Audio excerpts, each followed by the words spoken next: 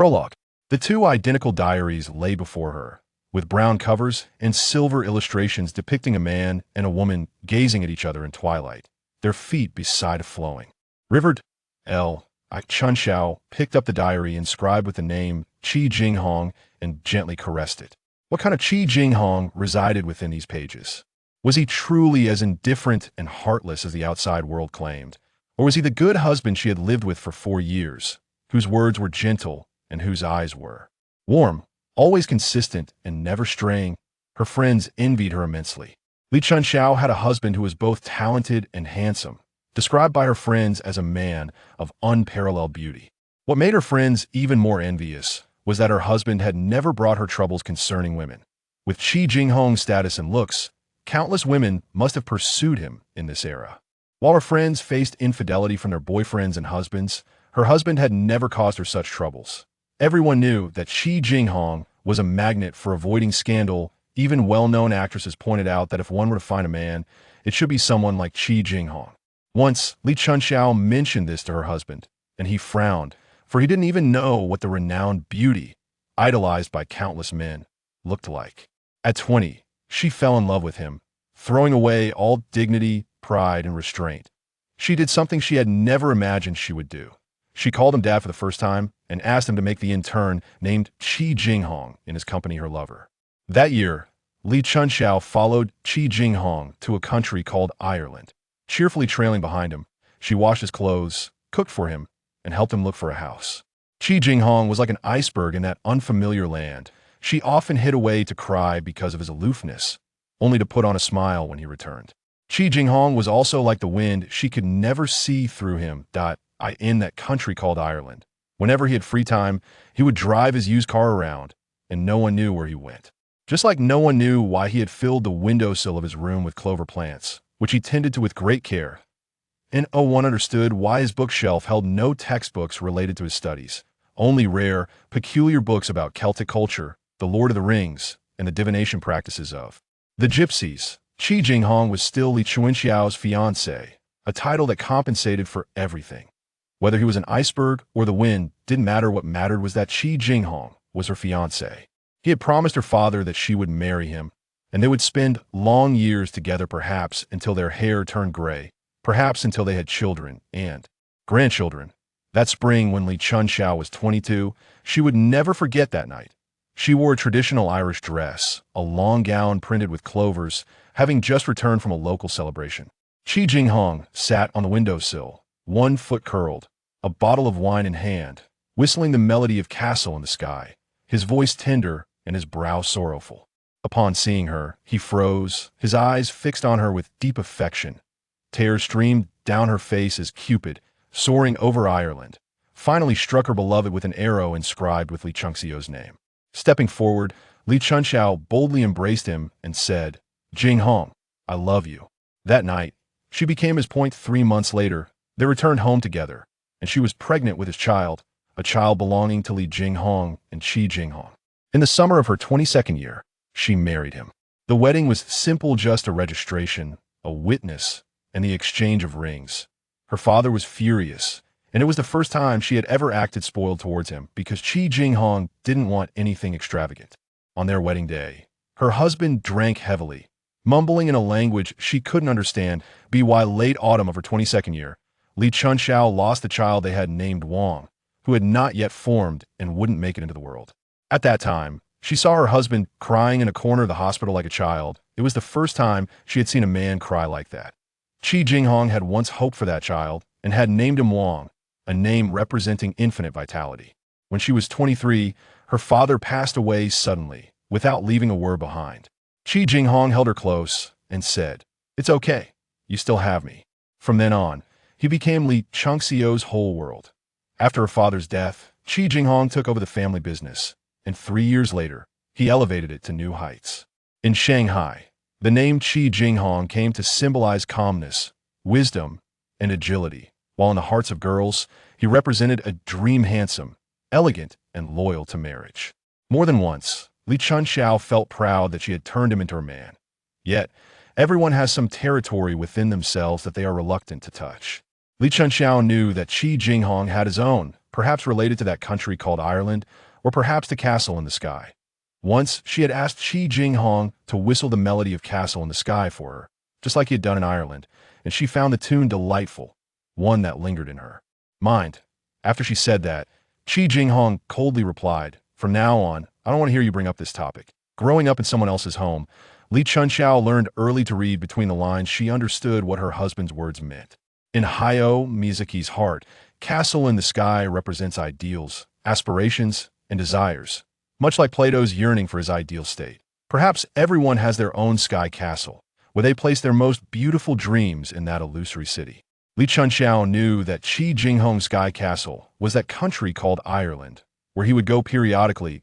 He carefully kept the round-trip ticket to that place in his study, a secret kingdom of Chi Jinghong that no one could enter. Li Chunxiao was not curious about what other secrets lay hidden in Chi Jinghong's secret kingdom. She could vaguely guess some things. Yet Li Chunxiao also had her own sky castle, one whose shape she could not imagine, but she knew that in her sky castle, only she and Chi Jinghong would reside. One day in the future, he would tell her, "I love you." Chi Jinghong loves Li Chunxiao. Indeed, Chi Jinghong had never said he loved Li Chunxiao. When Li Chunxiao was 26 and Chi Jinghong was 28, that year, her half-brother, who had been living in Germany, suddenly arrived with his wife, a composed Eastern woman named Tracy. When she first saw her, Tracy wore a flowing gypsy dress, adorned with jewelry that made pleasant sounds with every movement. Though she smiled, there was a faint sadness in her smile. From that moment, the wheel of fate began to turn. That year, many events occurred in Li Chunxiao's life, as if everything she was meant to experience in her lifetime was crammed into that one year. Yesterday, Li Chunxiao just turned 27. Her husband did something that she would remember for the rest of her life. He told her, "It's all my fault. Everything was forced by me. It has nothing to do with you. Curse me." Chi Jinghong, this man, also said, "Chunxiao, in this world, I can give up everything, have nothing, but I cannot be without her." Is this still the man she has followed for 7 years? It seems he has forgotten that Li Chunxiao is his wife. Because she loves him, she has decided to treat everything she has learned in the past 6 months as a nightmare she has experienced. What else do he and they want? Memories are dripping with blood. That night, Chi Jinghong said that in this world, he could never be harsh to Chi Feihong. He was excited only for Chi Feihong, and could even commit murder for her. In the garden of late spring, flowers in full bloom, he stood among the flowers speaking to that woman. She hid in the corner, desperately covering her mouth, tears flowing freely through her fingers. How stingy Chi Jinghong is, yet how could he say such things? The most generous he had ever been to Li Chunxiao was merely saying, "It's okay, I'm here." So now, what does Li Chunxiao mean to Chi Jinghong? What do those shared moments mean? They are a married couple. Li Chunxiao's hand trembled as she put down the diary, a birthday gift from Chi Jinghong. He said, "I hope you read them. In the end, whether you forgive me or not doesn't matter, but I hope you forgive her. That woman has suffered a lot for me, and I have suffered a lot for her." He said, "Chunxiao, I beg you, forgive her." In the end, he was still thinking of her. This foolish man, does he not know that what a woman hates most is seeing her beloved man defending another woman in front of her? How can he be so cruel? Right, he said that in this world, Chi Jinghong could never be harsh to Chi Feihong. The clock struck 10, and Li Chunxiao opened Chi Jinghong's diary. 4 hours later, at 2 in the morning. It turns out that when one person loves another, they can only see her. Every page of that thick diary is filled with Chi Feihong. So what about Li Chunxiao? What about her love for Chi Jinghong? Turning her head, Li Chunxiao looked at another identical diary. What kind of inner world does the woman, who is etched into Chi Jinghong's bones and buried in his flesh, possess? Reaching out, Li Chunxiao opened Chi Feihong's diary. After reading Chi Feihong's diary, the sky was already showing signs of dawn, as the light broke through the horizon, tearing open a crack that resembled a corner of heaven, akin to a miracle. On Chi Jinghong's 20th birthday, he wrote in his diary, "I sat here all night until dawn appeared. I gazed at that light for a long time. That light is like her." His eyes were drawn back from the horizon, softly landing on his brother's photo. Softly, she said, "Brother, should we forgive those two?" On the first page of the identical diary, in a girl's delicate handwriting, it read, "Celebrating Hong Kong's return to the motherland. Celebrating Chi Jinghong and Chi Feihong's 17th birthday, celebrating our shared birthday, and celebrating that we finally belong to each other. As the sky gradually brightened, Li Chunxiao began to touch the outline of the story buried in the diary. The Chi Jinghong and Chi Feihong in the diary felt almost within reach. They won. Before the age of 12, Chi Jinghong was not called Chi Jinghong, he was named Mo Jiangsheng, a casual name easily associated with being born by the river, and indeed, he was. Born at dusk by the river. His father named him Jiangsheng, and his name was as casual as his parents' marriage to it is said that his beautiful mother, orphaned since childhood, lived with a family friend and naturally married their only son when she grew up. Due to their impoverished life, his parents worked odd jobs everywhere, and when he was 3, they both died in a construction accident. Later, a distant relative adopted him along with his meager compensation. It is said that the construction boss gave them a sum of accident compensation, but by the time it reached their family, only 30,000 remained. Because of that 30,000, the man called Uncle took him away. That if you asked Chi Jinghong, when he understood the warmth and coldness of human relationships, he actually understood it very early. In Uncle's house, no matter how well he performed, he could never compare to Uncle's biological children no matter how hard he worked. He would never taste warm food. At 7, while other children went to school, he watched Uncle's children excitedly head off with their backpacks one day. Uncle asked him if he wanted to go to school, and he happily nodded. Uncle sighed. The next day, Uncle took him on a long train ride to a city called Guangzhou. Uncle brought him to a large courtyard and said, Jiang, you will live here from now on. You can study here. When Uncle left, he told a middle-aged woman in the courtyard, I entrust this child to you, but please give him a new name. I find the old one unlucky. The middle-aged woman touched his face and called him Liangzi.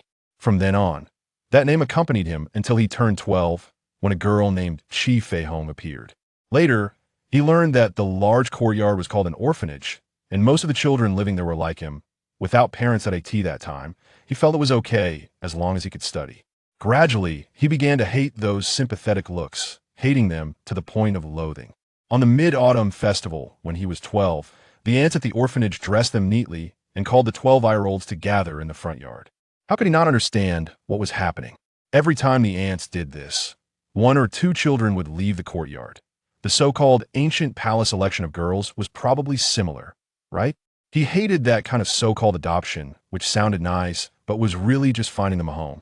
But who knows? Some had even escaped back. He wore the white shirt prepared by the aunts, and, when she wasn't looking, sneaked out. That it was said that a prestigious old professor wanted to find a 12-year-old child like his granddaughter. The other children around his age were eager to try, but he snorted coldly and didn't look back. In the backyard, he stood by the fountain, gazing at his reflection in the water. In the water, he looked quite decent at school. The girls would blush and secretly give him little trinkets when they spoke to him. And in the orphanage, the girls liked to gather around him. People in this city liked to call him Liangzi because he had a handsome face.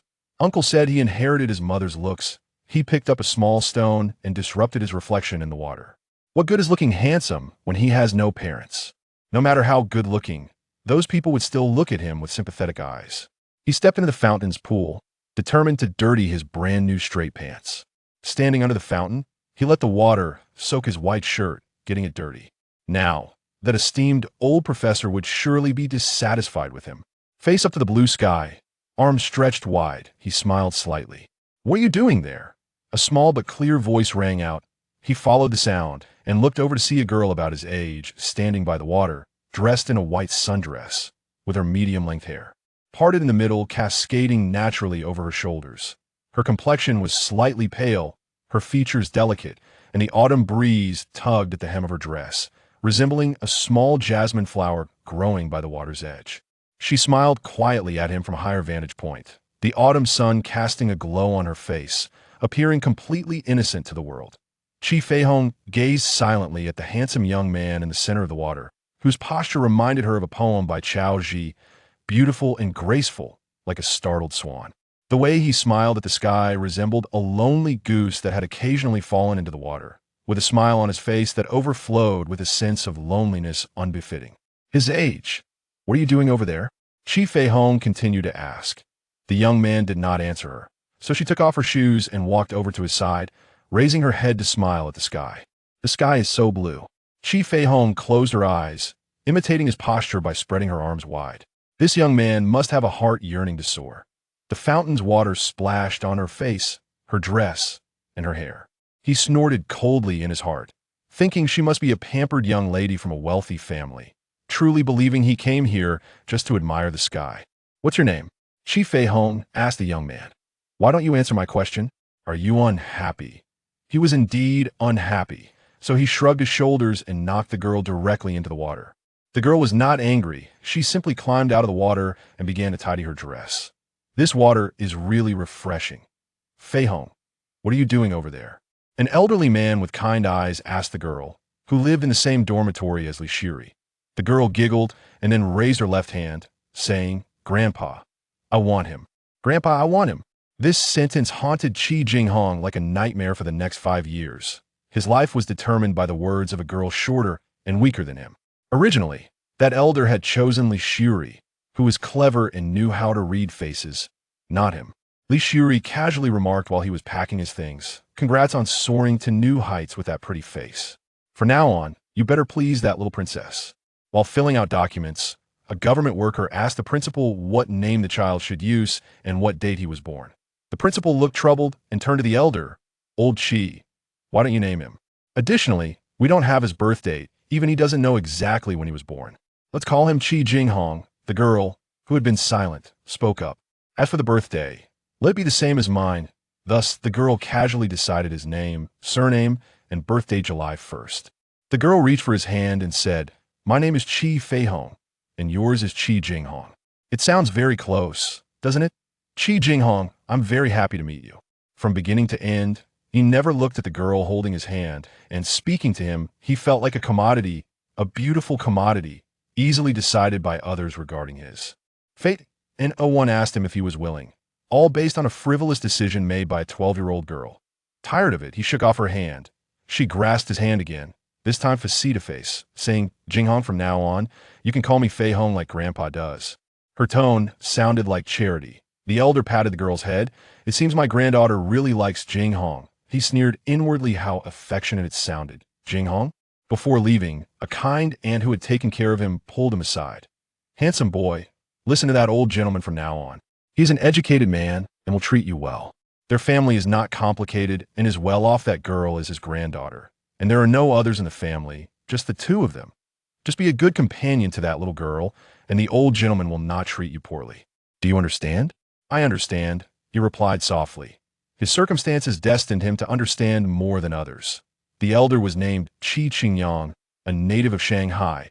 A recently retired university professor said to have nurtured many famous students. The girl was named Chi Feihong, her mother a single mother who passed away after giving birth to her, leaving her to rely solely on her grandfather. Worried about his granddaughter's loneliness, Chi Jinghong had the idea of adopting a child from the orphanage to keep her company, and so he became Chi Jinghong, from Mo. Jiangsheng to handsome boy to Chi Jinghong. As he walked out of the courtyard and looked back at the place he had lived for 5 years, the children he grew up with in the orphanage looked at him with envious eyes. No more would others decide his life that he walked away without looking back. When Chi Feihong reached for his hand again, he did not shake it off, allowing her to lead him into the car and to the airport. The girl named Chi Feihong had slender hands. "Jinghong, you've never been on a plane, have you?" Still that tone, the tone of a benefactor. Once in the cabin, just before the plane took off, she put earplugs in his ears, her small hand pressing against his face. "Don't be afraid, I'm here." He looked at her for a long time.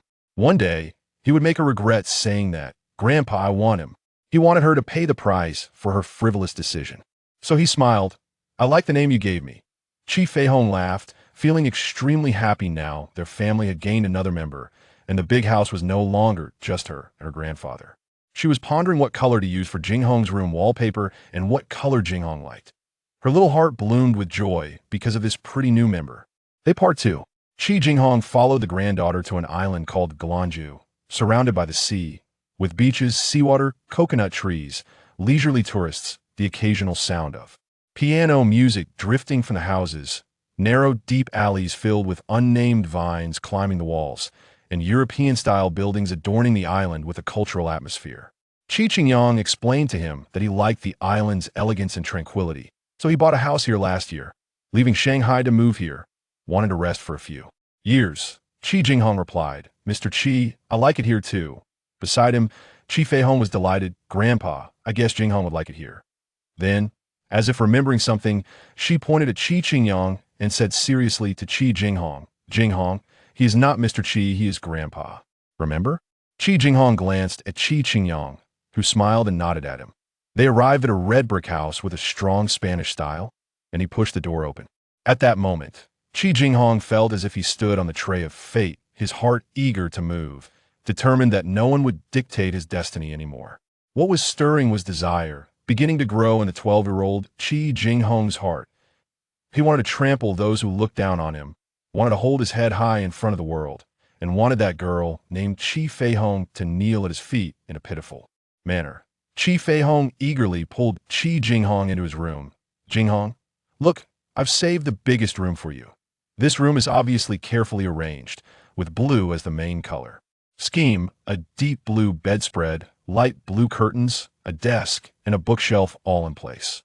Pushing open the window, Chi Feihong stands in front of it, facing the horizon. The sea breeze lifts her hair, the dark strands stretching in the wind, filling Chi Jinghong's vision at that moment. Jinghong, if you have worries, just do as I do. Do you believe me? The sea breeze will help carry them away. Worries? Even someone who lives without worries, in a big house, and in a position of a benefactor can have worries. Chi Jinghong silently resented this. If only Chi Jinghong had known that girl's worries at that time, would the ending have been different? In August, on Galanjiu Island, with the autumn sky high and the breeze light, Chi Jinghong felt like an outsider in that large residence, even though the owner of the house had told him from the first day to treat it as his home. Home? No, he was just a playmate to the princess. Sure, Grandpa.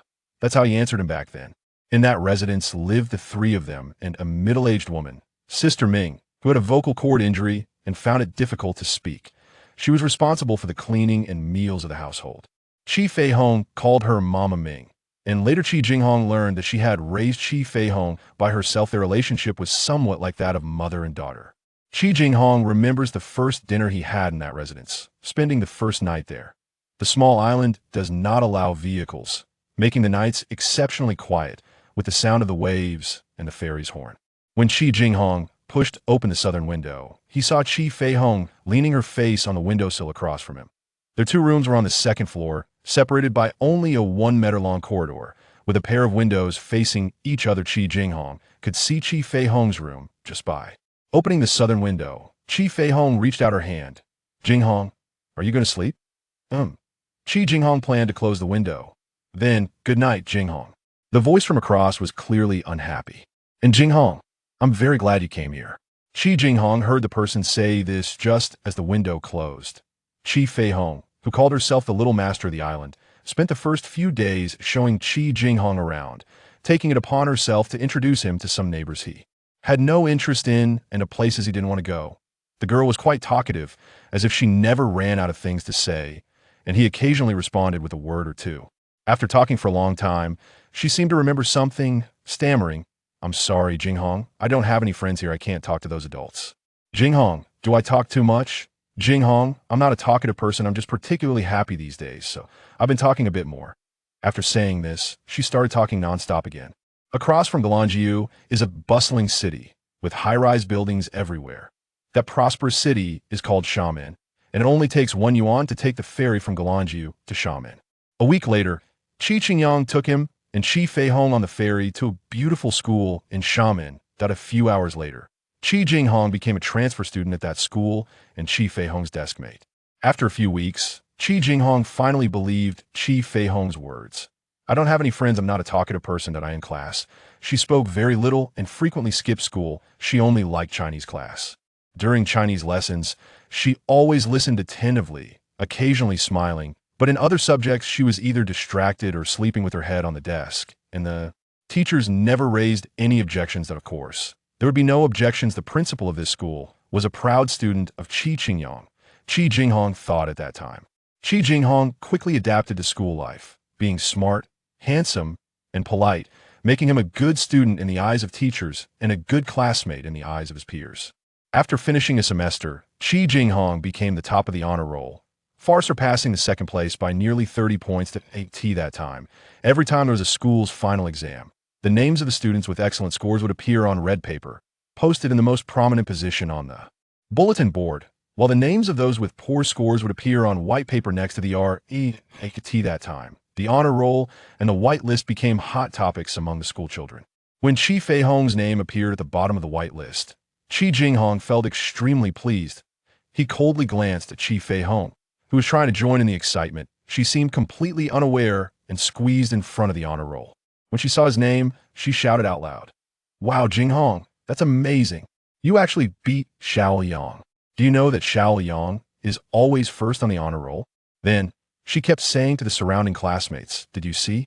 It's Jinghong. It's our Jinghong, not Xiao Yang." Chi Feihong. Chi Jinghong pulled her back. "Shouldn't you pay attention to your own grades?" To be honest, Chi Jinghong really wanted to see the little princess's disappointed and dejected expression. Oh. Chi Feihong waved her hand at him. "No need to look, I'm definitely the last on the white list." She even winked at him. "Jinghong, you don't need to worry about me, those things I don't care about at all. You may not know, but I'm always the last on the white list, everyone here knows that." On the way back, they didn't take the ferry to the dock, as usual. Chi Feihong took Chi Jinghong to the entrance of a McDonald's. The clean glass windows reflected the satisfied faces of children inside, eating hamburgers and drinking cola under their parents' watchful eyes, licking their fingers. Chi Jinghong coldly observed those scenes, knowing that such scenes would never belong to him in this lifetime. The girl beside him was also staring blankly, with envy in her eyes. "Jinghong, do you think the food there is as delicious as it looks?" At this moment, Chi Jinghong felt a balance in his heart that scene was something this little princess could not have either. "Jinghong, do you want to eat? If you want to, I can buy it for you, and then you tell me how it tastes. You can just buy it for yourself." Chi Jinghong turned and walked away. "I want to, but my grandpa won't let me touch those things." Chi Feihong caught up with him. "My grandpa is good at everything. He lets me skip school whenever I want, doesn't make me do homework, and lets me sleep as long as I want, but there are 3 things he doesn't allow, like not eating those unhealthy foods, not going to amusement parks, and not climbing mountains. Rich girls really have many demands." However, Chi Jinghong truly spoiled Chi Feihong to the point of being lawless. He wouldn't scold her for not going to school for a week, and he happily brought food to her room, while she hid in her room all day sleeping in. Once, Chi Jinghong asked Chi Jinghong if it was okay to do that. Chi Jinghong looked out at the vast sea and said, "I don't want Feihong to have regrets. I want her to live freely." At that time, Chi Jinghong felt that Chi Jinghong must have been very sad when he said this because his voice trembled slightly. During the new year, Chi Jinghong took Chi Feihong back to Shanghai, and after returning, he fell seriously ill. One night, Chi Feihong came to Chi Jinghong's room. She hugged him, her small head resting on his shoulder. "Jinghong, I'm so scared. Grandpa keeps sleeping like that, and I talked to him a lot, but he didn't respond. I'm really afraid that if he doesn't wake up, like my cousin." Perhaps it was because the girl's tone was too sad. Perhaps it was because the night made people's hearts soften. "Don't be afraid. I'm here." At that moment, Chi Jinghong responded to her just like she had said to him on the plane. From then on, this phrase became a spell that Chi Jinghong cast on Chi Feihong. Time flows slowly on the island, and Chi Jinghong and Chi Feihong have entered their youthful years, the year they turn 15. Chi Feihong feels like she is still the 12-year-old Chi Feihong, but her Jinghong has grown into the most handsome young man in the world, with features that have deepened over time, more captivating than any image. Yes, he is her Jinghong, Chi Jinghong of Chi Feihong, from the moment she brought him here. She felt that the child had become hers. Chi Jinghong is a very cool kid. Often, she speaks 100 words, and he replies with 1. Often, when she opens the window to say good night, it's the sound of closing the window that she gets in return. Often, when she sings to him, he sleeps soundly beside her. Often, while crossing the street, she is the one to take his hand first. Often, it's always her trying to make him happy. However, Chi Jinghong is Chi Feihong's pride. He ranks first every year, and he has now been accepted into the most difficult middle school. He is very popular with girls, and many girls call him. He has received many awards, representing their school in various competitions. And he is still his grandfather's proud grandson. As those honors accumulate, that young man gradually sheds his previous obscurity and becomes spirited. As with every weekend, Chi Feihong arrived at the dock to wait for Chi Jinghong. Last year, Chi Jinghong's middle school courses were quite heavy, so he started boarding at school, which is why Chi Feihong could only see him once a week. From a distance, Chi Jinghong spotted the familiar figure, her white dress swaying in the wind, exuding the unique charm of a young girl. That figure inexplicably made Chi Jinghong feel irritated. In this area, everyone knows that Chi Jinghong belongs to Chi Feihong, and through vague hints, he probably understands something. For instance, Chi Jinghong has hinted to him more than once not to get too close to the girls in their class. For instance, the way Ming Saw looks at him. For instance, that thick-skinned girl always calls him our family's Jinghong, and busybodies have teased him more than once, asking if it would be good to give Jinghong to him as a husband. Unexpectedly, she casually replied, "There's nothing wrong with that, as long as Jinghong is willing. As long as I can be with him, there's nothing wrong." Chi Jinghong is not surprised that Chi Feihong would answer like this. In his heart, Chi Feihong is a girl with a strange psychological structure and occasionally does some shocking things. Last year, one evening, she mysteriously came to his room, grabbed his hand, and pressed it to her own chest, saying, "Jinghong, do you feel it?" They groaned.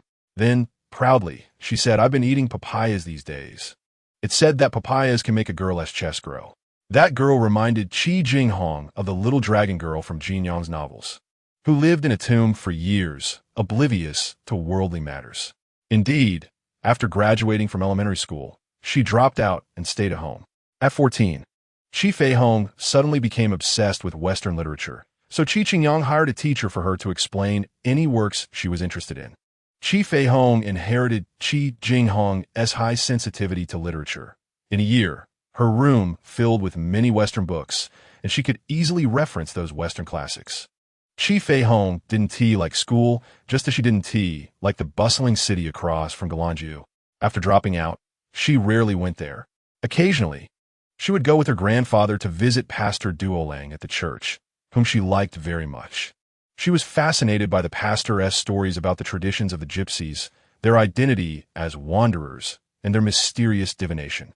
Chi Jinghong had seen the pastor a few times. During his leisure time, he would come to the island to visit the two of them. He was a knowledgeable person and liked Chi Feihong very much, always bringing her books that she liked and was interested in. Besides that, Chi Feihong had hardly left that small island. However, she would always wait for him at the dock, linking her arm with his as soon as he arrived, sometimes smiling, saying nothing, as if it were completely natural. Chi Jinghong resented Chi Feihong doing this. He minded the gazes of the neighbors, just as he minded the vendors selling crafts on the shore saying, "Jinghong, your little wife is here to pick you up again." Little wife? No, he had never thought of her as his little wife. Those who thought so were quite ridiculous. As long as he finished college, as long as he found a good job, Chi Jinghong firmly believed he would succeed. He would not allow himself to become a mediocre person. By then, he would repay that pair of grandparents tenfold or 100-fold. Chi Feihong saw Chi Jinghong furrow his brows and knew he was unhappy again. But she really had a lot to say to him. "Jinghong," she linked her arm with his, "Grandpa hired me an English teacher, and recently, I find it an interesting language." Chi Jinghong subtly turned his body, creating some distance between them. It seemed this young lady had changed again. She had fallen in love with the language of Great Britain. "My English teacher is a handsome young man, you know. He is British, and he says our Chinese is great. He has been to Santiago and calls himself a traveler. He just showed up at our door unexpectedly. He thought he would just sit for a bit and leave, but I begged him to tell me more about his travels. Later, Grandpa asked him if he wanted to stay here for a while. He could provide him with food and lodging, and the only request was to teach me English. To my surprise, he agreed.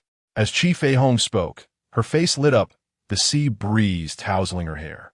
She didn't mind as she pushed the errant strands behind her ear. Chi Feihong's earlobes were delicate and fair, and against her dark hair, they seemed to radiate charm, making it hard for Chi Jinghong to look away. Suddenly, Chi Jinghong stopped, making Chi Feihong frown. "Jinghong, you're not listening to me again, are you?" She angrily leaned closer. "Listen, Jinghong, if you don't like me talking, you can tell me. If you don't want to hear me, I want to speak, but don't pretend to be listening." When Chi Jinghong came to his senses, Chi Feihong's wide-open eyes seemed to pierce his heart. Years later, he still remembered her appearance at that moment. the winds swirling around them, and the cheerful cries of seagulls. This tranquil little island endowed that girl with an innocent gaze, filled with feelings as pure as the sea. They stood there facing each other, neither speaking. Chi Feihong glanced at her watch. All right. Chi Feihong once again took Chi Jinghong's hand. A minute has passed. Because you are Jinghong, I'll only be angry at you for 1 minute. Stunned, Chi Jinghong looked at the delicate hand linked with his, feeling inexplicably uneasy. When Chi Jinghong finally saw the handsome young man Chi Feihong mentioned, he truly looked at him with a skeptical attitude. He was clearly a middle-aged man with a full beard. As soon as that uncle saw him, his eyes lit up, and he kept touching his face, saying, "What a beautiful Chinese doll." "Jack," Chi Feihong protested. "Am I not pretty?" "You're also pretty." Jack made a face at Chi Feihong, causing her to giggle, and that bright smile made Chi Jinghong feel a bit uncomfortable. He didn't expect that the usually sickly-looking Chi Feihong could smile so brightly. When returning to his room, Chi Jinghong made a face in front of the mirror just like that British man had done earlier. It didn't seem very funny, so he tried again, but it still wasn't as amusing as the British man's. Finally, he leaned against the wall, thinking to himself, "What are you doing, Chi Jinghong?" He had gone to bed early to sleep. After dinner, Chi Feihong and that British man had sneaked into Chi Jinghong's study. She told the British man, "Jack, let me show you my grandfather's treasures." As Chi Jinghong passed by the study, he heard a deep male tenor singing softly inside, the melody beautiful and the voice gentle. When the singing stopped, applause followed. Chi Jinghong guessed that Chi Feihong must have a flushed face now. She would turn red with excitement. The little princess has found something interesting again, he thought coldly. Lying on his bed, Chi Jinghong quietly stared at the ceiling. He didn't know how long it had been when he heard the sound of a window opening from the opposite side, followed by a sighing voice, "Jinghong, good night." Slowly, Chi Jinghong closed his eyes and fell into a dream. Chi Feihong leaned against the wall, her lips drooping weakly. Jinghong was becoming increasingly indifferent to her. God knows how sad she was when she learned that Chi Jinghong would be boarding. She didn't dare to tell her grandfather, as she had heard that people's thoughts in this world gradually mature with age. That was the so-called growth, a process everyone must go through. Now that she was 15, she understood some things. Boarding would help Jinghong focus more on his studies. She understood the reasons behind her grandfather's permissiveness, and she remembered her mother, aunt, and cousin, who had all passed away early. There was also the pill lying in the palm of her hand, which she had to take every night. But the number of them was increasing. As she put the pills into her mouth, they were as bitter as ever. "Good night, Jinghong," she said softly to the closed window. "Sweet dreams, Jinghong." When Chi Jinghong had a break, the British man still hadn't left. After shaving off his beard, he really was the handsome young man Chi Feihong had described. Chi Feihong liked listening to the British man talk about the various things he encountered along the way. They would sit in the yard, one speaking while the other listened. One day, when Jack talked about the country of Ireland, Chi Jinghong saw a spark in Chi Feihong's eyes. That evening, Chi Feihong came to his room and stared at the world map on the wall for a long time. Chi Jinghong saw her extend her hand, gently caressing the part of the map marked as Ireland. Under the light, tears shimmered in her eyes, and then, with a blink, those tears transformed into transparent droplets that slid down her cheeks. They were very close enough that he could reach out and wipe the tears from her face. But he just quietly watched them flow down her pale cheeks. This was the first time Chi Jinghong had seen Chi Feihong cry. Ireland, I have dreamed of its appearance, dreaming of its coastlines, hills, plains, forests, and olive trees. I have dreamed of the descendants of the Celts planting clovers in their balconies and yards. I have dreamed of the people there wearing traditional clothing and singing and dancing during festivals. Jinghong, you probably don't know, but my mother conceived me in Ireland. Grandfather said my mother loved Ireland, so she went there when she was 20. She lived there for 3 years, and it was there that she met her beloved.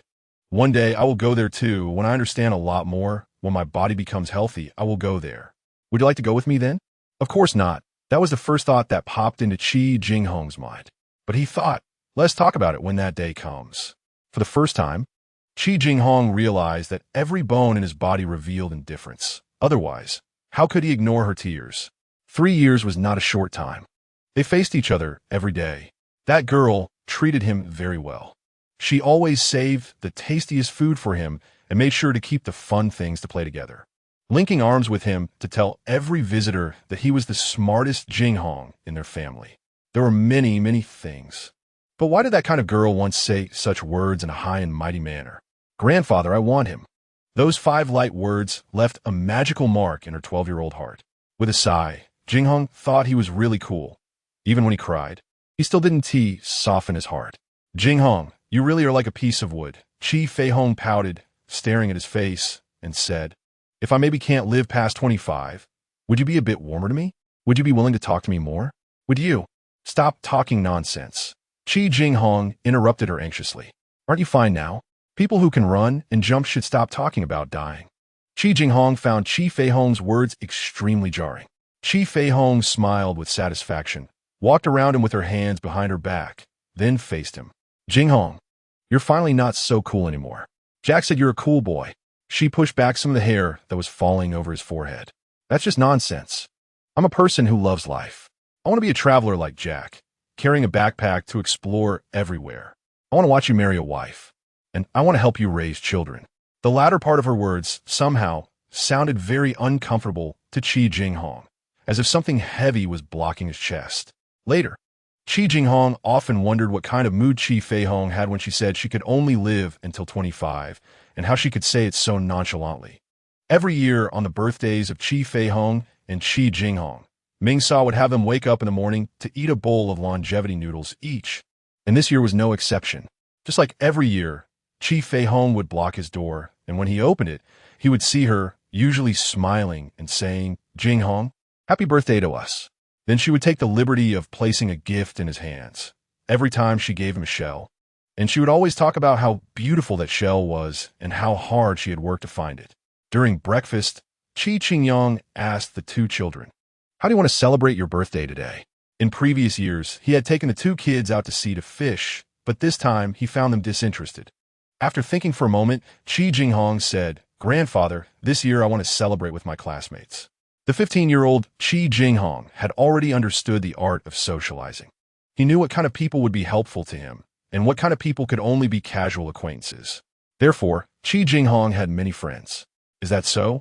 Chi Jinghong pondered for a moment, glancing at his somewhat dejected granddaughter. "All right, but also bring Feihong along." No. Feihong quickly waved her hand. "I'm not familiar with Jinghong's classmates. I don't want to go." She turned to Jack beside her. "Jack, will you accompany me? Let us go to the small island across the way. Didn't you say you wanted to go to Fire Island? You little girl." Jack tapped Chi Jinghong with his fork. "You should celebrate your birthday with friends your own age. It's not good to hang around with uncles like me all day. And don't make yourself look so old. You're the Pink Princess." "Pink Princess?"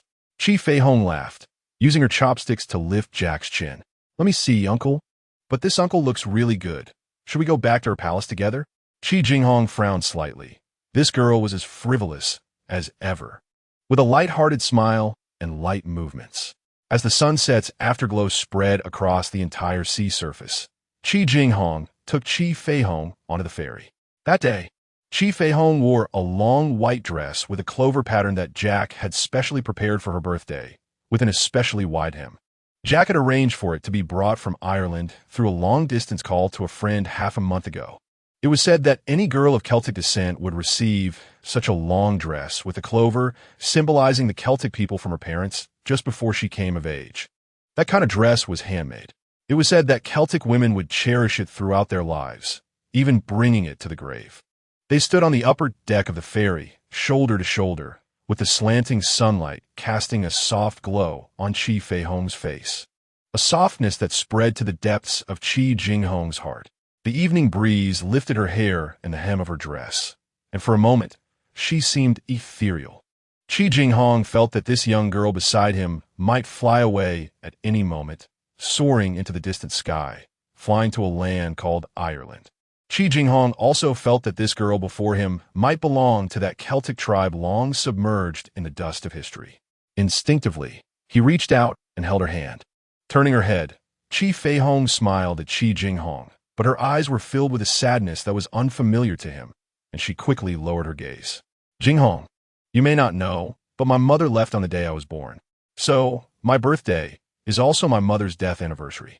The day I came into this world is the day my mother left it. It's cruel, isn't it? She went through so much to bring me into this world, but left herself. Chi Feihong placed one hand on her heart, so it hurts a lot here on this day. She lowered her head, and Chi Jinghong couldn't see her expression. The wind sent her hair to his face, and gently he tucked those strands behind her ear.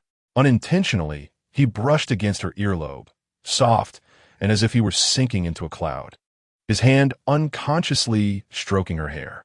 The girl rested her head on his shoulder, her arms wrapping around his waist, and softly she said, "Jinghong, you're really like a block of wood.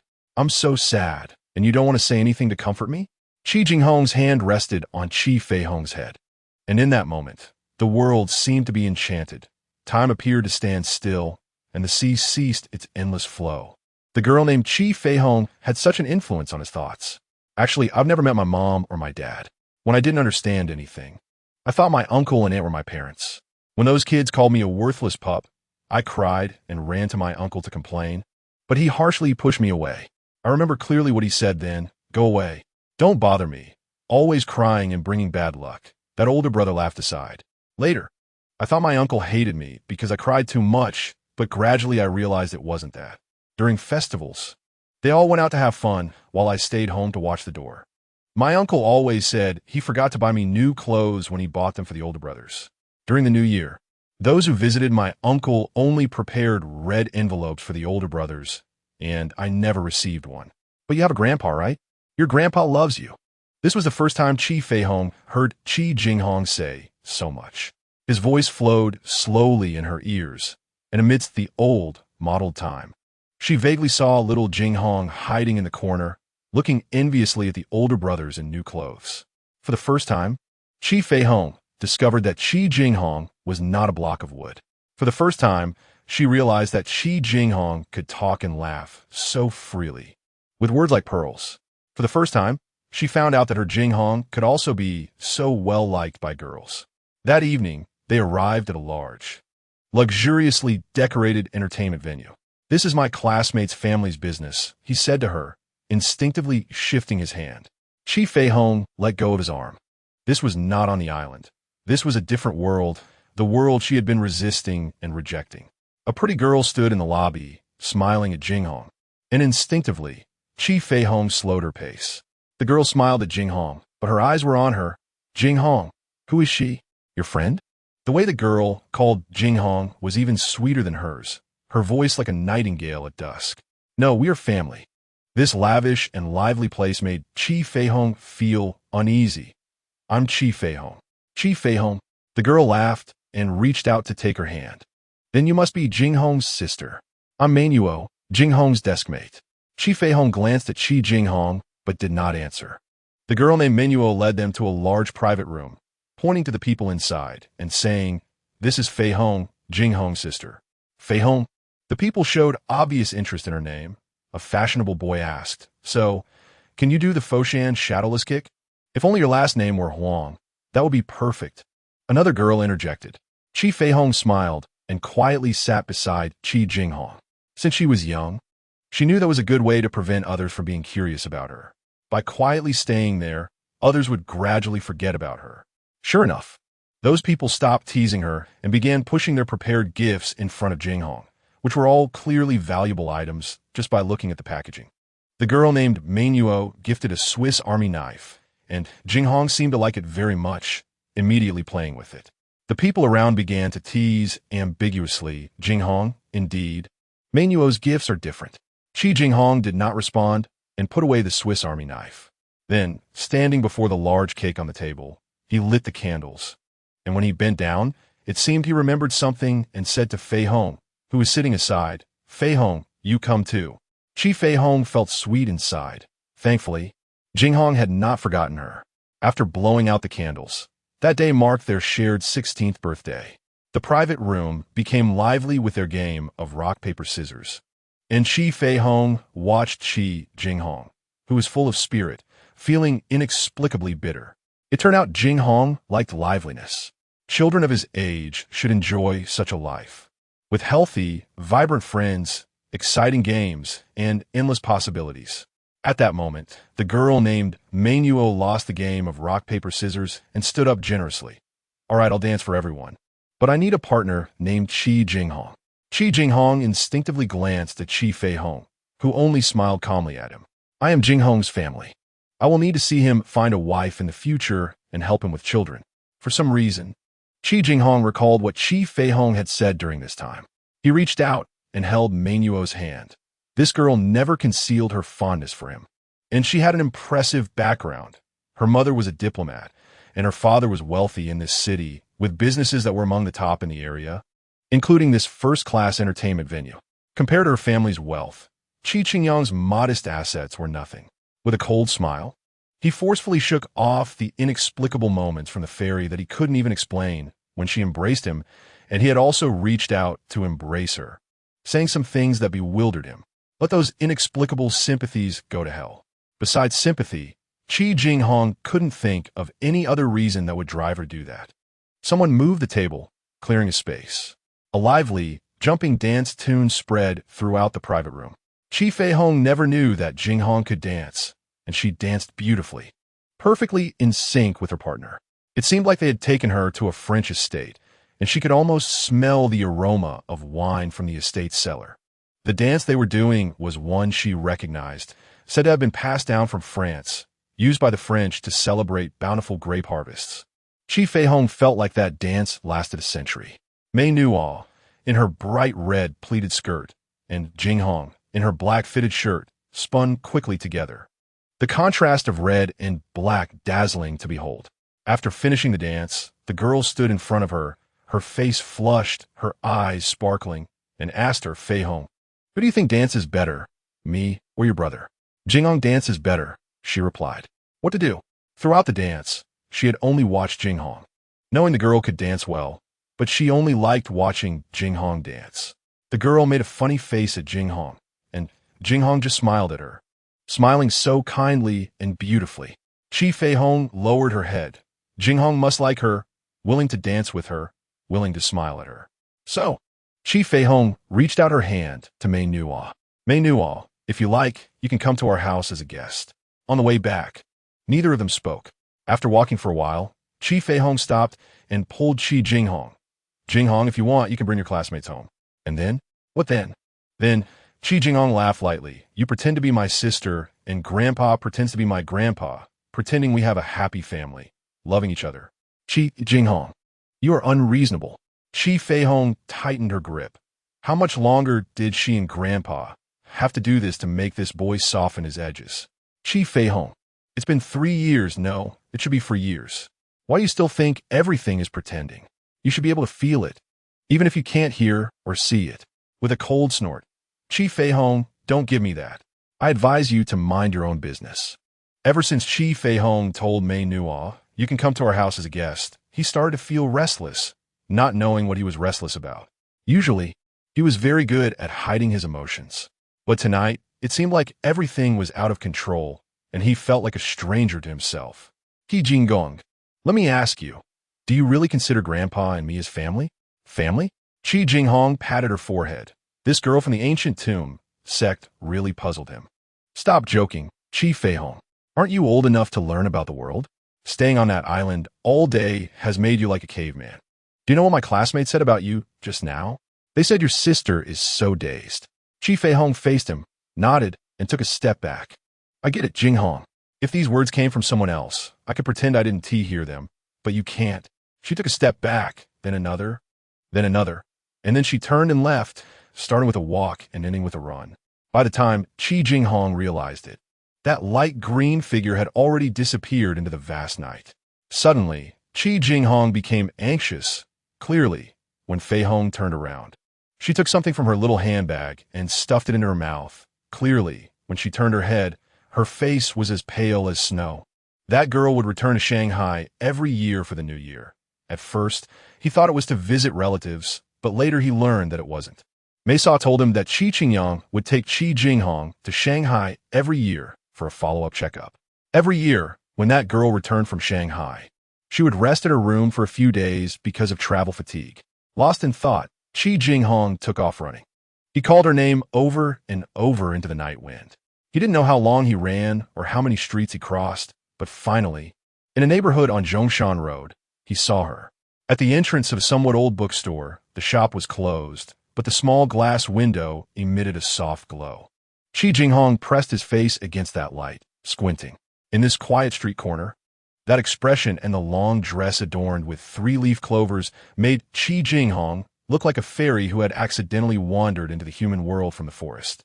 Illuminated by that glow, as if fearing to disturb her, Chi Jinghong cautiously stopped beside her. Shoo! She placed her index finger on her lips, signaling him to be quiet. Then, she gently took his hand and led him to the light.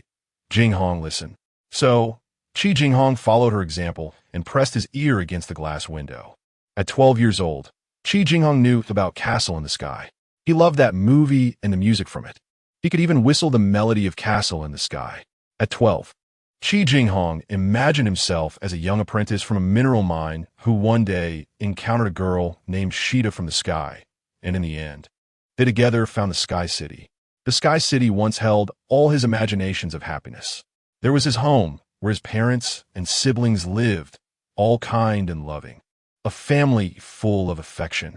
The gently flowing music from Castle in the Sky came through that glass window to his ears. Beside him, Feihong closed her eyes, her long eyelashes fluttering in the evening breeze, the light from the glass resting on her lashes, gently dancing with the wind.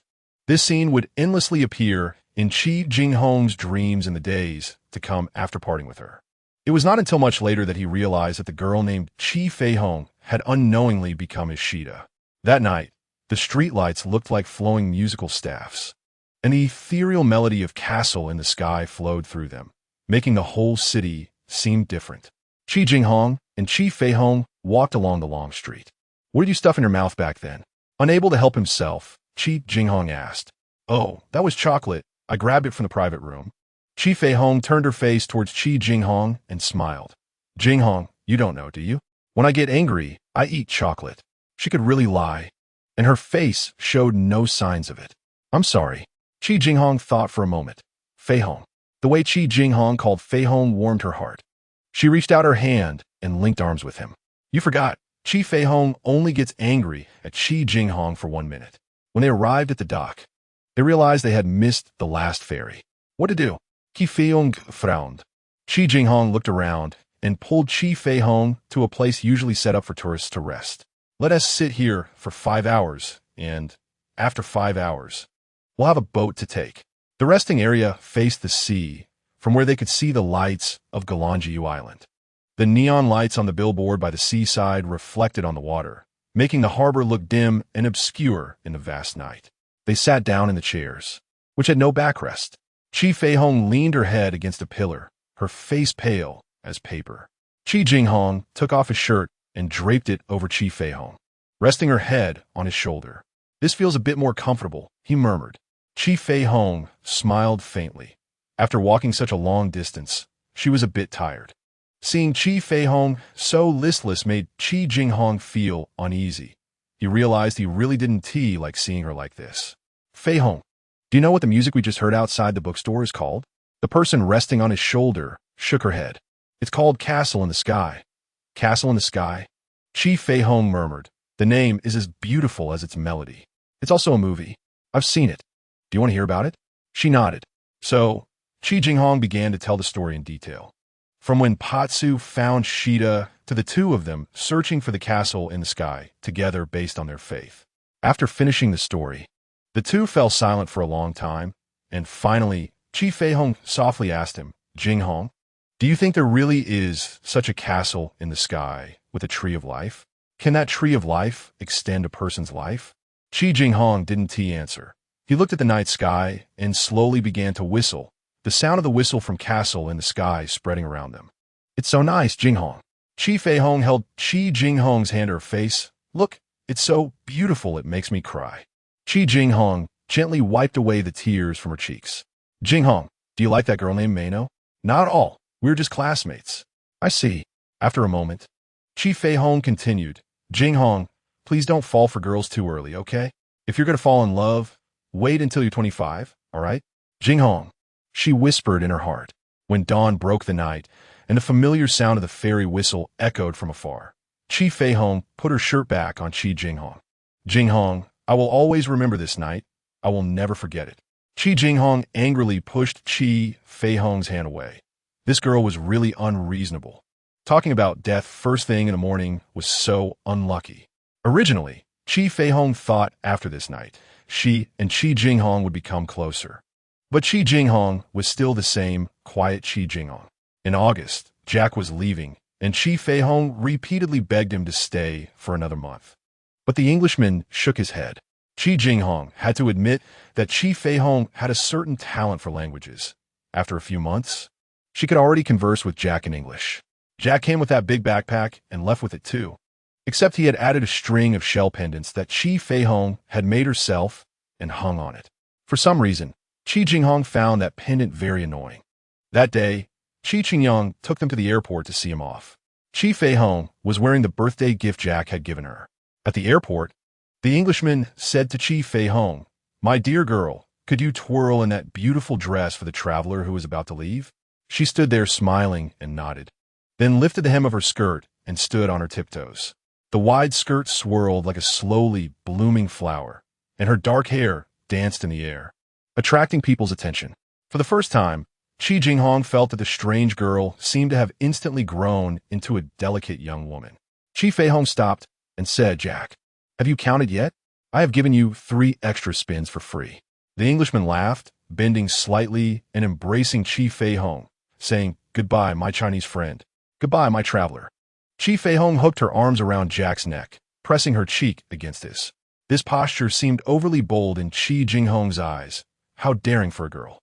The Englishman came to Chi Jinghong's side and hugged him just like he did Chi Feihong, whispering in his ear, "Hey, you awkward boy.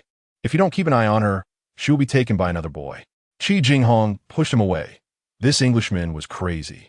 Crazy and nonsensical. On the way back, Chi Feihong nudged Chi Jinghong. "Jinghong, you'll miss Jack too, right?" Looking down, Chi Feihong lowered her body and glanced out the car window. "Do you think we will meet again?" Chi Jinghong turned his head away. "I wouldn't want to meet that foreigner again." At the end of August, the girl named Mano suddenly came to their house with another girl.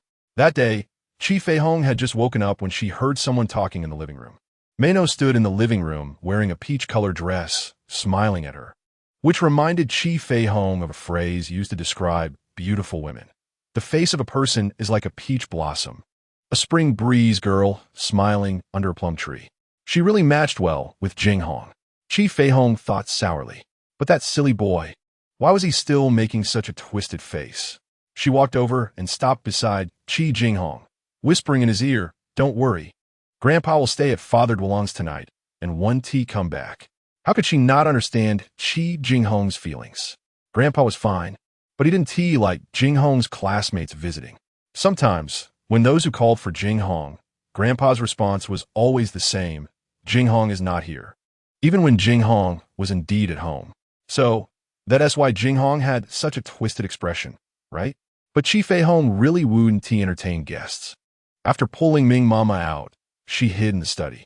Soon after, Chi Feihong heard the girl's silver bell-like laughter coming from the yard.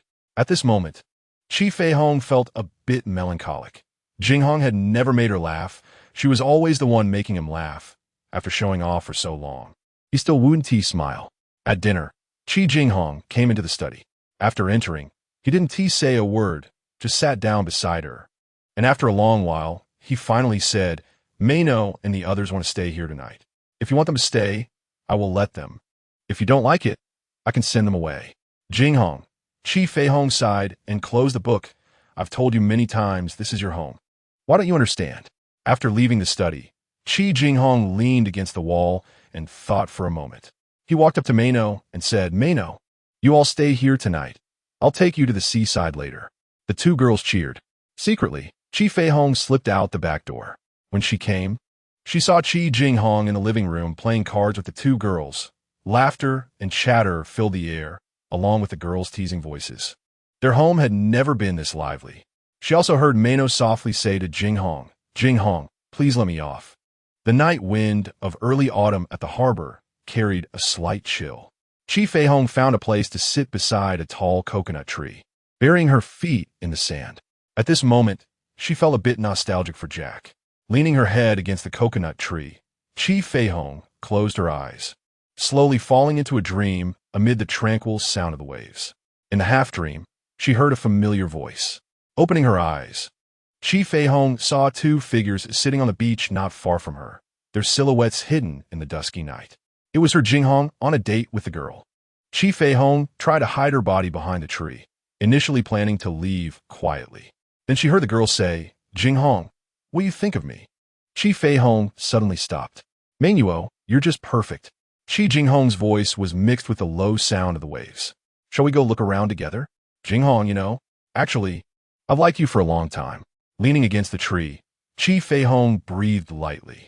The first time he saw Manuo, Chi Jinghong felt that she was a girl entirely different from Chi Feihong. Healthy, cheerful, beautiful, generous, and well-mannered. At that moment, he thought that such a girl was a real girl, right? Coupled with her background, Chi Jinghong classified her as someone who could be of help to him. He wasn't completely ignorant about the matters between men and women. He knew that Manuo had feelings for him, and he also had feelings for her. He didn't rule out the possibility of seeing her, but at this moment, he hesitated. The lights from the boats docked in the harbor cast a beautiful glow on Manuo's face, and for a moment, Chi Jinghong felt drawn to her. Slowly, Manuo closed her eyes. Gradually, Chi Jinghong leaned closer to her, and just as he was about to touch her face, he recalled Chi Feihong's words. "Jinghong, please don't fall for a girl too early." That voice was clearly filled with sadness.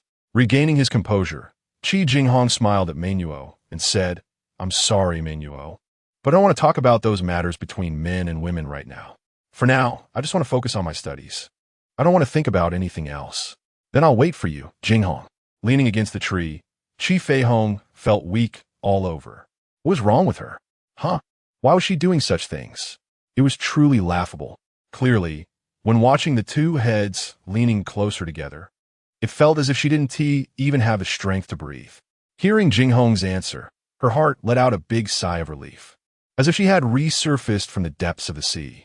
She even said she wanted to see Jinghong get married and help him raise children. Chi Feihong, when did you learn to do such hypocritical things?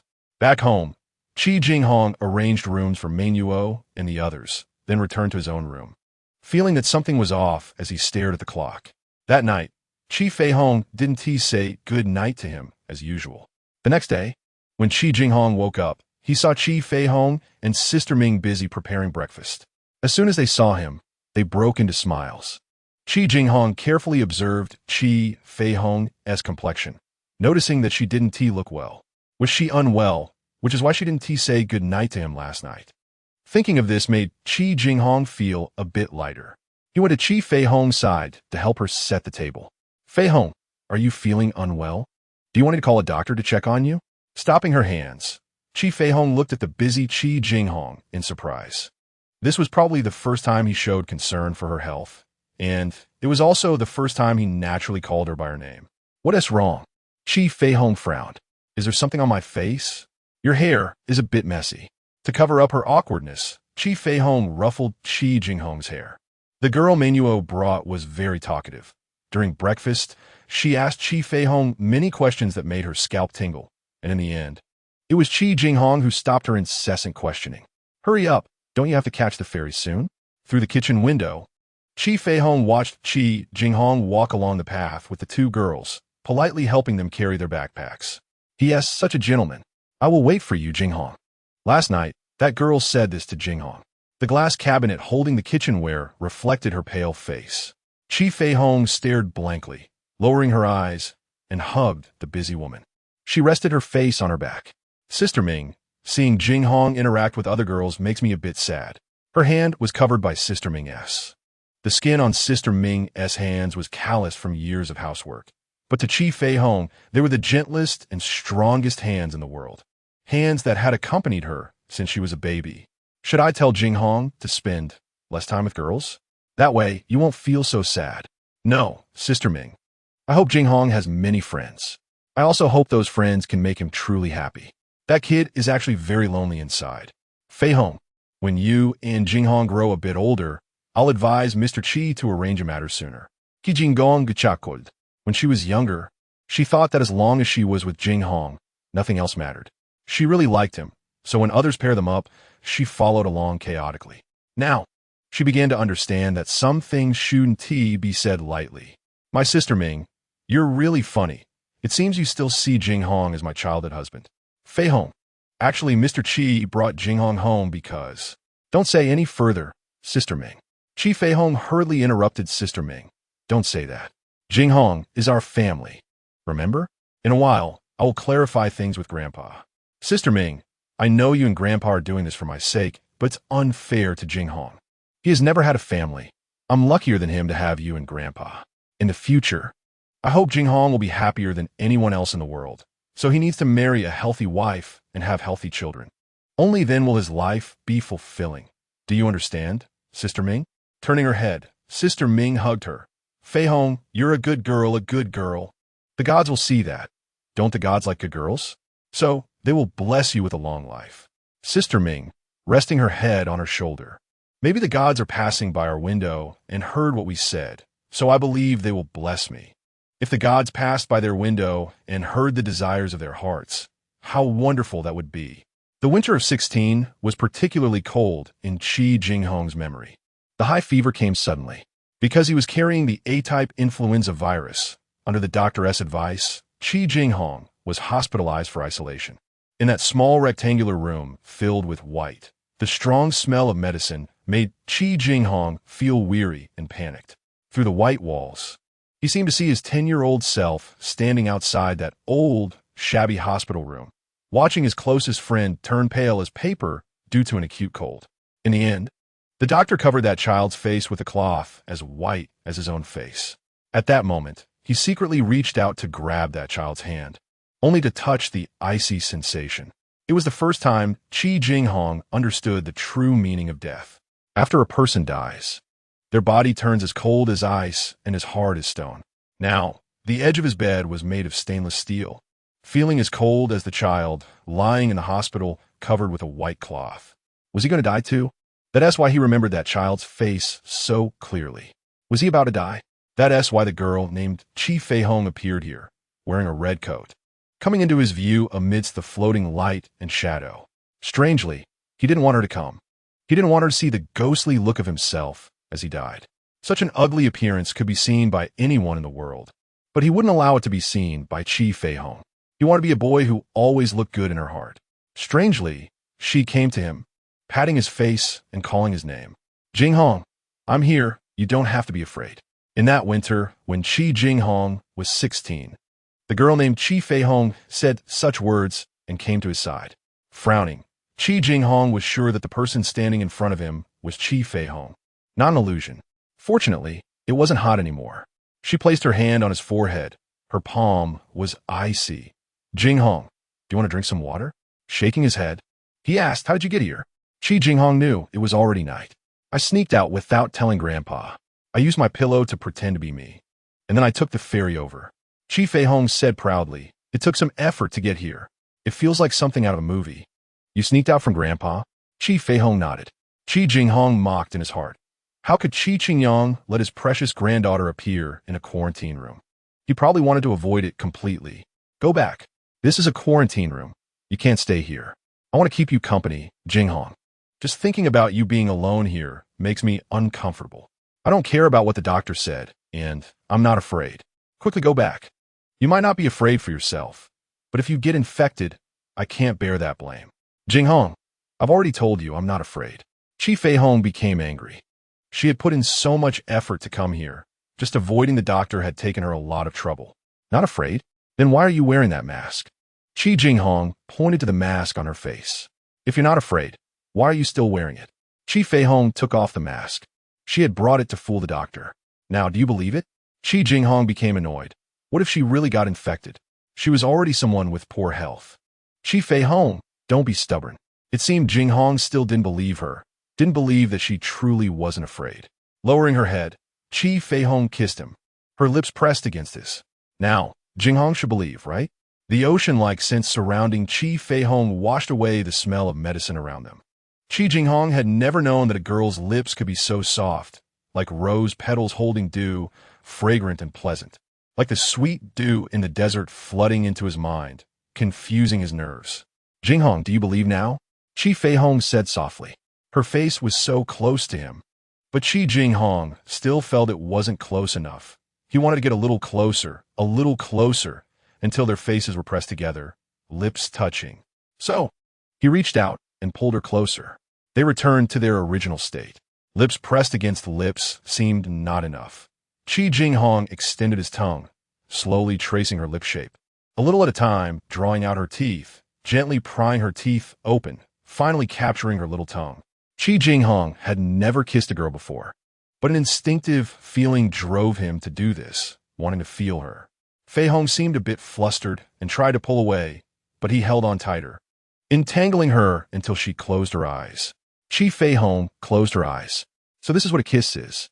The books describe lovers' kisses as wonderful wine, the fragrance of roses, scorching flames, a dialogue of souls, a tribute to the spirit. All descriptions pale in comparison to this moment. Chi Feihong felt as if this moment was like heaven. Soft footsteps startled the two, before the door to the ward was pushed open. Chi Jinghong tucked Chi Feihong under the blanket. Fortunately, the blanket was thick enough. The nurse came in to take his temperature, gave a few instructions, and left shortly. After the nurse left, Chi Jinghong quickly lifted the blanket. Inside, Chi Feihong was staring at him with wide eyes, her face flushed with an abnormal redness. Realizing what they had just done, Chi Jinghong said, "Okay, I know now. I believe you're not afraid." That night, Chi Feihong watched as Jinghong fell into a deep sleep after taking his medicine. In the early hours, it suddenly started to rain. The sound of raindrops hitting the glass window, mixed with Jinghong's shallow breathing, became the most cherished moment in Chi Feihong's heart. Would such moments always belong to her? She wished that such moments could last forever, until the end of time. In the morning, when Chi Feihong left, Chi Jinghong was still in a dream. She took the first ferry, watching the rising sun over the sea. Back at home, Grandpa hadn't gotten up yet. She quietly sat in front of his bed, the half-body mirror reflecting her slightly reddened face and shining eyes. She touched her lips with her hand. 8 hours ago, Jinghong kissed her. No, it should be said that she kissed Jinghong, but what did that matter? When Chi Jinghong opened his eyes, Chi Feihong smiled at him, a spring breeze flowing in her heart. She helped her grandfather get dressed, squeezed toothpaste onto his toothbrush, and prepared towel for him. All right, Feihong. After Chi Jinghong finished washing up, he sat on his usual chair and asked her, "What do you want to say to Grandpa? What do you want to tell him?" Chi Feihong leaned her head on his knee, her eyes looking out the window. "Grandpa, all along in my heart, Jinghong is ultimately a bird that will return to the sky. One day, his wings will become strong, and one day he will fly into the vast sky. I thought that at that time, all I could do for him was to watch him leave, and then gaze at him from afar until the day God takes me away. But, Grandpa, now I've become greedy. Now I want to fly with him, to see the blue sky together, to accompany him to the places he wants to go. Grandpa, how wonderful would that be? In the past, I didn't care how long I could stay in this world, but now, Grandpa, I care. I want to try. Grandpa, please promise me. No matter what the end result is, I won't regret it." Chi Jinghong's hand gently passed through Chi Feihong's hair to her face, touching her tear-streaked cheeks. "Grandpa, I now understand why Mom risked her life to give birth to me, because she must have loved me very much when I was in her womb. Grandpa, I also love Jinghong very much now. I don't know when it changed. Do you know, Grandpa, I kissed Jinghong, and at that moment I was extremely happy. Happy enough to make me reluctant to leave this world. After a while, Feihong, have you thought it through?" Grandpa, I've thought it through. My granddaughter is braver than I imagined. All right, Grandpa promises you. Let us give it a try. When they were transferred out of the quarantine room, Chi Jinghong felt as if he had stepped into another world. Mei Nuo was holding flowers, waiting with their classmates outside the ward. Frowning, he noticed that Chi Feihong was not among them. Chi Jinghong had gone to handle the paperwork. He thought Chi Feihong had come with him. Jinghong. Mei Nuo placed the flowers in his arms and hugged him. Do you know how worried I was? Subconsciously, he pushed Mei Nuo away. In the past, they were classmates, participating in competitions together, partnering in activities, and experiencing a lot together. Occasionally, During moments of forgetfulness, they would embrace to celebrate, but it seemed something had changed. He couldn't pinpoint what was different, only that he felt uneasy, as if not pushing her away would somehow wrong someone. In the 2 days that Chi Jinghong was in the general ward, he still hadn't seen Chi Feihong, although Chi Jinghong came to visit a few times. On the 3rd day, Chi Jinghong was discharged, and the ones who came to pick him up were Chi Jinghong and Sister Ming. He still hadn't seen Chi Feihong and couldn't help but feel angry. That girl usually clung to him tightly, yet now that he was discharged, she didn't come to show her concern. Ming Mama, it seemed that at some point, Chi Jinghong had also started calling the woman with the very unpleasant voice Ming Mama, along with Chi Feihong. Why hasn't Chi Feihong come? Oh, Feihong caught a cold. A cold? Chi Jinghong's heart skipped a beat. Is it serious? It's nothing, just a small cold. The doctor gave her some medicine, and she's almost better. With that, Chi Jinghong felt a sudden sense of relief. When he arrived outside Chi Feihong's room, he hesitated for a long time before knocking on the door. He had been to Chi Feihong's room before. She would always drag him over regardless of whether he wanted to or not. This was the first time Chi Jinghong had taken the initiative to come to her door. The person who opened the door peeked out, making a shushing gesture, and pulled him into the room. Chi Feihong's room, in Chi Jinghong's eyes, was a kind of subversion. There were no dolls, no pink wallpaper, no beautiful dressing table, and no posters of handsome boys. Once, he had asked her why other girls liked to put up posters of those handsome stars from Hong Kong and Taiwan. Her answer was simple. None of them are as good-looking as you. Besides, why must I put those up? Chi Feihong's room was dominated by a deep yellow color. She said it was the color of the earth, and she felt close to it. Chi Feihong's room was somewhat like an attic, with a slightly low ceiling. Such attics were common in Western architecture. At that time, Chi Feihong said she chose this place because of the big window. Every time she opened it, the world felt a little bigger. Above her bed, she had a world map covered with various labels, except for the spot marked Ireland, which was left blank because it was too precious to her to write on. Besides books, there was also a small television in Chi Feihong's room. Currently, it was showing a black and white dubbed film. The film was Roman Holiday, which had been popular for almost half a century. She pulled him down to sit on the floor in front of the TV and whispered, "Jinghong, don't say anything. Grandpa thinks I'm asleep.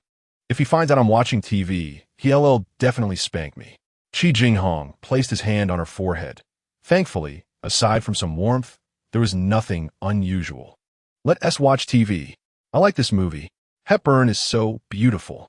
In the room filled with a faint scent of books, surrounded by earth-toned wallpaper, the black and white film took on a rich charm, and the English dialogue captured Chi Jinghong's heart. The room was filled with the love between the princess and the reporter, existing in a space akin to a fantasy. Much later, Chi Jinghong watched Roman Holiday over and over again in a room identical to Chi Feihong's. But he could never recapture the feelings of that day, simply because she was no longer by his side, and everything had changed. Everything had lost its meaning. As the film reached a scene where the princess and the reporter kissed in the city called Rome, flashes of memories crossed Chi Jinghong's mind. He couldn't help but glance at Chi Feihong, who was also watching him. The background music of Roman Holiday flowed gently, and Chi Feihong closed her eyes, her lips shimmering with a faint glow in the black and white light of the TV. Chi Jinghong lowered his head and kissed her. It all felt so natural as the ocean continuously approaching the shore, as the blue sky desperately opened its arms to embrace the clouds. Chi Feihong tilted her face and wrapped her arms around Chi Jinghong's neck, eagerly pressing her lips against his. This was her Jinghong, but something seemed increasingly off. The embrace became suffocating, his body temperature rose, his lips seemed to be everywhere, slowly tracing her mouth, gradually moving to her ear and then along her neck, lingering at her collarbone. Amidst the sharp sound of a train whistle from the TV, Chi Jinghong released her and left the room without looking back. Chi Feihong lost her mood to continue watching the remaining scenes of the film. Jinghong kissed her again. This time, she could confirm it was initiated by him. Did Jinghong also like kissing just like she did? Thinking of this, Chi Feihong covered her mouth, afraid she would burst out laughing. If Ming Mama found out, she would surely say she didn't know how to be shy. All night, she stared at the window of Chi Jinghong, even though it remained tightly closed.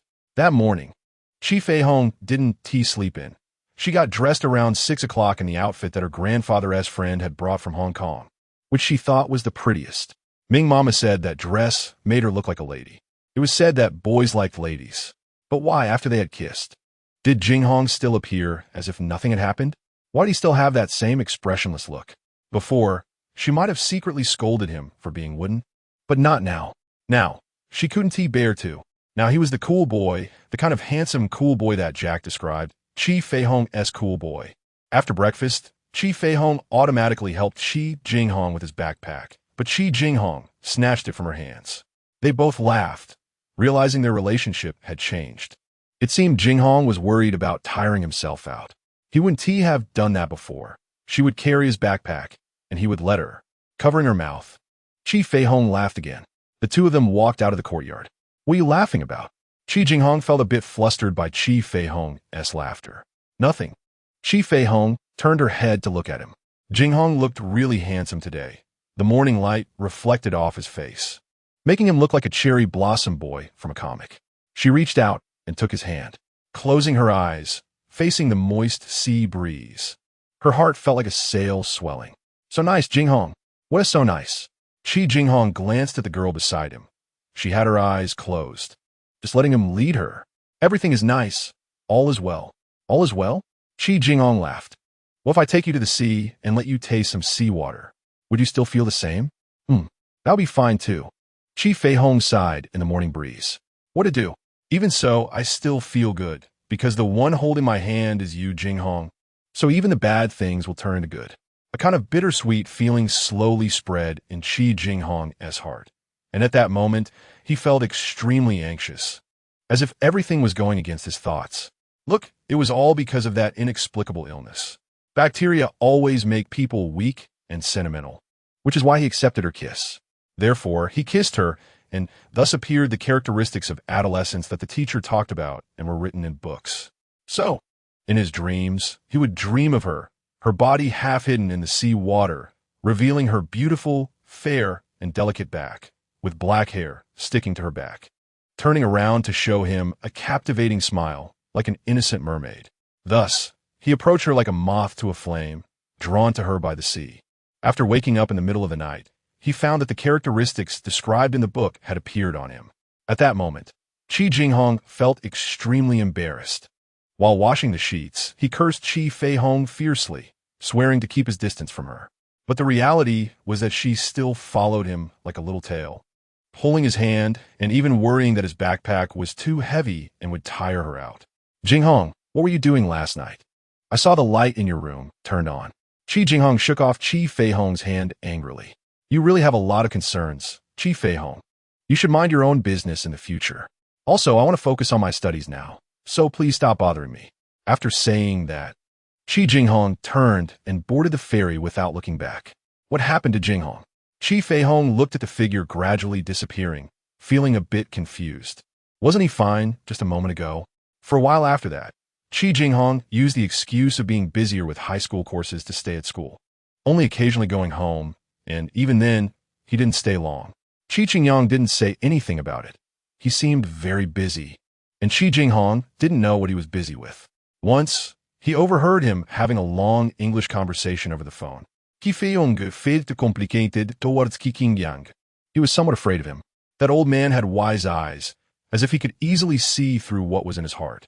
Chi Feihong seemed to want to say something about his not going home, but hesitated.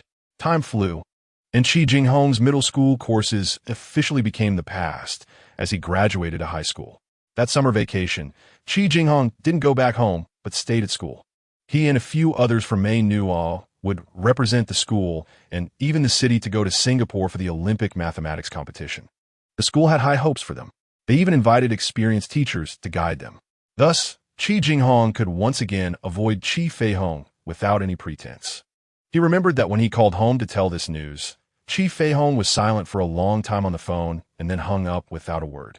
On the last day of June, Chi Jinghong met Chi Jinghong, who had arrived early. He stood at the school gate, wearing a beige shirt and gray pants, smiling kindly. Chi Jinghong took him to a Hong Kong-style breakfast shop, ordered many beautifully presented pastries for him. But he didn't eat. Instead, he quietly smiled as he watched him eat.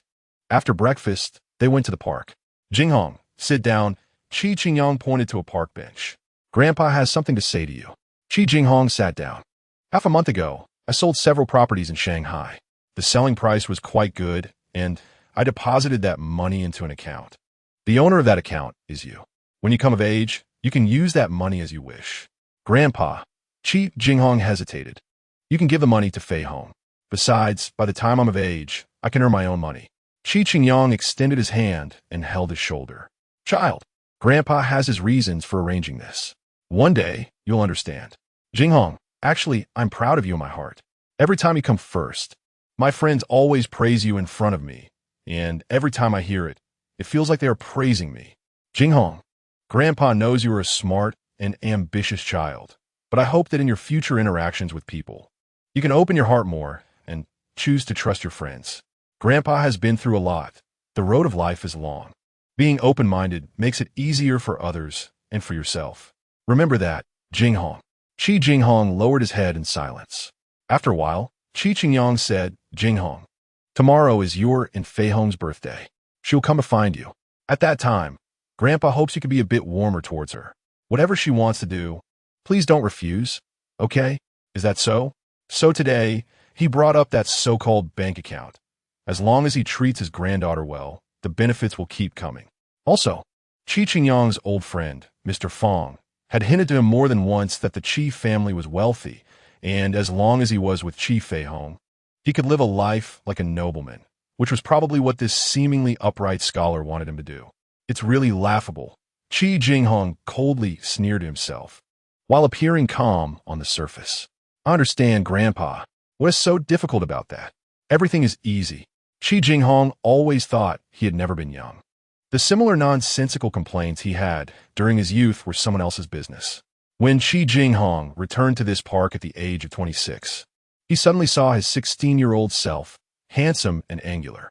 On July 1st, the day was a grand celebration. It was the day Hong Kong returned. The school gave them a day off. The streets of the city were filled with slogans celebrating the return, and laughter was everywhere. Chi Jinghong arrived at the pier early. Yes, Chi Jinghong wanted him to wait for his granddaughter here. From a distance, he saw Chi Feihong, still wearing that long dress printed with 3 leaves, standing in a corner, out of place with everything around her. When she came to his side, she didn't smile like usual, but quietly stared at him. Jinghong. She called him like a sigh. Jinghong, happy birthday to us, our shared 17th birthday. On the first day of their 17th birthday, Chi Jinghong and Chi Feihong watched the huge screen in the square broadcasting the handover ceremony of Hong Kong.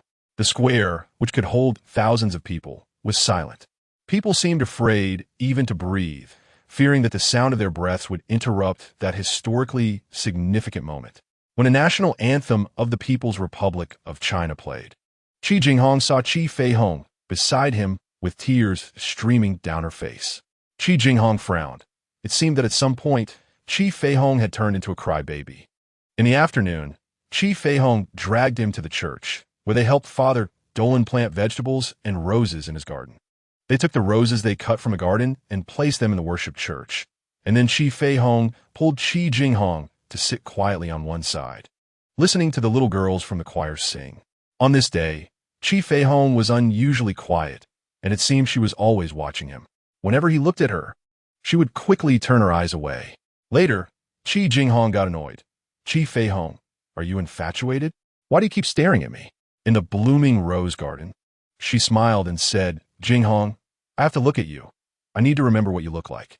What if I forget one day? In the days that followed, Chi Jinghong turned things over in his mind again and again. If only he had been a bit more careful that day. If only he had been a bit more careful back then, he would have realized how distracted that girl was. In the evening, they bid farewell to Father Dolan together. Chi Feihong hugged the kind priest on the church path, looking reluctant, like someone about to embark on a long journey. Unexpectedly, Chi Feihong did not go to the dock, but instead arrived at the famous Shangri-La Hotel. Standing at the entrance of the hotel, she pointed at it and casually said, Jinghong, I told Grandpa I wouldn't be going back tonight. We're staying here. Without giving him a chance to respond, she took his hand and walked into the hotel. Inside the hotel lobby, a man who looked like a manager personally led them to the last room on the south side of the 7th floor. "Thank you, Uncle Wang," Chi Jinghong heard Chi Feihong say to the man. Once they entered the hotel room, it was luxurious and had everything one could ask for. Chi Jinghong coldly crossed her arms and looked at the equally awkward Chi Feihong. "Chi Feihong, what exactly do you want to do? Do you know what you're doing now?" They are now two minors in a hotel, which is a sensitive place filled with suggestive themes. Chi Feihong walked directly to his side, grabbed his hand, and pulled him step by step to the small bar in the room, pressing him down onto the bar stool. "All right, let me tell you, I want to sneak a taste of some alcohol from Grandpa. Now that we are both 17, I also want to try those adult things. Don't you want to?" Jinghong. Chi Jinghong felt both amused and helpless, realizing that such a grand setup was merely for tasting some wine. When Chi Jinghong came out after his bath, he saw Chi Feihong standing by the window, facing the dim night, with his back turned to him. For a moment, Chi Jinghong felt that the silhouette was sorrowful, overflowing with a sadness that shouldn't belong to someone of Chi Feihong's age. On the floor, by the window, there were wine glasses filled to the brim and a vase with red roses, creating an enchanting and mysterious atmosphere amidst the aroma of wine and the night outside. They sat on the floor, and Chi Feihong raised his glass to the 17th year of Chi Jinghong and Chi Feihong. As Chi Jinghong drank the first glass, he thought about how Chi Jinghong would feel if he knew his granddaughter had come to a hotel with him. However, he wouldn't be angry. Wasn't he eager to send them off together? Yes, that day in the park, he also said, "Jinghong, if one day Grandpa is no longer here, I will entrust Feihong to you." How could he not understand what that kind of entrustment meant? So, the person who had planned this when his granddaughter was 12 years old. Otherwise, why would he be so dedicated to ensuring she received a higher education and providing her with a rich material life? And the unknown savings in the bank, how ridiculous, as if he were just a stock in Chi Jinghong's investment. But he never considered whether she was willing, nor did he ask if she was willing. In a daze, he didn't even know how many drinks he had. To be honest, alcohol can occasionally help people relax. He had secretly tried it before. He had also secretly smoked. He had even watched adult films secretly with his classmates, although those scenes made him feel sick. But so what? I heard that rebellion is just like that. It seems that he saw Chi Feihong walk into the bathroom, and it seems that Chi Jinghong stayed in the bathroom for a long time. It seems that the light in the room had unknowingly softened. It seems that Chi Feihong stood in that soft light, smiling gently at him, her wet hair sticking to her shoulder, the white spaghetti-strap dress making her body appear hazy in the light. It must be the alcohol. Chi Jinghong felt his whole body burning. His eyes just fell on her, and even though his mind was clear, he couldn't look away. This scene had clearly appeared in his dreams before. He always had those dreams that made his face flush and his heart race. Clearly, he rejected her. She came in front of him, reached out, and pulled him up from the ground. Then, they hid behind the floor-to-ceiling curtains, avoiding the dim night. Just like that, Chi Feihong held his hand and pressed it against her chest. 14-year-old Chi Feihong had done the same thing at that time. He looked at her coldly and cursed her in his heart for being crazy. But what about now? 17-year-old Chi Jinghong continues the reckless behavior of his 14-year-old self. And at 17, they cannot remain nonchalant. The hand of the person holding his is trembling, and the hand being held is also shaking. Chi Jinghong cannot move his hand, just as he cannot take his eyes away. "Jinghong, I want to be with you tonight," she softly says, her eyes half closed. The alcohol adding a touch of allure to her face, each droplet of water in her hair, full of temptation, sliding slowly down her neck. She trembles as she pulls his hand to the buttons of her slip. "Jinghong, help me unbutton them." Chi Jinghong feels that he should refuse now, and moreover, he should mock her harshly. The little princess, untouched by the mundane world, has actually learned such vulgar behavior. Because, when he was 12, she pointed at him and said, "Grandpa, I want him," her tone so frivolous as if he were a cheap item displayed in a market. It should be known that a 12-year-old is no longer naive. They are in the most sensitive period of their lives, and many things might never be forgotten. "Jinghong, help me unbutton them." Chi Jinghong thinks it must be the alcohol. Otherwise, how could he perceive that as a wonderful invitation? Because with that invitation, everything began to stir. However, his hand trembles violently, unable to unbutton, still lingering on her first button. Yet his mind is still savoring the moment when his hand was on her chest, realizing that a girl can be so soft. He had touched a girl's chest before. A few months ago, a beautiful girl from school came to his dorm, climbed onto his bed, took his hand, and pressed it against her chest, sweetly saying, "Jinghong, I've liked you for a long time. I want to give you my first time." Chi Jinghong remembers glancing coldly at her, slightly pulling aside her collar to catch a glimpse of her chest, and saw that she was wearing nothing underneath. He then coldly told the girl, "Sorry, I don't like things handed to me." He still hadn't unbuttoned that button, his palms sweating as his body reacted. A pair of cool hands covered his, a similarly cool body pressed against him, and then she kissed him, her tongue carrying the rich scent of alcohol, enticing him, confusing him. Unable to hold back any longer, he tore open her slip. Her long hair, like dark ink, spread out on the rose-colored sheets, stimulating his nerves and clouding his thoughts. And then, when he successfully entered her body for the first time, he saw her beneath him, her face pale, pain causing beads of sweat to form on her forehead, yet a pitiful smile lingered at the corners of her mouth. That sight made him feel an intense ache in his heart, and he found himself liking her immensely. Because of that ache, he held back and dared not move, then began to gently kiss her body, licking her like a little cat, pleasing her. These things had been hinted at by their biology teacher in class. From initial awkwardness to uncontrollable passion. Finally, her brows began to relax, and she started to breathe softly like a cat, her hands on his back. Humming like a mosquito in his ear, "Jinghong, it doesn't hurt anymore." She lay beneath him, each of his movements proclaiming her as his, and the pleasure of each intimate touch was enough to lift his soul to heaven.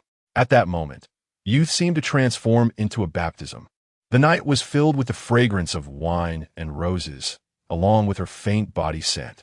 The dim light of the night gently fell upon them, like a dream. Day and night had two completely different faces.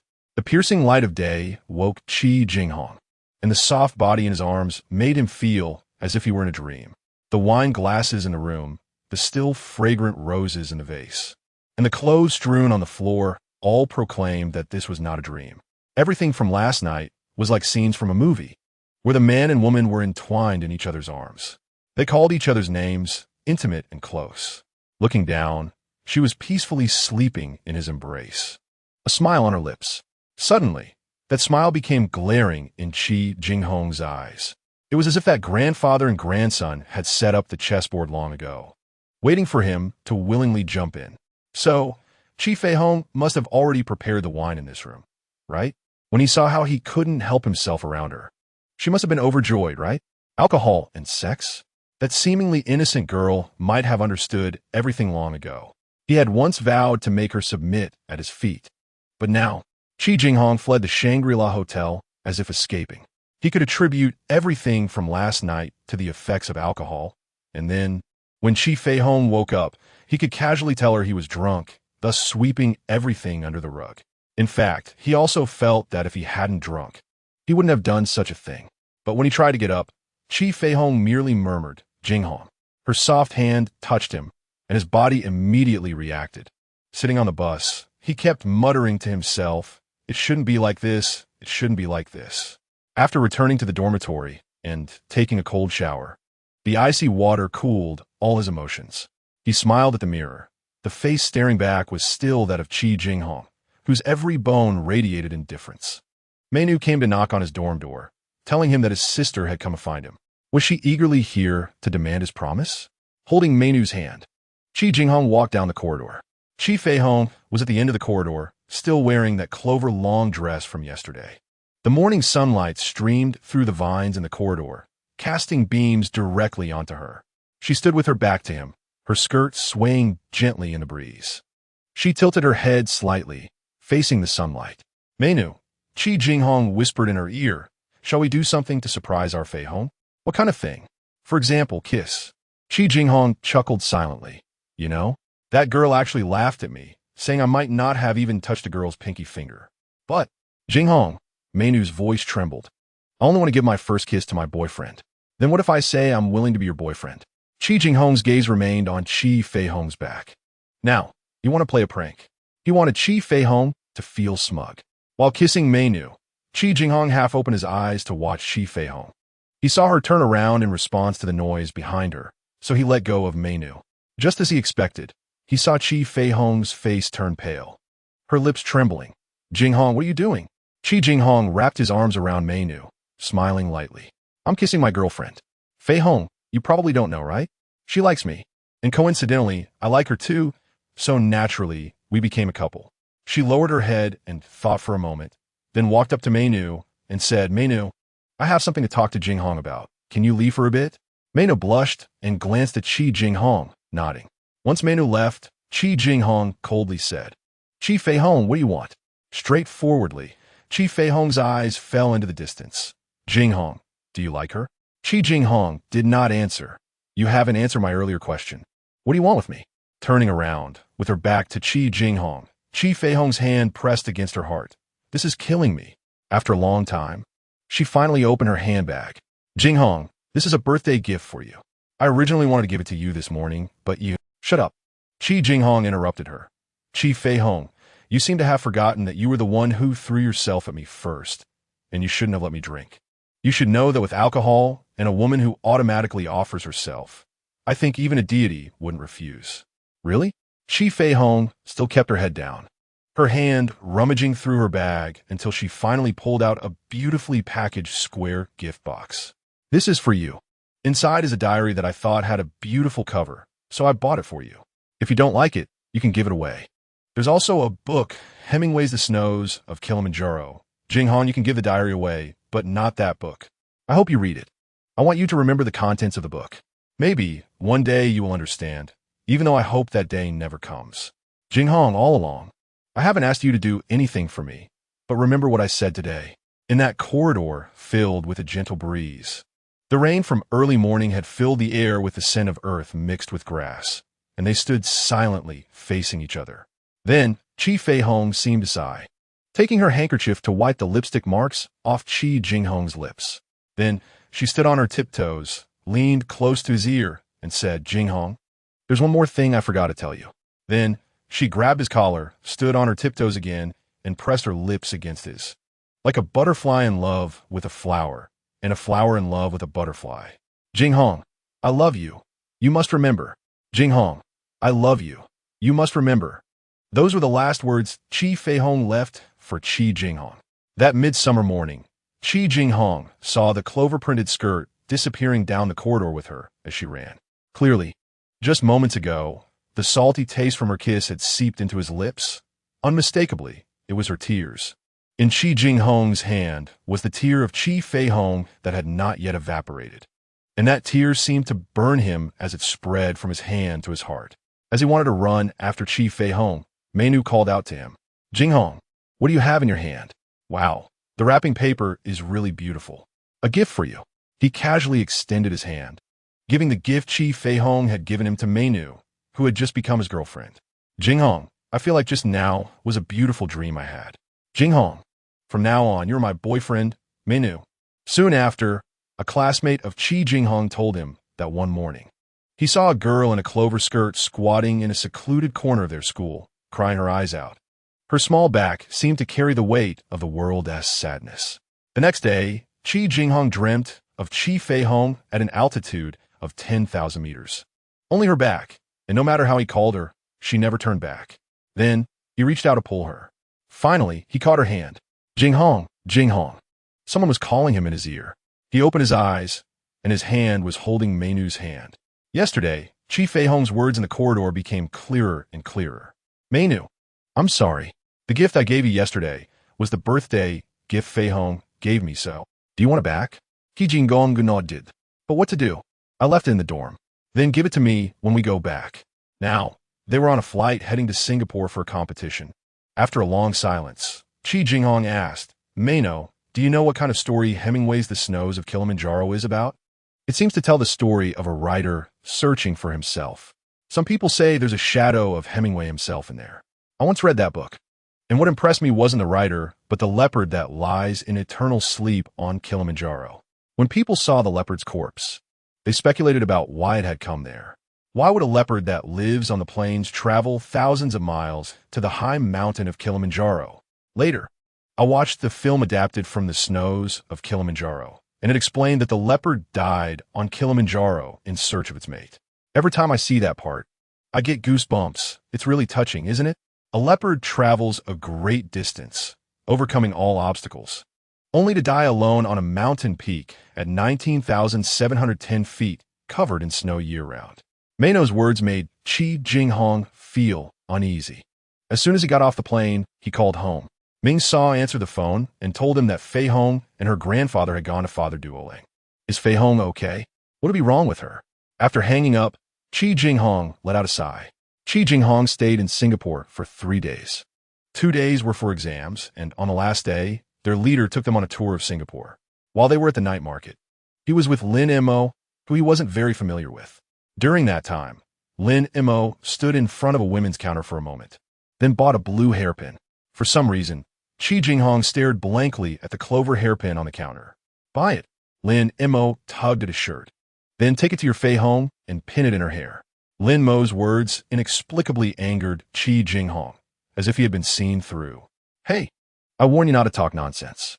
Come on, I've been there too. Don't pretend. Lin Mo lowered his voice. Chi Feihong, I always thought you were a very repressed person, but I didn't expect you, huh? Then he leaned closer to Chi Jinghong's ear. You know, the first night, you kept calling Feihong's name in your sleep. At first, I thought you were watching too many Hong Kong movies and were possessed by Huang Feihong. The second night, you were still calling that name, and it sounded like a tomcat calling for its mate. At that moment, I understood what was going on. Your beloved is also named Feihong. Am I right? Chi Jinghong continued to stare at the clover hairpin, imagining how it would look when Chi Feihong wore it. For the past few days, other than answering questions, his mind was filled with Chi Feihong's face. Thinking of her when she said she loved him, imagining her kissing him, picturing her smiling at him, remembering how her wet hair stuck to her body, and how her body felt pressed against his. He missed her, like a lover would, but Chi Jinghong didn't know what it meant to be in love. However, that longing must be related to love.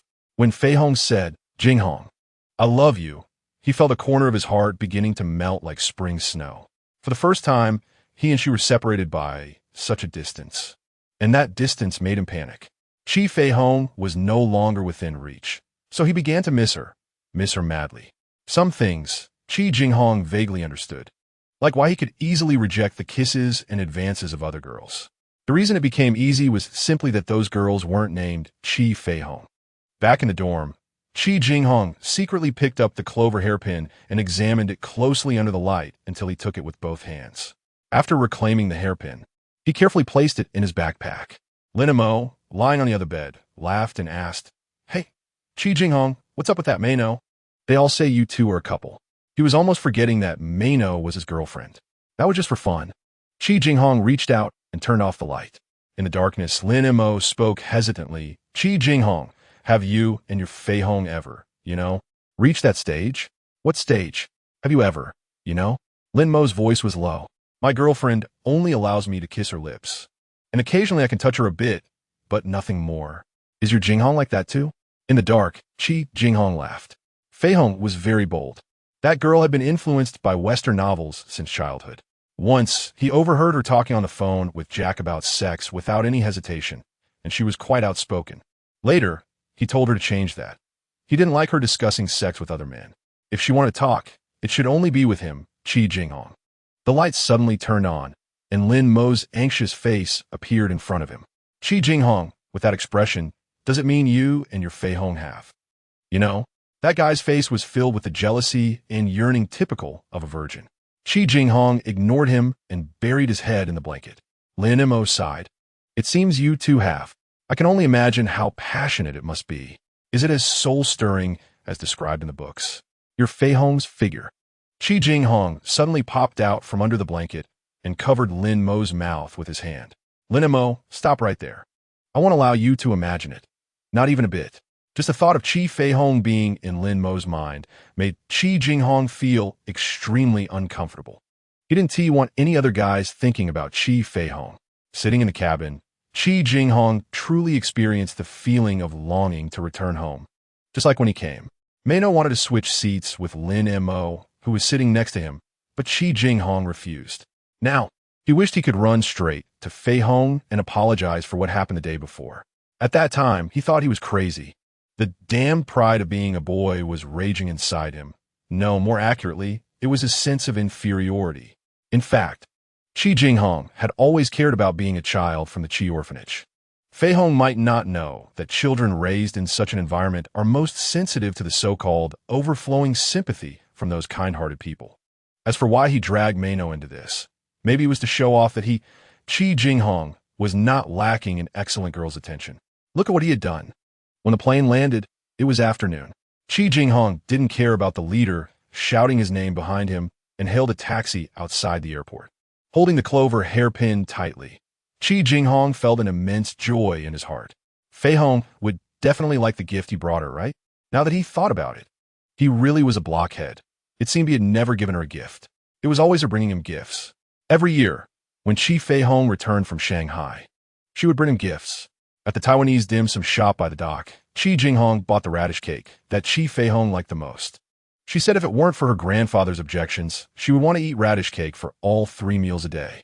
Stepping onto the ferry, Chi Jinghong felt like a sailboat catching the wind, constantly heading towards the harbor where Chi Feihong was. In the future, he wouldn't act like a blockhead in front of her anymore. In the future, he will cherish her, love her, and carefully protect her. If she likes to hear sweet words, he will say sweet words. If she wants him to be a cool boy, he will be a cool boy. In the future, if she likes living on this island, he will accompany her for a lifetime. When he graduates from university and has a stable job, he will marry Feihong, take her as his wife, and they will have a bunch of children. No, since Feihong's health is not good, they will just have one. He will be the child's father, and she will be the child's mother. The child's father? The child's mother? Thinking of this, Chi Jinghong smiled. The whole house was quiet. An inexplicable kind of silence that made Chi Jinghong uneasy. So he ran to the second floor, where he could hear the melodies of the music that Chi Feihong loved in her room. His heart relaxed at that moment. He tidied his hair and clothes, cleared his throat, and opened the door. Feihong. He called her name with a voice full of joy. The person by the window turned around. Ming Mama, with a deeply sorrowful expression, made Chi Jinghong uneasy. Had Jinghong and Grandpa gone to Father Dolan and not returned? Feihong is gone. Gone? Chi Jinghong's voice trembled, and his hand shook so much that he couldn't hold the 3-leaf clover hairpin, which fell from his hand with a muffled sound. What? What does that mean? What do you mean Feihong is gone? Ming Mama handed him a letter, saying, "This is a letter Feihong left for you. You will understand after reading it." Chi Jinghong took the letter and went to the seaside. How ridiculous. That girl Chi Feihong was truly ridiculous. She had fallen for Jack's trick. A 17-year-old girl, unaware of the world, wanted to be a traveler like others. Chi Jinghong was also ridiculous. As an adult who understood the ways of the world, he still accompanied his granddaughter in such madness. Chi Feihong was really a bad girl, an irresponsible bad girl, leaving without a word on a piece of paper. Look at what she wrote in the letter.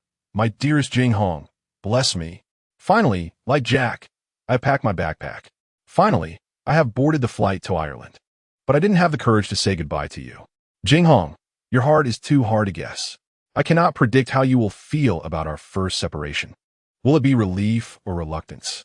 Perhaps on our 17th birthday, I might feel more reluctance, but right now, I don't know. Jinghong, if my sudden departure makes you sad, forgive me. Please don't be angry, and please wait for me. 3 years later, when we turn 20, I will come back to be your wife. Jinghong, you can't imagine how much I hope to be your wife. If you like that girl named Meino, and she makes you happy, then you don't have to care about me." Chi Feihong allowed it. Chi Jinghong could be with the girl he truly liked. Hopefully, there wouldn't be that if. Jinghong, can you write down your feelings during the 3 years we are apart in the diary I will give you on your birthday? You know, I have a diary that looks exactly like yours, and I will record everything that happens around me in these 3 years. When we meet again, we will exchange our diaries. Doesn't that sound romantic? Okay, Jinghong, I firmly believe I will appear in front of you on our 20th birthday, and then we will never be separated again. And Jinghong bless me. Furiously, Chi Jinghong threw the letter into the sea, listening to what that girl said. Relief? Yes, it was relief. At least he could enjoy 3 years of peace and quiet. Why return? Chi Feihong might as well never come back. The tide carried the letter further away, and soon a wave would wash it away. Chi Jinghong dashed forward like a madman and picked it up before the wave could take it. Deeply, he buried his head in the seawater. After emerging from the water, he shouted at the sea, "Chi Feihong, you bad girl. It's always been you acting on your own, taking me away when you were 12, naming me and deciding my birthday, kissing me on your own, seducing me on your own, saying you love me on your own. Now you have taken my soul and left me without permission. Chi Jinghong, do you know how hard it was for me to understand that I also love you? If you're going to leave, at least listen to my feelings before you go. Who knows if you will, like your mother, fall for another man in Ireland. Chi Feihong, why didn't you ask me if I was willing to go with you this time?" Chi Jinghong murmured. If she had asked him, he would have answered yes.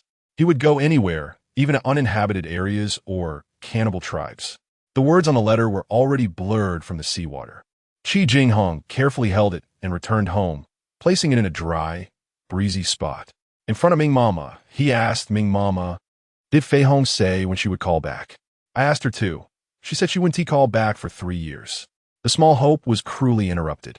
Then, "Ming Mama, can you give me Feihong's address?" Lowering his head, Chi Jinghong's hands hung awkwardly.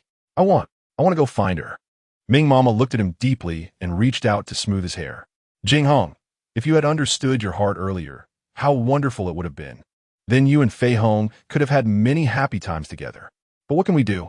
"Jinghong, Ming Mama doesn't have Feihong's address. She said she doesn't even know where she will live, so she can't provide an address. Now, Jinghong, listen to me. You must study hard. After you finish 3 years of high school, Feihong will come back. By then, you should treat her better. You don't know. That girl has complained more than once in front of me that Chi Jinghong is a block of wood or a stone." Returning to his room weakly, he leaned against the door. 3 years, more than 1,000 days and nights. No calls, no address. She will come back in 3 years. It sounded so easy. Chi Feihong's heart was really cruel. She had been living freely for 3 years and wanted him to wait for her here. Her calculations were beautiful. She was so confident, thinking of herself as the most beautiful. How ridiculous. No figure, no looks, and she thought she was something. But Feihong, in these 3 years, don't let the beautiful outside world confuse you and forget to come home. And don't be attracted by the handsome boys outside and forget that boy named Chi Jinghong. Although he doesn't understand romance. Although he often looks like a block of wood. Chi Jinghong murmured to the 3-leaf clover hairpin. Fine, I'll wait. After all, he had been indifferent to her before. When the clock pointed to just after 10, Chi Jinghong pushed open the window, facing the tightly closed window of Chi Feihong. "Good night, Feihong." The next morning, Chi Jinghong took the first ferry to Meino's house. He stood at the door of Meino's house, looking at her with a delighted face, and said, "Meino, I hope you can return the thing I gave you that day. That was a birthday gift from Feihong, and I must get it back." "Okay." Meino held Chi Jinghong back. "Come in and sit for a while." "No more." Chi Jinghong pulled away from Meino's hand. "I can just wait here." "Chi Jinghong, you don't have to treat me like this. Aren't we boyfriend and girlfriend?" Meino's face was filled with sadness and disappointment. "Meino, I'm sorry. Actually, I came here to say a few things to you. I hope you can forget what happened that day." "I can't even explain what happened that day, Meino. Just treat it as a prank." "A prank?" Meino's tone was filled with disbelief. "Yes, just consider it a prank." That prank became the most foolish thing Chi Jinghong ever did in his life, and the thing he regretted the most. "Chi Jinghong, today you must clarify things for me. Otherwise, don't think about taking what you want. Tell me, Meino, don't you understand? The reason I'm so eager to get my things back is all because of the person who gave me those things. Now you should understand, right? The person who gave you things? You mean Feihong. Isn't she your sister?" "She was never my sister. Chi Feihong is the person I like." That morning, Meino stood at her home's door and burst into laughter, then raised her hand and slapped Chi Jinghong hard. "So, you were playing tricks and I, the unfortunate one, happened to be caught in your crossfire. Chi Jinghong, you are too cruel." Chi Jinghong stood there staring at Meino, who was laughing uncontrollably. "Fine. That slap can cancel everything out. We don't owe each other anything now, so you can return my things." Meino threw the paper box that Chi Feihong had given her hard at Chi Jinghong's face, heartbroken. Chi Jinghong, you are too cruel. You have no heart. Chi Jinghong ignored her and carefully put the diary that had fallen out of the box back inside. That night, in his room, Chi Jinghong gently stroked the elegant handwriting in Chi Feihong's diary, celebrating Hong Kong's return to the motherland, celebrating the 17th birthday of Chi Jinghong and Chi Feihong, celebrating our shared birthday, also celebrating that we finally belong to each other. That night, on the first page of the diary, Chi Jinghong wrote, Feihong, I listened to you and carefully read that book, The Snows of Kilimanjaro. But you strange girl, how could you like such a book? Feihong, I wish you well. Feihong, you must come back when we're 20.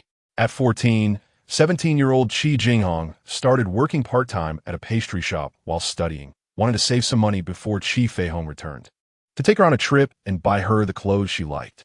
That little wish gradually became clearer as the cash hidden in the box increased with the passage of time. Even though he knew Feihong wouldn't call back, every week when he returned home, his first sentence was always, Mom, did Feihong call back? And the answer was always the same, no. At school, girls continued to express their love for him, sometimes through notes, sometimes through cards, sometimes directly. In the past, he always smiled at those girls, smiling but not responding. Now, he told them, I have a girlfriend. Some girls didn't believe him and wanted him to show them a photo of his girlfriend. At that moment, Chi Jinghong realized he didn't have a single photo of Chi Feihong, and somehow, it seemed she had never taken a picture.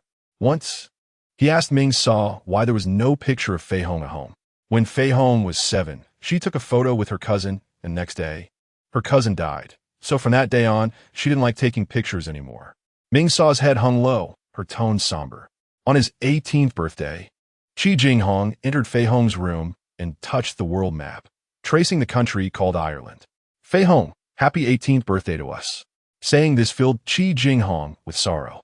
That heartless girl, not a single call from her today, but he had his ears perked up all day, his heart racing at every ring of the phone, wondering if it would be Feihong calling to say, Jinghong, happy 18th birthday to us. Feihong, happy 19th birthday to us. On his 19th birthday, Chi Jinghong felt a little thrill while saying this, knowing that by the next birthday, Chi Feihong would be back by his side. Secretly, Chi Jinghong pressed his lips against the map at the place called Ireland. What would he do when he saw her? He would pull her into a secluded corner and kiss her fiercely until she couldn't breathe, begging him to stop until her legs gave way, promising never to leave him again. Just thinking about it, Chi Jinghong touched his lips and smiled foolishly. On his 20th birthday, Chi Jinghong did not wait for Chi Feihong. From dawn until the last ferry, he did not see the figure he longed for. At 20, Chi Jinghong didn't wait for Chi Feihong, but did wait for Chi Jinghong, a lawyer friend of the Fong family. It was late at night, and he stood under the bright lights in the living room, while Ming Mom's face was pale, an ominous premonition prompting him to turn and leave. It's okay. Maybe Feihong got held up by something. It's fine. He could continue waiting. He could keep going back to the dock to wait. If she didn't come back today, she would come back tomorrow, and if not tomorrow, then the day after. He didn't believe he couldn't wait for her. Jinghong, Feihong won't be back. Ming Mom's voice trembled behind him, filled with restraint. Chi Jinghong stopped in his tracks. The lawyer walked up to him, holding a document bag, his tone filled with the creator's sorrowful compassion. Child, this is what Mr. Chi Jinghong entrusted to me before he left. He said if he doesn't return today, I should give this to you. This is the bank account and the house deed. From now on, they all belong to you. Chi Jinghong took the folder and slammed it to the ground. I don't want it. Then he went to Ming Mom and grabbed her shoulders. Ming Mom, what do you mean Feihong won't come back? Ming Sa handed him a letter and a tin box. The letter is something Jinghong asked me to keep 3 years ago. She said if she didn't come back, to give it to you. That box was dug up by the neighbor's dog a few days ago under a tree. Holding the letter, Chi Feihong smiled sadly. Another letter? Did that girl think she could keep playing, so she left another letter? Did she want to play for another 3 years? Or was she attracted to boys like Jack outside? Did she know that waiting for her over these 3 years had exhausted him?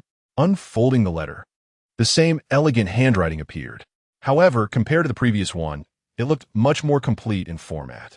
On the white stationery was Chi Feihong's usual blue penmanship, long and slender. To my dear Jinghong, I always thought that as long as I was brave enough, as long as I had that belief, I could find a tree of life that grows in the city of the sky. When I wrote this letter, I thought so, and I was full of confidence, believing you would never see this letter. When you see this letter, I think I'm no longer here. And I think I never found that tree of life in the end. I'm sorry, Jinghong. In the end, I tricked you. Long ago, I knew the doctor said I could only live until I was 25, but I often pretended to forget this. Congenital familial hereditary heart disease. That is the name of my illness. Because of it, my mother, my aunt, and my cousin left this world early. At first, I didn't care, but gradually, I began to care because I developed desires for you, Jinghong. I wanted to be your wife, to have children with you. But what can I do? I know that this is a wish I can never fulfill. So I kept it deep in my heart, secretly thinking and dreaming about it. But when you kissed me, or should I say you kissed me, it feels awkward to say I kissed you, since I'm a girl. That wish grew even more wildly. So I wanted to give it a try. I let my grandfather help me, and I wanted to undergo a heart transplant. I hope to triumph after 3 years. You should understand what I mean by now, right? But what can I do? It seems that I am not a lucky one. Jinghong, if I made you sad, please don't be sad for too long, okay? If I told you that I was satisfied at the moment I left this world, would you believe it? Because I really became Jinghong's wife. Fortunately, you didn't reject me that night. God knows how much I hope to be your woman, Chi Jinghong's woman. Jinghong, I even secretly imagine our child. If we had a child, I would name him Wang, which represents infinite vitality. Chi Wang, wouldn't that be wonderful? Now, let me tell you why I insisted on you reading that book, The Snows of Kilimanjaro. I hope you, Jinghong, can treat me as a dream you had when you were young and then forget me. I don't want you to be like that leopard who roams in search of a mate only to rest forever at the foot of Kilimanjaro. Just thinking about it makes me unbearable. Jinghong, I beg you not to do that. If you do, I really won't be able to bear it. I hope Jinghong can find a bright, healthy woman and live happily with her. And of course, you will have children. Then, Jinghong, could you name your first child Wang? I've thought about that name for a long time. Remember, Jinghong, Chi Feihong is just a dream. At the end of the letter, there was no signature, just a 3-leaf clover symbol. The letter floated down lightly from Chi Jinghong's hands, not knowing where it went. That letter, less than 1,000 words long, took Chi Jinghong over 2 hours to read. Stepping out the door, Chi Jinghong gazed at the sea for a long time. Finally, feeling tired, he sat down beside a coconut tree. Feihong used to love sitting here, talking to the ocean. Chi Jinghong sat there, looking at the horizon until dawn appeared, gradually lightening the sky and turning it red with the rising sun. Opening the tin box, the first thing he saw was a photograph of a young woman who bore resemblance to Chi Feihong. Then, many small notes were pressed beneath the photo. Chi Feihong unfolded those notes one by one, all written in her handwriting. Mom, I really like it here. The sea seems to understand my words. Mom, is it strange for me to talk to the ocean? The people here always look at me with strange eyes, as if I am not normal. Mom, I dreamed of Ireland, and I also dreamed of Dad. Although I have never seen him, he looked really handsome in my dream. Mom, how I wish I could run freely like other children until I am exhausted. Mom, I brought Jinghong here. When I first saw him, he was standing in the water like a solitary wild goose, and for no reason, my heart ached. Mom, Grandpa has white hair now. It must be because of me, right? Mom, at this moment, I really hate myself. Mom, I'm 13 now. Originally, I wanted to ride a roller coaster when I turned 13 like my cousin did. That day is unforgettable. My cousin leaned on a stretcher and said to me, Feihong, it's so fun. It feels like you're flying. But now I can't bear it because Jinghong is here. Mom, even though I promised to accompany her when I turned 13 at her funeral. Mom, I hope to grow up, to be Jinghong's wife and have children with him. But I'm also afraid of growing up because then I will have to leave him. Chi Feihong held the tin box and waved it at the sky, shouting loudly. Then, he calmly spoke to the sea surface. Chi Feihong, I know you're just angry. You are angry that I kissed Manuel, so you hid away. I'll give you another year. If you don't come back after a year, then no matter where you hide in this world, I, Chi Jinghong, swear I will drag you out. In the last 2 notes, she wrote, Mom, Chi Jinghong made me sad. How can he kiss another girl? If he kisses, it should be me. Mom, you know how much I like him to kiss me, right? Mom, in the end, I still couldn't help but tell you, I become Jinghong's woman. But, Mom, why does being his woman hurt so much? The books don't say that. However, in the end, it's okay. That Jinghong treated me very gently in the end, but Mom, he looks like an old hand at it.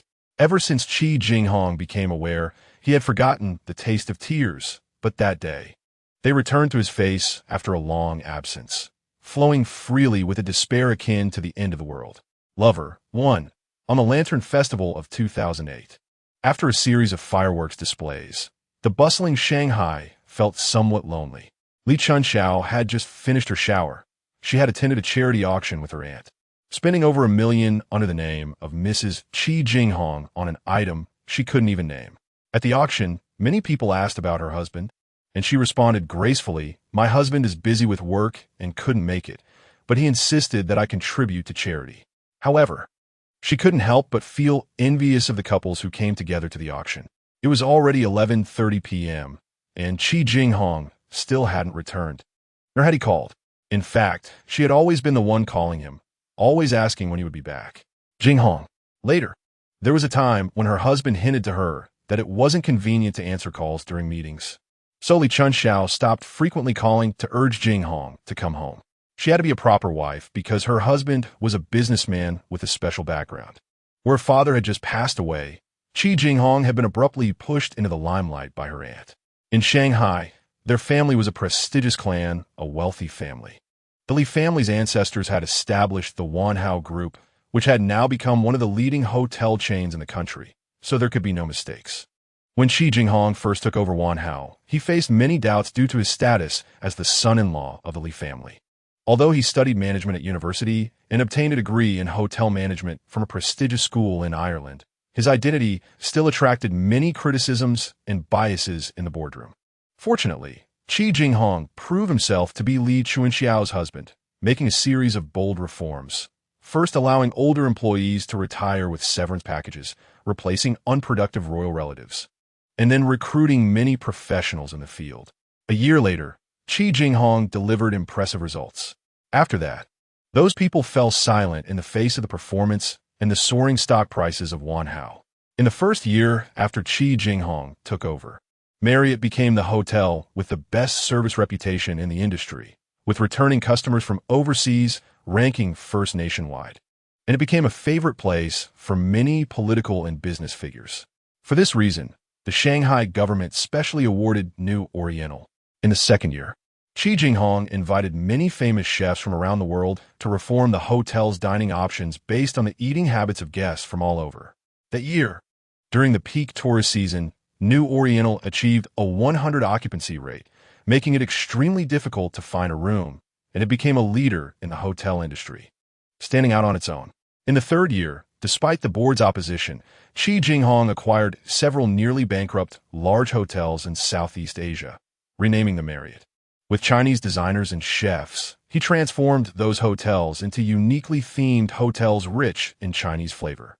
As a result, those hotels were revived, and their profit margins grew rapidly in the first year, leading the board members from initial opposition to silence and now to full support. Because the young man they initially looked down upon, Chi Jinghong, was making the numbers in their bank accounts grow exponentially every year during dividend payouts, as well as the value of the stocks they held. The name Chi Jinghong became a genius, a myth in the mouths of many economic commentators, and an idol for many ambitious young people just starting out. However, the cost of this was that Li Chunxiao saw less and less of her husband at home. With a sigh, Li Chunxiao could hardly remember the last time she went out to dinner with Chi Jinghong. At midnight, the Lantern Festival Gala on TV had ended, but Chi Jinghong still had not returned. He must have forgotten what she had specially reminded him a few days ago, when she had acted spoiled and insisted he make time to celebrate the festival with her. The whole house felt suddenly frighteningly empty. At that moment, Li Chunxiao wondered if having a child would make Chi Jinghong more willing to come home. He loved children, after all. Thinking of this, Li Chunxiao felt despondent. After losing that child, Chi Jinghong seemed uninterested in having children, always saying to wait a little longer. Now, it must be even harder, right? Taking a cushion, Li Chunxiao lay down on the sofa. Chi Jinghong returned around 2 in the morning. When he gently patted her face, she instinctively glanced at the clock. He looked exhausted. Chunxiao, go to bed, he said softly. I'm waiting for you, Li Chunxiao replied as she wrapped her arms around her husband's neck. Be good. You go to sleep first. I haven't showered yet. Do you want to shower together? As she said this, Li Chunxiao's face was flushed. Just then she remembered what her cousin had said about men needing to take the initiative sometimes. Her man would immediately turn from tiger into a house cat the moment she took the initiative. She felt Chi Jinghong's body stiffen. Go to sleep. It's so late now. He patted her face again, then removed her hand from around his neck and walked toward the bathroom, but not to their room's bathroom. Instead, heading to the guest bathroom. Li Chunxiao returned to their room in a daze, closed her eyes, and tears began to flow. How much longer would she have to wait to reside in Chi Jinghong's heart? How long until he would no longer have the habit of sleeping with his back to her? Many nights, she would stare blankly at his back, and watching it would make her weep. That man, just a moment ago, was entwined with her in bed, and the next moment he turned his cold back to her.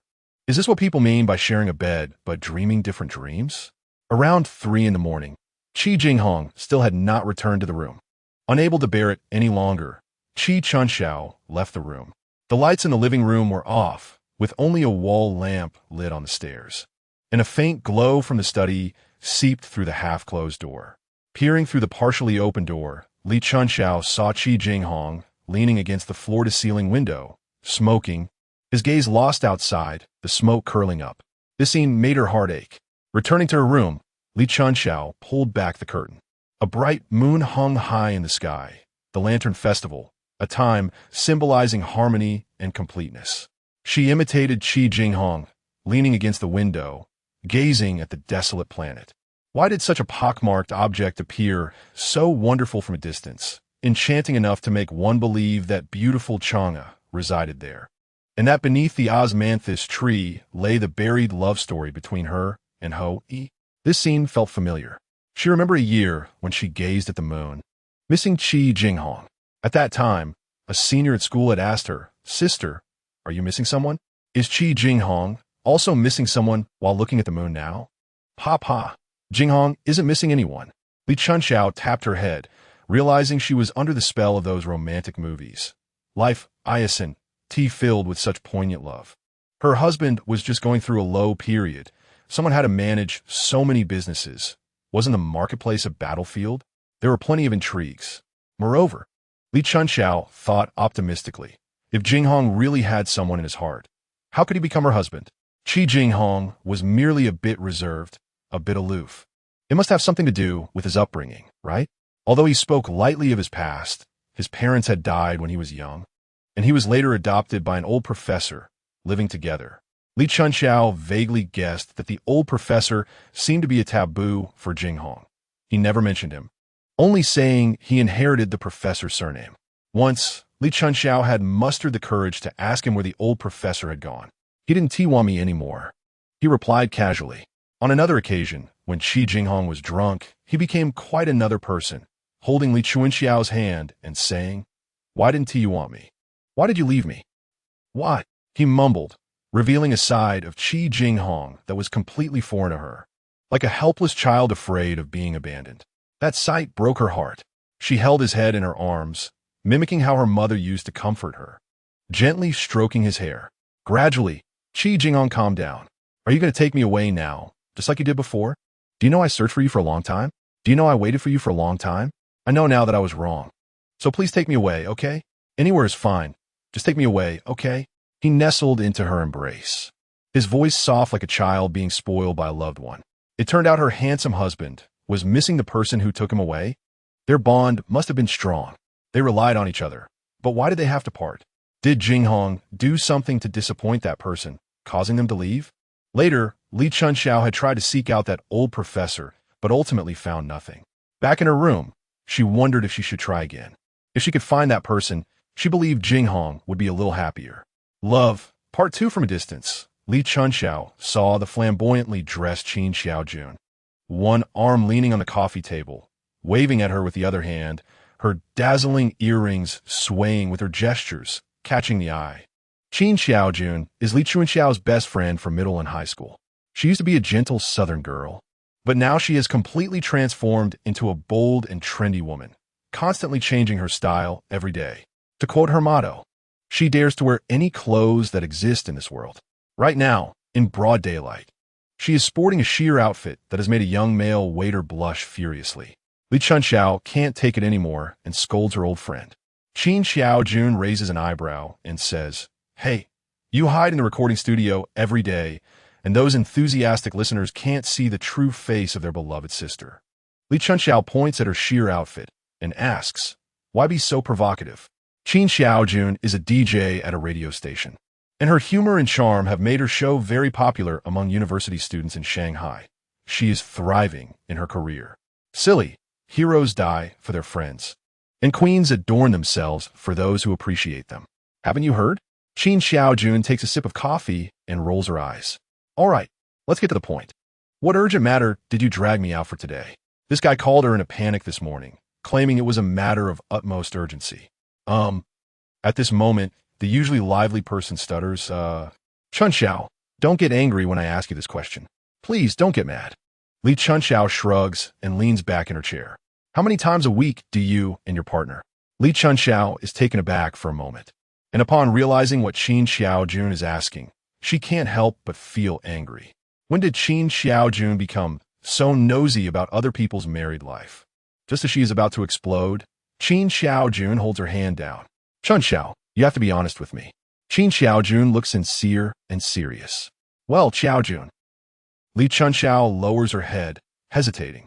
Although Qin Xiaojun is her best friend, and they talk about almost everything, she still feels a bit uncomfortable discussing this topic. We do it about once a month, sometimes twice. In fact, she doesn't dare to tell Qin Xiaojun that sometimes it's once every 2 months. She knows this isn't in normal married life, but her husband is just too busy. Sometimes he doesn't come home for a week, and often when he does come back, she is already asleep. Thinking about it this way, Li Chunxiao feels more at ease. Qin Xiaojun leans back in her chair with a serious expression. Xiaojun, are you trying to tell me something? Li Chunxiao asks, feeling uneasy. Have you heard Chi Jinghong mention a girl named Lin Xiao? Oh, Li Chunxiao lets out a breath. Qin Xiaojun is making her nervous. I know her. She is Lin An's sister. After taking a sip of coffee, Li Chunxiao starts talking nonstop. Lin Xiao has had congenital heart disease since she was a child, and due to her family's financial situation, they couldn't afford her heart transplant surgery. Later, they found a foundation established by Jinghong specifically for congenital heart disease patients. And Lin Xiao successfully underwent heart surgery when she was 19. Lin is Lin Xiao's brother, and right after graduation, he started working for Jinghong as his secretary. I know their siblings well. Have you met Lin Xiao?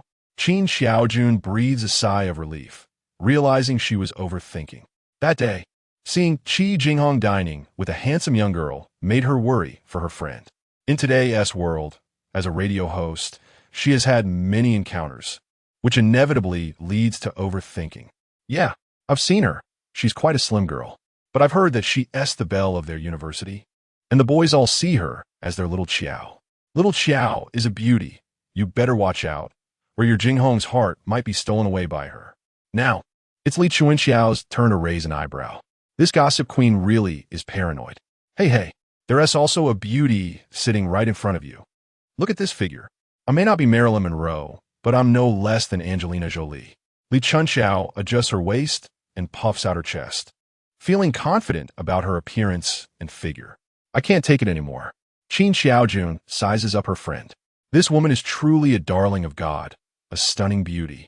In front of others, Qin Xiaojun is always full of confidence, but in front of Li Chunxiao, she feels like just another ordinary girl. After all, she inherited her mother's natural beauty. Back in the day, Li Chunxiao's father was so infatuated with her mother that it led to his first wife's departure to the other side of the ocean. Thinking of this, Qin Xiaojun feels a bit melancholic. Chunxiao, how is Shuran doing? I heard he got married a few years ago. Li Chunxiao feels a bit uncomfortable. It seems that Xiaojun still hasn't forgotten about her half-brother. After all, Song Shuran was the one Qin Xiaojun had a crush on for many years. At that time, when Song Shuran was about to leave with his mother, Qin Xiaojun finally mustered the courage to confess her feelings, only to receive a dismissive sorry. I'm a staunch believer in being single. Unexpectedly, the person who claimed to be a staunch believer in being single ended up getting married one day. Have you met his wife? Chi Xiaojuan's voice carries a hint of reluctance. Although she has now put that past behind her, who has done silly things in their youth? Back then, she truly believed that Song Shuran was a confirmed bachelor, that his parents' broken marriage had made him lose faith in marriage. In fact, at that time, it was common knowledge that Li Chunxiao's father had a mistress and a love child, but due to the Li family's reputation, everyone just kept it to themselves. Ultimately, the complicated relationship came to an end when Song Shuran's mother stepped back, and Li Chunxiao's mother never had a legitimate status due to the Li family's fame and public opinion, eventually succumbing to depression. As for Song Shuran, he changed his mother's surname on the day his parents divorced and left the Li family to follow his mother to Germany. Now, Chi Xiaojun vaguely remembers Song Shuran's solemn vows, wondering what kind of woman could make him willingly step into the marriage he once referred to as a grave. Actually, I've never met her. I remember when my dad passed away, Song Shuran received an overseas call and hurried back to Germany. He told his aunt that the relative of the girl he liked had just passed away, and he had to be by her side, leaving everything behind. His aunt was furious. It was said that the girl got engaged to him right after the funeral. It's a bit like a miracle, right? Song Shuran could do such sentimental things. She looks at Chi Xiaojun with a self-deprecating smile, her face filled with melancholy. Xiaojun, Li Chunxiao hesitates and says, "Do you still not forget my brother? Please." Chi Xiaojun chuckles helplessly. She is not that sentimental. That was 800 years ago. Song Shuran has long been forgotten by me. My admirers now are dazzling. Li Chunxiao finally confirms that this woman has truly moved on. All right, I'll tell you some news. Song Shuran will be coming to Shanghai at the beginning of next month, and he'll be bringing his wife along. You can see what kind of woman has 3 heads and 6 arms. Song Shuran, her brother, has always been picky. She is curious about what kind of woman would make him willingly commit to a lifelong partnership. When the time comes, I'll dress beautifully and let Song Shuran see the charm of this swan, transformed into a top-tier swan. The woman in the sheer outfit is ready to show off her skills. After leaving the restaurant, Li Chunxiao drove Chi Xiaojun to her workplace at the radio station. As they were parting, Chi Xiaojun hesitated for a long time before handing Li Chunxiao a note. Last month, I saw Chi Jinghong in this place. It was in the morning, and he came out of that house, looking like he was the owner. I had someone check it out and found out that the owner really is Chi Jinghong. I wrote down the address at that time. But don't worry, it's not a golden house. The person who investigated told me that no woman has ever been seen there. Holding the note, Li Chunxiao felt her heart sink into a cloud of confusion. Driving along the address provided by Chi Xiaojun, she arrived at a place far from downtown Shanghai. She stood in front of the house at the address Chi Xiaojun had noted for a long time. The house was quite large, built in a European style, a style that once flourished in old Shanghai, similar to the international architecture at the Bund. Over time, many of these buildings were either torn down or destroyed, and now, very few remain. The building before her still looked quite intact, and upon closer inspection, she could see traces of repairs on the walls, indicating that the owner clearly cherished this place. The materials used for the walls no longer exist in this era. How did Chi Jinghong manage to acquire this? What does this house represent for Chi Jinghong? Returning home around 6 o'clock, Li Chunxiao was surprised to see Chi Jinghong casually dressed, reading a newspaper. He smiled when he saw her. Li Chunxiao was overjoyed, having not seen her husband at this time for more than a month. She sat down right next to him. "Why are you home so early today?" He patted her hair. "Sorry, I really couldn't get away last night, so I couldn't spend the Lantern Festival with you.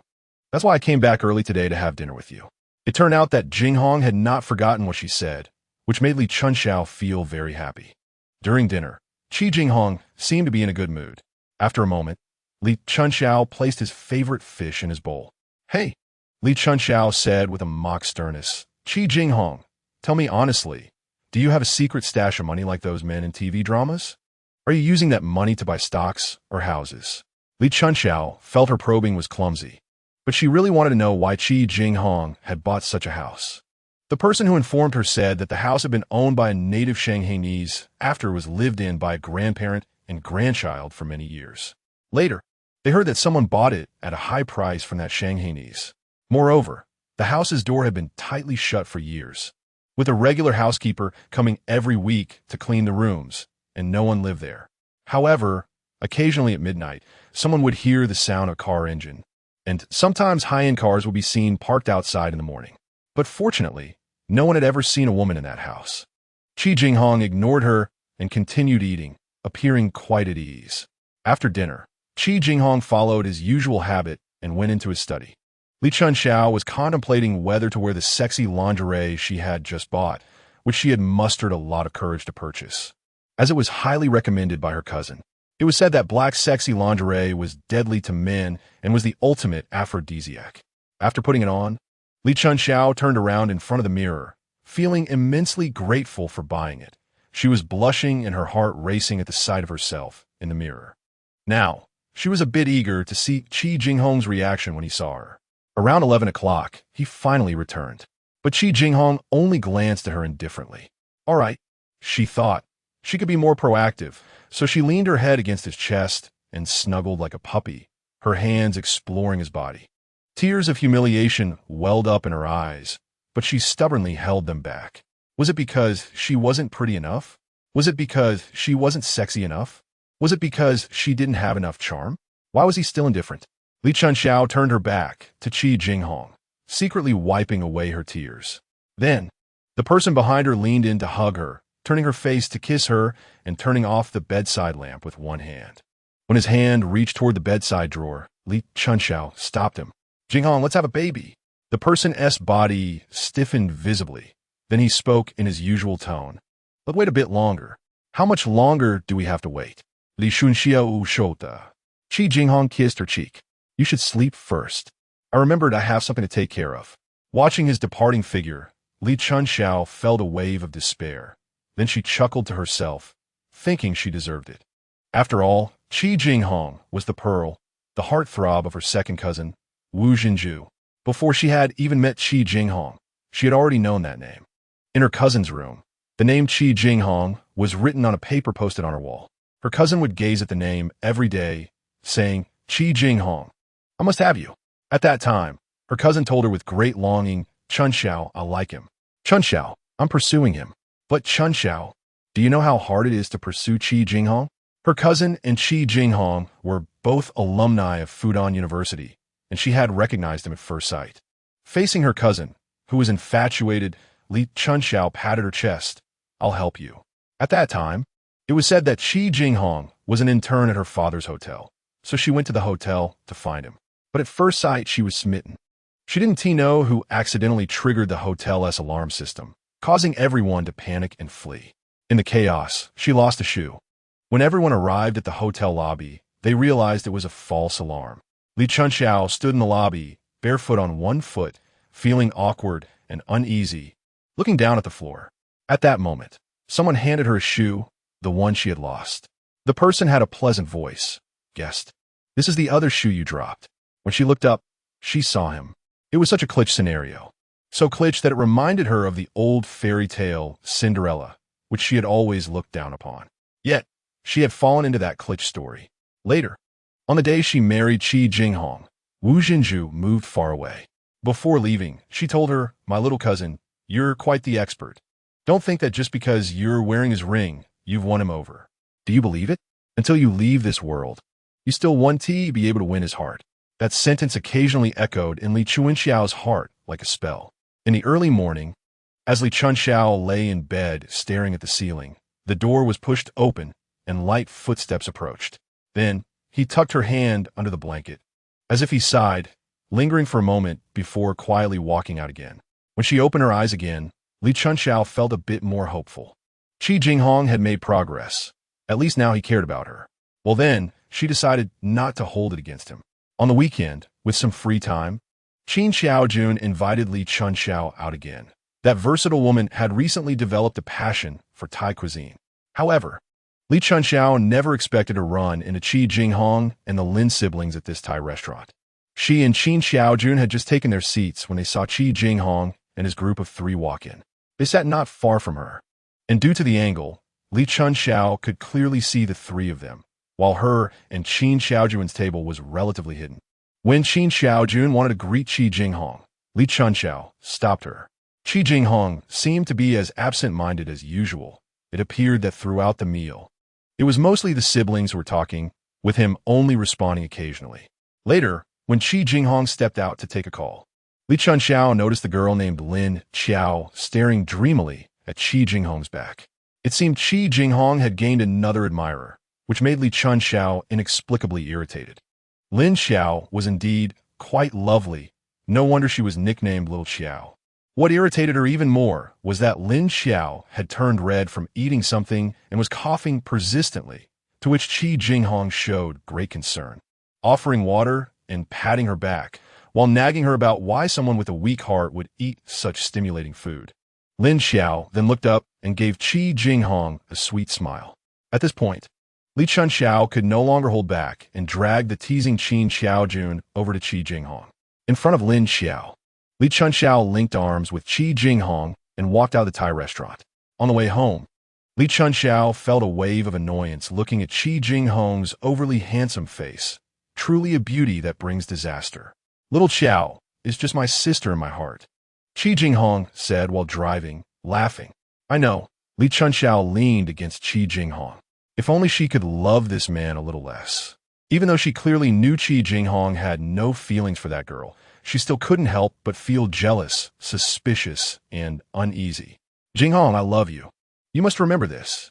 Yes, Jinghong, you must remember that I love you. When a girl who is more beautiful, gentler, and more charming than me appears by your side, don't be swayed by them, because I am loving you.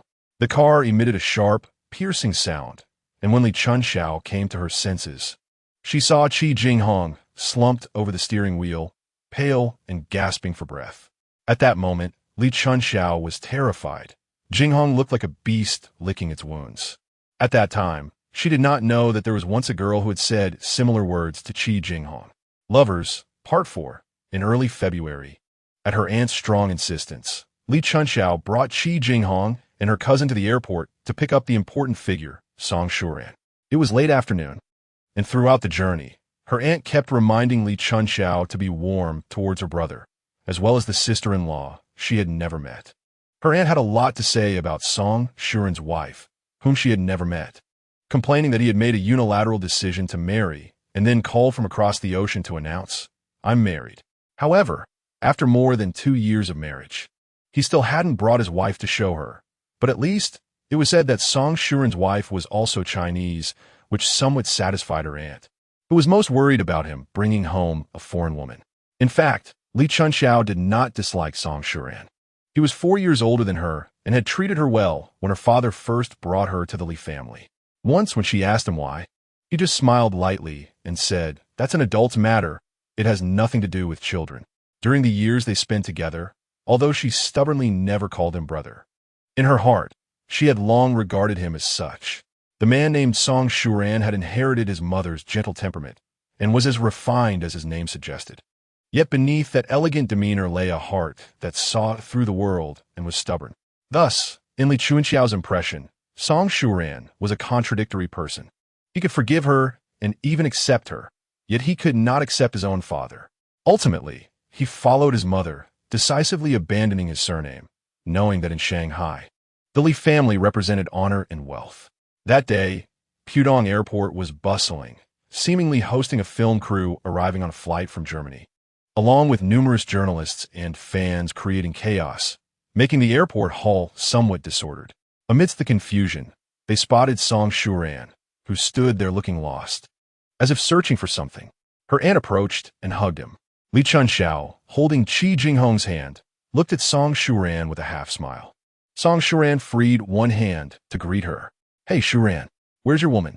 Didn't you say she'd come back with you? Her cousin asked, hands on her hips. Li Chunxiao was also curious about the woman who had made Song Shuran willingly give up his bachelor status. She leaned close to Chi Jinghong's ear and whispered, do you think Song Shuran is hiding his wife because he's afraid that his wife will be captivated by such a handsome brother-in-law? Chi Jinghong chuckled lightly. Song Shuran also looked puzzled. Finally, his gaze landed on a sculpture in the airport. And then he smiled, that smile warm and indulgent. Following his gaze, Li Chunxiao saw a colorful long skirt peeking out from beside the sculpture. "Come out, don't hide. I see you, my gypsy girl." With that, Shuran reached out and pulled his gypsy girl from behind a sculpture. He brought her to stand before them. She stood there, her face slightly pale, with a pointed chin and fair skin that made her eyes appear especially dark, coupled with her serene brows, slightly curled black hair, and a black leather jacket over a colorful gypsy skirt. She gave off an ethereal feeling, as if she had walked out from deep within a forest. The woman did not have particularly striking features. Standing in the crowded airport as hurried travelers passed by her, she stood quietly, exuding an air of independence. "The one I love is on the other side of the water," was Li Chunxiao's first impression upon seeing Shuran's wife. "My wife, Tracy," Shuran said as he held the woman's hand, smiling happily. At that moment, Li Chunxiao felt a sharp pain in her hand, realizing that Chi Jinghong seemed to be gripping her hand tightly, almost to the point of breaking it, and she could also feel him trembling slightly. Shuran introduced his wife to each of them, and finally came to stand before them. "This is my sister, Li Chunxiao, and this is my brother-in-law, Chi Jinghong." The woman named Tracy smiled politely at them, her lips curved in a smile, yet her gaze seemed to drift, and there was a hint of inexplicable, faint sorrow hidden in her features, which upon closer inspection was difficult to decipher. Chi Jinghong released her hand and extended his own. Shuran paused for a moment before shaking his hand. Yet evidently, Chi Jinghong's hand was not directed towards Shuran. After leaving the airport, Li Chunxiao, realizing it later, frowned and looked at her husband. How absent-minded could this person be? Due to the large amount of luggage Shuran brought, Chi Jinghong's car was put to good use. As soon as the car got on the elevated highway, Shuran eagerly turned to look at his wife. "Are you tired?" Through the rearview mirror, Li Chunxiao saw Shuran holding her hand, his large palm enveloping her delicate, fair hand, which looked very warm and beautiful. The man was refined and gentle, while the woman was tender and graceful. Shuran placed his hand on his wife's forehead. She had a slight fever when they arrived, but fortunately, after taking medicine on the plane, her fever has subsided now. "Hey, Dr. Song, don't treat me like one of your patients." Tracy leaned helplessly against the car seat, letting Shuran fuss over her. Shaking his head at Shuran's tense expression, it seemed that her brother was very much in love with a woman named Tracy. Would Qin Xiaojun be furious if she saw this scene? The buildings outside the car window flew by like the wind, and Chi Chunxiao realized that her husband was driving at breakneck speed, leaving one car after another behind. It seemed like Chi Jinghong was driving recklessly. Is Chi Jinghong racing? Li Chunxiao was astonished. Chi Jinghong never did such things. "Hey, Li Chunxiao, can you ask your brother-in-law to slow down a bit? Tracy just took medicine on the plane. This driving style is not acceptable." Shuran raised his voice, frowning at the driver, who was unfamiliar to him. The last time their father passed away, his aunt had only briefly introduced them, and he hadn't gotten to know him well. However, adhering to the habit of loving everything connected to his sister, he quickly accepted him. The man named Chi Jinghong had a striking appearance and demeanor that was unforgettable. Dressed in black mourning clothes, he stood there like a solitary swan in a sea of people. Such a man could make any woman in the world lose her mind. That was his first impression of him. The car came to a sudden stop, and Chi Jinghong turned his head, stretching his tall body towards the back seat, and then asked, "What medicine did you take? Is there any discomfort? Should we go to the hospital to check? Do you still feel any discomfort now?" Chi Jinghong hurriedly threw out a series of questions, his eyes fixed solely on Tracy. Li Chunxiao felt that moment was extremely strange. It seemed that everything was off, and evidently, the other three people in the car felt it too. The atmosphere became momentarily heavy and awkward. "It's fine." Tracy was the first to break the silence, her tone revealing embarrassment. "It's nothing, Mr. Chi. I just had a slight fever when I came, but then Shuran gave me medicine for it. I'm much better now." After this brief interlude, Chi Jinghong slowed down the car. Upon returning to the Li residence, the butler came over to move Shuran's luggage into the West Wing, where he had always stayed before going to Germany. After he left, the butler, who had watched him grow up, would clean that room every 2 or 3 days, keeping it just as it was before he left. His aunt was in a good mood because of her beloved nephew's return and personally cooked. The eldest cousin and her 5-year-old daughter, along with Song Shuran and his wife, made the Li residence feel much livelier. That evening, Chi Jinghong, who had said he had a dinner engagement, ended up staying for dinner because of a last-minute issue with a client he had arranged to meet. During dinner, the assertive aunt naturally did not miss the opportunity to conduct a thorough questioning of Song Shuran's wife. The aunt's first impression of Tracy was clearly positive. In the kitchen, Li Chunxiao overheard her telling the butler that she was basically satisfied with Song Shuran's wife. She was gentle, had an extraordinary demeanor, was not abrasive, and spoke Mandarin clearly and fluently. The aunt and uncle were representatives of the people, so they had always been very nationalistic. The aunt put down her utensils and focused her gaze on Tracy. "Where's your hometown, Tracy?" "Aunt, Tracy is a native Shanghainese," Song Shuran proudly boasted. "You didn't expect that, did you? We're from the same place."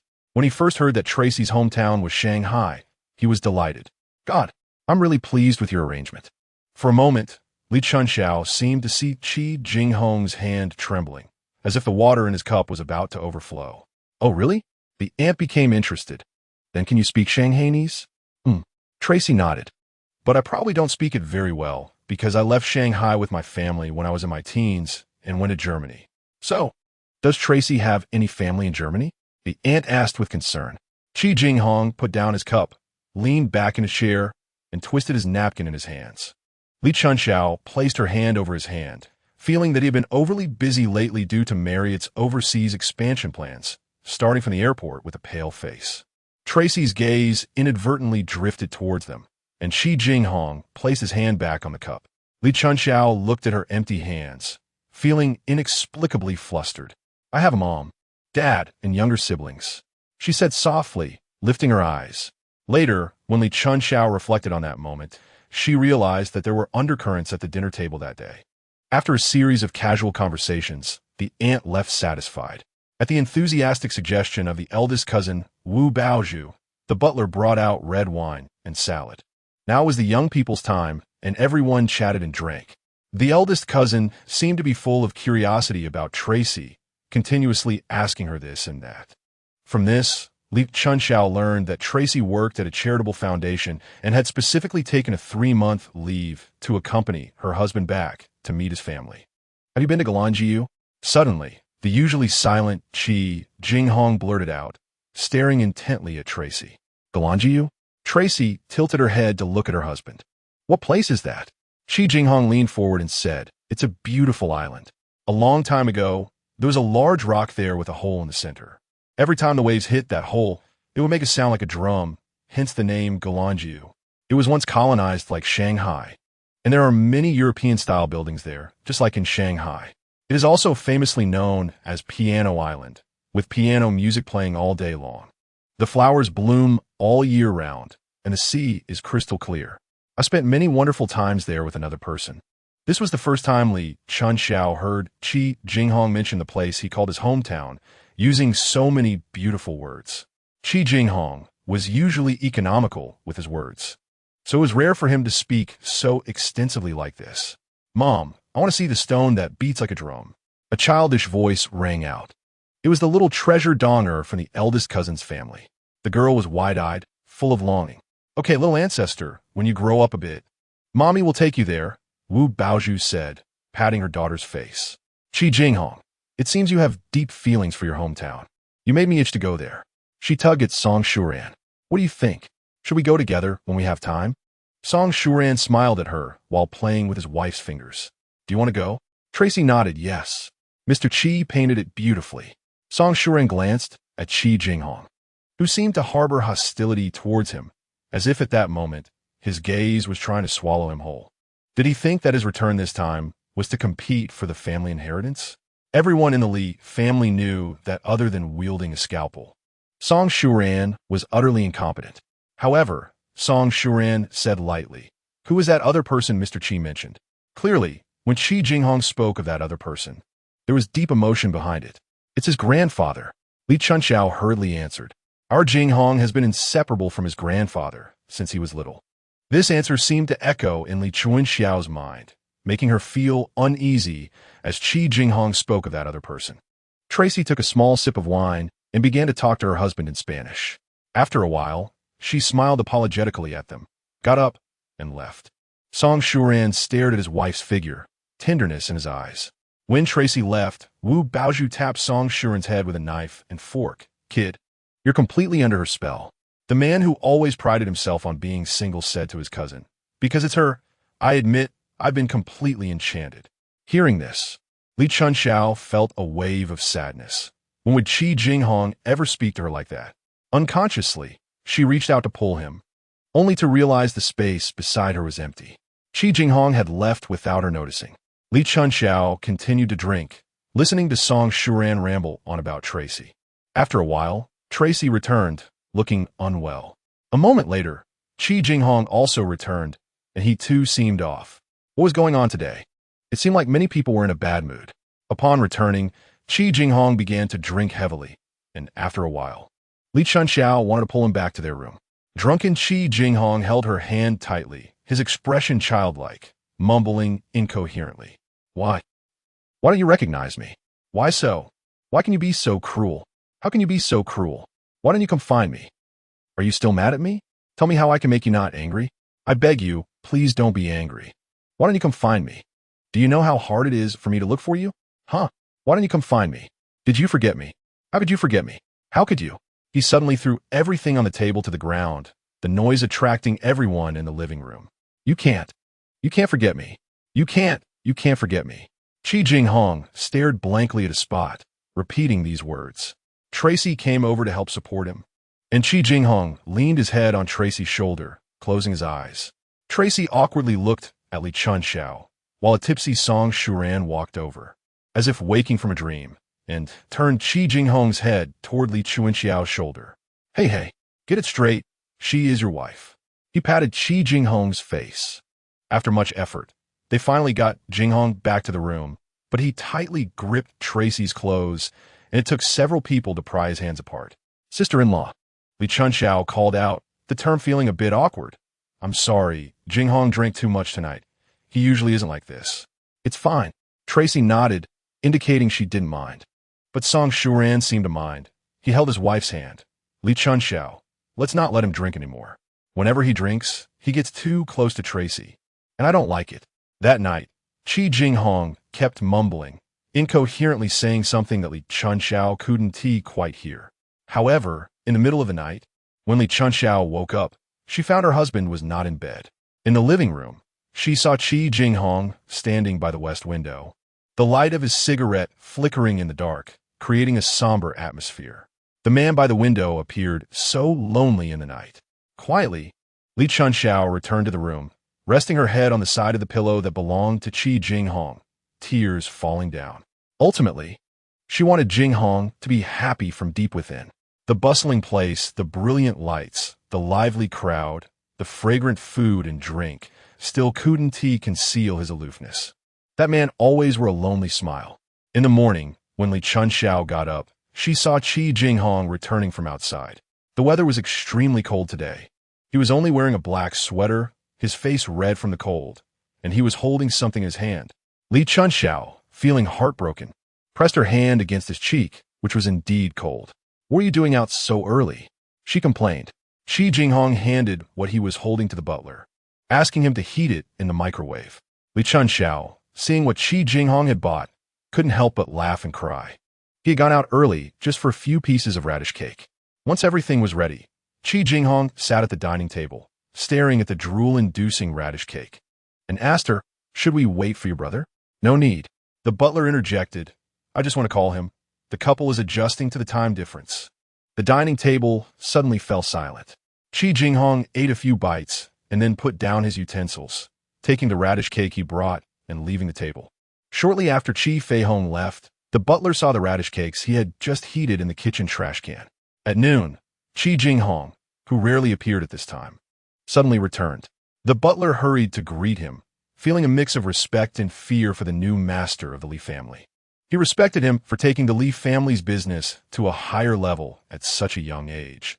His determination was evident. This handsome young man seemed capable of anything. He feared the man's natural aura. The first time the young lady brought him home, he was still an inexperienced youth, yet in front of the master. He remained composed. That person stood there, and at that moment, he had a faint sense that this man was a born leader. And the facts proved it to be true. As he approached, the butler told Chi Jinghong, who was looking around upon entering, "Mr. Chi, the young lady and Miss Qin went out not long ago. What about the others?" Chi Jinghong asked casually. "The others?" The butler paused for a moment before realizing who Chi was referring to. Shuran said he would take his wife out for a stroll. It seemed the butler heard him snort coldly. Did they say when they would be back? The butler said quietly, unsure if he was asking about Chunxiao or Shuran. They will be back late. Shuran said they would have dinner at his aunt's house today. Chunxiao didn't say when she would return. Then, the butler saw Chi Jinghong turn and walk out without looking back. Soon after, a car sped out of the garage, its tires crushing the flowers planted along the road. "Mr. Chi seems a bit off today. Darling, 6 congratulations to me," Qin Xiaojun said cheerfully. "Sister, I finally made it from being a daughter-in-law to being a wife. Congratulations." Li Chunxiao didn't look up. This woman had bombarded her with phone calls. But it was just becoming a signed host for a TV station. It was just moving from behind the scenes to the front. What's with that expression? Qin Xiaojun laughed heartily. "Li Chunxiao, you're jealous. Your old friend is thriving in her career while you're currently unemployed, so you're feeling envious." Li Chunxiao rolled her eyes. She was being a good wife and mother, okay? Qin Xiaojun flattered her by putting her favorite food on her plate. Chunxiao, I want you to help me with something." "What for?" Qin Xiaojun's ingratiating expression made Li Chunxiao's scalp tingle. "Could you persuade your Jinghong to be the first guest on my hosting show? I'm just starting out, and if the first guest is Chi Jinghong, then a whirlwind of Chi Jinghong will sweep across Shanghai. No, the whole country, I guarantee it." Qin Xiaojun spoke passionately, her ample bosom rising and falling. "Hey, Qin Xiaojun, you know that Jinghong rarely shows up in any section other than the finance section. So, you need to whisper sweet nothings to him." Qin Xiaojun lowered her voice ambiguously. "Whisper sweet nothings." Li Chunxiao pulled her closer by the ornament around Qin Xiaojun's neck. "However, this thing that looks like something Cleopatra would wear is really heavy. Doesn't this woman get tired of wearing it?" "Qin Xiaojun, don't even think about it. The whirlwind of Chi Jinghong, I can barely hide him as it is, and the way he looks already makes me anxious. If I turn him into a whirlwind, that would be the end of me. I don't have the leisure to chase after those butterflies that circle around Jinghong all day, so you'd better give up that idea." Qin Xiaojun shook her head at her seat. Jealous woman. The two held their ground for a moment before Qin Xiaojun raised her hand in surrender. All right, enough of that. But you tell me about Song Shuran's wife. How does she feel? Is she as beautiful as a fairy? As beautiful as a fairy?" Li Chunxiao looked at Qin Xiaojun. "In my opinion, her beauty is not even half of yours." "Really?" This compliment made Qin Xiaojun feel good. She picked up a mirror, looking left and right, smiling proudly. "Chunxiao, I still have confidence in my looks. Back in the day, when the two of us stood on the street, all those traffic lights would have become useless and gone back to the recycling bin." Li Chunxiao could no longer stand it and snatched the mirror from her. "How long is this woman going to be vain?" "Qin Xiaojun, I regret to inform you, although her beauty may not be half of yours, your temperament is not even half as good as hers." "Oh, is that so?" Qin Xiaojun's eyes widened. "Good. Li Chunxiao, you've piqued my curiosity. Once I finish my work, you have to arrange a meeting with Song Shuran's wife. I want to compete with her. Qin Xiaojun is truly a firecracker." At that moment, her phone rang, and the name flashing on the screen made Li Chunxiao's heart flutter. You see, Chi Jinghong rarely takes the initiative to call her. "We're having dinner at Auntie's house tonight." After answering the call, Chi Jinghong said this to her. "What made you think of having dinner at Auntie's house?" Li Chunxiao was puzzled. Auntie and uncle are political figures, while Chi Jinghong is a businessman. The intersection of politics and business is a sensitive issue, and Chi Jinghong has always avoided contact with Annie's family. "I have some work-related matters to discuss with Annie." Well then, just as Li Chunxiao finished saying that, Chi Jinghong hung up the phone. Li Chunxiao stared blankly at her phone screen. June sighed inwardly. She had always been an observer watching Li Chunxiao and Chi Jinghong walk together, seeing Li Chunxiao yearn for the man named Chi Jinghong, seeing her resolutely follow him to a foreign land, and ultimately holding his hand to step into the hall of marriage. But all along, that man named Chi Jinghong had been detached from marriage. The man wasn't bad. In fact, he was perhaps too good, serious about work, caring for his family, no scandals, not lingering in places of pleasure, no messy habits, and possessing admirable courage. However, occasionally, June felt that the man resembled a machine, a perfect, impeccable machine. Stepping into Andy's house with Chi Jinghong through the large floor-to-ceiling windows, Li Chunxiao saw Shuran grinning and showing off his talent while playing the guitar in Auntie's open living room. In Annie's tastefully decorated traditional-style living room, the warm yellow light complemented the vintage furniture, and as laughter filled the air, Li Chunxiao was immediately infected by that joyful atmosphere upon entering. Shuran was playing the guitar and singing the Eagles Hotel California, while her cousin's husband was rhythmically shaking a maraca he had somehow found. And Uncle was keeping time by tapping on the table. Auntie and her cousin were smiling as they watched, while her cousin's 2 kids were dancing around. On one side, Tracy was sitting, while her silly brother played the guitar, grinning at his wife. That silly look would make June want to spit blood if she saw it. She sat down next to Chi Jinghong, realizing only after seeing the unkind look from Shuran that Chi Jinghong was sitting in the seat closest to Tracy. Li Chunxiao scooted closer to Chi Jinghong. "Hey, you're in Shuran's seat." But Chi Jinghong seemed oblivious, and Li Chunxiao had to give up. After Shuran finished his performance, he glanced at Chi Jinghong and sat down on the other side of Tracy with an itch. Suddenly, her cousin became interested in the romance between Shuran and Tracy. "Shuran, why don't you tell us how you fell for Tracy? Was it love at first sight, or did it develop over time?" "Love at first sight." Shuran looked entranced, pointing to his chest. "Just like that. It felt like this place opened up, and then I understood that love at first sight really exists in this world. Li Chunxiao inwardly. This bloodline was indeed wonderful. Both she and Shuran experienced love at first sight." "What kind of love at first sight was that? Tell us." And he also showed interest. That day, Shuran squinted, his eyes resting on Tracy's face, his expression gentle. "I remember that day was April 30th, Sweden's bonfire festival.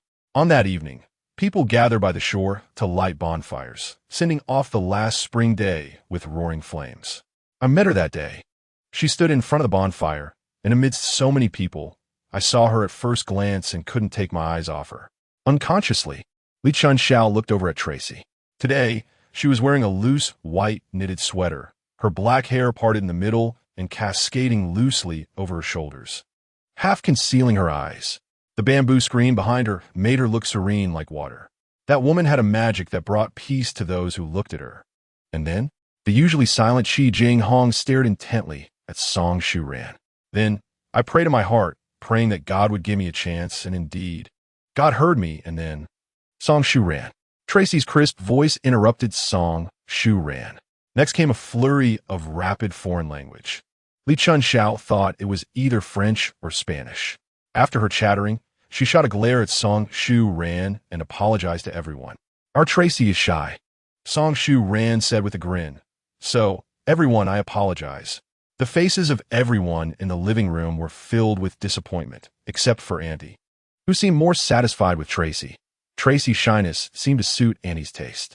That night, Chi Jinghong was once again drunk, and he insisted on driving himself, acting like a stubborn child, gripping the car door tightly, leaving everyone helpless.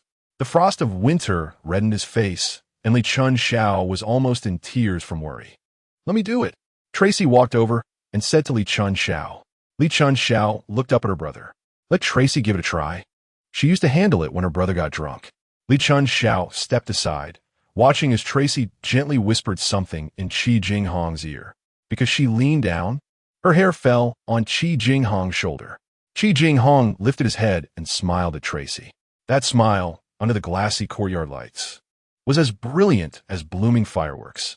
Li Chunxiao had never seen Chi Jinghong smile like that before. At that moment, she realized that Chi Jinghong could also smile so satisfyingly, so simply, so sweetly. He closed his eyes, released his hand that was resting on the car, and took Tracy's hand to press against his cheek, his voice as innocent as a child. I'll listen to you. If you don't like me driving, then I won't drive. This scene left everyone seemingly stunned, and after a while, Shuran realized that Chi Jinghong was holding his wife's hand at that moment. How could Li Chunxiao's husband, when drunk, like to flirt with Tracy? Angrily, he said to Li Chunxiao, "From now on, don't let your husband drink. If he wants to drink, you two should lock yourselves in a room and drink to your heart's content." Looking at Chi Jinghong, who was leaning against the car's seat and falling into a sweet sleep, Li Chunxiao felt an inexplicable bitterness in her heart. Why had Chi Jinghong never shown such a smile in front of her? More often, he would smile and gently stroke her hair and face as if treating her like a child. At that time, she felt satisfied, thinking that it was also a form of love. But now it seemed she was no longer satisfied. In the kitchen, Li Chunxiao's busy figure made Butler Hao feel a pang of heartache. In his eyes, Li Chunxiao had been stubborn since she was young. She had referred to her father as uncle since she was 13 when she was brought to the Li family. Yet this stubborn person had changed completely after meeting Chi Jinghong. She had tucked away her sharp edges, forcing herself to become a gentle and soft wife, like now. Waking up early to make hangover soup for her husband. "Butler Hao, do you think the hangover soup I made looks like hangover soup?" Li Chunxiao asked cautiously. After taking a look, Butler Hao couldn't help but laugh and cry. This hangover soup was just hangover soup. What was there to compare? But he had to support her. "Yes, it looks just like it. Okay, I'll go call Jinghong." Li Chunxiao felt sweet inside. "Chunxiao." Butler Hao hurriedly stopped her. "I'll go call him. I know where he is. You just wait here." Without waiting for Li Chunxiao to react, he hastily walked out, fearing she would see that scene. Just now, he saw Chi Jinghong sitting facing the west wing in the garden. He walked over to greet him, but that person seemed to be in deep meditation, his gaze fixated on the house in the west wing. Following his gaze, Butler Hao saw a side profile reflected in the large glass window of the west wing. It was Shuran's wife, half reclining on a chaise longue, with her long black hair covering half of her face, looking as if she was asleep. The affection that flowed from Chi Jinghong's eyes made Butler Hao feel uneasy. At that moment, he truly wished he were blind. He had a good first impression of Shuran's wife, Tracy. She was neither spoiled nor loud, quiet and polite. Dimly, Butler Hao seemed to sense that something was off.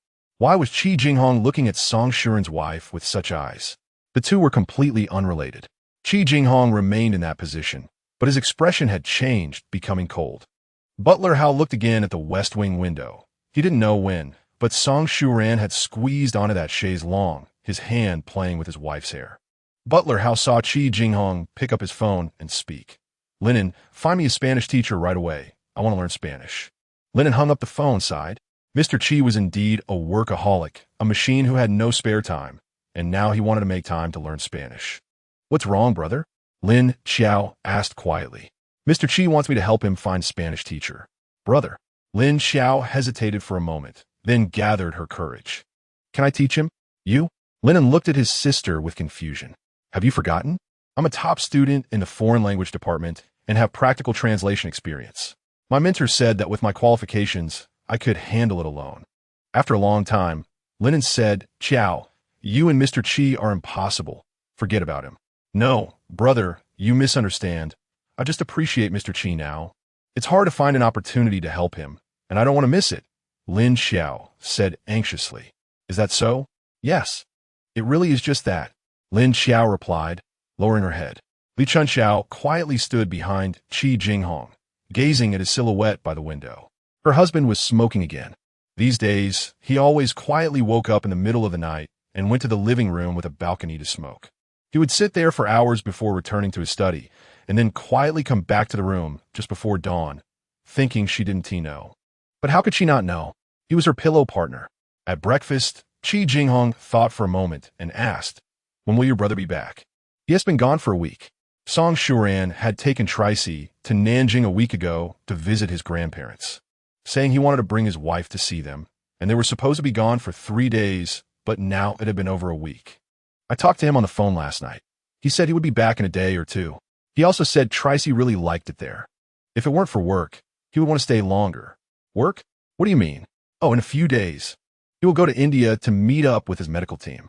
Their medical team is collaborating with the German Red Cross to provide free services in remote areas of India for a month. While eating, Chi Jinghong's movements froze. His expression stiffened. Are you saying they will leave? They're going? They aren't going to stay for 3 months? Li Chunxiao felt something was odd about Chi Jinghong.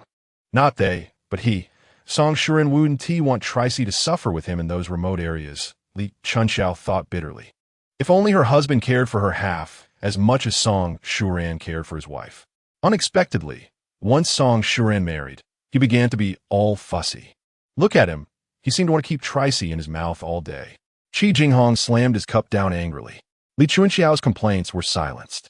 So, you mean only he is going to India? Yes, only Song Shuran is going. As for his wife, he has entrusted her to his cousin to take good care of. Li Chunxiao secretly scolded Song Shuran in her heart for being so fussy that day. Cousin, while I'm not here, you must keep a good eye on her Tracy. Take her out shopping when you have time. She loves bookstores and cinemas the most. Remember, don't take her to those messy places. And don't take her to meet men. Sometimes just take her to try the delicious food in Shanghai. A whole bunch of instructions made Wu Baozhu shake her head vigorously. Finally, she sternly warned Li Chunxiao, and you, Li Chunxiao, she is your sister-in-law. You must take care of her. By the way, if your husband gets drunk, don't let him in front of Tracy. That person was still haunted by the 2 times Chi Jinghong had gotten drunk and caused a scene. So you mean she will stay? Chi Jinghong's sudden question interrupted Li Chunxiao's mental mockery of Song Shuran. She? After a while, Li Chunxiao realized that Chi Jinghong was probably referring to Tracy, her sister-in-law. Yes, Tracy will stay. But, Jinghong, I don't think I heard you call Tracy sister-in-law. She is your sister-in-law. Before she could finish her sentence, Chi Jinghong walked away with a vague expression. 2 days later, Song Shuran and Tracy returned. As soon as Song Shuran came back, he had a sulky face, and Tracy followed behind him with her head down. During dinner, the couple remained silent. The two played a game of eye contact, and, in the end, Tracy put down her chopsticks after taking a few bites. After Tracy left in a huff, Song Shuran also left with a sulky face. After Song Shuran left, Chi Jinghong also left with a sulky face. The dining table was imprinted with Li Chunxiao's face, looking so bewildered. Li Chunxiao stretched out her hand and placed it over it. After hesitating for a moment, she moved closer to the shadow of the garden. Tracy sat sideways on the chair in the flower room, pulling her feet up and curling them on the chair, resting her chin on her knees. Her eyes fixed on a small cluster of climbing plants in the flower room. She sat down beside her. I had a fight with my brother. Tracy didn't look up at her, her eyes still on those climbing plants. I didn't expect Song Shuran would actually argue with you. She finally lifted her head and smiled at her, a shallow dimple appearing on her left cheek as she smiled. Have you ever fought with Mr. Chi? She lowered her eyes. You mean Jinghong? Occasionally. Li Chunxiao laughed. But it's always me being unreasonable. In all of Shanghai, our Jinghong is famous for being a good man and a good husband. Except for, indeed, Chi Jinghong had never lost his temper with her. Even when she occasionally threw a small tantrum, he never got angry. Once, when they were out to dinner, he received 4 phone calls in half an hour. She wanted him to turn off his phone, and he patiently explained that he was waiting for an important call from a client. That time, she got angry and threw his phone in her water cup. He didn't get mad, just said, "All right, now we can eat in peace." Is that so? Tracy gently replied, continuing to stare at those climbing plants in a daze. After a while, she pointed at the climbing plants and said softly, "There were many such plants where I used to live. They would always cover our walls in spring, looking so green from a distance, really beautiful. This woman is a bit out of this world." How did the conversation suddenly shift to those plants? Li Chunxiao looked at those climbing plants, wondering where Chi Jinghong had gotten them. One day, she saw him fiddling with them for a long time in the flower room, later learning that he seemed to have taken a whim and started arranging flowers and plants. Li Chunxiao was about to follow Tracy's topic and discuss flowers and plants to deepen their connection when Tracy suddenly asked, Do you love him? Uh, Trissy is really imaginative. And yes, I love him. I started loving him when I saw him at 20. Maybe it was Trissy's calmness that made Li Chunxiao unconsciously want to tell her how much she loved Chi Jinghong. That's good. Trissy reached out and held her hand. Li Chunxiao felt a bit shy, but for a moment she thought that the girl holding her hand had a hint of faint loneliness in her eyes. When she wanted to take a closer look, a loud voice from the West Wing interrupted. Trissy, come here. Much later, when Li Chunxiao thought back to that moment, when Trissy held her hand, it felt like a trust, entrusting her most cherished feelings to her. Lover. 8. From Song Shuran's cheerful demeanor in the morning, it was clear that the couple had cleared the air. So Li Chunxiao smoothly took Trissy away from Song Shuran. Now, she was escorting Trissy toward the contest between women belonging to Qin Xiaojun. After spending some time together, Li Chunxiao had developed a faint fondness for Trissy. This woman, although somewhat nonsensical in thoughts, still gave off an impression of not being lazy. After sizing up Trissy, she thought, today's outfit is quite on point, wearing the black jacket she wore at the airport, tight jeans tucked into leather ankle boots, and paired with a black patterned scarf around her neck, which really gives her a unique charm. The car stopped at the entrance of New Oriental, and she handed the car keys to the doorman.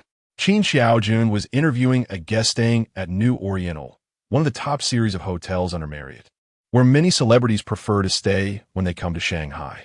Li Chunxiao was very satisfied with this date location. She thought she might get lucky and run into Chi Jinghong, who would occasionally take 2 hours out of his week to inspect the hotel.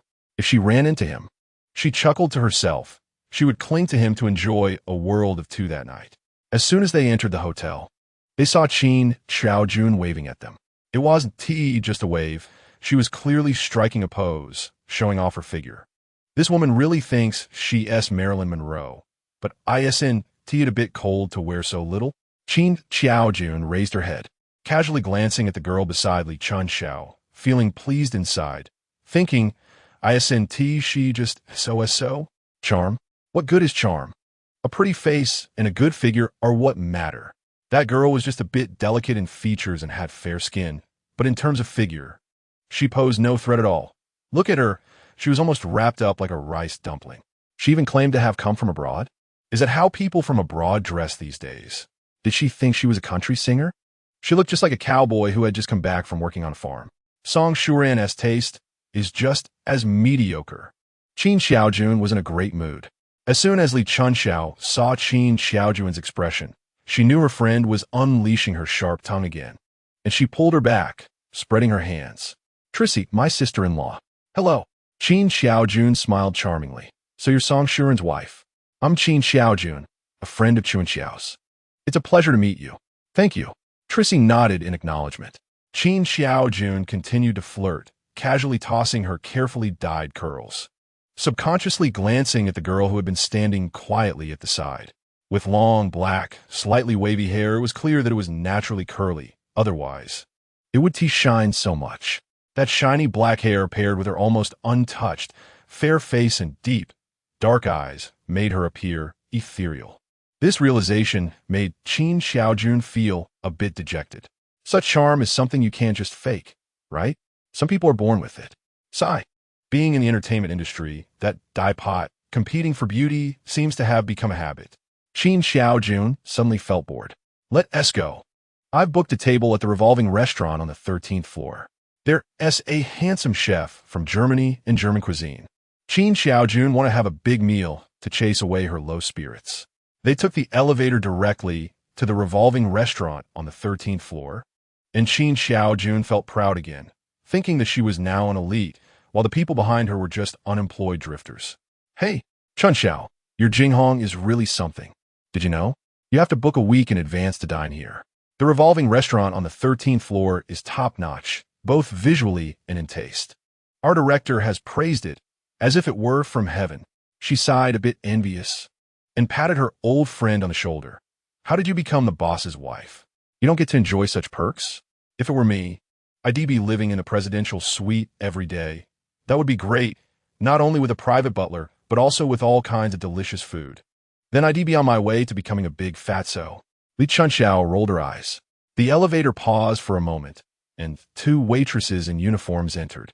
The two waitresses started whispering in front of them, and when Li Chunxiao heard Mr. Chi, her ears perked up. That girl is here again. She went straight into Mr. Chi's private lounge as soon as she arrived. Guess what? What is that girl doing inside for 2 hours every day? It can't be. One of the taller ones spoke ambiguously. No way. Everyone knows Mr. Chi is not that kind of person. Then how do you explain what that girl comes here for every day? There's nothing impossible in this world. I've seen that girl. She looks delicate and weak. A type that men find irresistible. Lowering her voice. Just now, Secretary Lin asked class leader Wan for women's clothes. I guess the women's clothes Secretary Lin wanted are for the one in Mr. Chi's room. No way. The two of them exchanged knowing smiles. They're in that room, you. Li Chunxiao coldly pointed to the taller waitress. Take me there. The waitress looked a bit dumbfounded and said hesitantly, Guest. What do you mean by that? The slightly shorter one whispered a few words in her ear, and then she obediently lowered her head. Standing at the door. What kind of scene is happening inside that room? Li Chunxiao took a deep breath. She didn't doubt her husband, but Chi Jinghong had been acting strangely lately. And the words of those two waitresses combined with Chi Jinghong's recent unusual behavior made her lose confidence. Moreover, she vaguely guessed that the girl in that room should be Lin Xiao. Qin Xiao Jun squeezed Li Chunxiao's hand. When Chi Jinghong came to open the door, he seemed quite surprised to see them. You guys are here? Fortunately, Chi Jinghong's clothes were neat, and Li Chunxiao glanced around the room. Everything seemed normal, except for the sound of water from the bathroom, which stopped immediately after they entered. Come out. The one hiding in the bathroom. Qin Xiao Jun raised her voice. Li Chunxiao's face was now as pale as paper. She had to come to demand justice for her. She had to expose that vixen. Someone really did come out of the bathroom, and she was indeed pitiful to behold, looking like a delicate beauty, wearing a hotel bathrobe with wet hair falling on her shoulders. Qin Xiao Jun coldly snorted. No, it's not what you think. Chi Jinghong's brows were furrowed with urgency. His face was flushed. His hand seemed unsure of where to go, sometimes hanging down, sometimes raising up. Let's see. Why is she in your room? It said she comes here every day. Li Chunxiao, who had been silent, finally spoke. Chi Jinghong's anxious expression was something she found quite satisfying. Once, something similar had happened, and back then, he had just pointed at that beautiful woman and said lightly, Don't think too much. She is a guest at our hotel. Now, at least, Chi Jinghong had made some progress. He was anxious, worried about being misunderstood, and no longer had that poker face. Lin Xiao is here to teach me Spanish. Chi Jinghong approached her. I don't have time. So, she comes here to teach me. Qin Xiao Jun looked around the room, and indeed found several books about quickly interpreting Spanish, along with notes. Judging from Chi Jinghong's urgent expression, it seemed he really cared about Chunxiao. Otherwise, he wouldn't be this nervous. Nervousness represented concern, and she couldn't help but feel happy for that infatuated woman. Finally, she had awaited the arrival of a beautiful night with the spring river and the moon. However, were Chi Jinghong's eyes? Shouldn't he be looking at his beloved wife? Why was he staring at someone else's sister-in-law, almost making her head drop to the ground? That woman seemed to have some sense. She stepped aside. Standing next to Chunxiao was clearly obstructing the couple's eye contact. But what about her being in the bathroom? What do you say to that? Li Chunxiao's voice became lower and lower. A little while ago, Chi Jinghong's voice had turned much colder. The hotel waitress accidentally spilled a plate of spaghetti on her. If you don't believe it, you could go check the dirty clothes in the bathroom. Just then, Linen came in, holding women's clothing. Jealous woman, Li Chunxiao secretly cursed herself. After all, he was Jinghong. How could Jinghong be that kind of person? All right, she couldn't care less about the many people present. She took his arm and rubbed her face against him, her voice as soft as possible. All right, Jinghong, it was my fault. I was overly jealous. I was being unreasonable. I want to do it again next time. You're a magnanimous person, so forgive me, okay? Qin Xiao Jun rubbed her hands to chase away all the goosebumps, unable to bear it. At her age, she was still learning to act like a little girl. She reached out and grabbed the hand of the woman named Suishi. The last thing they needed here was a third wheel, and those two siblings had already vanished without a trace. But why was this woman's hand so cold? As if she had just been pulled out of an ice cellar? When she tried to pull her hand, Sueshi raised her eyes to look at her, and it seemed that a mist was swirling in her eyes. Perhaps it was due to her being backlit by the large glass for a moment. Jinghong Jun couldn't tell whether the glimmer in her eyes was the reflection of water or the light of the glass. My love, 9, in Jinghong Jun's eyes. Chi Jinghong was a reserved and cold man. The first time she saw him, she knew he was like the deep sea. At first glance, she categorized him as a dangerous person who would devour you without spitting out your bones. Yet, Wu Zhenju and Li Chunxiao still fluttered around him like moths to a flame. However, Jinghong Jun was still puzzled as to why he came to the revolving restaurant with them today. This was not Chi Jinghong's style. He was a man of many responsibilities, famously known as a work machine. However, because of Chi Jinghong, they were now sitting in the most eye-catching spot in the revolving restaurant, a place that would intimidate these little bourgeois. The revolving restaurant, as the name suggests, allows you to overlook Shanghai in a 360-degree view with high-tech positioning.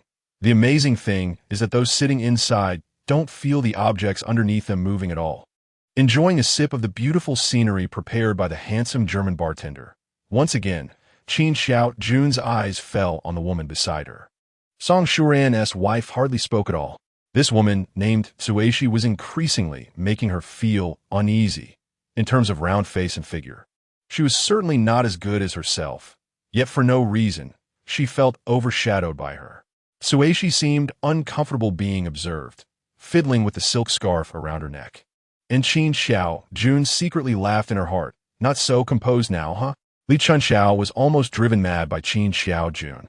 Was she being a bit too childish? Turning her head, she found her husband staring intently at Sueshi across the table. Following Chi Jinghong's gaze and looking closely, Li Chunxiao's face turned red. No wonder Sueshi had tied a scarf around her neck, as it turned out. The faint kiss mark on Sueshi's collarbone was inadvertently revealed as she tugged at it. No wonder Song Shuran had woken up feeling refreshed in the morning, it turned out. Chi Jinghong was still staring at that mark on her neck. Surely, this man must know what that mark represents, so she nudged him with her shoulder. Unexpectedly, the moment Li Chunxiao's shoulder touched Chi Jinghong, the crisp sound of glass shattering rang out. The glass he held in his hand shattered just like that. Before Li Chunxiao could react, Sueshi, sitting opposite Chi Jinghong, rushed over, covering Chi Jinghong's hand with a napkin, and in an instant, the napkin was stained red with blood. But Chi Jinghong forcefully pushed Sueshi away. Perhaps he had used too much force, and Sueshi stumbled and fell to the ground. Jinghong. Li Chunxiao was momentarily at a loss, and her head felt dizzy as she looked at the bright red blood. Tracy got up from the ground, picked up a napkin, and came to Chi Jinghong, covering his bleeding hand again. Mr. Chi, I've learned first aid. Let me check if you have any glass shards in your hand. This time, Chi Jinghong didn't push her away but stood up and held Tracy's hand. Chunxiao has a blood phobia. Jinghong, you stay here with her. I have a medical kit in my room. Let us go there to treat the wound. After saying that, he pulled Tracy along without looking back. Jinghong Jun stared blankly at the two people leaving hand in hand, as if stepping into a fog, full of confusion, because she was facing Chi Jinghong. His expression was clearly visible to her. Just moments ago, when Tracy rushed to him, Chi Jinghong's expression was one of anger, like a sulking child. And when he saw Tracy fall to the ground, he looked utterly regretful. Why was it like this? Vaguely, Jinghong Jun felt that there was some connection between the two of them. Almost half an hour later, Li Chunxiao finally came to her senses from the dizziness. She patted her head in annoyance. All right, Jinghong Jun grabbed her hand. It's not your fault to have a blood phobia. Eagerly, Li Chunxiao pulled Jinghong Jun and ran, saying she needed to see Jinghong since he had lost so much blood. The door to the break room was not closed but half open. Li Chunxiao pushed the door open. Inside the room was only Chi Jinghong, sitting on a white sofa by the window, looking outside with his face turned to the side, and his hand was already bandaged. Li Chunxiao squatted down beside him, examining his injured hand. The wounds must be deep since he bled so much, right? Does it hurt? Should we go to the hospital for a checkup? No need, Chi Jinghong said, stroking her hair. Jinghong Jun noticed a small cut on Chi Jinghong's lip, with fine streaks of blood.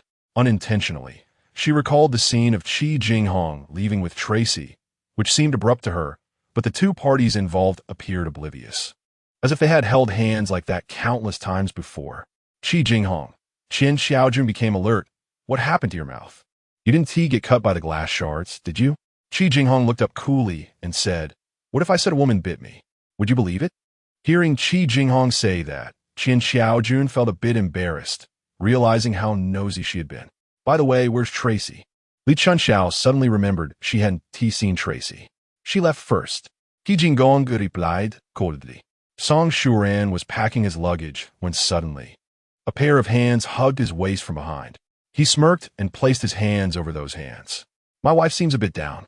Turning around, he naturally embraced Tracy. Tracy didn't respond, but rested her head on his shoulder and sighed. Are you missing your grandpa now that you're here? Yeah, I miss him. Grandpa kept mentioning Shanghai before he passed away. A wave of sadness surged in Song Shuran's heart. He never got to see him for the last time. Before he returned to Shanghai for his father's funeral, the old man seemed to sense something, tightly holding his hand at the airport and placing Tracy's hand in his.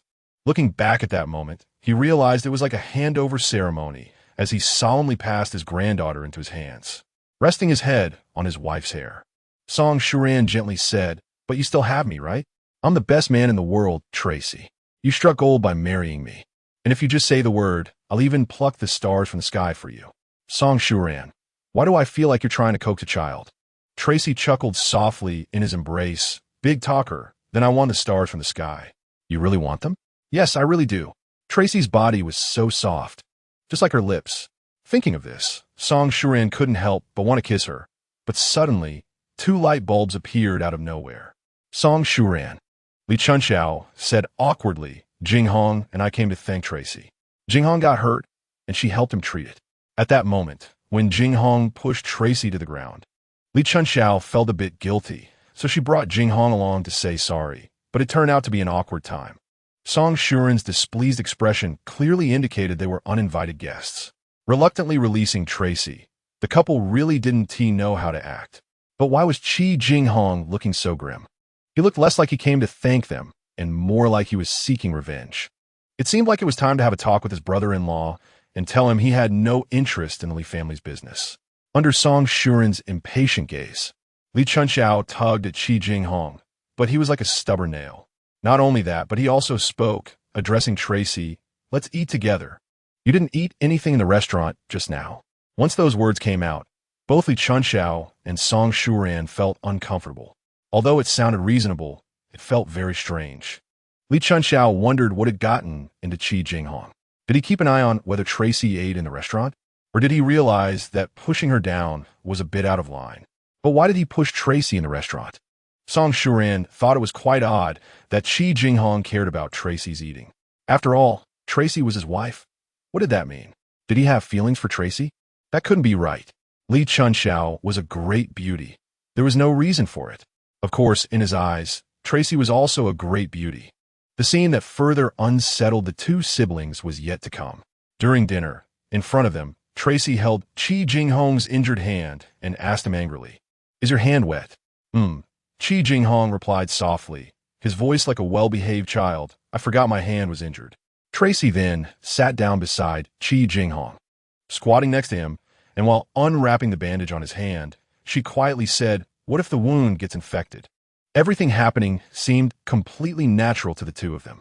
Chi Jinghong didn't answer, his half-closed eyes resting on the top of Tracy's head. Tracy tilted her head, and her dark floral scarf seemed to have gone missing. Her black hair fell to one side due to her posture, revealing her beautiful neck and delicate earlobes. Looking so enchanting, Li Chunxiao turned her face away. The scene was so beautiful that she couldn't bear to look, as if no one could intrude upon that moment. Her heart ached faintly, but she didn't know why. Why? Why did Chi Jinghong show such tender affection towards a woman he had only recently met? That woman was someone else's wife, and she was also Li Chunxiao's sister-in-law. Lover, 10. That scene also stimulated Song Shuran. He gazed deeply at Tracy, his Tracy. The first time he saw her, his heart stirred, and by the second glance, he was already in love, as if it had happened just yesterday. She had fainted in his arms, and at that moment, due to his identity as a doctor, the heroic task of saving the beauty fell upon him. Beside the roaring bonfire, she opened her eyes in his embrace, with the bright flames reflecting in her eyes, dressed like a gypsy woman. The jewelry on her hands tinkling in the wind, like a dream. Later, he learned that at that time, the girl thought that day was her last day. So she came there wanting to leave the world in the most beautiful way.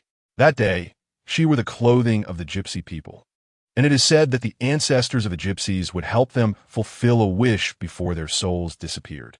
When she woke up in his arms, Song Shuran realized why he had a sudden whim to drive from Germany to Sweden to attend a festival bonfire that day. It turned out that this impulsive journey was to meet her. When she woke up in his arms, all those individualistic thoughts turned into nonsense. And Song Shuran became an ordinary man who wanted to become the old man and old woman walking hand in hand while walking their dog in the park. Thus, Song Shuran began to pursue her clumsily, and when his awkward pursuit became bold, she told him, Song Shuran, don't waste your time anymore. I'm someone who might not wake up tomorrow after lying down tonight. Don't forget, I'm a doctor, so I won't let that happen to you. At that time, he vowed confidently. After a while, Song Shuran's crazy love for Tracy seemed to become common knowledge, and then Tracy said to him, Song Shuran, it's impossible for us. I've decided I will never marry anyone in my life. Then we should be together even more because before I met you, I also decided I would never marry anyone. So we are a match made in heaven. Persistently, Song Shuran did many things that hurt his pride, but still couldn't win Tracy's heart. In the end, her grandfather passed away. After the funeral, she hid under the flower rack, curling up like a stray cat without a home. He walked over and pulled her into his arms. She looked up like a lost deer in the jungle and said, Song Shuran, in the end, I've been left behind in this world. Now what? I'm really all alone. No, you still have me. Song Shuran would never abandon Tracy. 3 days later, they got engaged. And 3 months later, they got married. After getting married, they could be said to be a loving couple, but because at that time, he took advantage of the situation, Song Shuran still felt a bit guilty. Deep down, he sensed that his wife's heart seemed to harbor another person. However, Tracy was truly a good wife, gentle and understanding. Although occasionally a hint of confusion and loneliness would show in her eyes, Song Shuran told himself not to care too much. He had finally turned her into Mrs. Song Shuran.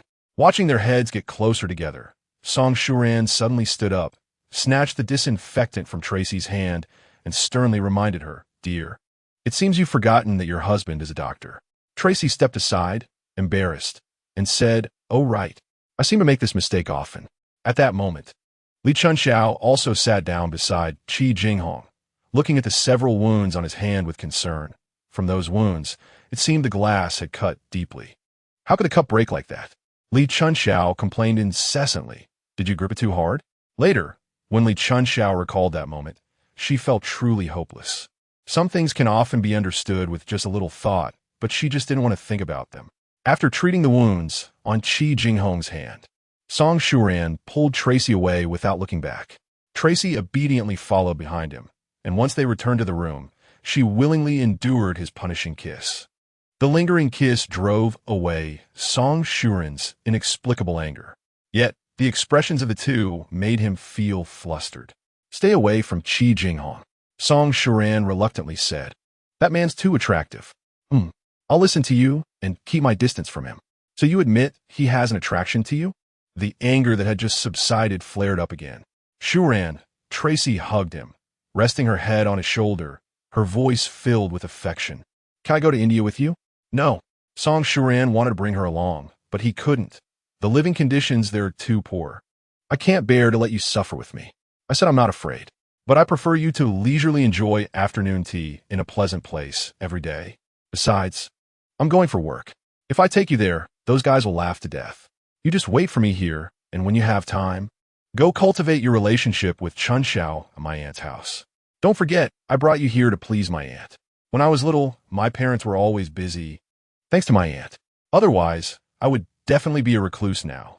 I'll be back in 40 days. Song Shuran heard Tracy's seemingly faint sigh. The next day, Song Shuran left, and Li Chunxiao accompanied Tracy to the airport to see him off. At that time, he patted her shoulder and said, Our Chunxiao has become a real princess.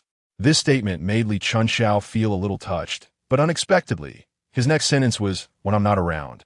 Help me take care of Tracy and keep her company when you have time." Really, the once ethereal song Shuran had begun to become down to earth. Thus, the day after song Shuran left, Li Chunxiao took Tracy to the most famous dessert restaurant in Shanghai for afternoon tea. The two savored the rich and delicious Blue Mountain coffee while chatting intermittently, mostly with Li Chunxiao talking and Tracy listening.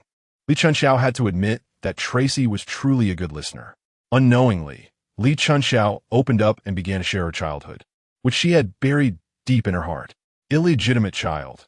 This label weighed heavily on her heart. In the end, Li Chunxiao's words became choked. "Listen to me, Chunxiao.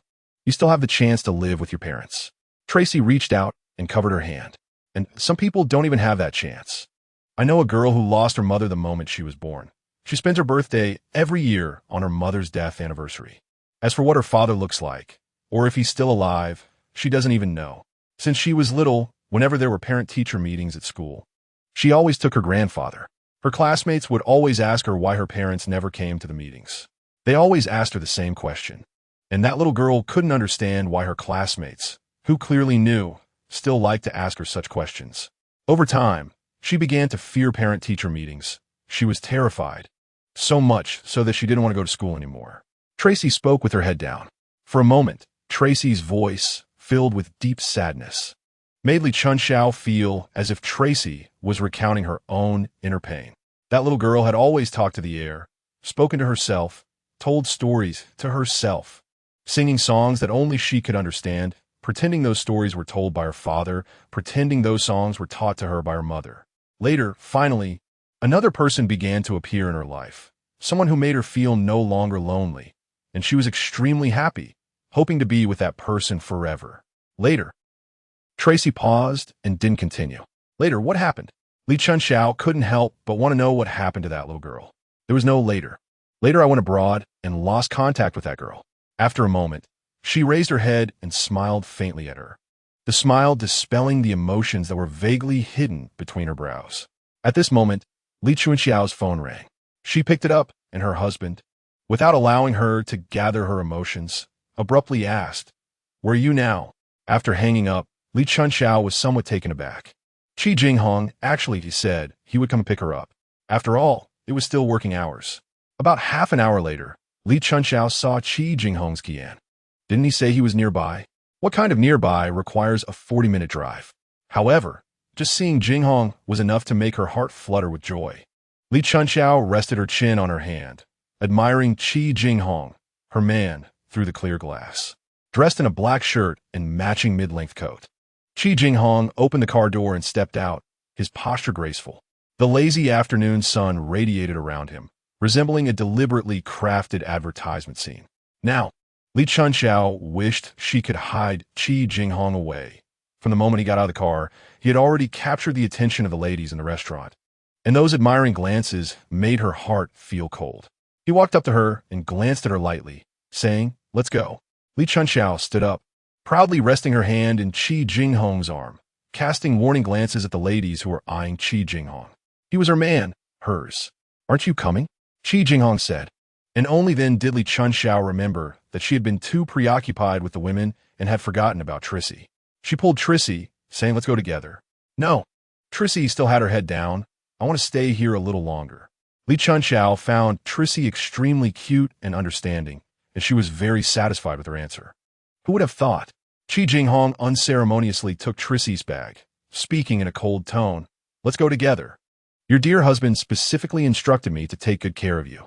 On the way, Chi Jinghong seemed to be angry with someone, driving the car fast, almost treating her and Trissy like air.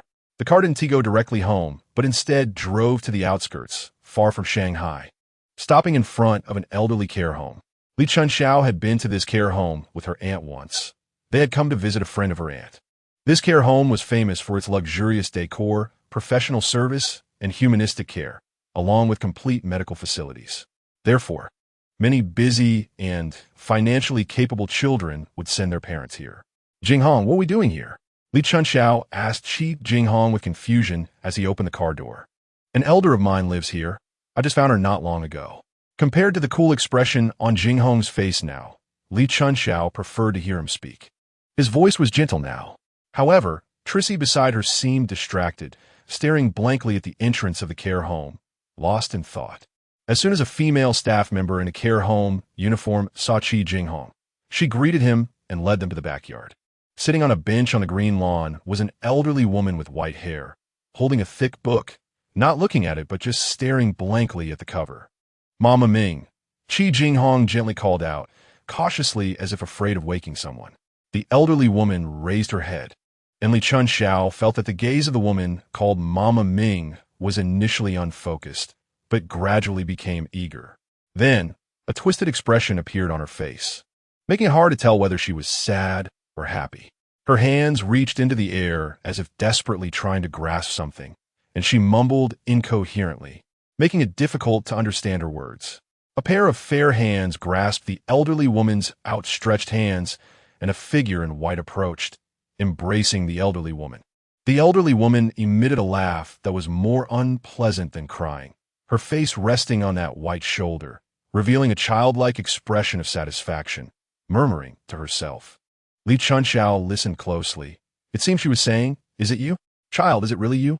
"Yes, it's me, really me," the person embracing the elderly woman murmured. "You finally came. You finally returned to Mama Ming's side." The elderly woman closed her eyes, smiling with satisfaction, saying, yes, yes." The person holding the elderly woman had an unclear expression, her voice gentle, as if she were softly singing to her own child. Her hands gently stroking the elderly woman's back. The elderly woman softened in her soothing voice, and soon, light snoring was heard. All of this seemed extremely strange to Li Chunxiao. She couldn't understand why Trissy was acting this way, as if she had known the elderly woman for years. But how could that be possible? Turning her head to ask Chi Jinghong, she nudged his hand, but he seemed oblivious, as if he had fallen into another time and space. Yet his eyes seemed to shimmer with tears, hiding emotions she couldn't comprehend within that glimmer. She stared blankly at Chi Jinghong, and he stared blankly at the two people embracing on a bench. Old Mrs. Ming hadn't slept for a week, and the people here had no way to help her. At some point, a middle-aged man stood beside Li Chunxiao. She recognized him. His surname was Zhua, the director of the care home. "What's going on?" Li Chunxiao murmured. "Not long ago," Director Zhua said in a low voice, "Mr. Chi brought her here. He said he had been looking for her for a long time and had finally found her. He specifically asked me to take good care of her. When Mrs. Ming arrived here, her dementia was already very severe. Moreover, she also suffered from insomnia, sometimes manageable with medication, and sometimes not even that helped. It seemed she had been missing her child for a long time. Sometimes she mistook her caregivers for her child. Occasionally, when she was clear-headed, she would hold a book and talk about how her child loved to read. What is her relationship with Jinghong?" Li Chunxiao's gaze returned to the elderly woman, the sunset adding a touch of weariness to her white hair. Did those white hairs come from longing? Thinking of this made Li Chunxiao's heart ache. "Mr. Chi said she was an elder who watched him grow up." Li Chunxiao walked over and embraced the already sleeping elderly woman. This was indeed an elder who had watched Jinghong grow up. Under Director Zhua's instructions, the staff carefully lifted the elderly woman into a wheelchair and then pushed the wheelchair away. The figures of the staff and the elderly woman gradually receded. Only then did Trissy stand up, awkwardly poking her hands, and then, somewhat shyly, said, "Am I being a bit presumptuous? I'm sorry, I work at a charity organization, and we also have a care home. I often spend time with the elderly, so I just couldn't help myself. I understand, it's a professional habit. Sometimes, I find myself doing the same as you," Director Zhua chuckled. "But you are quite suited for this. Our staff here struggles every day and cannot get her sleep." Trissy lowered her head. "I have received professional training in this area." As soon as Trissy's words fell, Li Chunxiao heard Chi Jinghong let out a cold snort, accompanied by a faint sneer. On the way home, no one spoke. Li Chunxiao sat in the passenger seat, glancing through the rearview mirror at Tracy, sitting in the back seat. She had her eyes closed, her head resting against the car window, looking exhausted, and it was unclear whether she had fallen asleep. "Jinghong, just who is that old lady?" Li Chunxiao couldn't help but ask.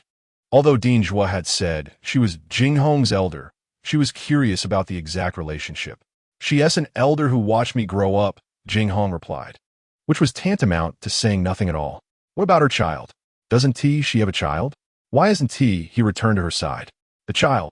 Chi Jinghong raised his voice slightly, his gaze drifting toward the rearview mirror. That child has grown up and doesn't want to return to her side anymore. Perhaps his heart has changed, and he no longer wants to stay with her. Maybe he has already forgotten her. Or perhaps he has someone else in his heart and has forgotten the person he once knew. Chi Jinghong's tone was harsh, with a suppressed sorrow in his expression, which gave Li Chunxiao the illusion that he was accusing a lover who had already changed their heart. In the back seat, Tracy shifted her body, leaning her head deeper into the seat. Jinghong turned on the music, and soothing melodies began to flow through the car. Gradually, the car slowed down. At first, Li Chunxiao said one or two sentences, but seeing that Jinghong did not respond, she closed her mouth. Just as the car pulled up to the entrance of the house, Li Chunxiao's phone rang. As soon as she answered, she heard Qin Xiaojun shouting on the other end, "I don't need you to drive me home." Who? Who wants you to drive me? Don't think I don't know what you're after, huh? Put away those dirty thoughts in your head. Thinking of taking advantage of me? No. No way. I'm telling you, don't even think about it. Li Chunxiao gritted her teeth and closed her eyes. This wild woman was at it again, getting into another drinking contest. It was always like this. The wild woman on the other end seemed to remember something and elongated her tone. Chunxiao, my good Chunxiao, come and pick me up quickly. Otherwise, on the other end, Qin Xiaojun chuckled, otherwise, big sister will be taken to those stinky men's beds. What a crazy woman. Li Chunxiao hung up, feeling helpless. Jinghong, Xiaojun is drunk again. It seems I have to go get her home. Just as she was about to wake Tracy, Chi Jinghong stopped her. You go drive. I'll wake her up. After Butler, Hao came down from the second floor of the West Wing. He saw Chi Jinghong carrying someone in. Just as he was about to greet him, he caught sight of the person in his arms and instinctively stepped back into a corner, his heart racing uncontrollably. He watched as Chi Jinghong gently placed the person on the chaise longue, where she usually liked to lie, through the gaps of the tall potted plants. Butler Hao could clearly see the expression on Chi Jinghong's face. It was gentle to the point of being almost ethereal. He half squatted beside the chaise longue, his gaze fixated on the sleeping person's face, reaching out a hand to carefully brush away the hair covering her face. His fingers gently tracing her features from her brow to her eyes, to her nose, finally resting on her lips. The person lying on the chaise long breathed evenly, slightly furrowing her brow before relaxing again. A soft sigh escaped her lips, sounding like a lover's whisper, flowing through the quiet space, sometimes heavy, sometimes light. Still love sleeping in, huh? When you wake up, you still look like a pig. Aren't you afraid someone will pack you up and sell you? He lowered his head, resting his face in the crook of her arm. How much longer do you want to play? How long are you going to be stubborn? After a pause, the speaker seemed to be trying hard to suppress his emotions. Stop playing, okay? I no longer have the energy to play hide and seek with you. He pressed the sleeping person's hand against his heart. You've worn out enough. So, he wouldn't let you take matters into your own hands anymore. He rubbed the hand he was holding against his lips, then leaned down, pressing his lips to hers, as if afraid of waking the person still in slumber. He only kissed the corners of her mouth softly. The perfectly dim light outlined the silhouettes of the two, like two fish kissing. This scene left Butler Hao feeling cold and powerless. Stealthily, he slipped out the back door, standing at a high point in the garden, surveying the white building he had served for decades, which stood tall and majestic in the night. However, how long could this seemingly peaceful facade last? Chunxiao, it seemed, would never be able to touch that man's heart in this lifetime. Just like Shuran's mother, no matter how hard she tried, she could not win her husband's heart. Lover, 12. This weekend, Wu Baozhu decided to take Tracy to experience the nightlife in Shanghai. Of course, she would tell Song Shuran about it. That guy had been bombarding her with calls lately, and since she and Song Shuran were of similar age, they had grown up without suspicion. Wu Baozhu, I entrusted Tracy to you. Wu Baozhu, while I'm not around, you must take good care of her. Wu Baozhu, you have to spend more time with Tracy. That girl Li Chunxiao is unreliable. She only cares about her husband. Wu Baozhu, don't let Tracy feel lonely. She has been a recluse since childhood. So she doesn't know how to blend in with others. If she can't, you at least need to blend in with her first. Wu Baozhu was almost driven to madness by her cousin, who was 2 years younger than her. This man was simply outrageous. As if she was the little lamb, while he was the lamb's nanny. Please, Wu Baozhu was a photographer. Although not very famous, she was still a photographer. Thus, Wu Baozhu felt it was necessary to take Tracy to a nightclub. Of course, when they returned, she would report back to Song Shuran in detail. Ideally, Tracy would have 1 or 2 romantic encounters, and then, haha. For this reason, under her ill-intentioned suggestion, Tracy put on light makeup and, under her enthusiastic insistence, wore the black sexy little dress she had gifted her, tightly wrapped in the front, while the back. However, Tracy's back curve was indeed impressive, and the exposed skin was as white as jade. Once she took off her outerwear, it would be hard not to have romantic encounters. Originally, she planned to go with Tracy, but later, seeing Li Chunxiao lounging around at home, she decided to call her along. Unexpectedly, the so-called queen of the nightclub also showed up. Upon hearing about Milan's weekend entrance tickets, she immediately glued herself to them without a second thought. The 4 of them arrived at the entrance, and Chi Jinghong had just returned. Knowing they were going to a bar, he said without room for refusal, "Let us go together." Wu Baozhu was furious. Was this Chi Jinghong possessed by Song Shuran's spirit? Did he even care if his wife visited a nightclub? As for Chi Jinghong, Wu Baozhu had no good feelings for him at all. Although from a photographer's perspective, Chi Jinghong was visually flawless, so what? Back in that love triangle, her younger sister had lost out. She still remembered how her sister Pearl had laughed like a madman when she learned that Li Chunxiao's father had intervened. And Chi Jinghong agreed to get engaged to Li Chunxiao. Sister, it turns out Chi Jinghong is just an ordinary person. Sister, I wish I had such a capable father like Chunxiao. At that time, Chi Jinghong became an ambitious figure in Wu Baozhu's heart. She often speculated on how many benefits her uncle had given Chi Jinghong. Later one time, her uncle told her mother that the only condition for Chi Jinghong to be engaged to Li Chunxiao was to help him obtain a visa to Ireland as quickly as possible. In the end, Chi Jinghong left for abroad in a flash, and the day after he left, Li Chunxiao also boarded a flight to Ireland. However, Wu Baozhu only found out about this later. By then, Wu Zhenju had been in that African continent for almost a year. Thus, Wu Baozhu didn't want to bring up the past. If her sister knew the inside story of Chi Jinghong and Li Chunxiao's engagement, would that girl be furious? A visa to Ireland could secure Chi Jinghong that man.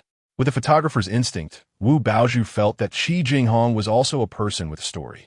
Occasionally, she was curious about why he longed for that country called Ireland, wondering if something was pulling him there, perhaps related to a girl.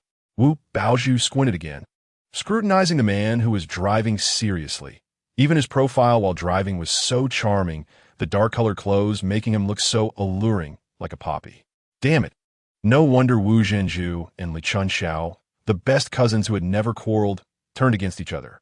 If she were a few years younger, she might have fallen for him too. Cousin, enough. You're about to bore a hole in Jinghong's head, Li Chunxiao warned her coldly through the rearview mirror. Cough, cough. Wu Baozhu pretended to clear her throat awkwardly, eventually shifting her gaze to the 2 very different women beside her. One was talking nonstop on her phone, while the other had her eyes fixed outside the car window, seemingly without presence. Wu Baozhu decided to poke at the so-called nightclub queen. Wanted to make Qin Xiaojun's vibrant makeup look dull. She wanted to see her meet her match. Hey, Qin Xiaojun, I guarantee that tonight.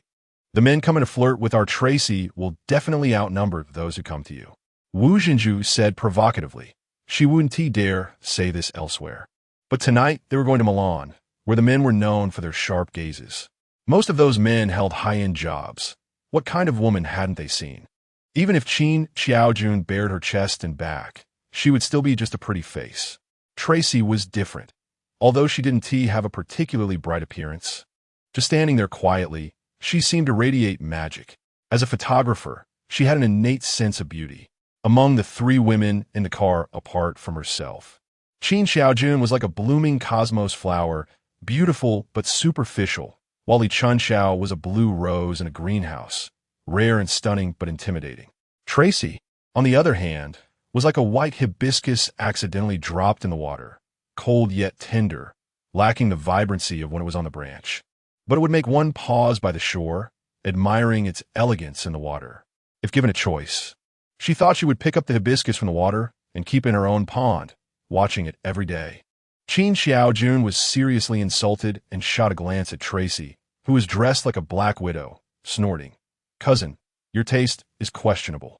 No wonder when people mention you. They always say you're someone's daughter or someone's wife, but never call you a certain photographer." This time, it was Wu Baoju's turn to be furious. This was a sore spot for her. "Chi Jinghong, how about we bet that tonight?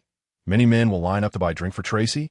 Wu Baoju wanted to say more, like why Song Shuran would choose Tracy over Chi Jinghong, but suddenly, Chi Jinghong, who had been driving in silence, scolded loudly. "Are you guys done making noise? Tonight, no man is allowed to buy you drinks. I'll only say this once." In the end, he added this emphatically. Wu Baoju shut her mouth. This man really had a strong presence. However, she was puzzled. She and T dragged his wife into this, so what was he jealous about? Milan, as its name suggests, upon entering the bar, one couldn't help but be infected by the atmosphere, as if immersed in the stylish streets of Milan. It had a medieval European luxury feel, with seemingly irregular decorations perfectly catering to the sense of decadence young people praise, combined with deliberately created lighting effects and varied music. Milan always had a steady stream of customers. The owner of Milan was an Italian, a romantic and sociable one, so every weekend, he would invite some regulars and newly made friends to throw a party at the bar. Typically, Italians put a lot of effort into weekend parties, ensuring attendees leave satisfied, which is why the entry tickets for Milan's weekend parties were always in high demand. As soon as the Italian saw them, he came over to greet them in broken Chinese and personally led them to a great spot. Tonight's party theme was to drink while standing, listen to music while standing, and make friends while standing, so everything that could be sat on in the bar was removed. Chi Jinghong silently lamented. She was wearing 10-centimeter high heels. Out of the corner of her eye, she saw Wu Baoju's mocking expression. Straightening her S-shaped figure, she thought she would never let Wu Baoju look down on her. Later, she would show her that she was not pretending to be the queen of the nightclub. Li Chunxiao found it amusing. The undercurrents between her cousin and Chi Jinghong were like thunder and fire. Yet the other main character remained calm and low-key, lazily leaning against a metal frame, sipping lemon liquor while appreciating the jazz on the small tea stage. Linking arms with Chi Jinghong, she decided not to care too much.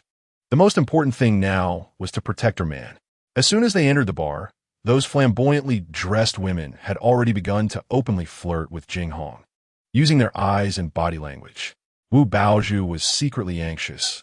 Clearly, the men's gazes were all focused on them. She bet that Tracy had already caught the interest of several men, but the problem was that in front of a man like Chi Jinghong, those guys could only retract their claws. When Li Chunxiao hooked her arm around Chi Jinghong's, Wu Baoju felt an opportunity had come. The facts were clear. Chi Jinghong already had a partner, so, Song Shuran, I'm sorry. Thus, she pretended to accidentally spill her drink on Tracy's little jacket. Now, it was impossible not to take off the jacket. Now, it was impossible not to reveal her beautiful back. "Tracy, look at me." She apologized while forcibly helping her take off the jacket. Some loose hair fell on Tracy's back, and Wu Baoju thought she looked incredibly alluring. The black velvet dress made her skin look enchanting. How painful would it be for Song Shuran to find out? Wu Baoju felt great.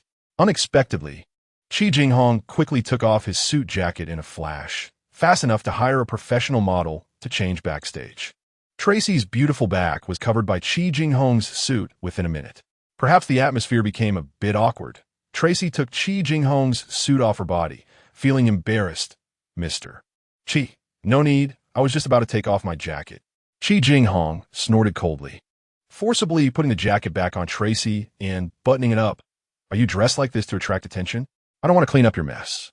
At that moment, Wu Baoju had a certain illusion, as if Tracy were actually Chi Jinghong's wife. She glanced at Li Chunxiao, whose pale face was illuminated by the dim lights.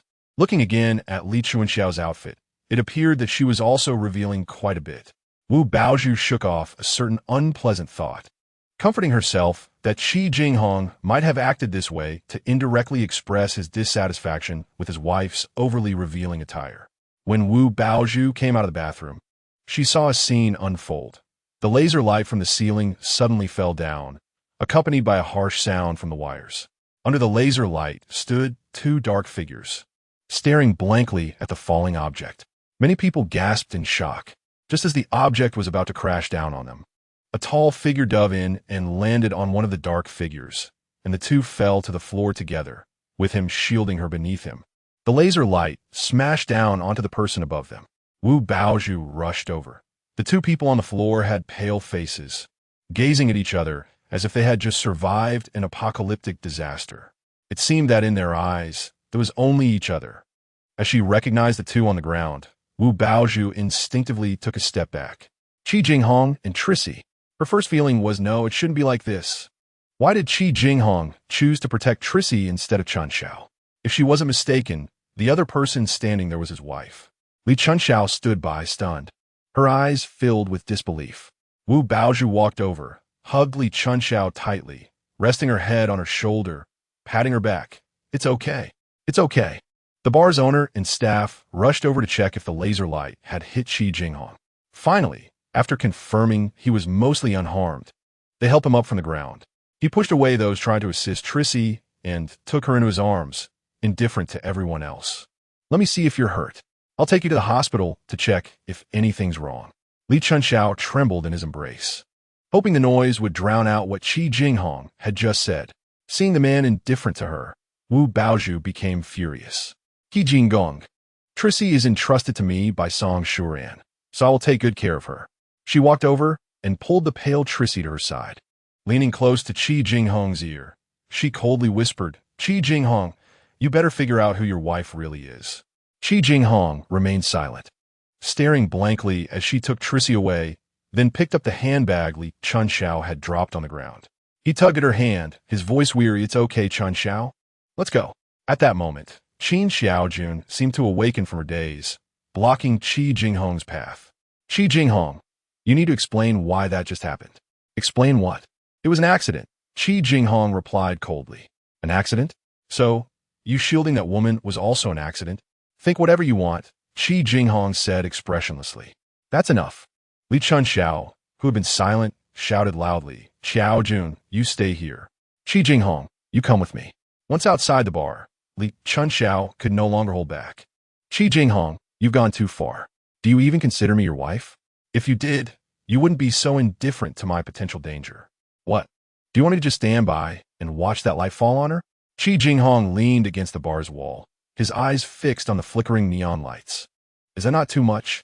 But that light could have fallen on me too. Did it not fall on you?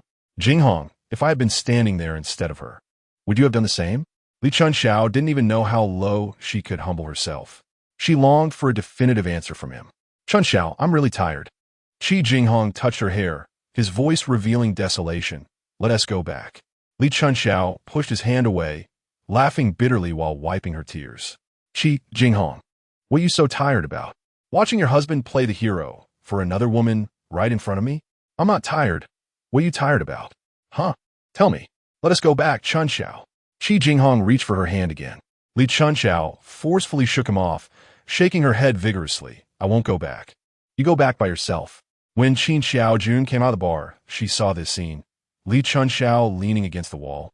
The dazzling neon lights of the Milan sign casting a brilliant glow on her. Her eyes were fixed, unfocused on a certain spot, and her glamorous attire and beautiful appearance couldn't conceal her loneliness. All along, Li Chunxiao had been the apple of Li Gang's eye. Everyone on the bun knew that Li Gang had given everything for this daughter. For a long time, Li Chunxiao could get whatever she wanted. No one dared to mention the words illegitimate daughter in front of her because she had a father who could cover the sky with one hand. However, Qin Xiaojun knew that Li Chunxiao had always rejected the role of being Li Gang's daughter in her heart, constantly brewing a desire to break free from her father, until Chi Jinghong appeared. Li Chunxiao, who had never known how to love someone, made a domineering request to her father. Dad, I want you to make Chi Jinghong my lover.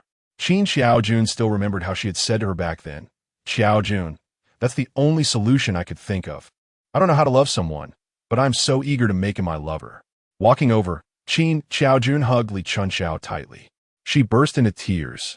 Xiaojun, does Jinghong like Trissy? Otherwise, why would he do something like that? But how could he like Trissy? They've only known each other for a few days. But I've known him for so long. How could he? I'm more beautiful than Trissy and younger too. What does that woman have that S worth liking? Besides, Trissy is Song Shuran's wife. How could Chi Jinghong? You misunderstood, Chunxiao.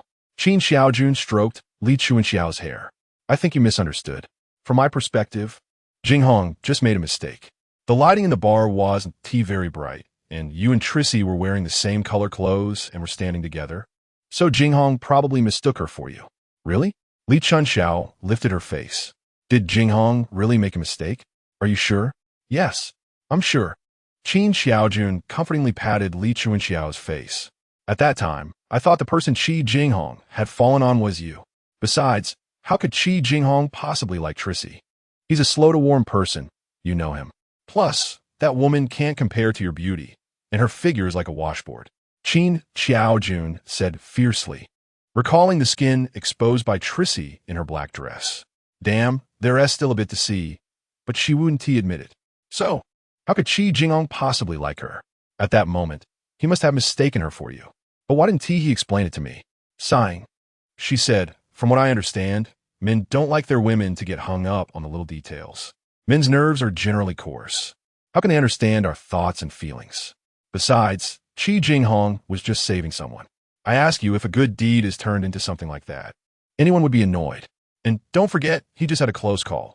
If that light fixture had been a bit heavier, he might have been injured. You don't care about him, but are jealous? Don't you think that's a bit excessive? At this moment, Li Chunxiao felt that she had indeed gone too far. That light fixture must have hurt Jinghong, right? No wonder he looked tired. No wonder he said he was exhausted. Thinking of this, Li Chunxiao patted her head, realizing how crazy she had been. No wonder the Buddha said jealousy is to be avoided. She quickly picked up the phone, dialed Jinghong's number, and said eagerly, Jinghong, I'm giving you a chance. Show up in 30 minutes, and I will forgive you. 30 minutes should be more than enough. Jinghong had just left not long ago. Qin Xiaojun stared blankly at Li Chunxiao's back as she was on the phone. She didn't know she had this talent for coaxing people. She couldn't tell that silly girl that the moment Chi Jinghong pushed Shui Shi to the ground, he had told her not to be afraid. When that light fixture made a harsh metallic sound, he covered her ears. It seemed instinctual, a response born out of an emergency. Just like why he could leap onto that woman so quickly. Chi Jinghong's instincts were all proclaiming that everything about that woman was above his life, which was why he rushed over so fast, why he was the first to worry about her fear, and why, when that almost eardrum-piercing metallic sound rang out, he chose to cover her ears instead of his own. Where her thoughts became clear, Qin Xiaojun felt a wave of helplessness. What exactly had happened between those two during some unknown time? Chi Jinghong's car slowly approached under Li Chunxiao's eager gaze. Suddenly, her smile blossomed like a flower as she covered her mouth and pretended to be coy, before finally getting into Chi Jinghong's car. He didn't even say goodbye to her, and just drove off. Surely, he had completely forgotten about her, his confidant. Qin Xiaojun spat angrily. What a guy who prioritizes love over friendship. Just a moment ago, he looked like he was dying. Chi Jinghong really is Li Chunxiao's poison. Chi Jinghong is Li Chunxiao's poison. Qin Xiaojun murmured. Then who is Chi Jinghong's poison? Is it that woman named Shui Shi? Qin Xiaojun knew that the woman named Shui Shi would never be as unassuming as she appeared, seemingly indifferent and aloof. That woman must have deep thoughts. In the bar, when Qin Xiaojun went to the restroom, she saw Shui Shi standing in a corner where few people noticed, unable to resist. She walked a little closer, and then she saw something that struck her as very strange. Under the dim light, Shui Shi was holding the coat that Chi Jinghong had just draped over her, burying her head in it, rubbing her face against the collar, her eyes closed, half of her figure hidden in the darkness. At that moment, Qin Xiaojun felt that this woman named Shui, she was like a witch in the deep forest, a witch who knew spells. She had first cast a spell on Song Shuran, and now, was she going to cast one on Chi Jinghong? No, she wouldn't let her succeed. She wouldn't allow that Shuishi woman with her sordid thoughts to ruin Chunxiao's happiness. Chi Chunxiao's journey had not been easy, and she had witnessed it all. Returning home, the night was already deep. The waiting housekeeper, Hao, told them that not long ago, the driver from her aunt's house came to pick up a few of Shuishi's clothes. The driver said that she wanted to stay at her aunt's house for a few days to cultivate their relationship. For some reason, after hearing this, Li Chunxiao felt a sense of relief. This is good. Chi Jinghong didn't say anything, just quickened his pace up to the second floor. Once on the second floor, he went straight into his study, leaving Li Chunxiao staring blankly at the study door. The early spring weather in Shanghai still carried the frost of winter. Kui, 11, wrapped in a thick shawl, sat cross-legged on the tatami in the Japanese-style courtyard, the soft courtyard lights casting a somewhat lonely shadow of her alone. Wu Baozhu stepped in a bit and realized that she was on the phone, her voice very low, and it even carried a hint of coquetry. It turned out she was talking to Song Shuran. Shuran, isn't it okay if I come to your place? Don't you dislike curry? Then I'll cook for you when I come over. Wouldn't it be nice for you to come back to a warm Chinese meal? Also, when you get back tonight, I will give you a massage. I won't run around when I'm there. Really, I promise. Shuran, please let me go. A little while later, she softened her voice again, saying, You know I'm really afraid of the cold. Shanghai is too cold, so I don't want to stay here. Wu Baozhu thought that even if she was being coy, Song Shuran wouldn't agree. That kid wouldn't want his wife to suffer. According to Song Shuran, the place he was in severely lacked water. They could only bathe once a week, and to make a phone call, they had to climb a tree or sometimes go to the roof to get a signal. They ate those disgusting canned foods every day. However, people can't be judged by appearances. Shuishi's coquetry was indeed quite skillful, making even Wu Baozhu feel a bit envious, let alone that kid. Tonight, sure enough, as Shuishi listened, she grew angry, saying into the phone, Song Shuran, don't regret it later. After saying that, she hung up fiercely. Immediately, the phone rang again. Shuishi answered, saying, Song Shuran, have you changed your mind? Shuishi stared blankly at the phone, as the person on the other end seemed to remain silent for a long time. The air was dead silent. After a while, Wu Baozhu saw Shuishi's expression turn wooden as she hung up. After she hung up, the phone rang again, but she didn't even look and directly turn it off. Then she lowered her head, stroking the phone, saying, Song Shuran, I'm really scared now. I don't know what I might do if I stay here any longer. Wu Baozhu quietly stepped out, lingering at the doorway for a long time, as some things she didn't want to face almost surged to the surface in her mind. Wu Baozhu liked Kui 11. Initially, it might have been because of Song Shuran, but later it was not. After spending time together, she grew fond of this seemingly nonsensical woman. At that time, she took her to the car dealership and pointed to a series of luxury cars, asking her to pick one. Song Shuran said that she liked to run around, so they needed to get her a car. At that time, she said it wasn't necessary. She was only going to stay in Shanghai for 3 months, and besides, that car would surely be expensive, so why waste money? Wu Baozhu spent a lot of breath telling her that her husband owned many real estates and was considered quite wealthy. Shuishi replied absent-mindedly, Oh, is that so? Her tone sounded more like a perfunctory response. In the end, they didn't buy a car. Instead, she took a liking to the vintage car left by Wu Jinju, which she drove around leisurely every day. That car's engine could be heard from 800 miles away. One time, Shuishi went to pick up her eldest daughter from school. When her 8-year-old daughter got out of the car, she had a sullen face because the huge noise of the cars waiting at the traffic light and the black smoke from the tailpipe attracted a crowd. That nonsensical she even asked, Is there something strange on my face? Even more amusing things were yet to come. Once, she took her to a friend's gathering, and as soon as the women gathered together, they began to comment on luxury goods. Somehow, it turned to Trissy. She said, I know those too. I know Chanel and LV. Chanel sells perfumes, and LV sells leather shoes. She sat there with a silly expression on her face, looking very amusing. At that moment, she liked the woman named Trissy. She also knew that this woman might be hiding some little-known stories in her heart. For example, she was afraid of taking photos. For example, She would stare at something for a long time. For example, she often seemed absent-minded. For example, a hint of sadness occasionally radiated from her eyebrows. And for example, what was she afraid of now? Seeing the figure walking out of the bookstore, Chi Jinghong snorted coldly in her heart. She had just wanted to have a good talk with that woman, but unexpectedly, she had come right to her door. She walked over and called out to the person who was almost burying her entire face in her scarf. "Trissy, let's talk." Trissy lifted her head, frowned slightly. Why? Why? This woman actually asked her why. She reached out and forcibly pulled her into the CAF next to the bookstore. Trissy raised a pair of watery eyes, looking at her as if questioning the meaning of her actions. Chi Jinghong cursed silently in her heart. How disgusting. Did this woman use such a gaze to charm Chi Jinghong? You, stay away from Chi Jinghong in the future. Chi Jinghong got straight to the point. Although she knew from Li Chunxiao that this woman had not been living with the Li family for the past few days, in her eyes, this move seemed more like a tactic of retreating to advance.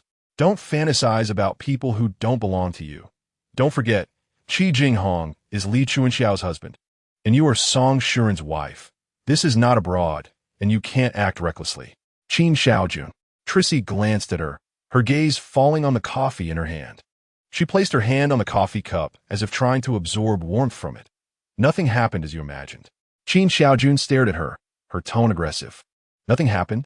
Then why do you always stare at Chi Jinghong in a daze when no one is paying attention? How do you explain the act of hugging Chi Jinghong's clothes in the bar? I used to be a radio host for a while and have interacted with many people's mindsets, so I can guess what you were thinking to some extent. It's not what you imagine. Trissy said softly. Not what I imagine. Qin Xiaojun laughed coldly. Indeed, it's hard not to be moved by a man like Chi Jinghong. But no matter how moved you are, he is still someone else's man. Also, don't forget what your relationship is now. By seniority, he still has to call you sister-in-law. I haven't fallen for him. Trissy stood up anxiously. Don't talk nonsense, you. Don't say that. Watching the woman flee in panic. Qin Xiaojun felt uneasy in her heart. She didn't want to be a villain, but if she didn't remind her, things would get messy.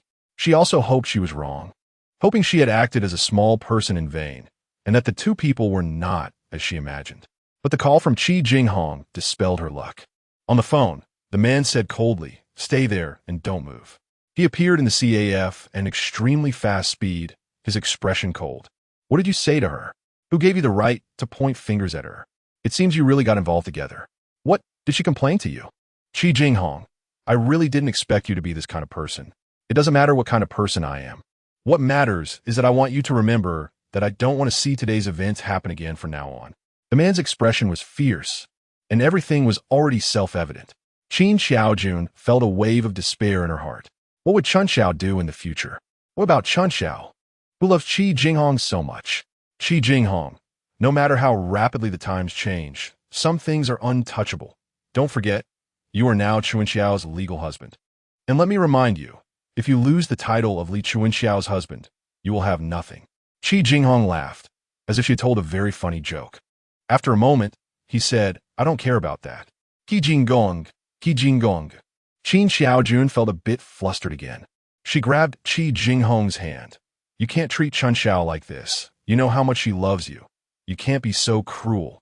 Chi Jinghong did not shake off her hand. His eyes were fixed on the bustling street outside the CF. Since she appeared, everything was destined. So I can't care about so much anymore.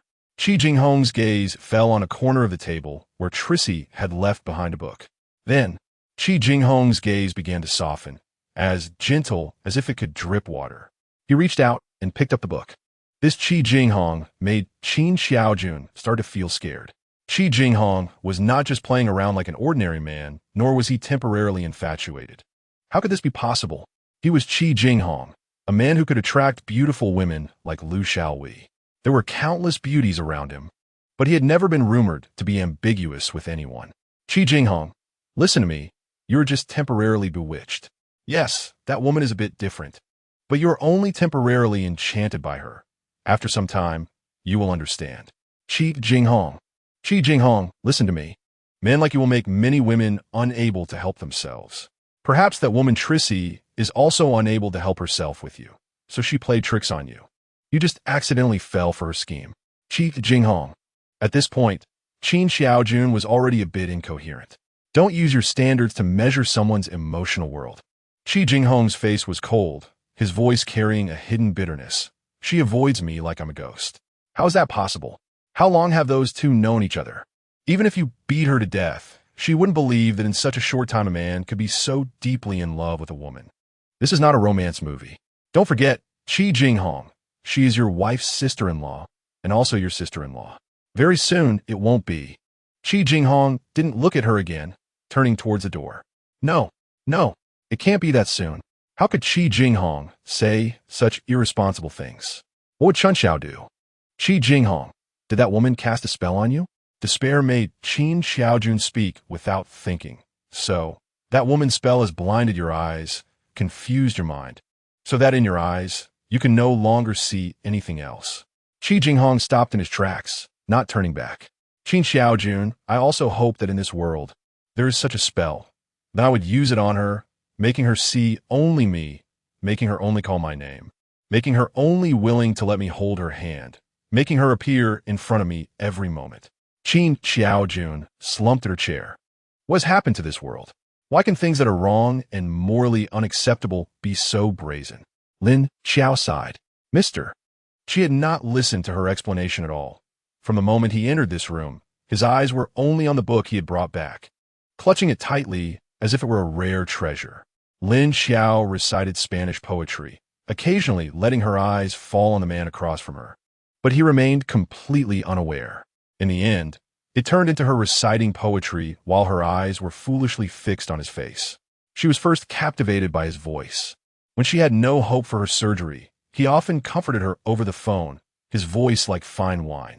Without even tasting it, she was already intoxicated by its fragrance, and falling in love with him became inevitable. On that spring day, he came to see her with a potted green philodendron, telling her that it was a plant with strong vitality, and ultimately he believed she would be like it. He stood at her bedside, tall and handsome, with a face so good-looking that it was hard to look away, so handsome that just looking at him made her blush. Suddenly, a hurried ringtone broke the moment, and Lin Xiao quickly pulled her gaze away. Chi Jinghong stepped aside to answer the call, his voice slightly trembling as he seemed to say, just stay there. Don't disturb her, and don't let her find out. Just don't let her leave that place. His hand holding the phone fell weakly. Then he leaned against the wall, took a deep breath, clenched his fist, and slowly picked up the car keys, walking toward the door. Lin Xiao felt a sudden panic, as if the man named Chi Jinghong was someone she could never truly reach again. Mr. Chi, where are you going? She asked him, her voice trembling. Turning back, he glanced at her and smiled beautifully, like an innocent child, saying, I'm going to retrieve my long-lost treasure. A little love, extra. When Lin was 3 years old, his mother brought home a little girl and told him she would be his sister from then on. His mother named her Lin Xiao. Lin Xiao was a very well-behaved girl, and her arrival brought a lot of joy to their home. However, it seemed that their father did not like her very much. When Lin Xiao was in her teens, she was diagnosed with hereditary heart disease. It seemed that their mother was not surprised by this outcome. Later, Lin learned that Lin Xiao was the daughter of his mother's friend, who had not married and did not know who the father was. Despite knowing the risks of childbirth, she chose to give birth to Lin Xiao. Lin Xiao had a great mother. However, Lin Xiao's illness required a significant annual expenditure, which strained their already modest family finances. As their father, a taxi driver, began to show signs of distress, and their mother spent longer hours at the factory, Lin often saw Lin Xiao secretly hiding away to cry. During those moments, Lin would comfort Lin Xiao, assuring her that everything would be fine and that things would get better once he graduated. But graduation seemed far off. Finally, one day, with the help of a kind-hearted person, their mother found a charity organization that referred their case to another foundation specializing in hereditary heart disease. At 19, Lin Xiao successfully underwent a heart transplant. The foundation had the most authoritative heart specialists and a professional medical team, with 20 slots available each year to save heart patients. Later, Lin learned that this organization belonged to the famous Marriott Group in Shanghai, which not only had similar foundations in Shanghai, but also several others in various locations. Hiring professionals from abroad. Their mother was a very traditional person, adhering to the principle of gratitude and repaying kindness, and brought Lin in to wait every day at the Marriott headquarters to personally thank the founder, Mr. Chi Jinghong. However, the people there told them that Mr. Chi was very busy, and meeting him required luck. Lin thought they were indeed lucky. A few days later, they really met him, thanks to a security guard they had become familiar with, who pointed out Mr. Chi's car. The first time Lin saw Chi Jinghong in person, he felt he lived up to his name. He stepped out of his car, dressed in dark clothing with deep features, standing out among the tall buildings like a startled swan. Their mother walked over to him, expressing her heartfelt thanks, and amidst her rambling, he asked her, "Did your daughter's mother also leave right after giving birth to her?" It was only then that their mother realized she had unknowingly shared a lot, including Li Chunxiao's background. "Treat her well. Don't let her feel lonely or isolated," he said, patting their mother's shoulder. When Li Chunxiao underwent her heart transplant, she also learned about her background. During that period, her emotions were unstable, and she couldn't believe that her surgery would allow her to live like an ordinary person. Mr. Chi occasionally called to comfort her, and whatever he said always made Li Chunxiao smile brightly. After graduation, Lin interned at Marriott, and by then, due to Li Chunxiao's connection, he was no stranger to Chi Jinghong. Chi Jinghong treated Li Chunxiao very well, occasionally visiting her. Initially, Lin felt uneasy, knowing his sister had a crush on Chi Jinghong, but Chi Jinghong already had a happy family and a beautiful wife. "I only see Li Chunxiao as my sister," he once said to Chi Jinghong after having a bit to drink. By then, he had already become Chi Jinghong's secretary. "I will never fall for another woman in this lifetime," he added, patting his chest, the sound echoing as if he was venting something. Mr. Chi was truly a good man. He must love his wife very much, Lin thought vaguely. He had seen Chi Jinghong's wife before, beautiful and elegant, standing beside Mr. Chi. They seemed perfectly matched. Therefore, Mr. and Mrs. Chi were a couple made in heaven, and Li Chunxiao's dream was destined to be just a reflection in the water. In the 2 years Lin worked for Mr. Chi, he noticed that Mr. Chi would get drunk and angry every year on July 1st. The first year wasn't too bad. He just whistled all night. Lin worried and approached him to offer a ride home. But upon seeing him, Mr. Chi exploded in anger, pointing at him, "Get lost. Who told you to come here? It must be you who scared her away." He then threw things at Lin. The second year, he shouted at the air, "Chi Feihong, didn't you say you'd only be angry with me for a minute? You liar. All you know is to sweet-talk me." In the end, he just kept repeating, "Chi Feihong, didn't you say you'd only be angry with me for a minute?" From then on, Lin remembered the name Chi Feihong. That was Mr. Chi's sorrow, and Lin always remembered the pain that filled Mr. Chi's expression whenever he called that name. What was the relationship between Chi Jinghong and Chi Feihong? Perhaps they were siblings. But where was he or she now? Occasionally, Lin felt curious. However, Lin never expected to meet the person named Chi Feihong one day. That day, Mrs. Chi glared at Li Chunxiao with great displeasure, and Lin realized that Mrs. Chi seemed to have misunderstood. After some explanation, Mrs. Chi finally relaxed. However, Lin noticed that Mr. Chi was staring intently at the woman beside Mrs. Chi. Taking a glance, Lin saw that the woman wasn't particularly beautiful, but she had an unforgettable quality about her, giving off a natural vibe. The outfit she wore that day would have looked awkward on anyone else. It seemed like something only a man would wear, yet she made it exude charm. After a while, Lin remembered he had left something in Mr. Chi's exclusive lounge. As he was about to leave with his notebook, 2 people entered the room. Upon seeing them, Lin felt stuck, unable to leave or stay. In the end, he stood behind a screen, waiting for them to finish dressing the wound before he could leave. Mr. Chi might be injured. The woman who was just standing behind Mrs. Chi is bandaging his wounds. Neither of them spoke, and after a while, Mr. Chi asked, "Is it done?" The woman replied, "Yes. It's okay. The glass didn't go in too deep. It's better to go to the hospital later." Just as she finished speaking, she let out a series of intermittent gasps. On the glossy glass wall, the white sofa was clearly reflected. A tall man pinned the delicate woman down on the sofa, and she struggled desperately, pounding her fists against his back. This scene was enough to leave Lin dumbfounded. Then she gasped, "Let go, you bastard. Let go, are you crazy?" Mister. Chi's voice was like a cornered beast. Who allowed you to let him touch you? Who allowed it? Chi Feihong, how dare you? Mr. Chi, please let me go. The woman's voice was filled with pleading. What? Didn't you used to throw yourself at me? Mr. Chi panted, and then the woman's coat was pushed off her, followed by the sound of fabric tearing. Now, I can't care about that anymore, and I don't have the patience to play with you. Chi Feihong, I'm going to take you right here, and I'll make you slowly remember our first time. Mister. Chi's head was resting on the woman's chest as one hand began to unbutton his shirt. Mr. Chi. The woman began to sob. I beg you. Don't do this, I'm begging you. At that moment, Mr. Chi seemed to be electrocuted and stopped, unable to resist. Lennon leaned out a little and saw Mr. Chi's gloomy face, blood dripping from his mouth, while the woman's coat lay on the floor, her shirt collar torn, revealing black lace lingerie. Her hair was disheveled, and her face was streaked with tears. She bent down to pick up her clothes from the floor and put them back on, then glanced at Mr. Chi, who was sitting on the sofa, holding his head. Before leaving, Lennon felt the woman's gaze towards Mr. Chi was complex. Mr. Chi, I hope this is the last time you have this illusion. From now on, I will not allow you to treat me like this again, the woman said coldly as she left.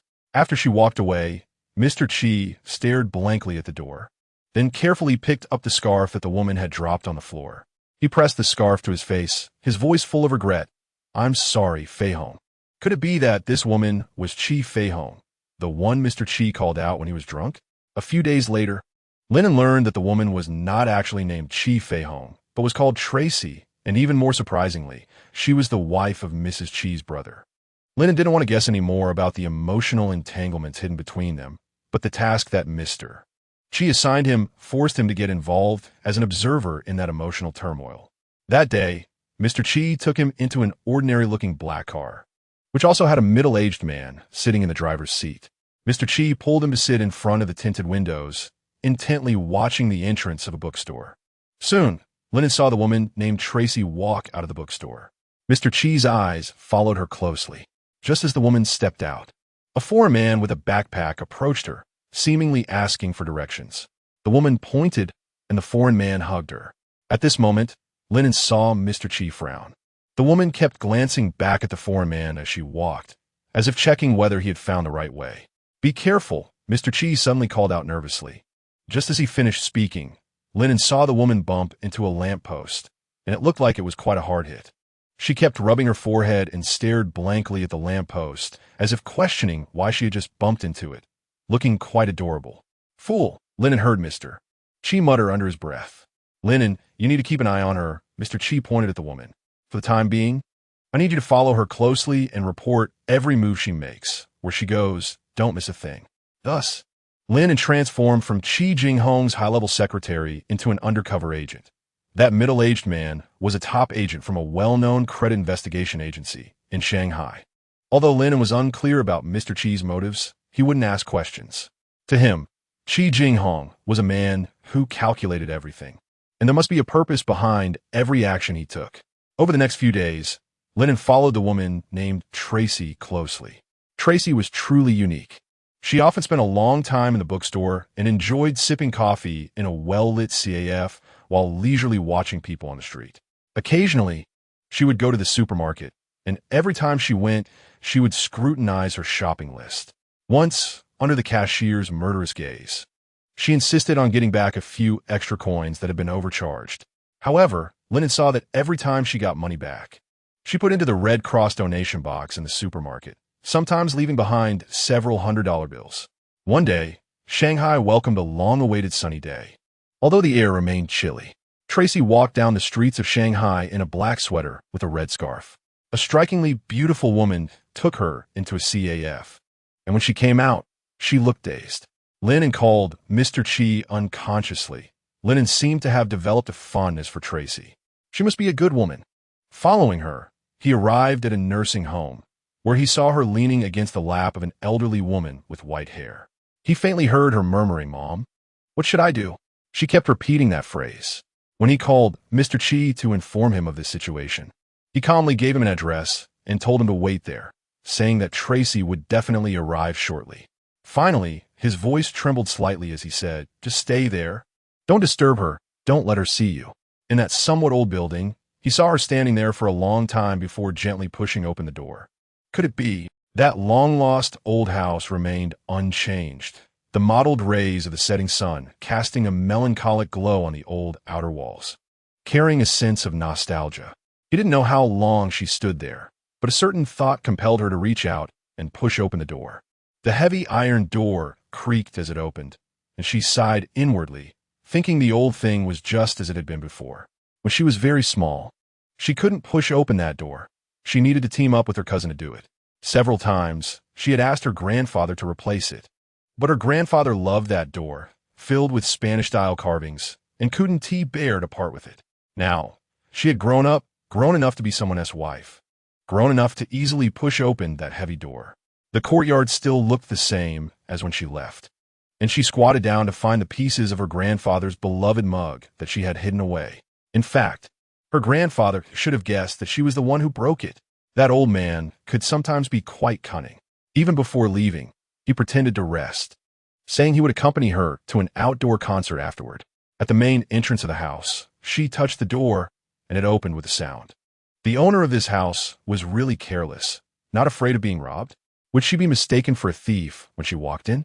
It seems that the owner of this house is a bit lazy. The old furniture they left behind is still untouched. Fortunately, the owner didn't throw them away, as they often appear in her dreams. The calligraphy and paintings hanging on the wall are still in their original places, exuding a pleasant and familiar scent. These were treasured by her grandfather. Her hand glides along the old wallpaper, leading her to her grandfather's study. Everything familiar makes her eyes well up with tears. She reaches out to open the left drawer, where her grandfather's reading glasses remain. She holds the glasses, gently caressing them, filled with his scent, a scent that belongs solely to him. Pressing her face against the chair at her grandfather's desk, tears start to fall. "Grandpa, I'm home," she says softly. The southernmost part of the house is her room. Standing outside, she wonders if her room has changed and what kind of person now occupies it. She pushes the door open. For a moment, she feels a bit disoriented, as if she has stumbled through time and space. The earthy-colored wallpaper, the disorganized books, the small television, and the world map tacked to the ceiling above the bed create a chaotic scene. It's as if she has returned to her teenage years. Still that innocent girl. It feels like if she opens the window, she will see the boy across the way, hunched over his desk, doing homework. With his head down, deep in thought, the warm orange light falls on his face, like the most comforting painting in the world, filling her heart at that time. She reaches out, pretending that the boy is still there, pretending to forget that he has grown up, pretending he is not someone else's husband, pretending she is not someone else's wife.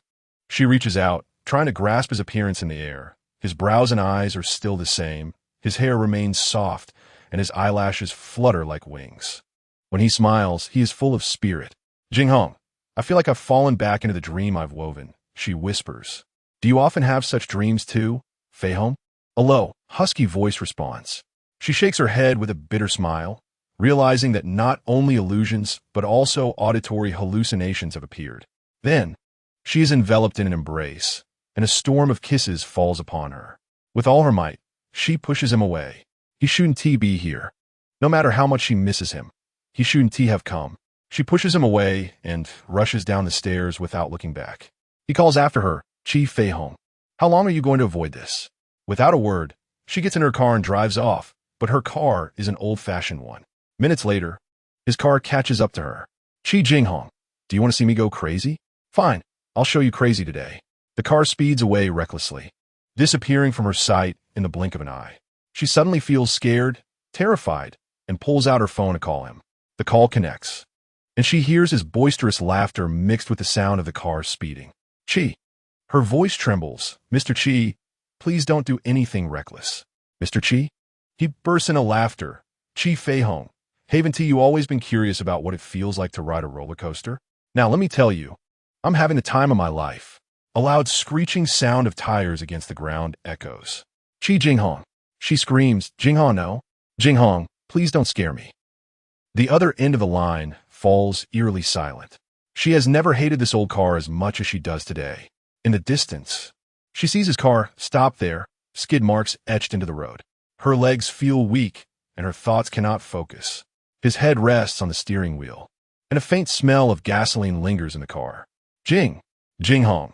She cautiously touches him with her fingertips, as if using too much strength would cause him to vanish. The man slumped over the steering wheel does not respond.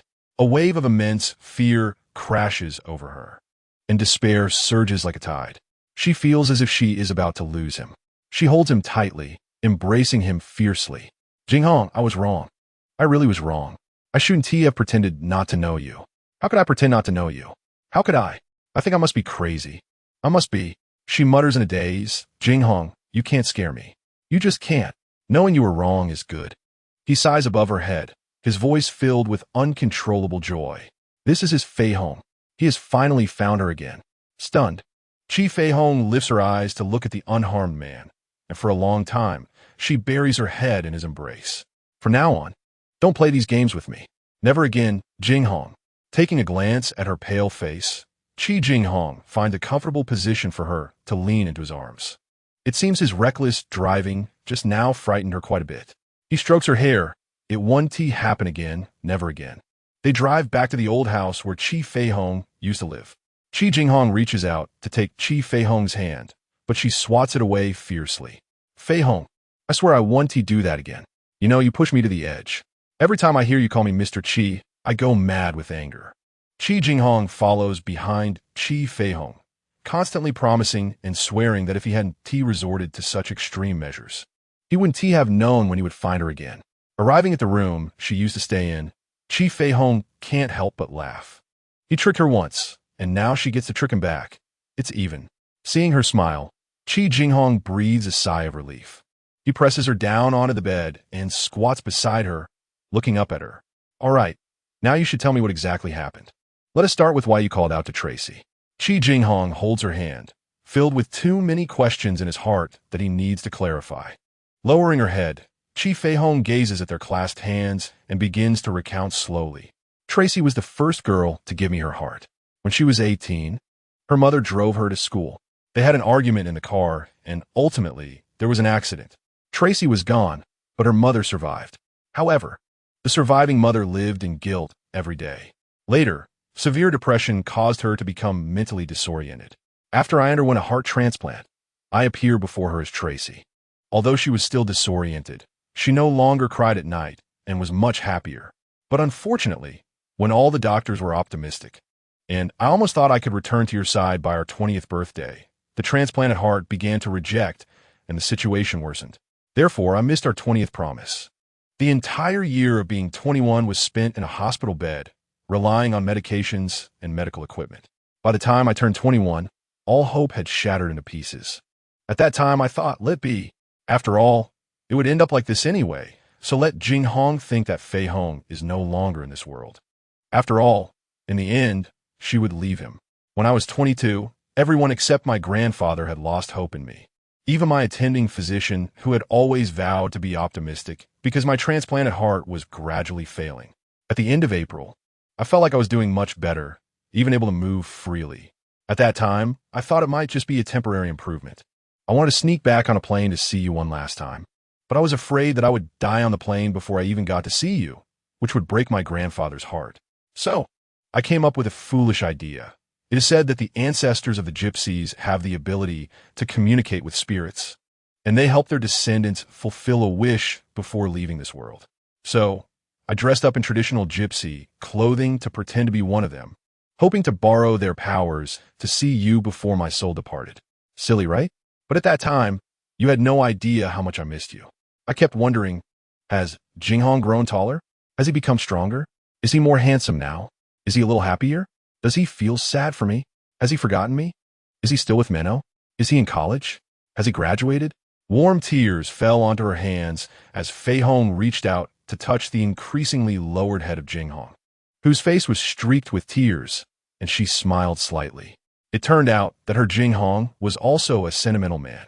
She rested her head on his, gently saying, "Silly, am I not living well now? Those things are all in the past. Those bad things are over. Yes, they're all over. Can we part two?" Chi Jinghong stood up and sat beside Feihong, pulling her into his embrace. Then what? She buried her face in his chest, and Chi Feihong let out a satisfied sigh. Jinghong's embrace felt broader, like a cherished shore, as if leaning against it brought peace and joy to the world. Then, I went to Sweden to participate in their annual bonfire festival. I had read about the festival bonfire in books and always thought it would be great to attend at least once in my lifetime. So, I secretly slipped out of the hospital, wore traditional gypsy clothing, thinking that dying in the hospital would be ugly, surrounded by white. But dying in front of a bonfire would be different. Thus, I traveled from Germany to Sweden. I finally got to attend the bonfire festival I had longed for, and it was truly beautiful. The blazing flames turned the sky a bright red, and just when I thought I was about to die, I met Shuran's song.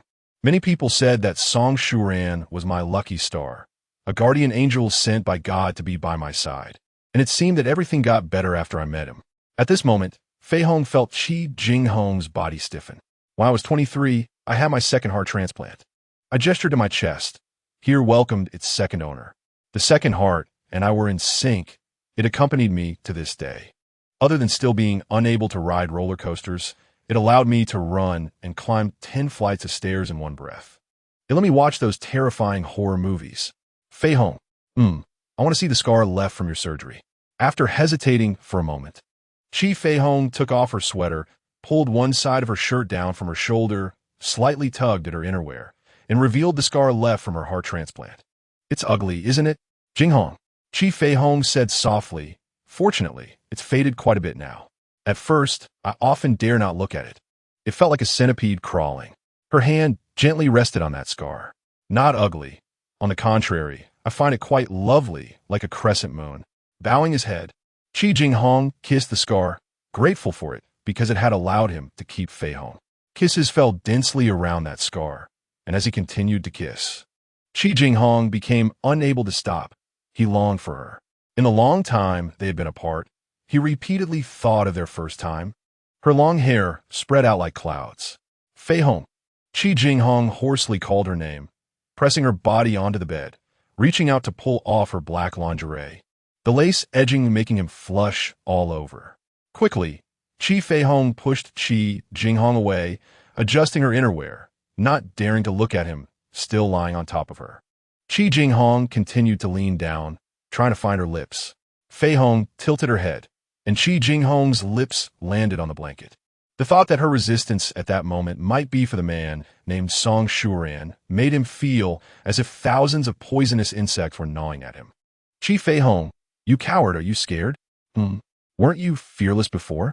With Chi Jinghong's hoarse voice and warm breath on her face, combined with his body temperature covering her like it was about to ignite, Chi Feihong's face flushed.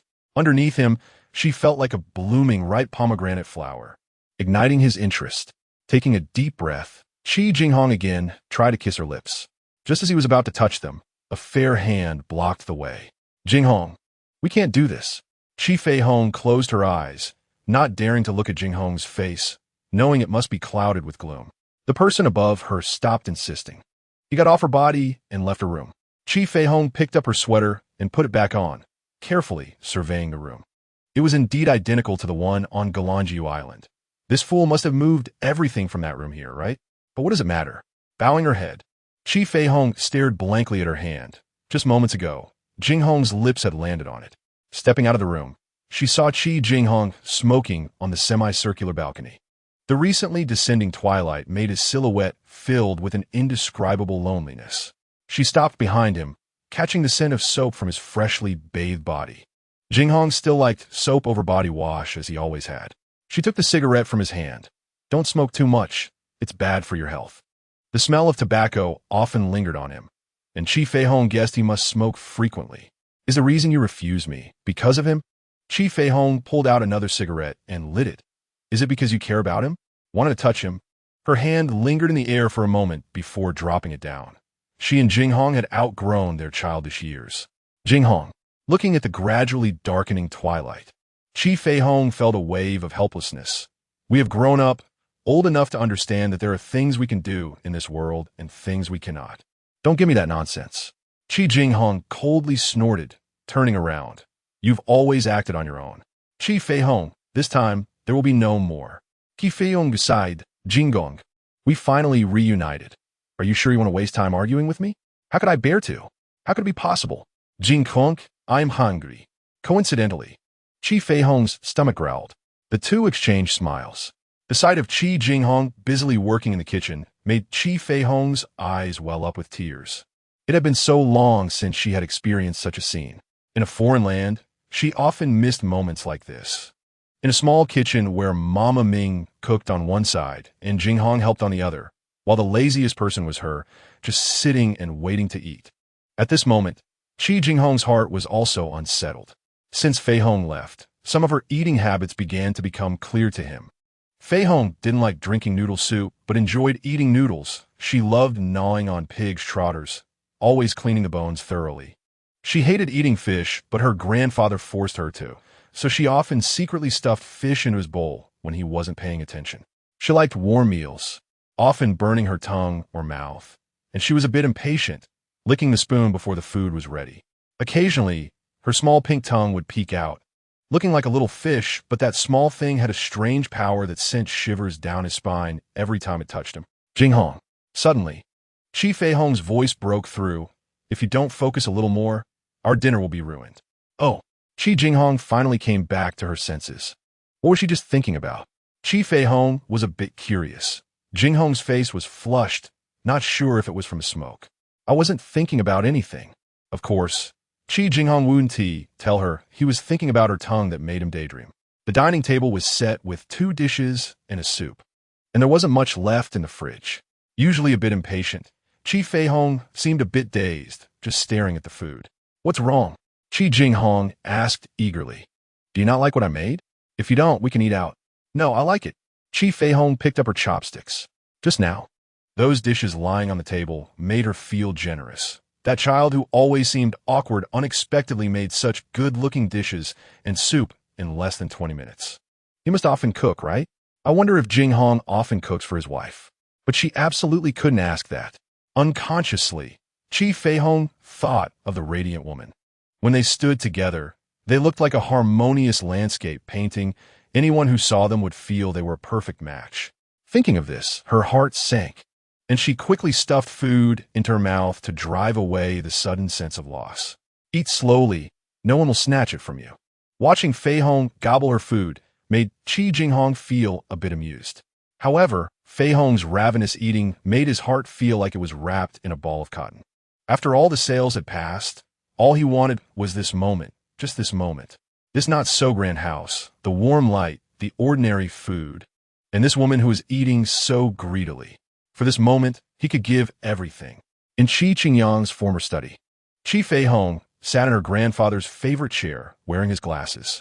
Jinghong, Grandpa is gone, Chi Feihong said with difficulty. I guessed it, Chi Jinghong said sadly.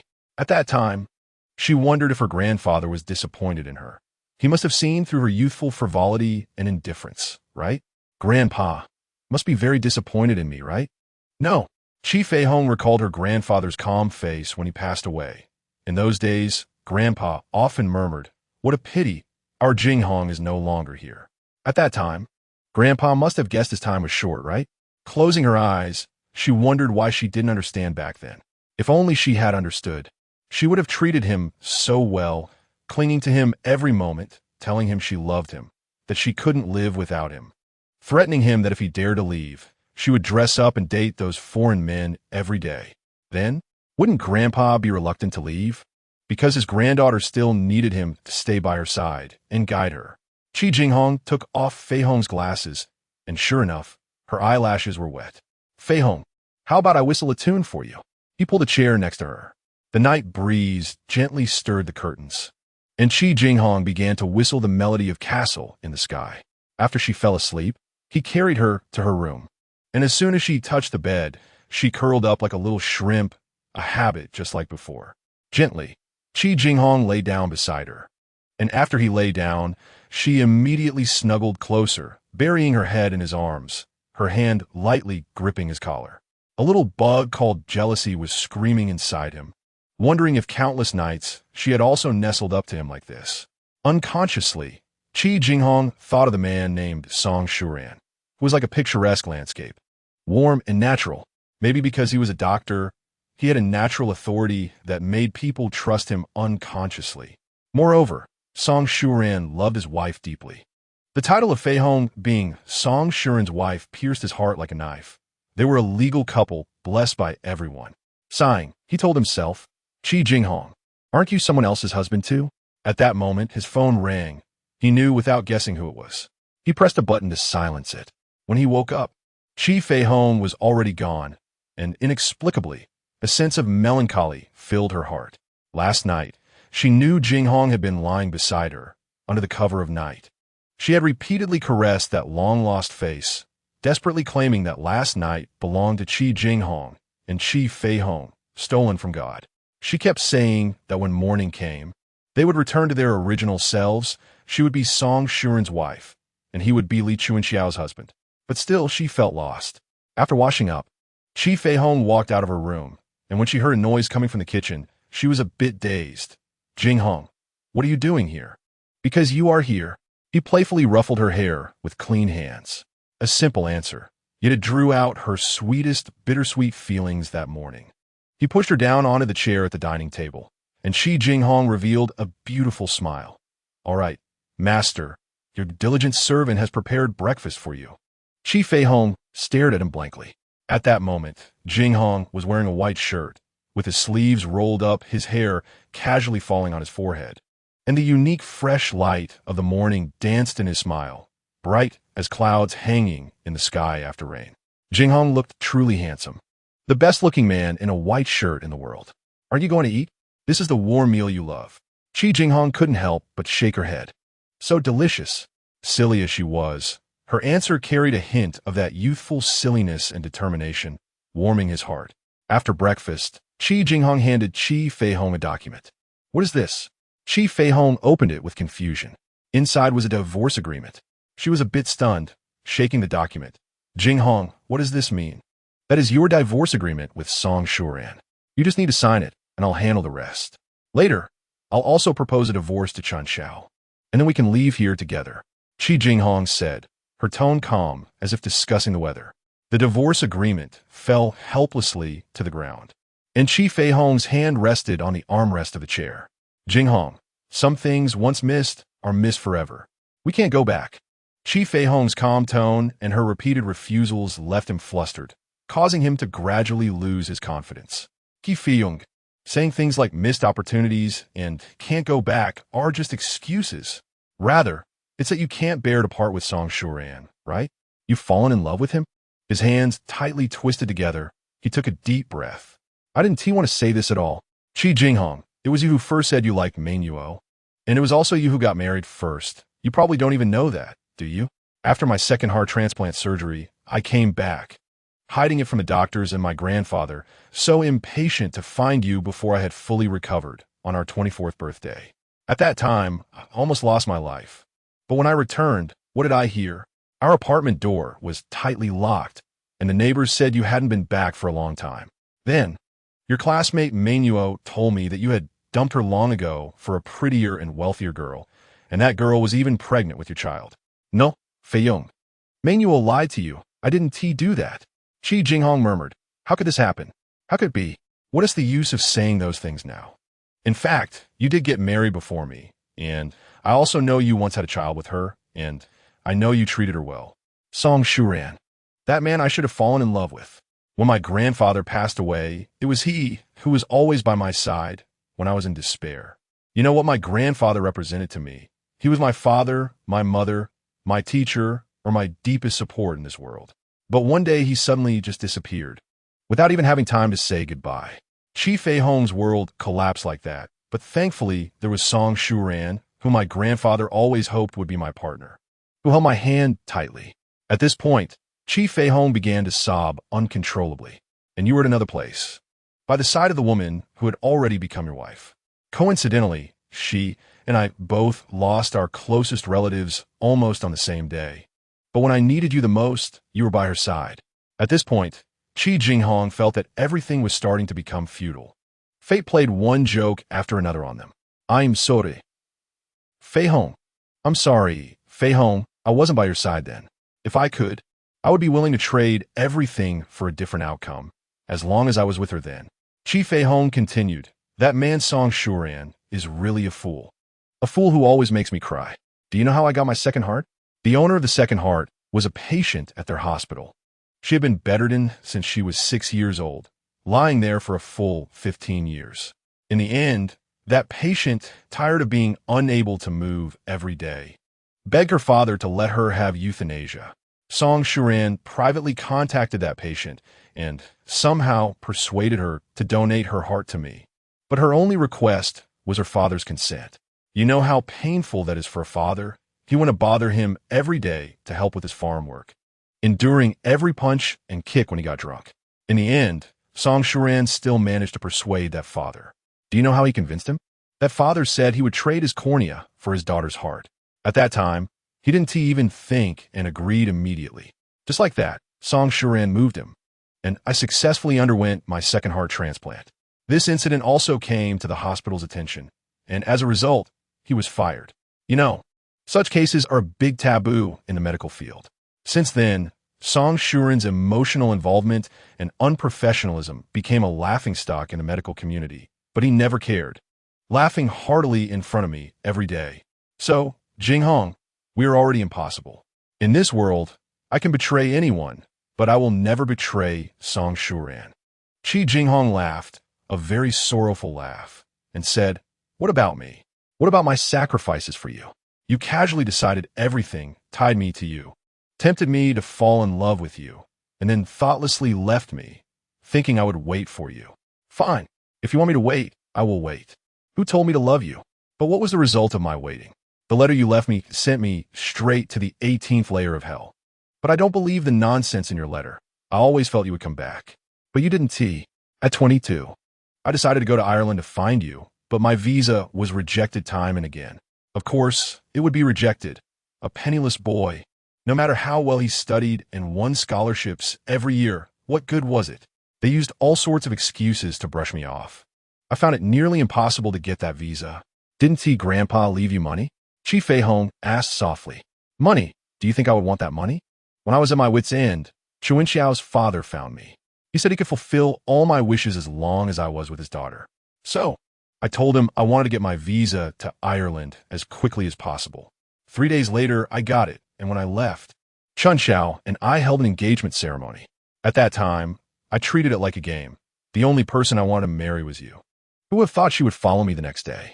She attended the same school, lived next door to me. And no matter how harshly I spoke to her or how I mocked her, she remained indifferent.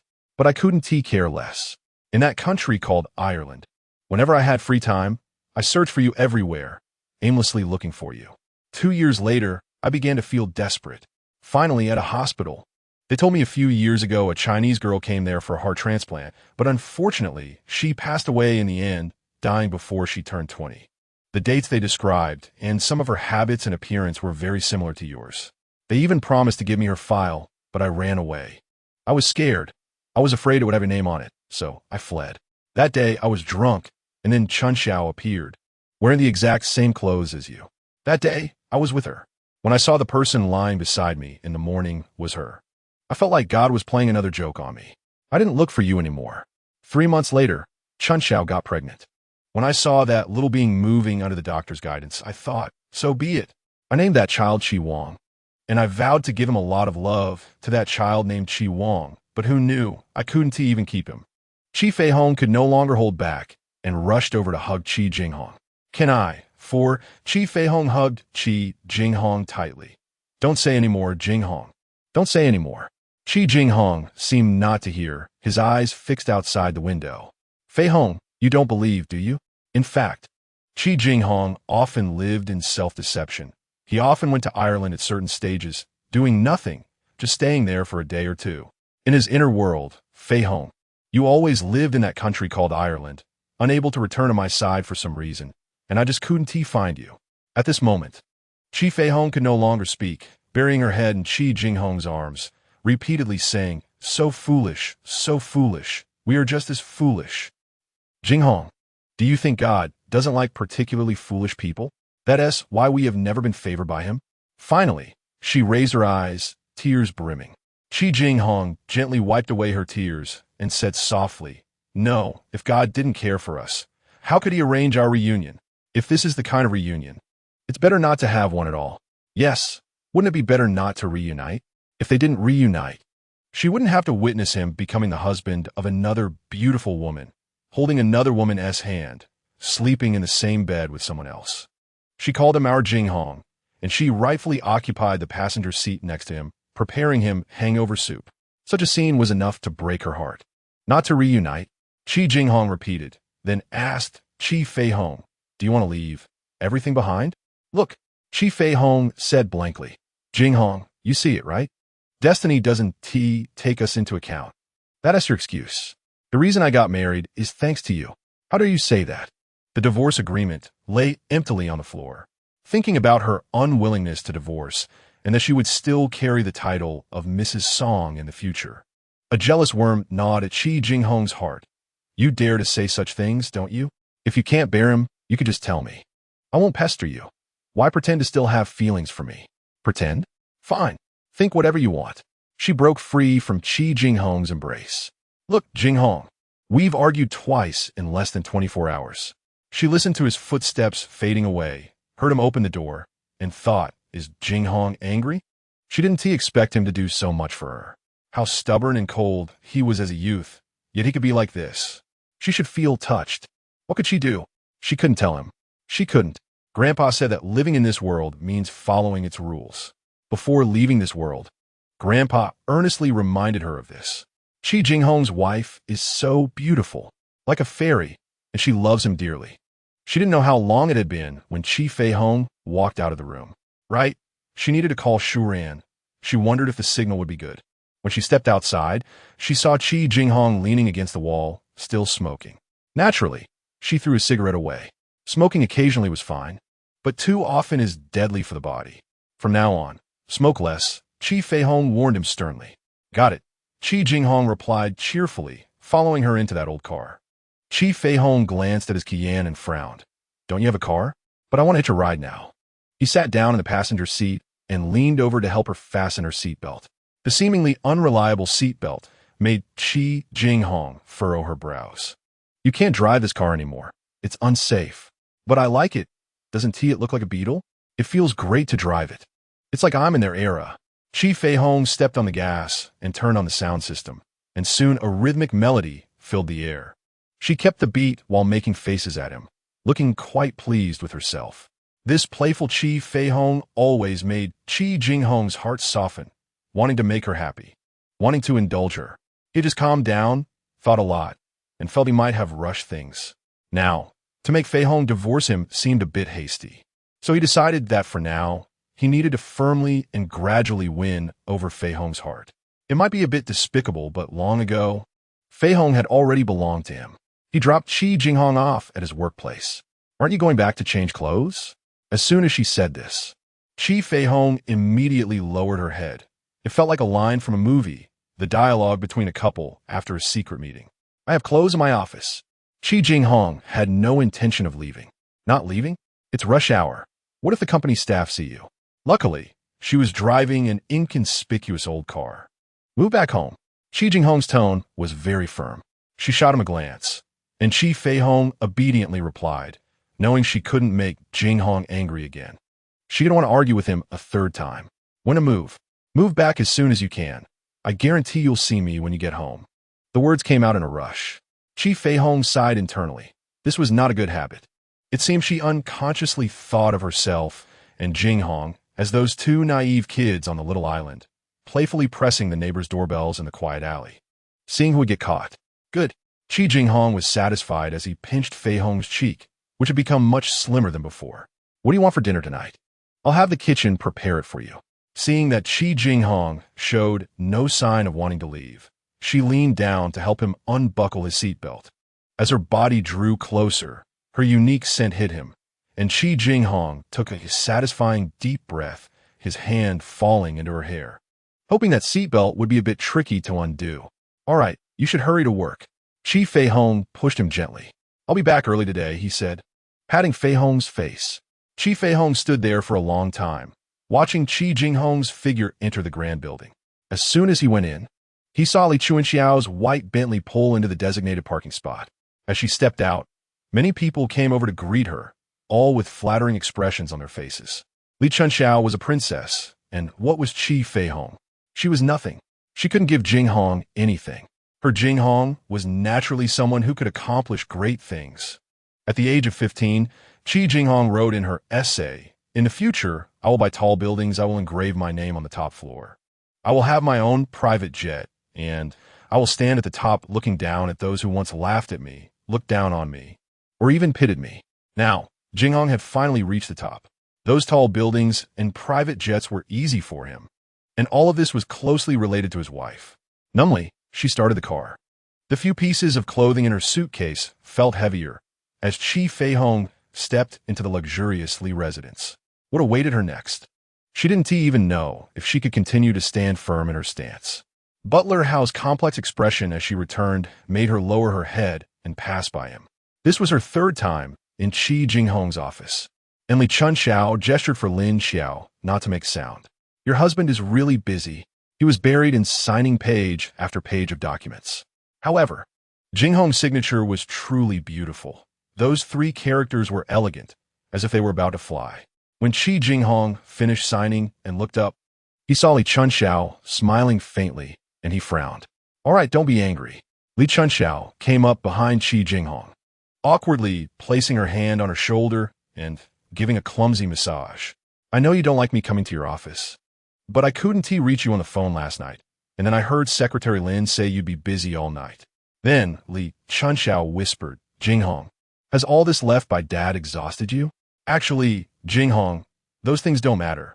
I just want you to be healthy. It doesn't matter if we have nothing." Chi Jinghong closed her eyes. Why did Li Chunxiao have to meet Chi Jinghong? Li Chunxiao should meet someone who truly loves her and knows how to cherish her.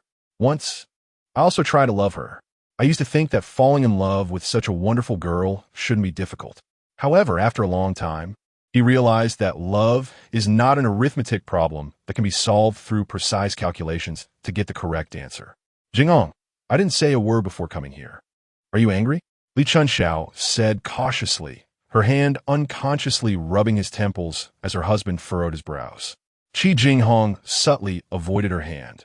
When there is no love, all goodness turns into a burden. "Chunxiao, do you want to come work at the company? You studied hotel management, didn't you? I'll find someone to guide you.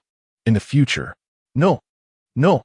Li Chunxiao hurriedly waved her hand, saying, "Jinghong, you know I don't like that.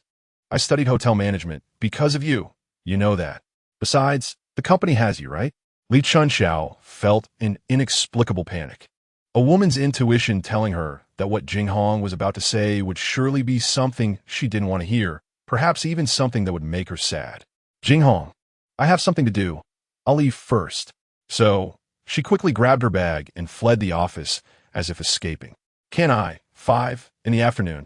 Chi Jinghong would send her a text message to her phone every hour or so, with just 2 simple words. "Are you there?" Time and again, Li Feihong patiently replied to his messages. That afternoon, she sat on the sunlit marble steps, racking her brain to think of every word to reply to Chi Jinghong. Shuran would be back in half a month, and after he returned, she would go back to Germany with him. Could she treat the remaining half-month as a gift from God? That afternoon, Chi Jinghong sat in the 21st floor conference room, listening to reports from various hotel executives. But most people in the room noticed their boss seemed distracted. Sometimes, after a report finished, he remained oblivious and had to be reminded by Secretary Lin sitting next to him. He appeared more interested in his phone, occasionally glancing at it. At times, he even flashed a charming smile that made several female executives blush. Finally, after all the reports were done, he was the first to leave, showing a warm smile that was quite unlike his usual sharp demeanor, saying, "You've all worked hard." At that moment, everyone was guessing if the president's wife was pregnant. According to rumors, the usually low-key president's wife had appeared in the president's office early that morning. Was it? The spring sun gently fell on the white steps. Li Chunxiao looked at Shui. She's sitting on the steps, soaking up the sun, the sunlight blooming on her white sweater, and the breeze lifting her hair. Like a picturesque scene, Li Chunxiao sat down beside her. But unfortunately, today she had dressed up beautifully to meet Jinghong, and her narrow skirt made it impossible for her to stretch her legs like Shui Shi. She reached out to help her take off her high heels and smiled. Isn't this more comfortable? It was indeed much more comfortable. Without the nearly 10-centimeter heels, Li Chunxiao took a deep breath towards the sky, which looked particularly clear after the rain. For Li Chunxiao, Chi Feihong didn't know how to face her. If one day she found out that she was also in love with her husband, then everything she had said to her would turn into lies, right? The faint sound of a sigh fell into Chi Feihong's ears. The thought that the sigh might be due to Jinghong made her lose the courage to ask. Cui undicesimo. Li Chunxiao said softly, what do you think it means to love someone? Is there really such a thing as love growing over time? Once she, like the women around her, hoped Jinghong could see her heart, day after day, year after year, always hoping he could see her and fall in love with her. In the end, he finally loved her, but it was already a different time and place. Chi Feihong remained silent. Shi, do you think Jinghong loves me? Tears glistened in Li Chunxiao's eyes. Perhaps she had loved Jinghong for too long, causing her to nearly lose confidence. Now, she could no longer care about her dignity. She needed confidence, such as hearing some encouraging words from the woman in front of her. Chi Feihong still remained silent. Shi, I beg you to answer me. I feel extremely uneasy now. Jinghong makes me very uneasy. Li Chunxiao tightly grasped her hand. Li Chunxiao had beautiful hands, and not long ago, she had used these beautiful hands to cook porridge and prepare dishes for the man she loved. Chunxiao, I think Mr. Chi likes you. Didn't you say he treats you well? You should have confidence in yourself. After saying this, Chi Feihong felt like a guilty thief, and a very trusted thief at that. At that moment, her phone's message alert went off, and Chi Feihong felt like the worst person, building her desires on someone else's pain. She pressed the button to turn off her phone. When Chi Jinghong got home, he found the house bustling with activity. His aunt and her family had come over. Chi Jinghong suddenly remembered that today was the regular family day of the month, the day they would gather at the Li residence for dinner, catch up, and chat about current events. Feihong sat beside her aunt, her head lowered, making it hard to see her expression. As usual, he sat down next to Chunxiao, and as usual, she nestled up to him. Wu Baozhu sat in front of them, looking at him with an expression that seemed to see everything. He lowered his hand that was about to push Li Chunxiao away. Feihong still kept her head down, engaging in casual conversation with her aunt. Wu Baozhu's husband, Zhang Yin, took out the latest digital camera he had just gotten from a friend, insisting on taking pictures of Chi Jinghong and Li Chunxiao, saying their couple picture was as beautiful as a painting. Quietly, Chi Feihong raised her head. She also thought the two of them looked beautiful like a painting, shining under the bright yellow lights. Her head rested on his shoulder, her hand placed in the crook of his arm, smiling charmingly, her gaze lively and enchanting. It reminded her of the beautiful woman image her grandfather had sketched for her, and perhaps many writers would willingly use their ink to lavishly describe the woman in front of her. Meanwhile, the two of them stood before the world with rightful pride. How much strength would it take not to let jealousy appear in her eyes? How much strength would it take to pull her longing gaze away from Jinghong? Chi Feihong's hands clenched tightly, as if the moment she relaxed, she would be unable to resist pulling down the hand that was entwined in Jinghong's arm. The two people in Zhang Yin's digital camera indeed looked as beautiful as a celestial couple. Everyone would guess that the two were either married or in a romantic relationship. The food in her mouth seemed to turn as hard as stone. After coming out of the kitchen, she saw Chi Jinghong blocking the doorway, looking at her with a half-smile, then took her hand and led her to the flower room in the west wing. He squatted down under a large potted plant. Are you unhappy that I took a picture with her? His eyes held hope, shimmering under the starlight blue lights amidst the green plants and flower room, leaving Chi Feihong momentarily dazed. Feihong. Chi Jinghong patted her face, and as Feihong revealed that once obsessed gaze again. In the past, he had felt anger and disgust at that gaze, thinking it was a lustful look. However, now he liked it immensely. He wished he could be even more handsome, so that Feihong would only have eyes for him at every moment, so beautiful that she couldn't take her eyes off him. Suppressing a laugh, she waved her hand in front of her.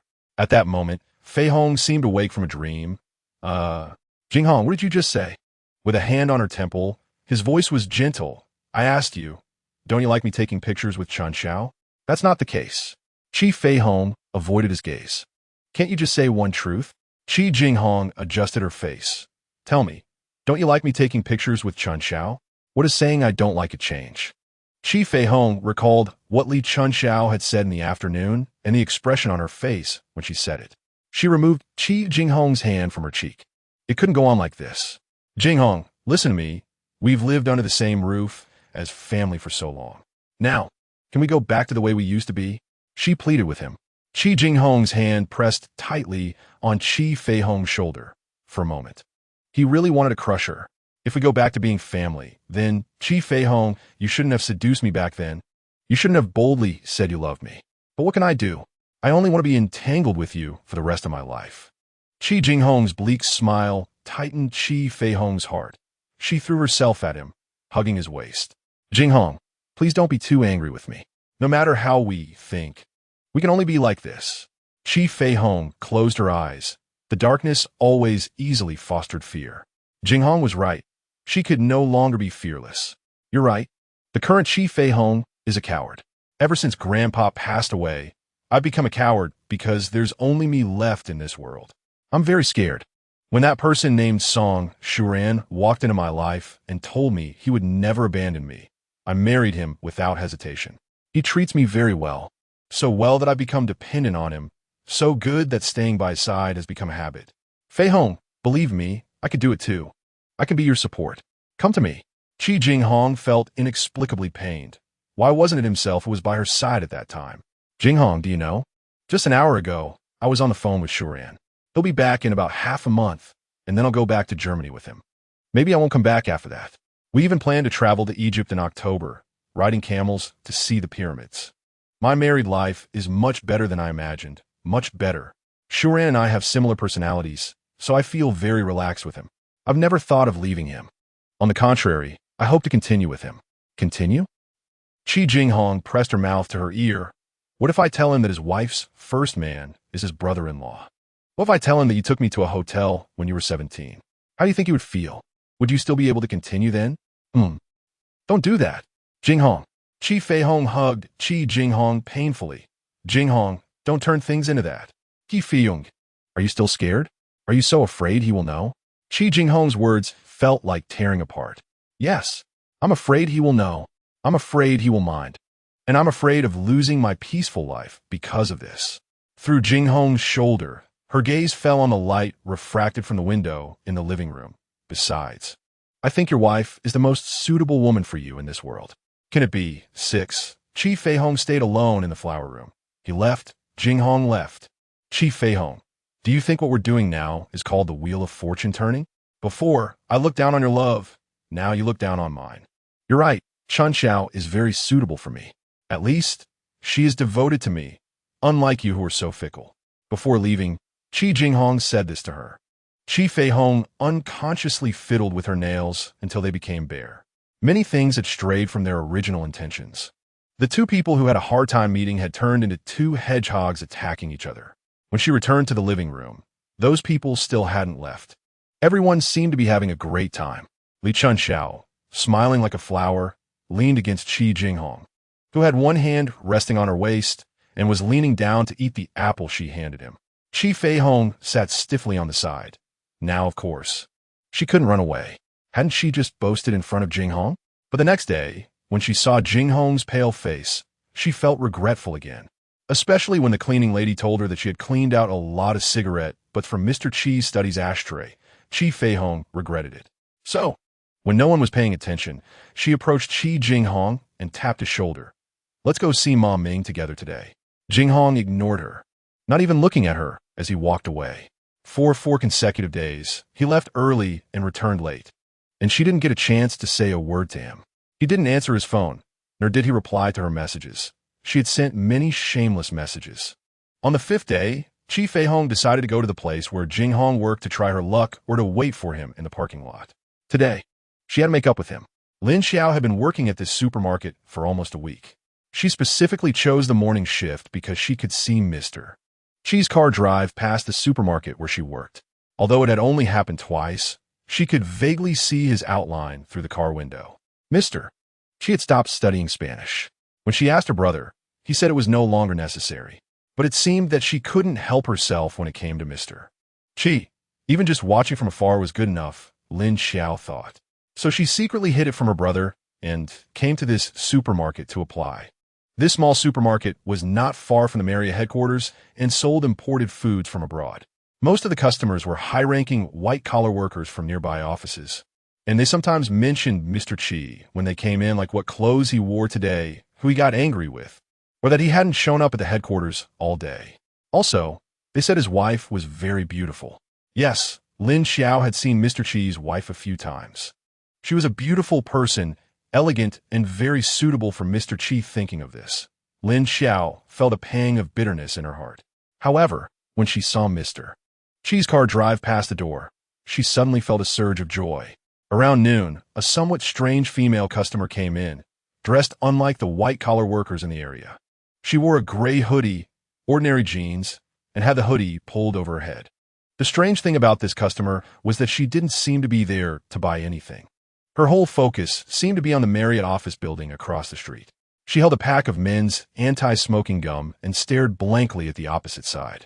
Lin Xiao carefully looked at the female customer's face and felt it looked familiar, but the customer's intense gaze made her uncomfortable, as if she wanted to bore a hole into Mr. Chi's office building.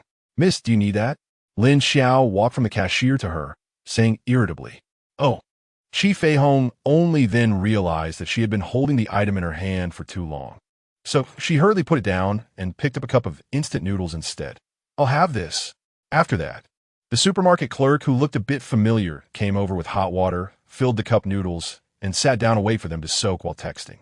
I didn't expect it to be so difficult to meet Jinghong for the first time. Without an appointment, they wouldn't let me in, and there was no way to get through. One of the receptionists even coldly glanced at my white canvas shoes and said she thought Mr. Chi would meet anyone, like a stray cat or dog, and not to treat this place like some low-profile fan meeting venue. I sat down and sent Jinghong 2 text messages in a row. "Jinghong, I'm at the supermarket across from your workplace. Can you come?" "Jinghong, are you not coming yet?" Then I added an exasperated emoji at the end. 10 minutes later, Jinghong still hadn't arrived, and I helplessly stared at the nearly overcooked noodles, picking up the plastic chopsticks.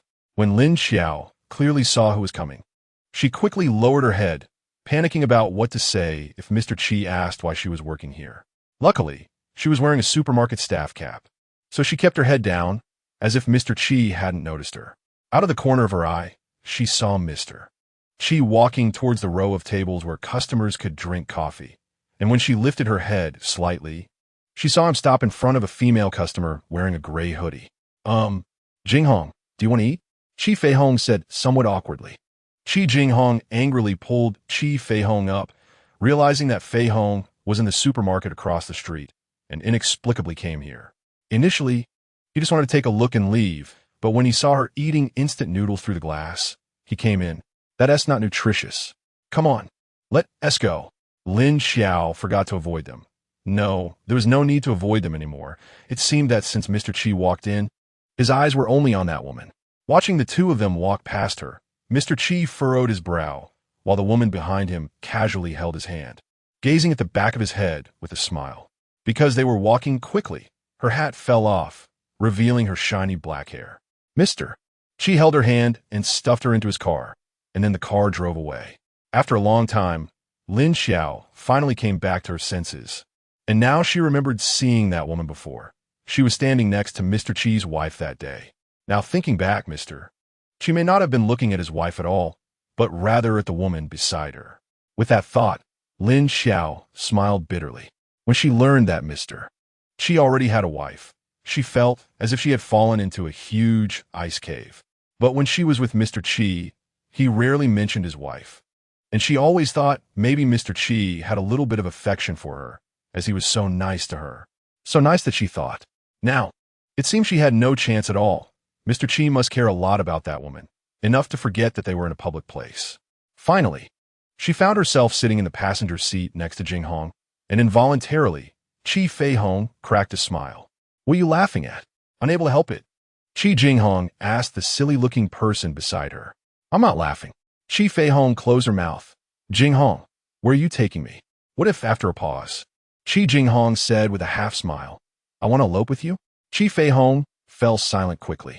I'll take you to eat something delicious, and by the way, let you meet a friend of mine. She sighed in her heart. My friend runs a restaurant, and the food is quite good.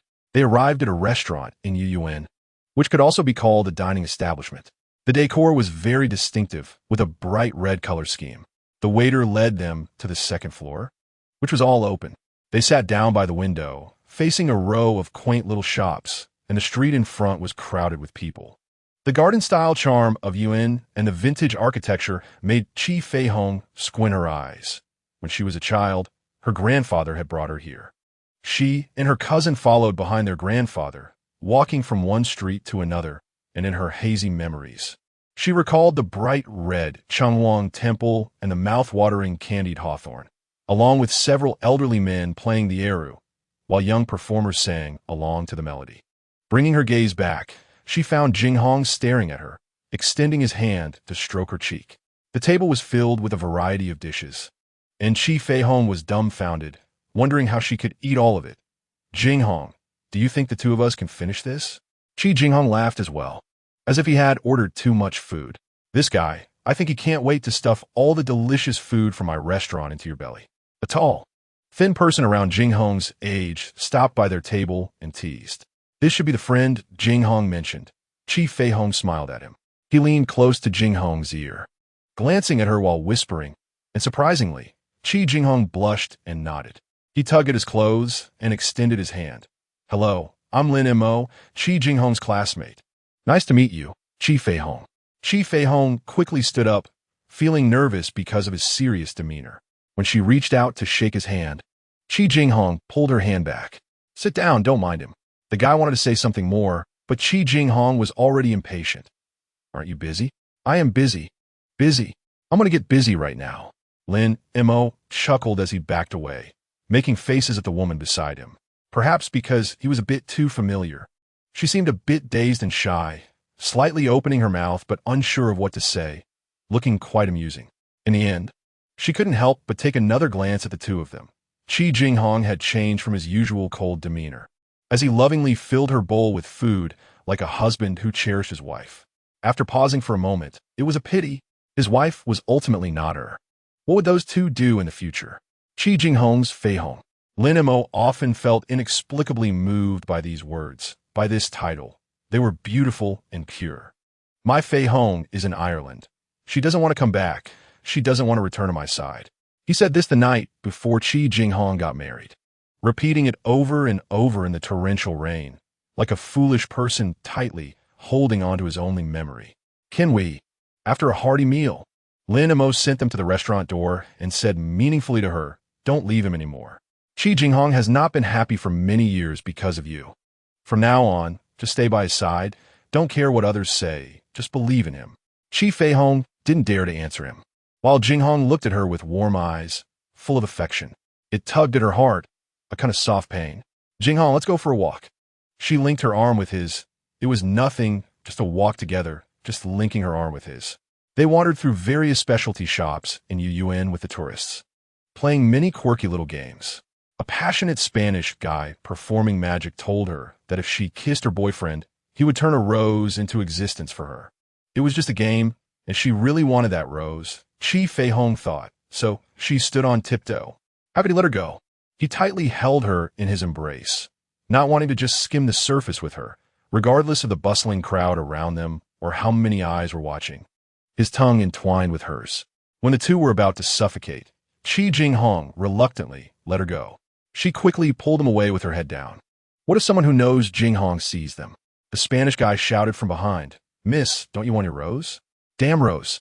Once they got into the car, Chi Jinghong's smile remained, occasionally letting out a muffled chuckle. Jinghong, Chi Feihong awkwardly said, I just thought that rose was beautiful, so. I know. This fool clearly didn't even see the shadow of the rose. Oh. Chi Feihong sighed in relief. That's good to know. As soon as Chi Jinghong returned home, he saw the lights on in the west wing and directly pushed the door open to go in. Feihong was sitting cross-legged on a Persian carpet with her back to him, typing on a notebook, murmuring to herself. Leaning closer, he realized she was sending an email and seemed to be stuck on a word. From her murmuring, Chi Jinghong guessed what the word was and rested his head on her shoulder, moving her hand to the position. Ruffling his hair, Chi Feihong started to feel shy. "Who is Louis?" Chi Jinghong asked unhappily, having seen the email recipient was named Louis. Chi Feihong instinctively looked around and distanced herself from Feihong, as they were too close now. "Louis is my brother." "No, he should be Trissy's brother." "How old is he?" Chi Jinghong asked casually. 3 years younger than me." Chi Feihong couldn't help but smile. He's quite a strong guy, a mischievous little devil when he was younger. Thinking of Louis's poor childhood experiences made Chi Feihong giggle. "Do you know?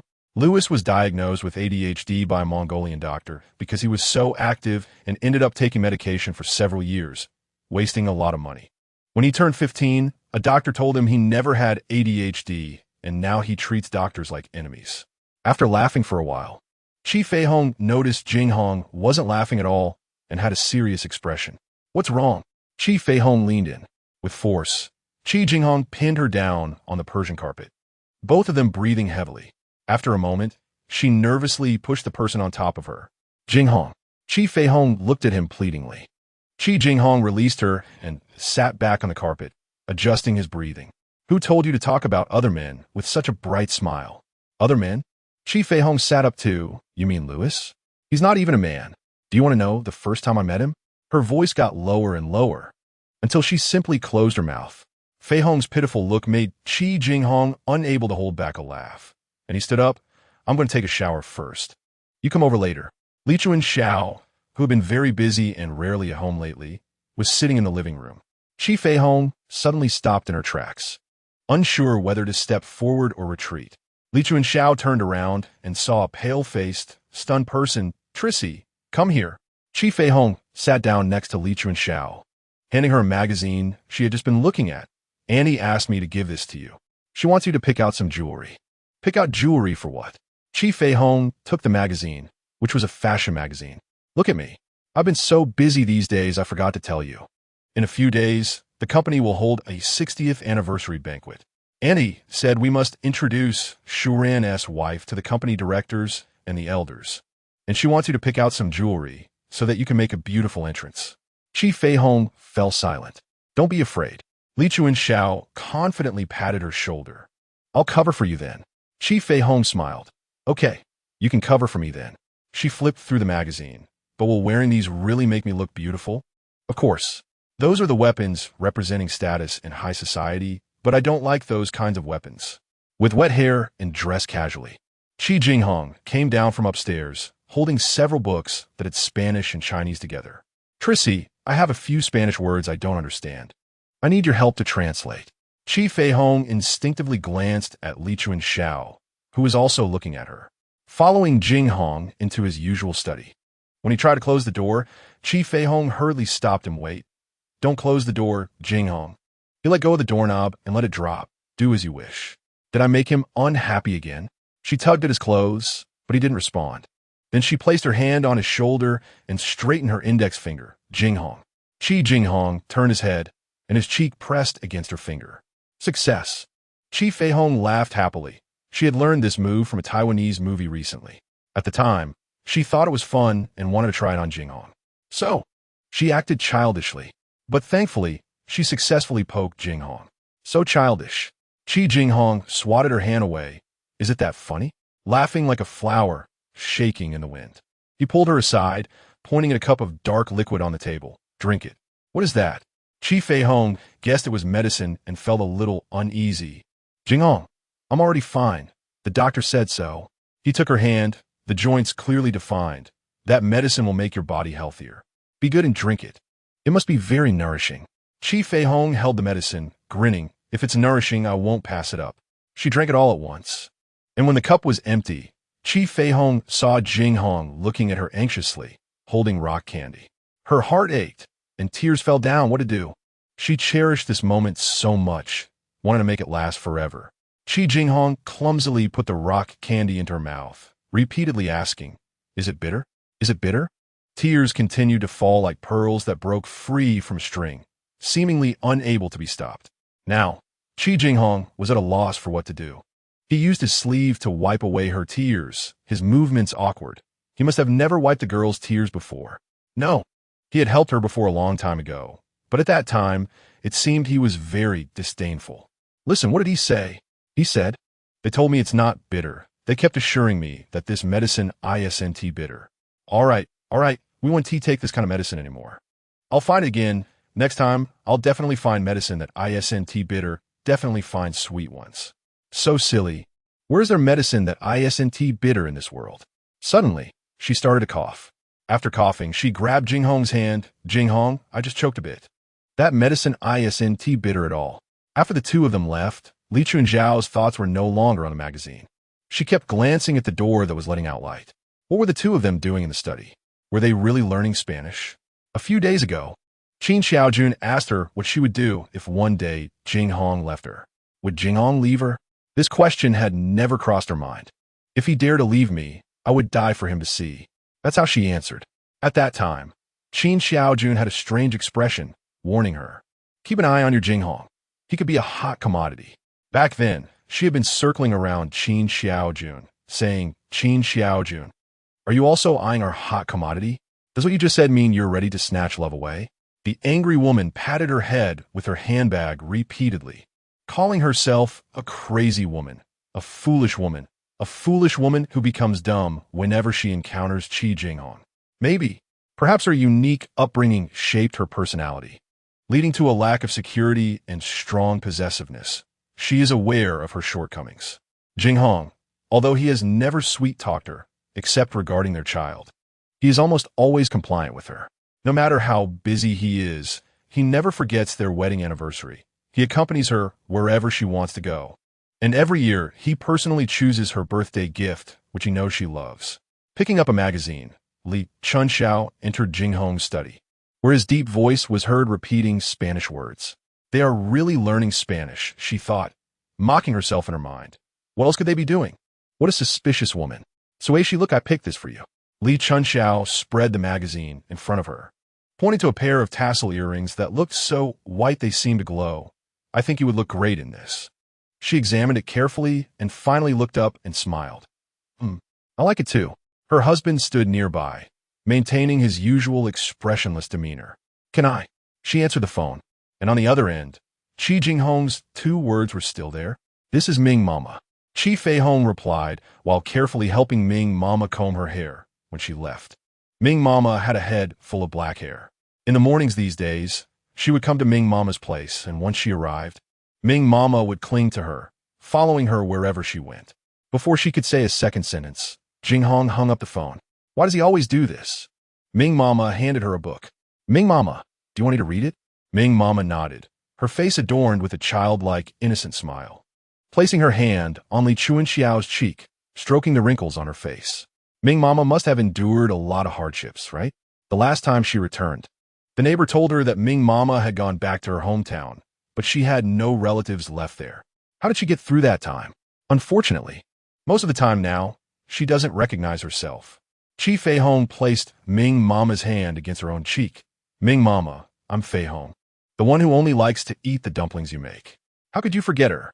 How could you not remember her? Ming Mama continued to smile. Ming Mama, I was your child before, and now you are my child. Child? Child? She struggled to repeat those two words. Now she prefers to smile rather than speak. The doctor said that due to her vocal cord injury, it is difficult for Ming Mama to speak now. Child. You are my child. Chi Feihong wrapped her hand around Ming Mama's hand. Open the book. Ming Mama, can I read to you? But the book Ming Mama gave her left Chi Feihong dumbfounded. It was actually a book about preventing AIDS. On a bench under a cypress tree, the breath of spring came rushing in from this suburban area far from downtown Shanghai. And Chi Feihong rested Ming Mama's head on her shoulder. Ming Mama, let me tell you a story. She closed her eyes. In an era unknown to anyone, in the beautiful Milky Way, there was a star system called the Sky City of Puda.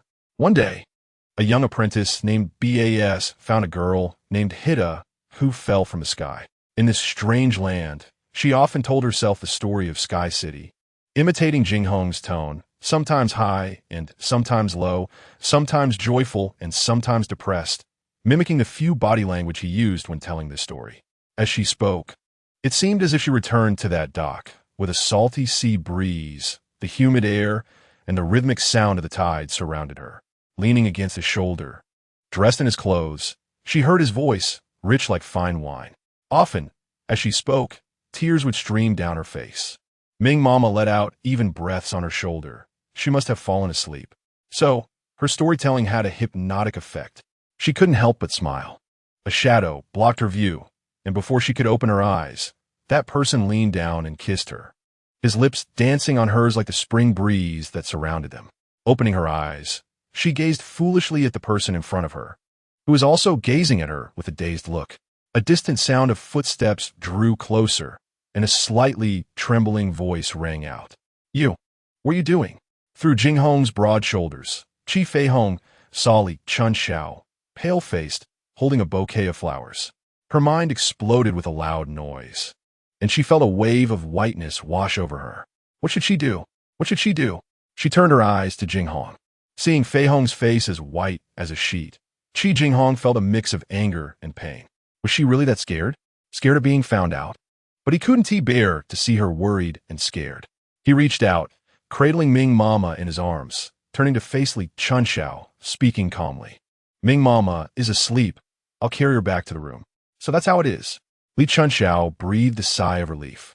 Just now, from a distance, it seemed she had witnessed a scene that terrified her. From that angle, it looked like Jinghong was kissing a woman. It turned out Ming Mama was sleeping on Tsueishi's shoulder, and since Ming Mama was asleep, Jinghong would naturally carry her back to the room, which explained that seemingly ambiguous scene. But Tsueishi, what was she doing here? How did she end up here? But, Li Chunxiao asked softly, but Tsueishi, what are you doing here? How did you get here? I asked her to come. Ming Mama has been having trouble sleeping for a long time, so the director suggested I find her. Maybe it could help. Carrying Ming Mama ahead of them, Chi Jinghong said. He carefully placed Ming Mama on the bed and tucked her in. The sleeping elderly woman made Li Chunxiao feel uncomfortable. She was Jinghong's wife, and it seemed she should be the one to help Jinghong's elder sleep. But she didn't have Tsueishi's skill. That woman seemed to be capable of anything, able to soothe a drunken Jinghong, bandage his wounds, and even treat this very important relative's insomnia. These should be her responsibilities as Jinghong's wife. So Tsueishi. Li Chunxiao affectionately linked her arm with Tsueishi's. "Tsueishi, my sister-in-law, please teach me your skills, okay? You can't stay here forever, can you? So, teach me a bit, so that when you're gone, if Jinghong gets drunk, I can handle him, and if Ming Mama can't sleep, I can handle her too. I don't want people to say that Jinghong's wife is useless. Yes, she is their sister-in-law. Yes, she can't stay here all the time. Yes. Jinghong already has a wife." Raising her head, she showed Li Chunxiao a smile that even she herself couldn't understand. "Chi Feihong, how long will you remain amnesiac?" In the parking lot of the nursing home, her car was parked not far from Jinghong's car. Jinghong's Qian and Li Chunxiao's white Bentley were nestled together. This was very much like her current awkward identity, so she could only watch them from afar. Chi Jinghong grabbed the absent-minded Feihong. "Where are you going?" Pointing to her car, Chi Feihong struggled to say, "I'm going to drive. Let's take my car back today. You don't look too good. I'll have someone else drive your car back." Li Chunxiao was on the phone with her back to them, and Chi Feihong swatted his hand away. "Jinghong, don't make it difficult for me." At that moment, Li Chunxiao walked over and naturally linked her arm with Chi Jinghong's. "I'll have the driver come pick up the car." "Jinghong, I'll take your car back today." Chi Jinghong fixed his gaze on Chi Feihong. "Then, we'll go to Michelin for dinner together." Li Chunxiao remembered that it seemed like Jinghong hadn't taken her out to eat in a long time, so she clung to him like an octopus. "Also, after dinner, let's go have a couple of drinks." "What else?" He smiled and asked, wrapping his arm around his wife. "There's." Li Chunxiao elongated her voice. "There's. I'll think of more in the car." Then, turning back to ask, "Tracy, do you want to join us?" "No, thanks." Chi Feihong thought. The smile on her face must look worse than crying. "My car is over there. I'm leaving first." After saying that, she escaped, driving like mad. She finally arrived at the outskirts of Pudong Airport, where a plane just took off, making a huge noise as it flew overhead, eventually merging into the twilight. This twilight fragmented everything around her, just like her current state of mind. Taking out her phone, Chi Feihong called Song Shuran. She hadn't been able to reach him for a week. The last signal was intermittent. The silence on the line was enough to make her feel despair. with occasional sharp sounds of static. Damn Song Shuran. Why did he have to go to such a godforsaken place? Hang up and call again. Shuran. Answer the phone. Pick up. Chi Feihong's hand kept pounding on the steering wheel. Pick up, Song Shuran. Shuran, answer the phone. Chi Feihong didn't even know how many times she dialed. Finally, Song Shuran, I told you not to answer the phone. Chi Feihong shouted, throwing the phone into the sky. Song Shuran, why didn't you answer the phone?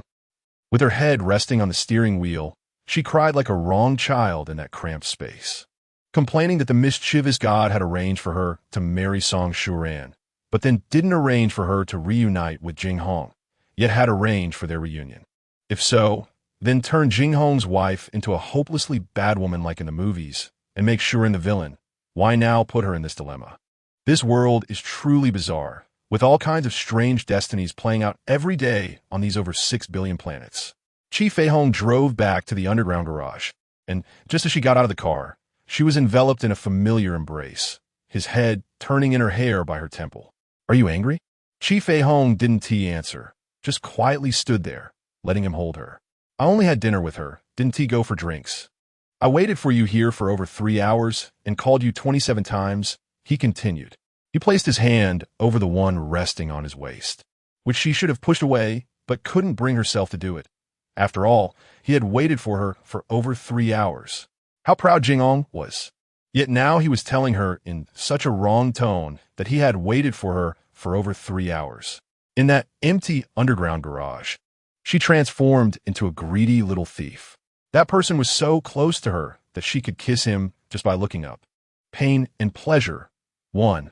On the evening of the Marriott's 60th anniversary, Chi Feihong arrived at the banquet venue after being styled for 6 hours by an Italian stylist named Amy, who was said to have many celebrity fans.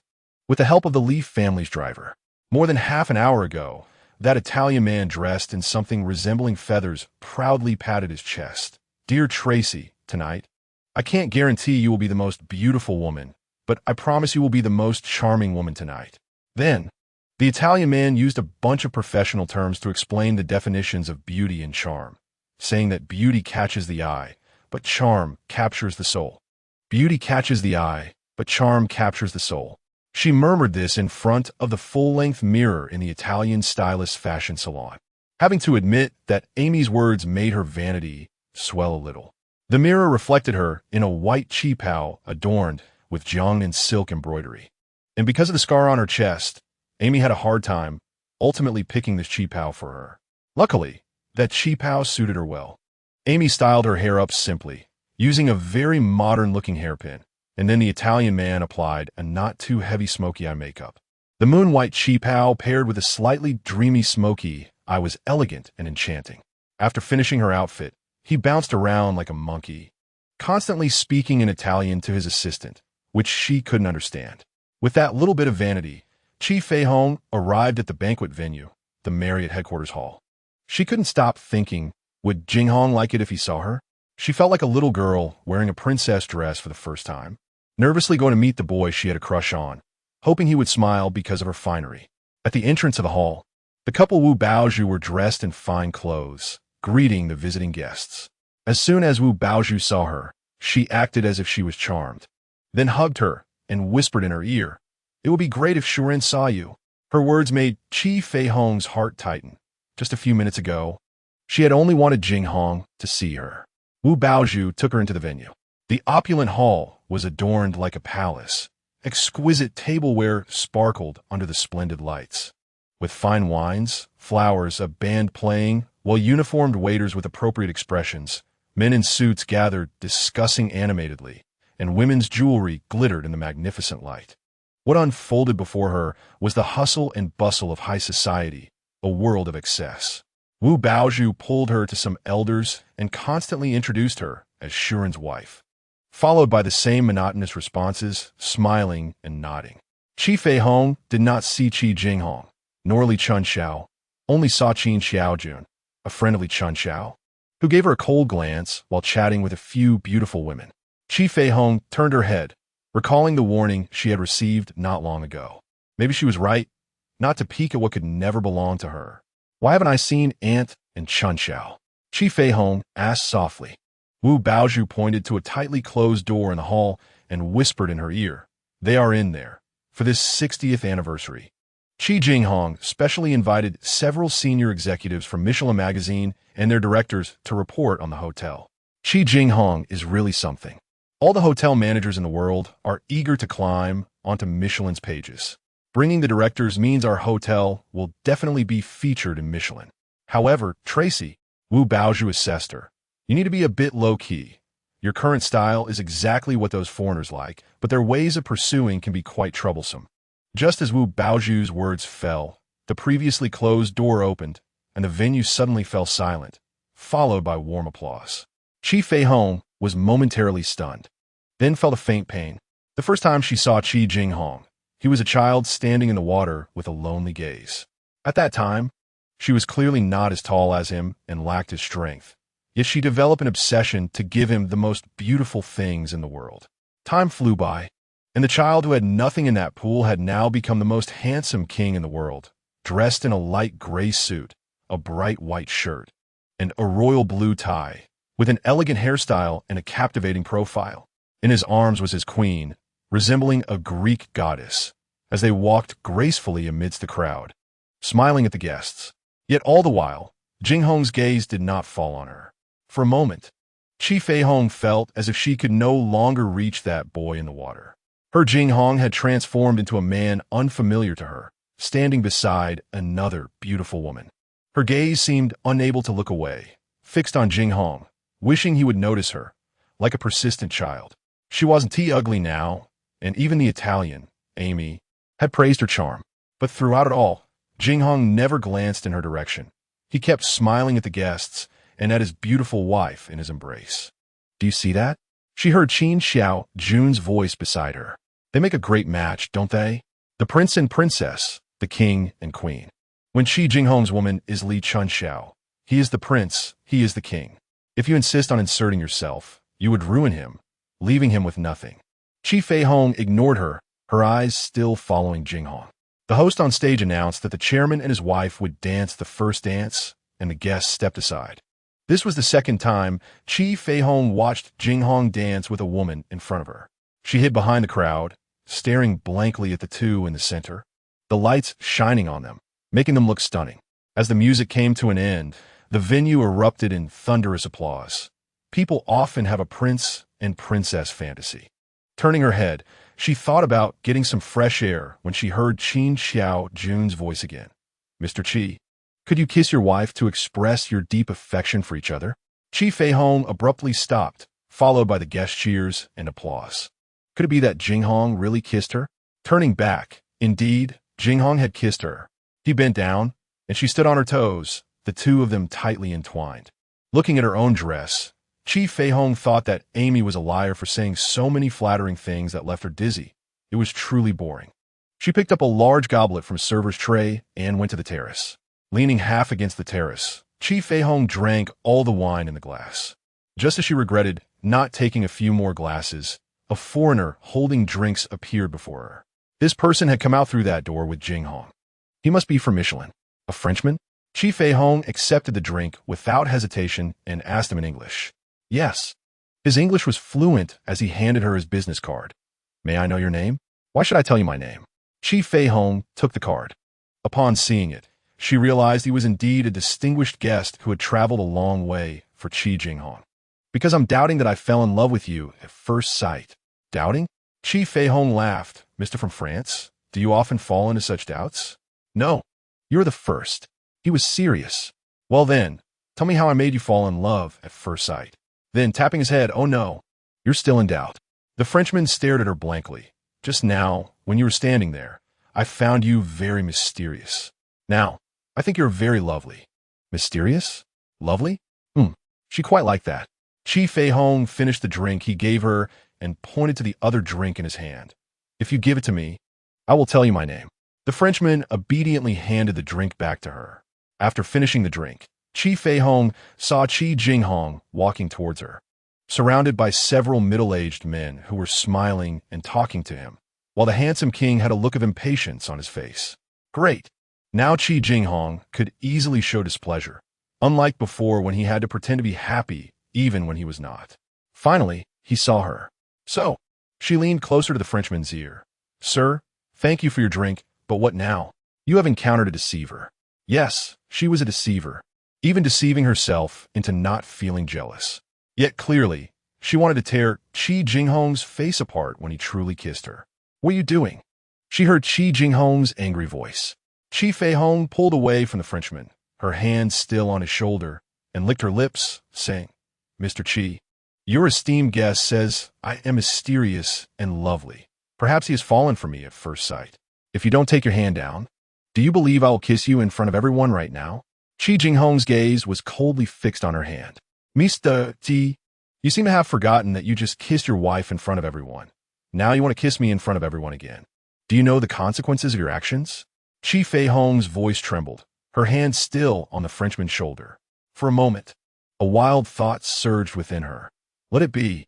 If Jinghong wanted to kiss her, then let him do it. Let everyone witness this moment. And then, as his head drew closer, she panicked and hurriedly moved her hand away from the Frenchman's shoulder. Jinghong's face wore an expression of understanding, as if mocking her for being a coward again. Chi Feihong awkwardly fled from the terrace, walking briskly away from the venue, escaping the pairs of eyes and the intoxicating sounds of music and alcohol. When she reached the dimly lit hallway, she heard hurried footsteps behind her, mirroring her own.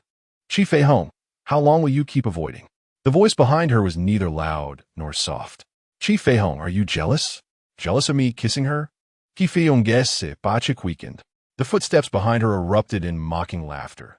Chi Feihong, you're becoming more cowardly. Too cowardly to even admit jealousy? Chi Feihong's steps halted. The footsteps behind her came to a stop. Just now, he whispered. She kissed me first. I didn't react at the time. But wouldn't you push her away? She turned around and said fiercely. Jinghong smiled, his laughter unabated, as if he found it immensely amusing. Don't laugh, she said more fiercely, but he continued to smile. Then, she grabbed his tie and pulled his beaming face closer to her.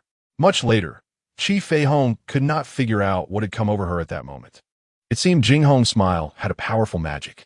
Pain and Pleasure, Part 2. Chi Feihong held on to Chi Jinghong's tie, pulling his face toward her. Who made Jinghong smile so beautiful? Who made Jinghong call himself a coward? She was not a coward. She had taken him to a hotel when they were 17. Due to the urgency of the kiss, Chi Feihong bumped into his teeth, and it hurt quite a bit. Before she could cry out, she was pressed hard against the wall by Jinghong. His kiss came down like a sudden storm, punishingly entangling her tongue, biting and nibbling. Chi Feihong couldn't help but gasp. And Jinghong's kiss began to soften, as if comforting her, like a wounded little beast. The kiss was intoxicating and wonderful, and unable to resist. Chi Feihong placed her hand on his shoulder, letting out a sound. She wanted to call out Jinghong's name, but his tongue was like a little snake, entwining her so that she couldn't call his name. The sound of footsteps in the corridor suddenly startled Chi Feihong. Her heart trembled as she pulled Jinghong into a room just a few steps away and closed the door. This room was a storage room. Chi Feihong pulled Jinghong to hide behind a makeshift screen created by scattered curtains, took a deep breath, and when she looked up, she saw the hurt in Jinghong's eyes.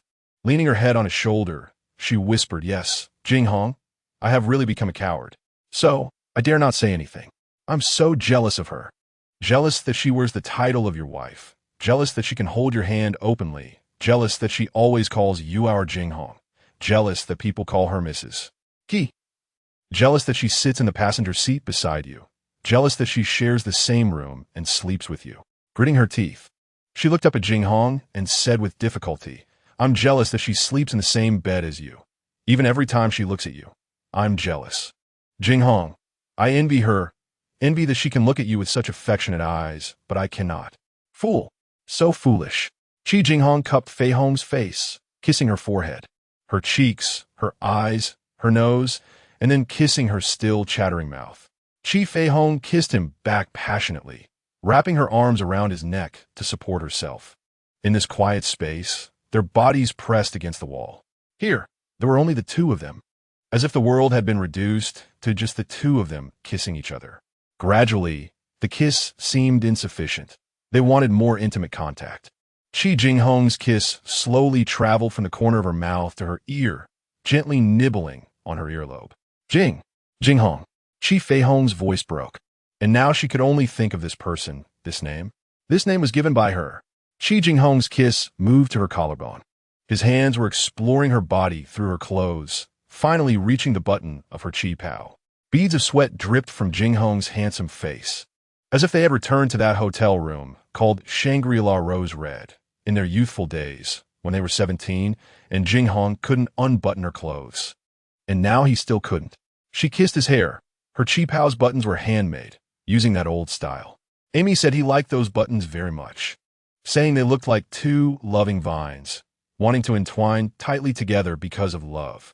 She guessed that Jinghong must have the opposite thought from Amy at this moment. He must want to tear those buttons apart. Uncontrollably, Chi Feihong laughed. Still laughing. Chi Jinghong gasped, crazily wanting her, his hands exerting force. No, Jinghong. Chi Feihong stopped him. Chi Jinghong's body stiffened. Don't tear it, Jinghong. She leaned close to his ear and whispered, If you tear it, how will I go back? In the future. Chi Jinghong gritted his teeth. In the future, don't make me wear this kind of clothes. Those foreign devil's eyes are about to fall out, and these buttons are really damn difficult to deal with. He kissed her again. His kiss seemed omnipresent, his hands wandering on her chest through her clothes, finally landing at the slit of her chi pao. Chi Feihong's body trembled uncontrollably. She clung tightly to Jinghong's hands, her fingers in his hair, her feet unsure where to place themselves due to Jinghong's grip. Feihong. He kept kissing her earlobe, whispering in a husky voice in her ear. Feihong, be good. Spread your legs. Let me in, okay? Feihong, give it to me. Okay. I want you now. Feihong, do you want me? Yes. She wanted him too. She wanted him so much. She was also crazily thinking. She imitated him, kissing his ear, imitating him, using her tongue and teeth to please him. She imitated him, tearing open his shirt, reaching her hand into his clothes, exploring his body. She even extended her foot. Chi Jinghong felt like he was going crazy. His hand reached the inside of her thigh. His hand reached the lace edge. At this moment, the door was pushed open, then closed again, and then came the kind of panting sounds they had just made, mixed with male and female gasps. Although the lighting here wasn't very bright, Chi Feihong could still distinguish the figures of a man and a woman. The woman was the beautiful wife of the uncle she should call, who had just been at the venue, and the man was the young and capable assistant that her uncle highly recommended. The man eagerly lifted the woman's skirt, and the woman wrapped her legs around his waist. The woman's small handbag's phone rang. She picked it up and spat, and when she answered the phone, her voice was incredibly charming. Darling, I will be right back. While the woman was on the phone, her lover was still lying on her chest. Finally, the woman pushed the man, who reluctantly swore and left the room with her. All of Chi Feihong's bodily senses began to stagnate.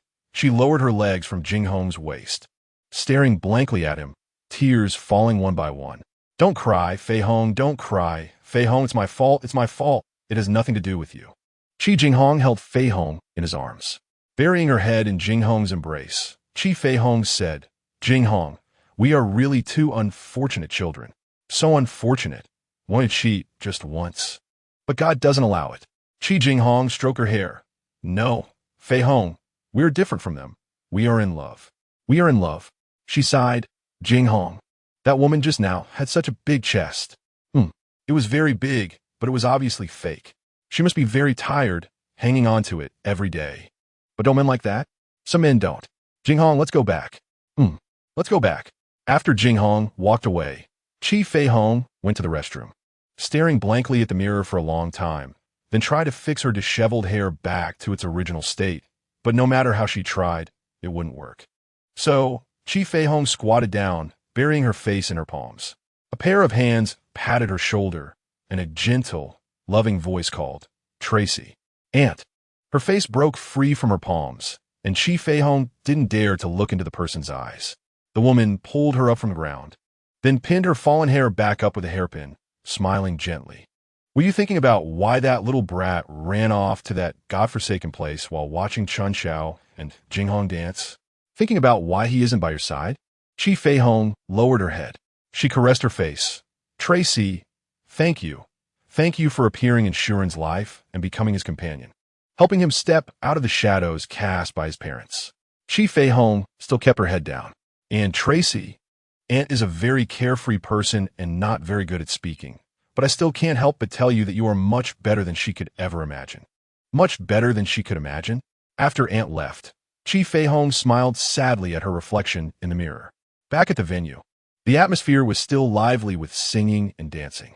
That uncle's beautiful wife was still inseparable from her husband, chatting and laughing like a virtuous woman, while his capable assistant respectfully followed them, gentle and humble. That night, Chi Feihong and Chi Jinghong did not mention what happened again. Jinghong would still call her into his study every night under the pretense of asking her to help with Spanish, to drink that dark herbal soup. Sometimes, Li Chunxiao would suddenly barge in, then awkwardly smile at them. Jinghong still liked to send her text messages every now and then, still those two words. Are you there? He often took her to Lin Mo's place for dinner, and they also went to see Ming Mama. Chi Feihong stood in front of the calendar for a long time. Tomorrow, Shuran would be back, and then they would stay in Shanghai for a few days before returning to Germany. Ultimately, they would go back. She picked up the phone and dialed that familiar number. Where are you? Jinghong, I want to see you now. The West Wing was peaceful and serene, the evening sunlight gently spilling onto the large floor-to-ceiling windows. The green plants in the garden were vibrant from the spring rain not long ago, making the Jiangnan garden style, created by the gardener, even more poetic. Chi Feihong leaned against the chaise lounge, and Jinghong walked towards her from the garden path, causing her to smile involuntarily. Jinghong was wearing a white shirt today. Once, she had read a book in which an old lady reminisced about her first encounter with her first love, saying he wore a bright white shirt, appearing like a dream under the sun. What's so funny? He came to her side and whispered in her ear. A secret. She couldn't tell him it was because he was wearing a white shirt. Could she? Chi Feihong leaned back in the chaise lounge and patted the space beside her. Want to lie down here for a while? He lay down next to her. Aren't you afraid of being seen now? If someone really sees us, let them see. Chi Feihong closed her eyes. Yes. If someone saw them, she would tell those people that she had loved them long before, even before Li Chunxiao fell in love with Chi Jinghong. Chi Jinghong chuckled lightly in her ear. Should I shout to bring them over? Chi Jinghong opened his arms, allowing Feihong to rest her head on his shoulder, his hand gently stroking her hair. That day I saw him holding you like this in the garden, stroking your hair like this at that moment. Chi Jinghong patted his chest. At that moment, it felt like a fire was burning here. The two fell into silence. After a long time, Chi Feihong pulled Chi Jinghong. Jinghong, let's have dinner together tonight. Let's go to the house where I used to live and cook for ourselves. They went to the supermarket together, and, after thinking for a moment, Chi Feihong hung her arm around Jinghong's and looked up to see him looking at her with a half-smile. In the small kitchen, Jinghong was cutting tomatoes while she was beating eggs, the rich aroma of stewed meat wafting from the earthen pot beside them. Above them was an old lampshade casting an orange glow, creating a scene that felt like a dream, one she had dreamt of many years ago. The kitchen led to the hall, where their wedding photos hung, their child sleeping quietly on the sofa, grandfather reading in the study, and Ming Mama taking care of their other child, who was very mischievous and cried all day long. Chi Feihong, what are you daydreaming about again? Chi Jinghong waved his hand in front of her. Jinghong, you become more attractive. Chi Feihong made a drooling gesture. Where have I become attractive? Here. Chi Feihong touched Jinghong's temples. This is the most attractive part. I think Russian men's temples are the most attractive, and you can compete with them. Chi Jinghong reached to touch his own temples, only to find sticky egg whites. Around 8 o'clock, their dinner was finally ready. Chi Feihong lit the candles she bought from the supermarket and arranged fresh flowers on the dining table. Sitting down, she raised her glass to Chi Jinghong and Chi Feihong's first candlelight dinner. Also, the last candlelight dinner. What to do? She had also become a mundane person, like sharing sweet romantic moments with him. It seemed they had always been missing each other. When she started to love him, he wasn't in love with her. When he realized he loved her, she wasn't by his side, and when she could love him like a normal girl, they had both found others. So, it seemed they had always brushed past each other, and they had never interacted like normal lovers. This strange fate felt as strange as the taste of the wine in the cup, which made her tears flow. Jinghong took her wine glass away, his hand patting her back, and through her tear-filled eyes, she saw him looking at her with a gloomy expression. Chi Feihong, is it because he's coming back tomorrow that this counts as our last banquet? His hand rested on the back of her chair, his gaze piercing. Yes, it's true. Jinghong is really not cooperative. Is it that after we finish eating, you will use those grand principles to tell me that the least likely among your 1,000 possibilities is to choose to be with me? Yes. Then, I will also tell you that the least likely among 1,000 possibilities is that I will let you go. So, don't even think about it. Jinghong. Chi Feihong traced patterns on the dining table. That year when I impulsively came back to find you, after going back, grandfather slapped me. Chi Feihong pressed her hand against her cheek. Here, I feel it still hurts faintly. After grandfather slapped me, he cried. The grandfather who never hit me and never cried actually hit me and actually cried. He pointed at Shuran, who hadn't shaved for days and looked a mess, and said, This person hasn't slept for you in 4 days. It's my fault. I didn't teach you well, letting you be oblivious to the ways of the world. But at least I taught you to be grateful to this world. Yet today, your actions prove that I am a failed teacher, because of my recklessness that time. The hospital fired the 2 nurses who had been taking care of me, and Lewis left the team without permission, losing his position on the school as football team. A large number of police were searching for me, and grandfather was detained for 48 hours for speeding and injuring a child. From that day on, I understood that living in this world cannot be reckless, because perhaps some people will become victims of your recklessness. Standing up, Chi Feihong pressed her face against Jinghong's back. Jinghong, some consequences we can't bear. Chi Feihong heard Chi Jinghong chuckle. Chi Feihong, you've considered everyone, but why haven't you considered me? He pushed her away and walked upstairs. Chi Feihong refilled her glass. This time, the taste was no longer strange. With a thud, Chi Jinghong slammed an old, yellowed notebook in front of her. This should be familiar to you, Chi Feihong. I want you to sit here tonight and read it all, carefully word by word, to see what kind of life I have lived over the years. I feel that no one in this world is as selfish as you. Since you are so selfish, why not continue being selfish? It's really laughable that you come to talk to me about this now. Don't forget, all of this started with you. If you knew you were a short-lived ghost, you shouldn't have bothered me. Now it's too late to talk about this. Chi Jinghong's life has already been ruined by you. The diary will tell you that the person you owe the most is me. In the end, when he was leaving, he said, I am really unfortunate to have fallen in love with a freak like you. Yes, Chi Jinghong is really unfortunate to have fallen in love with a freak like her. After Jinghong left, Chi Feihong pressed her face against the diary. Jinghong told her to read it carefully, word by word, but what can she do? She is too lazy to read it now. The next day, Chi Feihong did not welcome Shuran, but rather his obsequious tone. On the phone, he sounded like a little servant.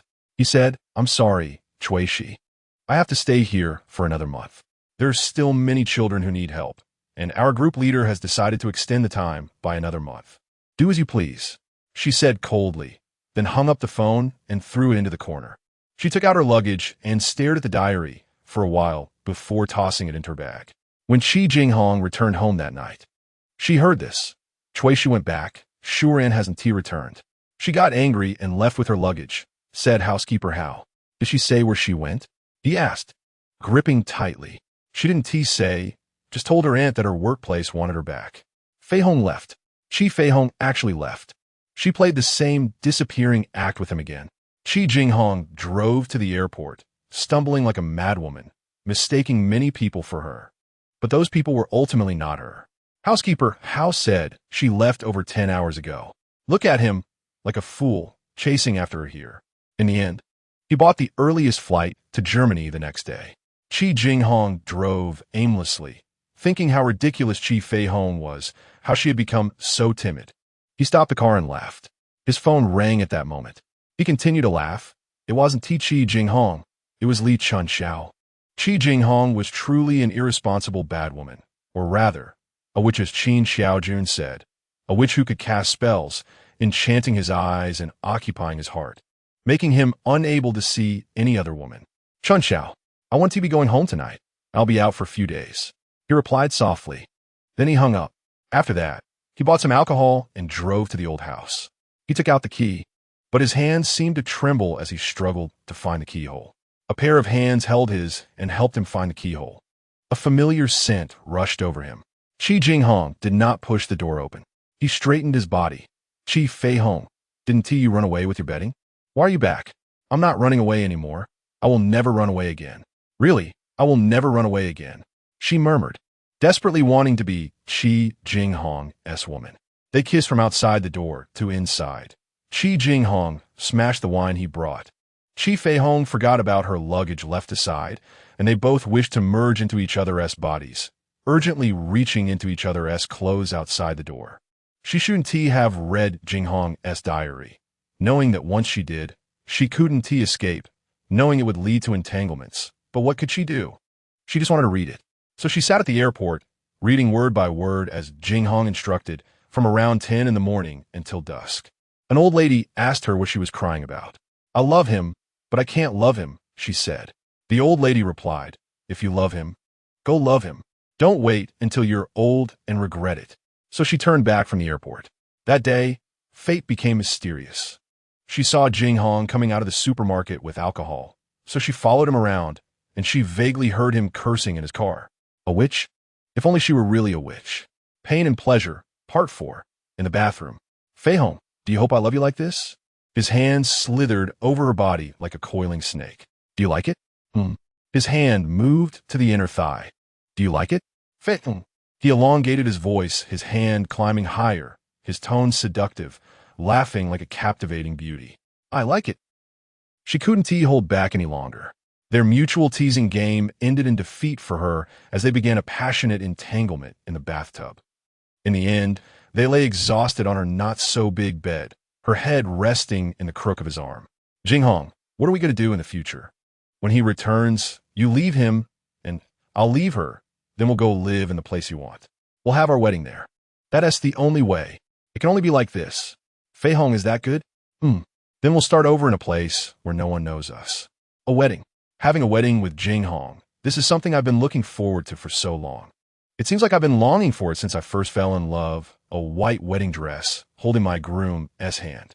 The bride's name is Chi Feihong, and the groom's name is Chi Jinghong. They wear identical rings. How wonderful that would be. Jinghong, you should worry a little about living with me. Worry about what? Worry about your credit card. Well, every year I get impulsive once or twice. For example, Chi Feihong's voice grew quieter. For example, what? For example, last year I bought a 60,000 euro bottle from a Middle Eastern man. And when I got back, people told me that this kind of thing is usually used by Arabs to plant the least expensive flowers in the Middle East. It's worth less than a bottle of water. Chi Jinghong smiled. Just follow me without worry. As long as your impulsiveness doesn't exceed 10 times a year, I think I can afford it. Also, I'm not very good at making money. Not good at making money. Then you can clean the house for me every day. Clean the house for Jinghong every day. This idea was quite good. Jinghong, let's just be carefree in this life. In the next life, let us be reborn as pigs, locked in a pigsty as soon as we're born, waiting to become a delicious meal on people's tables. Okay, then you'll be Mrs. Pig, and I'll be Mr. Pig. In this life, she and Jinghong could never be separated. After a while, Feihong, are you tired? Not tired. Why do you ask? Chi Jinghong held her hand and brought it to his abdomen, laughing silently. Now you know why I asked, right? Her hand paused there, lightly scratching with her nails in an ambiguous tone. Jinghong, it has grown. Chi Jinghong groaned. Feihong was really not reserved. She turned over and pressed him down. Well, since you're not tired, then you need to come and comfort the grown-up Jinghong. After a while, Jinghong, I am tired, but I'm not tired. After a while, Jinghong, I'm really tired. Feihong, what exactly are you tired from? I'm the one using the energy. After a while again, you're really tired. Yes, I'm really tired. Feihong, your stamina really isn't good. Chi Jinghong, don't try to provoke me. I hate it when others use provocation on me. If you think I'm provoking you, then fine, I am provoking you. Chi Jinghong, do you still think I'm not strong enough? No, not anymore. You could be a female Hercules. Chi Jinghong chakod glumidi. As a result, before dawn, Chi Jinghong was pulled up by Feihong to cook noodles, with a reason that was quite justifiable. It's all your fault. In the dimly lit kitchen, Chi Feihong pressed her face against the back of the man who was cooking noodles for her, and from now on, she would never part from him. Even if the whole world criticized them, even if the whole world said they were wrong, even if they disappointed Grandpa's teachings and made Shuran and Chunxiao sad, she still wouldn't part from Jinghong. In the next life, let her go to the 18th level of hell. Pain and Happiness, Part 5. Chi Jinghong and Chi Feihong were curled up under a blanket on a lounge chair, watching the light gradually change from dark to light to white. Her hand rested on Jinghong's brow, her thumb brushing through his eyebrows. When will he come back? After a long time, Chi Jinghong asked softly. A month later, Chi Feihong's hand paused. A month is enough. What do you mean? In this month. Chi Jinghong placed Feihong's hand on her lips. In this month, I will find a suitable agent to transfer my work into his hands. Will you find such a person? Of course, as long as the annual salary you offer is high enough, you can hire any kind of professional talent. In recent years, our country has started to imitate the CEO system from abroad, and our hotel started implementing it a few years ago. So now, I just need to hand over my work to them and take care of some legal procedures. Jinghong, after being with me, you'll have nothing. Chi Feihong said gloomily. You're wrong. Losing you is what makes me have nothing. Jinghong, do you think? Jinghong, do you think we will succeed? Will we end up together? Will she let go of you? And can we really achieve peace of mind in the end? And so many more. Chi Feihong didn't continue to ask, just found a comfortable position leaning against Jinghong. Don't worry, I'll take care of everything. You just stay by my side and don't think about anything. Just be here with me. Remember. Got it. You will stay here for this month. Later, we'll go buy some daily necessities together. There are many books I usually buy upstairs. You can go take a look at them. You should like those. Some are even out of print. Back then, I bought a lot in Ireland. Once, Feihong. Chi Jinghong lowered her head and realized the person in her arms had already fallen asleep. She tucked the hair, covering her face behind her ear, and smiled slightly. Last night, he must have exhausted her.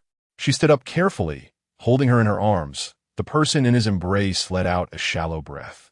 In the 28 years since he came into this world, it was the first time Chi Jinghong truly touched the taste of happiness. And that happiness all stemmed from the frail woman in his arms. He would no longer resent fate, would not complain about it leaving him lonely and without support since childhood, nor would he blame those who once mocked or abandoned him. As long as she was by his side, that was enough. Chi Feihong was awakened by a series of clattering sounds, and when she opened her eyes, she found it was already dusk. It seemed she had slept for a long time, and Jinghong was not in the room. After washing up, she followed the sound to the third floor, and in the largest room on the third floor, Chi Feihong saw several construction workers actually renovating the room, with Feihong standing aside. Feihong, what are they doing? Chi Feihong walked over and embraced her. You're awake. Are you hungry? Nodding, it seemed she was a bit hungry. He took her downstairs, saying, I want to renovate the room upstairs. I've also ordered some beds, wardrobes, and furniture. Why? Chi Feihong stopped. Why? Chi Jinghong smiled mischievously, then leaned in close to her ear, his voice as ambiguous as it could be. The bed in your room is too small and a bit old. I'm afraid it can't handle the load. Chi Feihong's face turned red. 1 night, 2 nights might still hold up, but if it goes on every night, I'm afraid it will eventually give up, and Chi Feihong quickly covered his mouth. Let's drop this topic. Who knew? Jinghong stuck out his tongue and licked her hand. Chi Feihong hurriedly pulled her hand away from his mouth. Feihong has turned into a rogue. And, as soon as her hand was removed, Chi Feihong opened his mouth again. She tiptoed and used her lips to block his mouth. Licking his fingers was strange. But she didn't know how to lick lips, and not only did she not know, but she also liked it very much. Jinghong, if there's nothing left, is there still something good? She breathed softly in his ear. Her hand pulled his hand that was recklessly resting on her chest away. Okay, there is nothing wrong. At this moment, if she asked for his life, he would say okay too, if it weren't for the construction workers upstairs. He really wanted to carry her to the room in one breath, regardless of whether the bed could handle it. After sending away those construction workers, the two sat down at the dining table, watching the gradually darkening sky. After a while, Chi Feihong asked softly. Jinghong, don't you need to go back? Let's eat. Chi Jinghong placed Chi Feihong's favorite dishes on her plate. If you hadn't shown up last night, I think I would have already appeared in Germany by now. So everyone thinks I'm on a business trip, and this trip should last about a week. Oh. Chi Feihong lowered her head and quickly ate her rice to hide the smile that was about to spread. A week. Which means she could be with Jinghong for the next week. Thinking about it, where do you want to go? For this week? I won't do anything else but accompany you. How about we go back to Galanjiu? I wonder if everything there is still the same. That little island once held all her moments of budding love. Chi Jinghong poked Chi Feihong's nose. We're on the same wavelength. Jinghong's diary's last page wrote, when I saw the person lying beside me was not Feihong, I compromised with fate. Fine, Chi Feihong, I'm going to give up on you. In the morning, the mirror reflected my face. That face was smiling, like a person who had already died. She couldn't bear it. Couldn't bear that Jinghong had become that kind of person, someone whose smile no longer looked like a smile. Standing on the second floor of the ferry, Chi Feihong closed her eyes and took a deep breath. This salty, long-lost sea breeze, this familiar sound of the ferry docking. Xiamen has a typical marine climate, much warmer than Shanghai. As spring has arrived, it seems that the city of Shanghai is still immersed in winter. She was wearing a dress today, a bright red canvas corset skirt. So, when they had to cross from the ferry to the pier, Jinghong simply picked her up, causing people around them to frequently glance at her. It seemed that as soon as she arrived here, she became a bit dazed. While being held by Jinghong, her arm intimately hooked around his neck, she told those people, he's carrying me because it's inconvenient for me to wear a skirt. Chi Feihong's first impression of this place was that people seemed to be everywhere. There were many people holding travel agency flags, more shops, more billboards, and telecom advertisements were visible everywhere. Fortunately, their house still looked the same as when she left. Green vines covered their walls, the sharp red circular rooftops, and the wooden windows exuded an old charm. Great, it still looks the same as when I left, Chi Feihong said happily. Of course, it will be just like when you left, Chi Jinghong replied, grinning. He had someone come every year for maintenance and hired a cleaning company for regular upkeep. Aside from her room being emptied, everything was still exactly the same as if she had just been here yesterday, eating, sleeping, and playing. Chi Feihong could guess that all of this was because of Jinghong. Standing in her now empty room, facing the window that overlooked the sea, she vaguely remembered her past self holding Jinghong's hand, telling him that the sea breeze could take away many troubles. She smiled, as if she had been saying silly things and dreaming silly dreams in the past. Once, she had dreamed of Peter Pan knocking on her window and taking her to a dream world where she wouldn't have to grow up. What are you laughing at? Jinghong said, suddenly appearing from behind and hugging her. Jinghong, thank you. She turned around and kissed him. Chi Jinghong carried her back to the room where he used to live. When he reached out to take off her clothes, she said, aren't I going to shower first? Jinghong, looking a bit annoyed, made her laugh. In the past, Jinghong had been a shy boy who had made her suffer a lot. And now she had to get her revenge one by one. I'll shower here. You go to Grandpa's room. After we're done, we can do it. After doing it, we can shower together, Jinghong said, his veins bulging. No, there's no bathtub here, so what you hope for one tea happen. Chi Feihong shook her head with a good-natured smile. Jinghong, wouldn't it be nice if I washed myself and waited for you on the bed? Looking at Jinghong awkwardly escaping the room, Chi Feihong giggled. What a bad boy. Weren't you very cool before? Didn't you laugh at me for not having developed by the time I was 20? At that moment, Jinghong's phone rang from his coat pocket, continuously ringing. Chi Feihong felt her heart start to race. Last night, at this time, Jinghong's phone had also rung, and he had gone outside to answer it. When he took out his phone, sure enough, it was her calling. The phone continued to ring, and cautiously, she put it back and walked in the bathroom. After a while, the ringing stopped, and for some reason, Chi Feihong breathed a sigh of relief. She took her time showering, wanting to wash herself clean and fragrant. After a while, Jinghong's phone rang again, and her hand trembled, causing the towel she was holding to fall to the ground, soaking wet in no time. Footsteps approached, and just like last night, Jinghong went outside to answer it. Dazed, Chi Feihong twisted the shower head, letting the water pour down like a torrential rain. Now, she felt a bit scared enough to want to laugh. So this was the feeling of being a lover, similar to a mouse hiding in the dark, afraid of the light. Getting to this point with Jinghong was not easy, only she understood how much she had endured.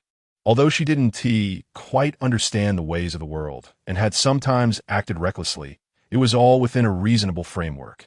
Perhaps influenced by her grandfather's teachings on traditional Chinese literature from a young age, she admired the bond of marriage and the promise of growing old together. But now, Jinghong's wife was another woman. Pain and Joy 6, Feihong.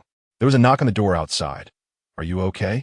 Chi Feihong suddenly remembered that she seemed to have been taking too long in the shower and turned off the shower head. She realized the towel was already wet.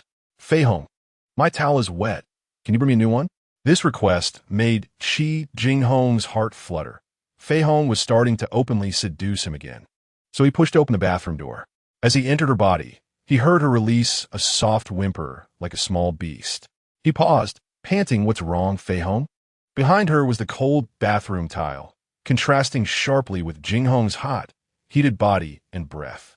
Her legs wrapped around his waist, her head resting on his shoulder. She panted while kissing his earlobe. "My dear Jinghong, aren't we continuing?" Chi Jinghong bit down hard on her collarbone, pressing her body tighter against him. The ceiling swayed with Jinghong's increasingly forceful thrusts, shrouded in a dimness like a scene from a dark movie, and they were two people hiding in a cheap motel, having an affair. When Jinghong wrapped a clean towel around her body, he didn't forget to stir things up at her chest. Chi Feihong reached out and gave Jinghong's nose a playful scratch. Bad man. Yes, Chi Jinghong was a bad man. Finishing a call with his wife and then immediately indulging in passion with her. He truly was a bad man. But it was she who had turned Jinghong into such a man. As soon as they hit the bed, Chi Feihong buried her head in Jinghong's arms, which felt like a warm, nurturing embrace. When she was very small, she often hid on her balcony, secretly watching the neighbor aunt feed her child with her breast, often crying as she watched. Jinghong had woken up early. He got up quietly and kissed her cheek before tiptoeing downstairs.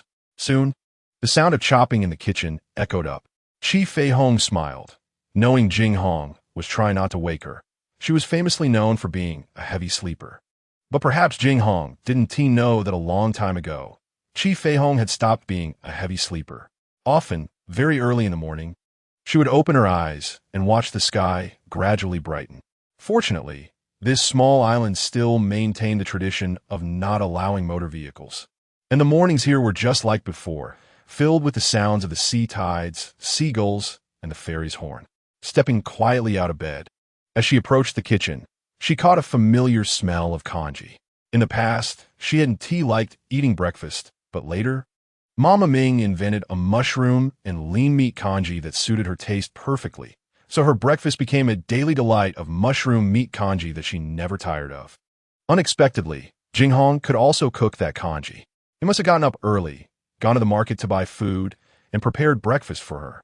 Chi Feihong felt her eyes sting, unable to help but press her face against his back, in this old house where they had lived together for a long time.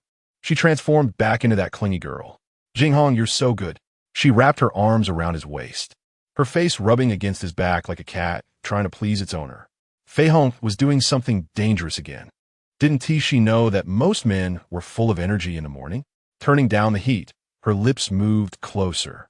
"I haven't brushed my teeth." Chi Feihong covered her mouth with her hand. Chi Jinghong pulled her hand away. "I've already brushed my teeth, so I'll just share a bit of the toothpaste flavor with you." The following logic is that Chi Feihong finished breakfast, and then it was Chi Jinghong's turn to eat Chi Feihong. On the first and second days they were here, they both stayed in their own houses without going out. On the third day, Chi Feihong exploded. "Chi Jinghong, if you keep this up, sooner or later you will." Sooner or later you will. Chi Feihong kept searching her mind for those funny Hong Kong movies she had seen early on, as if it was something that Zhou Xingqi often mentioned. Sooner or later, still couldn't think of it. Finally remembered, "Chi Jinghong, if this continues, I'm afraid you will sooner or later be drained of all your energy." Chi Jinghong laughed and tugged at her hair. "So you're saying you're a female ghost? You should know where all my energy is gone." "Feihong, I just want you to rest more at home," he kindly reminded her. Chi Feihong's need rest. "Look at your eyes. They're about to become national treasures." "Jinghong, He's really an energetic young man. All right. Chi Jinghong pulled her into his arms, pointing at the bright red sun outside. Today we are going out to sea, going fishing. I'll catch the fish, and I'll also grill them. You can just sunbathe on the deck. Arriving at the small dock, a middle-aged man in his 50s and a youth in his 20s got off a medium-sized luxury yacht. The man in his 50s saw Jinghong and respectfully said, "Mr. Chi, it's been a long time since you returned." Chi Jinghong frowned and glanced at the youth. "Mr. Chi, this is my youngest son. He just happened to have a day off today to visit me." So, Chi Jinghong waved his hand, signaling him not to continue. "Jinghong." Chi Feihong glanced at the yacht. "This yacht wouldn't be yours, would it? It should be said to be our family's. Remember, what's mine is ours." Chi Jinghong said irritably. The man, surnamed Liu, was specifically hired by Jinghong to manage and care for the yacht and to drive it. He took the yacht to a place farther from the dock, said to be the best spot for fishing. Thus, Chi Jinghong began to fish while she moved a reclining chair to the side to sunbathe. The weather today was really nice with blue sea and sky, and the wind wasn't too strong. She listened to music on the deck while sipping lemon juice. But it seemed like Jinghong hadn't caught any fish for such a long time. She raised her foot and poked him on the back. "Jinghong, have you caught any fish?" After a while, "Jinghong, why haven't you caught any fish yet?" After a while, "You're really dumb. It's been so long. And you haven't even caught a small shrimp." After a while, "Jinghong, when are you going to catch a fish?" "Shut up." Chi Jinghong turned back and warned her fiercely, still as irritable as before. "You scared the fish away." Finally, after much effort, he caught the first fish. But Chi Feihong said it was too beautiful to eat, so he had to release that beautiful fish back into the sea. When the second fish was caught, Chi Feihong said this one was too small and still had room to grow. What a pity to eat it. The third fish finally wasn't beautiful and wasn't small, but Chi Feihong said this fish looked pitiful, so it couldn't be eaten. Then she quietly said, "Jinghong, just catch a sea snake. I'll definitely chop it into pieces." A sea snake? How could one catch a sea snake in this place? However, she became much quieter, and it was a bit eerie. Chi Jinghong thought that Feihong must be silently reciting a spell to keep the fish from biting. In the end, Chi Jinghong simply removed the bait and leaned against Feihong's chair to rest. After a while, a few young women on jet skis stopped nearby and, after a moment, asked Jinghong in local dialect where he was from.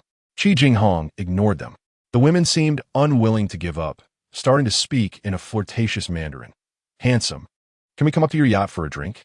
Handsome, let us sit up there for a while. Handsome, just let us go up. We promise you'll be satisfied." Chi Feihong could no longer sit still. If this continued, would those women turn the boat into a bed? She kicked Jinghong's leg. "You're enjoying this, huh?" He turned back and smiled at her, then heard the girl scream, "Handsome, your smile is so charming." At this, Chi Feihong straightened up, lowered his head, and directly kissed Jinghong, then raised an eyebrow at the girls, signaling them that this man was off limits to them. "Sister, this yacht is yours, right?" "What do you mean?" Chi Feihong was taken aback, asking in confusion. "It means are you keeping him?" Chi Jinghong whispered in her ear. "In their eyes, your looks aren't enough to win me over, unless. Chi Jinghong was clearly enjoying the situation from afar. "All right." Chi Feihong picked up Jinghong's hand and kissed it, showing off a bit, pointing at the watch on Jinghong's hand. "Little girls, do you recognize this watch? It's from a Buckingham Palace auction, a charity auction." The girls looked at her with innocent eyes.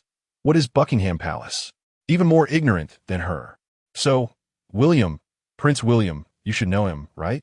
Seeing them nod, Chi Feihong raised her voice. "Buckingham Palace holds charity auctions every year, and each item is priceless. I win items there every year to please him. What does this yacht compare to that? Also, little girls, spend more time learning knowledge. Buckingham Palace is where Prince William lives. Remember that." "You're lying," one of the girls retorted. Chi Feihong ignored her, coldly looking down from above. "If you don't leave, I'll call my Lewis out to greet you. This Lewis is a swimming wolf dog I raised, which I just got from the FBI headquarters last year. By the way, FBI stands for the Federal Bureau of Investigation in the U.S. The girls exchanged glances. "Jinghong." Chi Feihong patted Chi Jinghong's head. "Give a whistle to summon our Lewis to show these little girls a thing or two." "Sorry, Lewis. I pulled you in for a cameo." Chi Jinghong cooperatively whistled. and before he finished, he heard the sound of the jet ski accelerating. Pain and Pleasure, Part 7. After the girls left, Chi Jinghong buried her head in her lap, laughing heartily. Feihong, you really know how to spin a tale? Buckingham Palace? Charity auction? A swimming wolf dog? Lewis? It wouldn't be the one you mentioned, would it? Chi Feihong was very angry, then began to gloat. Chi Jinghong, don't be too smug. If you end up with me, you might be labeled as someone living off another. I willingly. After a moment of silence, he said. Chi Feihong was momentarily stunned. In the end, they didn't catch a single fish.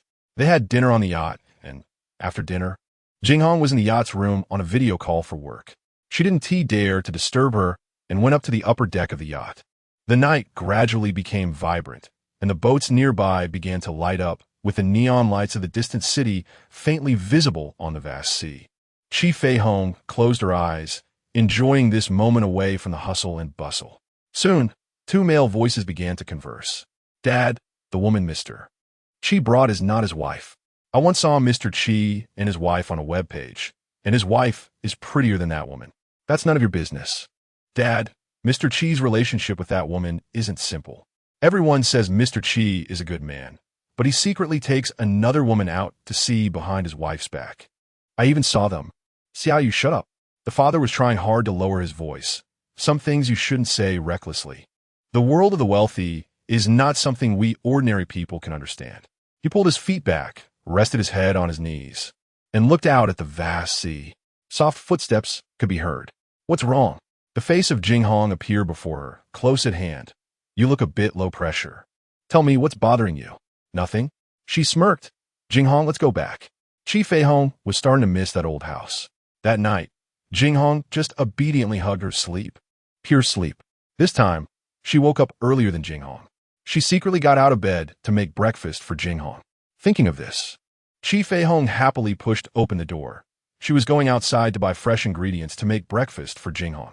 When Chi Feihong saw the person standing outside the door, she was hardly surprised. Mr. Liu, what are you doing here? The man shyly lowered his head. I came to find Mr. Chi. I arrived around 4 o'clock, and I came to ask Mr. Chi for another chance. I can't lose this job. See how you just got into college? And her brother is also in college now. I need this job. Did you do something wrong that made Jinghong fire you? Chi Feihong asked in confusion. This Mr. Liu looked like a cautious person. What did he do to make Jinghong dislike him? He lowered his head even more, mister. Chi just said he wouldn't hire someone who gossips. Lifting his head, he sincerely and pleadingly said to her, Miss, please help me. See how you doesn't understand. I want make the same mistake again next time.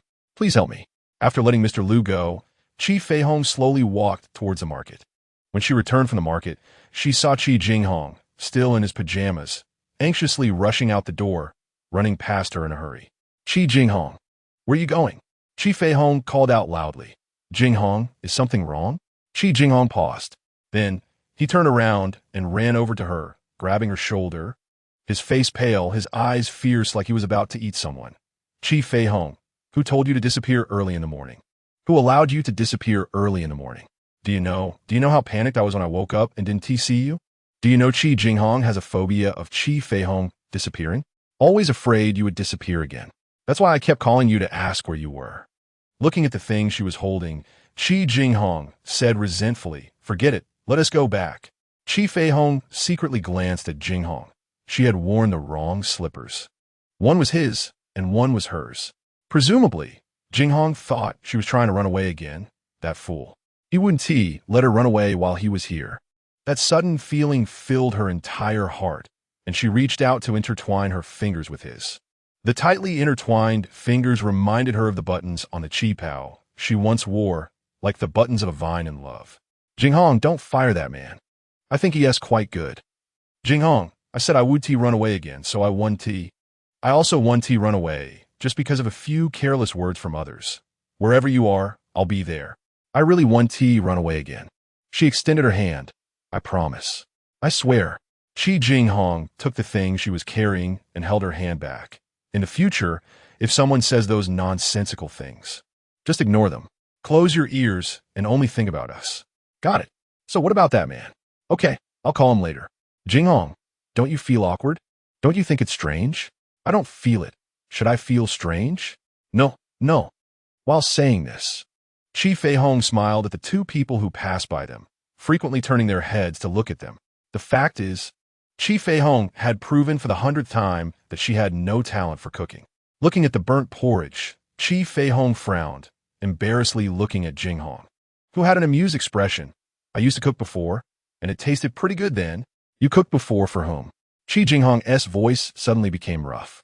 Just thinking that Feihong's answer might be him made that jealous bug start to stir. For the elderly ladies living in our institution, however, Chi Feihong didn't dare to say that some of those elderly ladies had lost their sense of taste. And those who hadn't lost their taste had frowning faces when they saw her wanting to cook for them. In the end, everyone in the institution unanimously agreed that her cooking skills were like luck at the gambling table, meaning her cooking depended entirely on luck. It seemed that today her luck was bad. Just as she was about to throw away the pitiful porridge, Jinghong took it away. She didn't cook for him. This realization was enough for Feihong to make her porridge a delicacy. When she saw Jinghong shove all the porridge she made into his own stomach, Chi Feihong furrowed her brows. That fool made her not know what to do. She straddled Jinghong's legs, her body pressing against him, and lightly kissed his temple. Jinghong, you didn't sleep much last night, did you? Her Jinghong had held back half the night and only fell asleep in the latter half. Cough, cough. Chi Jinghong was just about to say a few polite words when Feihong's softness pressed against his chest, causing him to feel a rush of emotions. And his hands involuntarily began to climb her back, and then, you went outside with nothing on underneath? Chi Jinghong started to roar. I wore a thick down jacket when I went out. Chi Feihong shook her head at Jinghong's fuss. You couldn't tell I was wearing the down jacket. That doesn't matter if you go to a crowded place if it gets crowded and under Chi Feihong's expression of barely holding back laughter, his voice became less and less confident. Chi Feihong breathed into his ear. Jinghong, are you going to waste time talking? As soon as she finished speaking, her body was lifted into the air, and then he carried her upstairs. They ended up tangled in each other on the bed until dinner time. The satisfied man said to the woman who was tired and lying on the bed, Okay, to reward you, let us go have a big meal. A pillow was thrown over. As night fell, Chi Feihong held Chi Jinghong's hand and went to a restaurant on the island where they could enjoy a meal while admiring the unbeatable sea view. As usual, Chi Feihong moved the seafood from her plate to Jinghong's plate. Maybe it was because they were by the sea. It seemed like every dish had seafood added. However, Jinghong was quite straightforward. He didn't care that this was a high-end restaurant, nor did he mind the astonished gazes of the ladies and gentlemen present. And he ate with great relish. Now, Chi Feihong thought, it's over. Jinghong is probably leaning towards the soft rice gentleman again. Halfway through the meal, Chi Feihong couldn't eat anymore. She rested her chin on her hand, focused on watching Jinghong eat with incredible elegance, and even worse. He occasionally smiled at her while eating, as if he enjoyed the embarrassing sight of her drooling over him. The shape of Jinghong's eyes is elongated, becoming deeper and more enchanting in adulthood. When she smiles, it seems to be soul-stirring. When she doesn't smile, her gaze is like intoxicating wine. A deep sea in the dark night. The man across from her elegantly took a napkin to wipe the corners of his mouth, then signaled to the waiter to get another napkin. He gently wiped her mouth with the napkin and chuckled softly. Silly girl, why do you have so much drool? Looking around awkwardly, Chi Feihong blushed. I don't drool. As soon as they left the restaurant, Chi Feihong gave Chi Jinghong a playful smack. Wanted to give her a second one. Suddenly, a voice popped up. Chi Jinghong, is that you?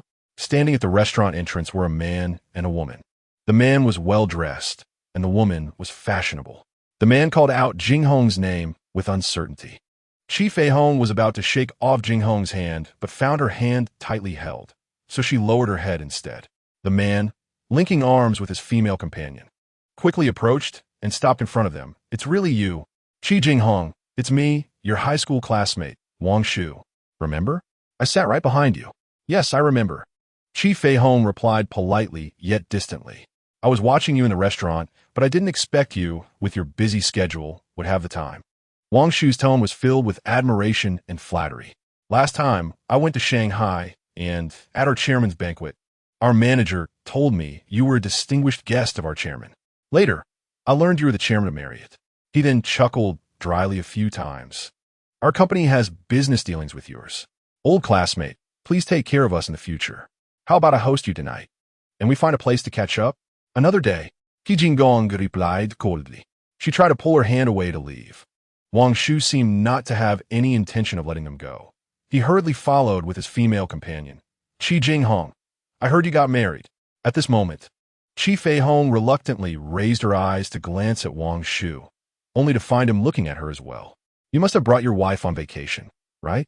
This is your wife, isn't it? How about we set a day to go out to sea? I'll invite our old classmates. Chi Feihong lowered her head even more. At this point, Chi Jinghong stopped, her tone unfriendly. Wang Shu, don't apply your workplace tactics on me. It will only make me dislike you more. Wang Shu looked very awkward, caught between laughing and not laughing. Angrily, Chi Jinghong pulled Chi Feihong's hand and walked out. Then let go of her. Why are you afraid to let me hold your hand? Why don't you dare to look up? Chi Feihong, what do you mean by this? All of Chi Jinghong's good mood vanished after those few minutes, replaced by a feeling of irritation. He was angrier at himself than at Chi Feihong's earlier behavior. He walked over and took her hand. Jinghong, you're not divorced yet, right? Everyone is watching your every move. I don't want you to be gossiped about. Chi Jinghong still wore a cold expression, sighing inwardly. You don't like me doing this? If you don't like it, I won't do it anymore, okay? In front of acquaintances, I can still let you hold my hand, okay? This left Chi Jinghong speechless. Chi Feihong, why do I feel like you're trying to coax a child? She tiptoed to pat his head, but seemed she was still a bit short, so Chi Jinghong cooperatively lowered her head. I got it. Chi Jinghong, you have no idea? From the moment I picked you up by the water, you were my child. Yes, at that time, he was only a little taller than her. But now he had surpassed her by so much. They walked in the hazy night. Every spring, the nights on this small island were shrouded in a thin mist, making the neon lights and buildings seem dreamlike. Feihong, I'm sorry, Jinghong said quietly after a long while. What? Feihong turned to look at him. I should have divorced her before being with you. In a low voice, she said I also didn't. Chi Jinghong wanted to say something more, but saw Chi Feihong patting his back, satisfied. You're quite a strong young man now. Chi Jinghong stood aside, waiting for her to continue. Jinghong, my feet are sore. I don't want to walk anymore. It was impossible to drive here. Just climbing to the restaurant halfway up the hill was enough to exhaust her, and the culprit behind her sore feet was, of course, the energetic Jinghong. Chi Jinghong bent down, annoyed, get on. So, she climbed onto his back happily. Okay, she admitted she was a bit childish. She had wanted to ride on Jinghong's back for a long time, with her head resting on his shoulder, half closing her eyes to look at the lights along the way. She truly wished this road would never end. While Jinghong was taking a shower, Chi Feihong glanced at her luggage bag, hesitated for a moment, and took out her phone, which she had kept off for a while. Leaning against the balcony wall, she turned on the phone. There were 3 messages in her voicemail. She held the phone to her ear. Tracy, spare me, okay? When I get back, I'll apologize to you. Is that all right? Is that all right? Tracy, baby. I climbed for over an hour just to call you Tracy, baby. Tracy, didn't T want to learn how to sew? When I get back, I'll teach you. Moreover, I'm very enthusiastic about applying to be your sewing model. I'll forever dedicate my body to you. Tracy, please don't turn off your phone. Holding the phone, her hand drooped, and she lowered her head as tears fell. Song Shuran, you're also a poor kid. Why did you save her out of all people? In this world, there are so many good women. Why did you have to fall for Chi Feihong, who has someone else in her heart? After returning to her room, the bathroom door was still closed. She put the phone back in its original place, took a change of clothes toward her grandfather's room, walked a few steps, then turned back. Chi Feihong realized she had taken the wrong clothes. At the door of the room, Chi Feihong saw Jinghong with her back turned, holding her phone, listening intently, her body shifting to hide. After a moment, Chi Feihong heard Jinghong coldly hum. She threw her phone back into her luggage bag forcefully. Back in her grandfather's room, Chi Feihong opened the bathroom door. After taking a shower, she suddenly wanted to stay in her grandfather's room for a while. She sat in her grandfather's favorite recliner. In the past, when her grandfather got up, he would always sit in the recliner for a while, listening to the radio. Her grandfather was a very strange old man. He didn't like TV shows. He only liked radio programs. The sound of the door opening came, but Chi Feihong didn't open her eyes. The familiar scent and body enveloped her, and then her lips were captured with an urgent, stormy intensity. Chi Feihong struggled slightly, but was immediately kissed deeper. Jinghong's tongue was more entangling than ever, and the kiss trailed down her neck. His hands had already unfastened her clothing, exposing her cool skin, causing Chi Feihong to shiver. She pushed Jinghong, who had buried his head in her chest. "Jing-Hong, let's go back to the room." But Chi Jinghong ignored her, his mouth capturing one side, his tongue swirling, and his hands had reached for the button of her pants, tearing them off. Chi Feihong took a deep breath, trembling all over. "Jinghong, I beg you not here, please. Here is Grandpa's room. Grandpa would be angry if he saw this." She isn't afraid of Grandpa's anger, but she is afraid of disappointing him. He would definitely be disappointed in her, without a doubt. But what to do? "Feihong, I want to do this with you here." He chuckled softly in her ear. Yes, he cared. Cared that Grandpa had finally promised Feihong to someone else. Chi Jinghong still had no intention of letting go. Instead, he charged in fiercely before she was ready. Without any pause, colliding madly. The old armchair, burdened by two people's weight, creaked with Chi Jinghong's rhythm. That was Grandpa's favorite chair. Chi Feihong shamefully closed her eyes, allowing Chi Jinghong to take from her, as if he still felt unsatisfied, carrying her to Grandpa's bed. When he entered her body again, he said, "Feihong, see who will be with you forever in the end." Day and night had two different faces. The clarity of day replaced the madness of night. The disheveled bedding, the clothes scattered on the floor, and the lingering scent of the previous night filled the room. At this moment, Chi Jinghong truly wanted to chop himself up. The forever in those 3 voicemail messages, that man called her baby, and Feihong's taboo about being with him in Grandpa's room drove him mad. He tidied up everything in the room to look just like before, brought warm water to help Feihong wipe her body, and seeing her bruised skin, Chi Jinghong buried his head in her hair. "Feihong, that person last night wasn't me. It was a devil burned by jealousy." "I'm sorry, Feihong." The person on the bed made not a sound, still with closed eyes, her thick eyelashes trembling in the morning light. He kissed her cheek. "Feihong, you must be hungry. I'll go make breakfast." He placed breakfast on the bedside table, and the person on the bed stretched out her hand, knocking the bowl of porridge to the floor. "I'll make it again. Wait a bit longer. It will be quick." Chi Jinghong cleaned up the porridge from the floor, gently touching her hair, speaking softly. No, it should be said he was being humble. After about an hour, he brought the porridge back. He lay down beside her, resting his head on her back. "Feihong, I'm jealous of him, jealous that Grandpa promised you to him. Just thinking of him getting Grandpa's approval makes my head spin. You originally belonged to me. Didn't Grandpa promise you to me a long, long time ago? But you didn't want it then," Feihong replied softly. "So, I'm regretting it to death now. But I have no way to make it right, so I can only feel frustrated, only jealous." Chi Jinghong's voice was hoarse, still unwilling to go mad. "Moreover, he even saved you. God gave him so many opportunities to become the hero in your heart." Chi Feihong turned over to face him. In fact, when she saw him squatting down to clean up the porridge, she softened and forgave him. But when she caught a whiff of his strong tobacco smell, she couldn't help but frown again. Surely, Jinghong was smoking while cooking porridge. Her frown made Chi Jinghong feel uneasy. "Feihong, trust me, I won't treat you like this anymore." Chi Jinghong. Chi Feihong's brow furrowed even deeper. "Did you smoke?" "Ah," Chi Jinghong said awkwardly. "I just smoked too. Didn't you promise me you wouldn't smoke anymore?" "I really didn't smoke while I was with you. I just couldn't help it while cooking porridge." "Jinghong."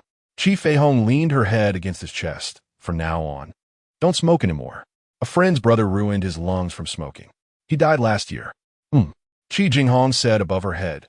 "From now on, no more smoking, never again. Our love, one."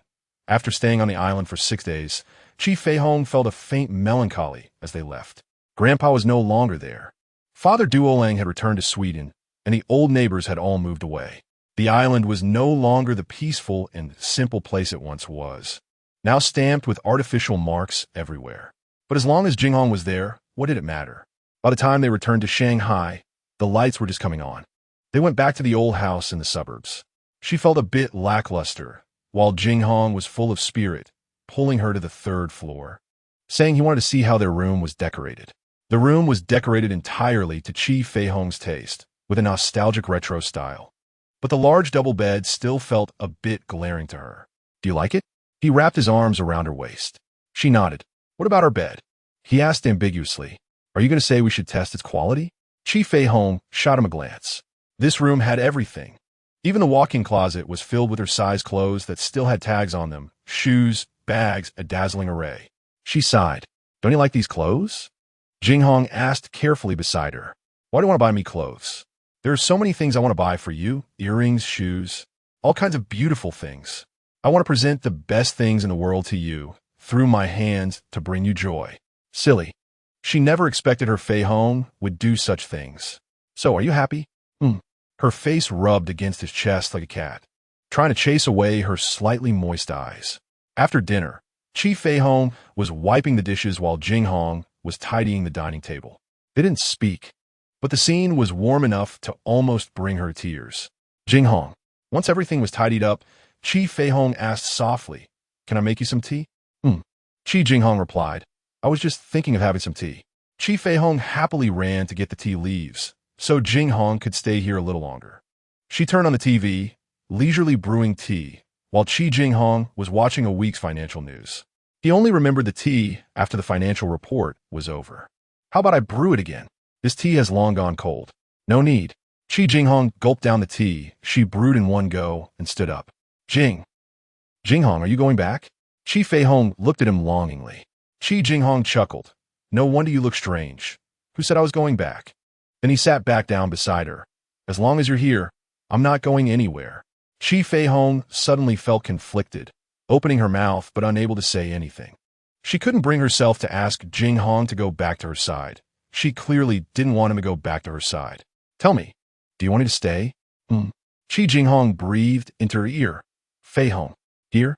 A secluded courtyard with not many people living here because of inconvenient transportation. Maybe there are unclean things. Weren't you very afraid of ghosts before? Do you want me to stay to accompany you? Then stay." Chi Feihong pretended to be scared. "Jinghong, you know I'm most afraid of ghosts. So, do you want me to stay for a night? And stay forever?" Chi Jinghong frequently coaxed. "Stay forever." "Chi Jinghong, I want you to stay forever." Chi Feihong disregarded everything. She had made a deal with God to go to hell in the next life, so this life should be lived according to her feelings. She really didn't want Jinghong to go back to her side. Chi Jinghong was very satisfied and picked her up. Now he wanted to test if their new bed met the standard and how elastic it was. That bed was all customized according to his requirements.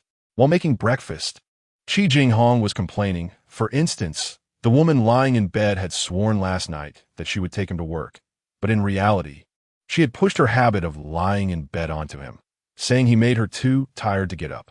Well, Feihong had a point, so it seemed that this was how it would be from now on, going to work and helping a woman who loved to lie in bed make breakfast. The glass of the cabinet reflected his smiling face, and he felt comfortable and happy. It had been a long time since he had smiled like this. His hand rested on the smiling reflection in the glass. In a daze, Chi Feihong saw Jinghong changing clothes right in front of him. Her body, like the perfect Apollo from a Greek temple, made it hard for him to swallow. It was as if she had eyes behind her. "Feihong, doesn't it look good? Why are you changing here?" Chi Feihong tried to hide her surprise. "I'm in a hurry." He leaned down. "Help me button my shirt." Chi Feihong obediently reached out her hand. "I'm going to work." He kissed her. "Remember to eat breakfast later." Chi Feihong tightly twisted the corner of the quilt, burying her head in it. That sense of happiness made her tremble this morning. In the following days, Jinghong came back every day after work. Except for the first day when he didn't have dinner here, he would return to have dinner with her every night, eating her not-so-great cooking. They tacitly avoided mentioning the splendid Li family residence. That evening, Jinghong looked unwell. He rested his head on her lap, eyes closed, having just escaped from a pile of documents. "Are you very tired?" Chi Feihong gently massaged his temples with her hand. Chi Jinghong closed his eyes. "Those old men in the company are arguing endlessly." "What are they arguing about?" "They don't like those foreign professionals replacing their relatives.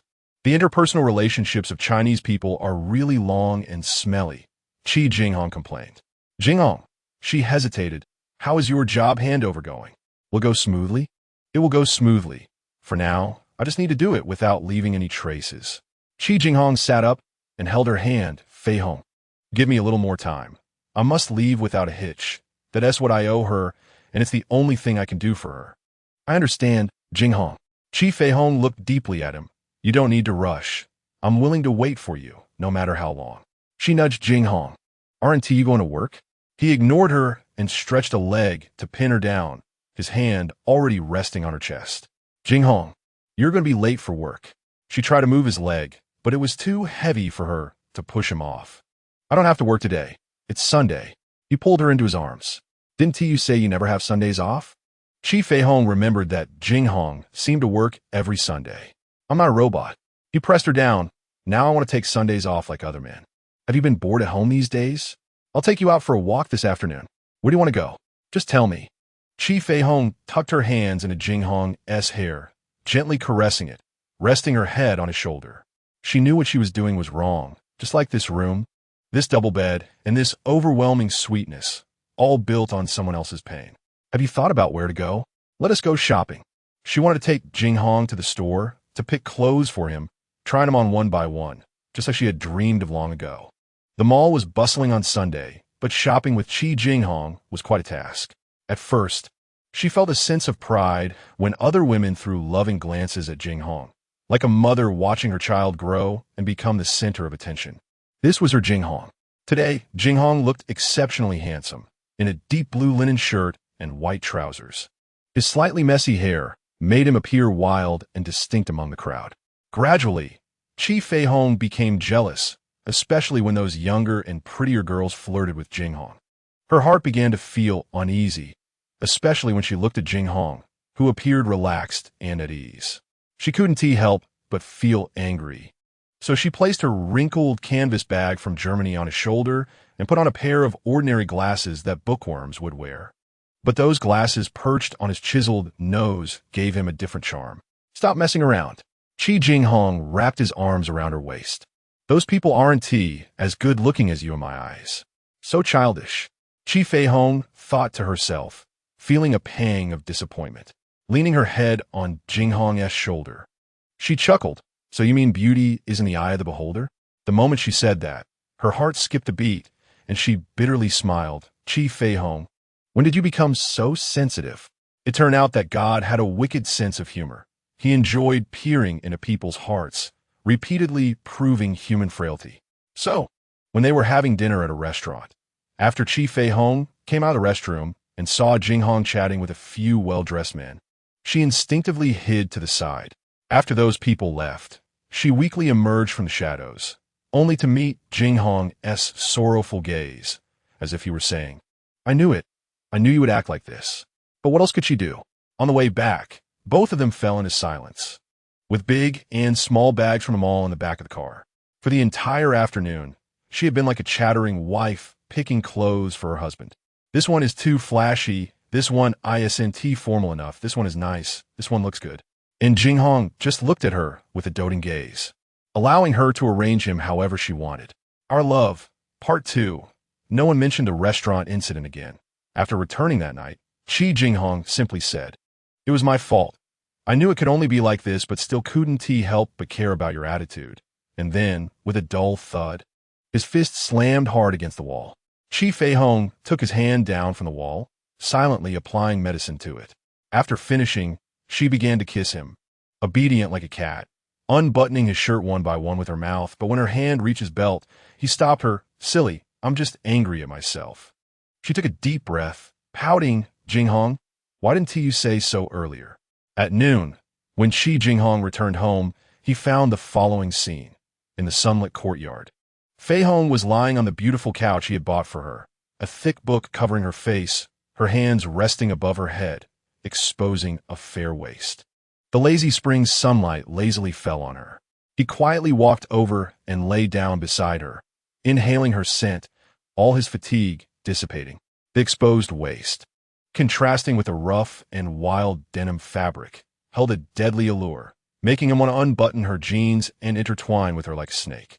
So he leaned down, and his lips landed on the skin of her waist. Chi Feihong woke up when Chi Jinghong's head was buried in her loose t-shirt, nibbling at her chest. Her bra had been pulled aside, hanging awkwardly on the side, making the delicate flower bud look pitifully crushed. "Hey, Feihong." Chi Feihong was at a loss, gently patting his head over the fabric. "Why are you back?" Jinghong had never come back at noon. It took him more than 2 hours to travel back and forth from the company. "Afraid that you might be bored at home alone. I rushed back as soon as I had some time." Finally, he took his head out from her t-shirt, but the way you just looked made my heart race. "So?" He stood up and hugged her. "So the most important thing now is to have her in his arms." That afternoon, Chi Jinghong didn't go to work. After their passionate encounter, he still sighed on the bed. No wonder those emperors didn't go to morning court every day. With a sudden slap on the back of his head, Chi Feihong rolled her eyes. "So, am I one of those seductresses? You want to be a seductress like this? Probably only I would willingly sacrifice my kingdom for you." Chi Jinghong flicked her forehead. Chi Feihong lowered her head. Perhaps there was another person in this world, Song Shuran. Shuran, she couldn't imagine what kind of mood he would be in when he learned that she wanted a divorce. But she knew he would eventually agree because he was Song Shuran. For the 6 months before their marriage, he didn't touch her. He acted like a close brother, saying, "Because, Cui Shi, you are not ready yet." Song Shuran was an environmentalist. He loved bicycles and would let her sit on the back seat of his bike, taking her through the quiet paths on Sundays. Little by little, she naturally wrapped her arms around his waist, and little by little, she naturally pressed her face against his back. Sitting on the back seat of his bike, she thought, let it be. This man understands her, treasures her, and knows what she wants. Their first night was even warmer than she imagined. He constantly comforted her, as gentle as if treating a frightened little animal. Later, she thought again and again, let it be with this man named Song Shuran for a lifetime. That wouldn't be so bad if she never met Jinghong again. The first time she saw Jinghong at the airport, from a distance, she recognized him at first sight. Her transplanted heart began to race. How strange. That heart was clearly unfamiliar with Jinghong, yet it seemed to want to leap out. But what could she do? She wasn't without despair. She was so desperate that she hid away. Hiding there, she pressed her hands tightly against her chest. "Jinghong." She leaned her head against his chest. "When did you realize you liked me?" Actually, I don't know either." Chi Jinghong unconsciously rubbed his face against her hair. "I often wonder when I fell in love with you. At first, I thought it was when I went to Singapore. But it seems to have been longer than that. I think maybe it was when you kissed me in the hospital. Otherwise, how could I let you kiss me? Later, I thought maybe it was when you were spinning in that clover dress at the airport. But I always feel that it might have been even earlier. Then I thought, maybe I'd already loved you long before. Long ago, you loved me. Chi Feihong. So nice. It turns out Chi Jinghong fell in love with Chi Feihong long ago. With her face resting in his arms, she laughed like a lovesick child. Occasionally, after watching Ma Ming, Chi Feihong would go to browse bookstores, drinking tea in the airy tea house while waiting for Jinghong to finish work and pick her up. They would then go to the supermarket together to buy some daily necessities. Jinghong would carry the shopping bags in one hand and hold her hand with the other. When the weather was not cold, they would go to the movies. In the dark cinema, Jinghong often couldn't help but kiss her. When there were few people in the cinema, he would kiss her while slipping his hand inside her clothes. They also had moments they couldn't control, like when they once hid in Jinghong's car and made love. More often, they enjoyed cooking and eating together in that old house. After dinner, Jinghong would sit beside her to work while she watched TV. Jinghong would come back on time every day to have dinner with her. Chi Feihong dared not ask Jinghong if it was okay for him to do this. Was his wife angry? Did his wife suspect anything? These were questions she knew she couldn't ask. She knew she was a selfish person. She wanted to be happy with Jinghong like this. But some things couldn't be done just as she wished. 21 days after leaving the Li family, she met Li Chunxiao. She stood at the intersection, waiting for Jinghong at dusk. Jinghong said he would come to pick her up, then they would go to Lin Mo's restaurant for dinner, as Lin Mo was supposedly going to introduce his wife to them. Also, Jinghong had booked tickets for a famous singer's concert that night. A white car stopped in front of her, and then a surprise voice called out, "Cui Shi, it really is you."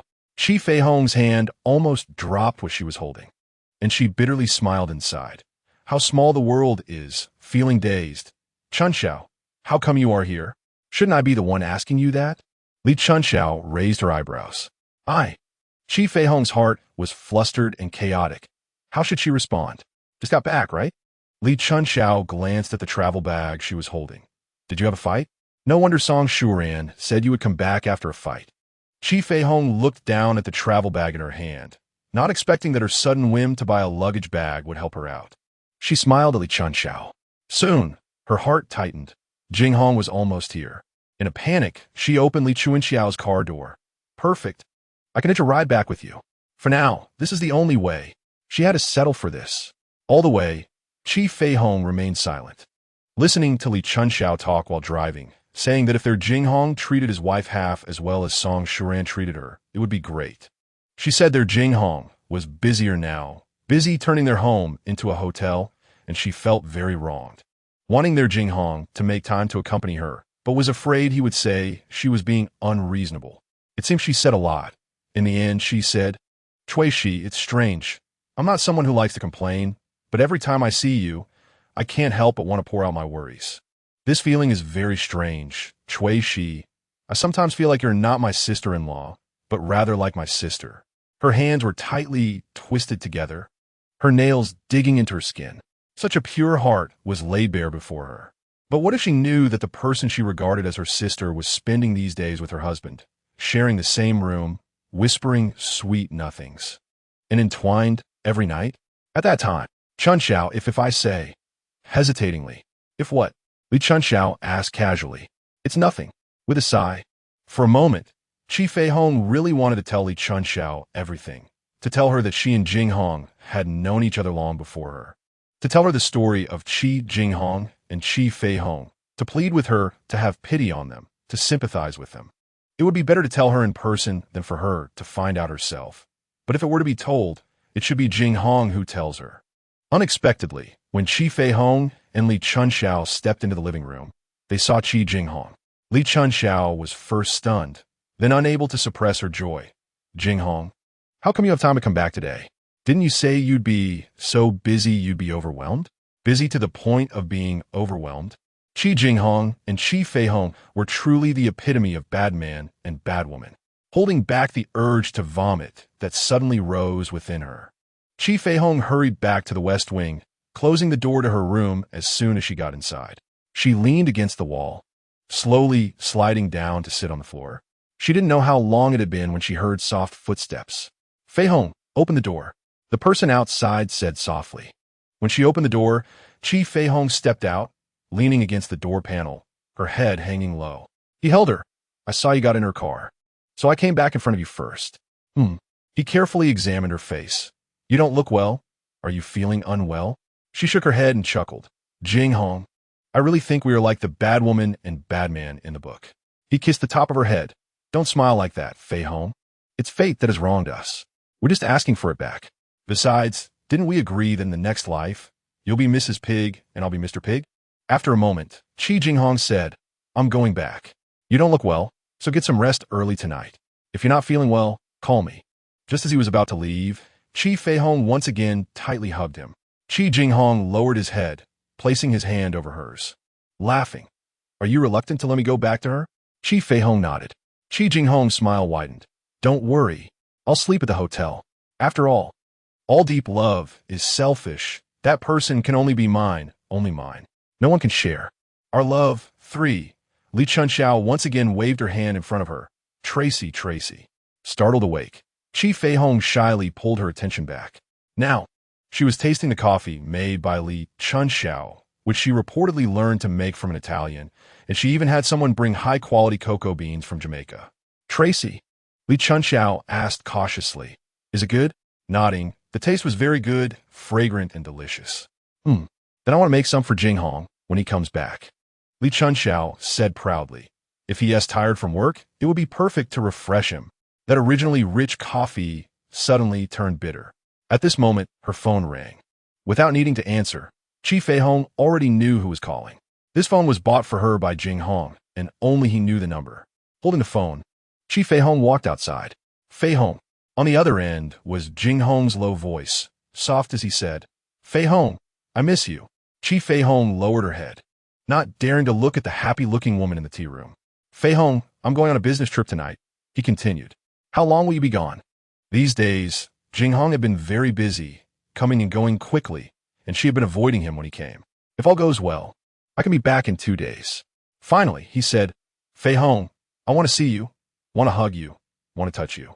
"So," Chi Feihong said to the woman who was still studying how to make the coffee smell better, "Tracy, sorry, I need to go out for a bit." "Do you want me to drive you?" she asked, looking up at her.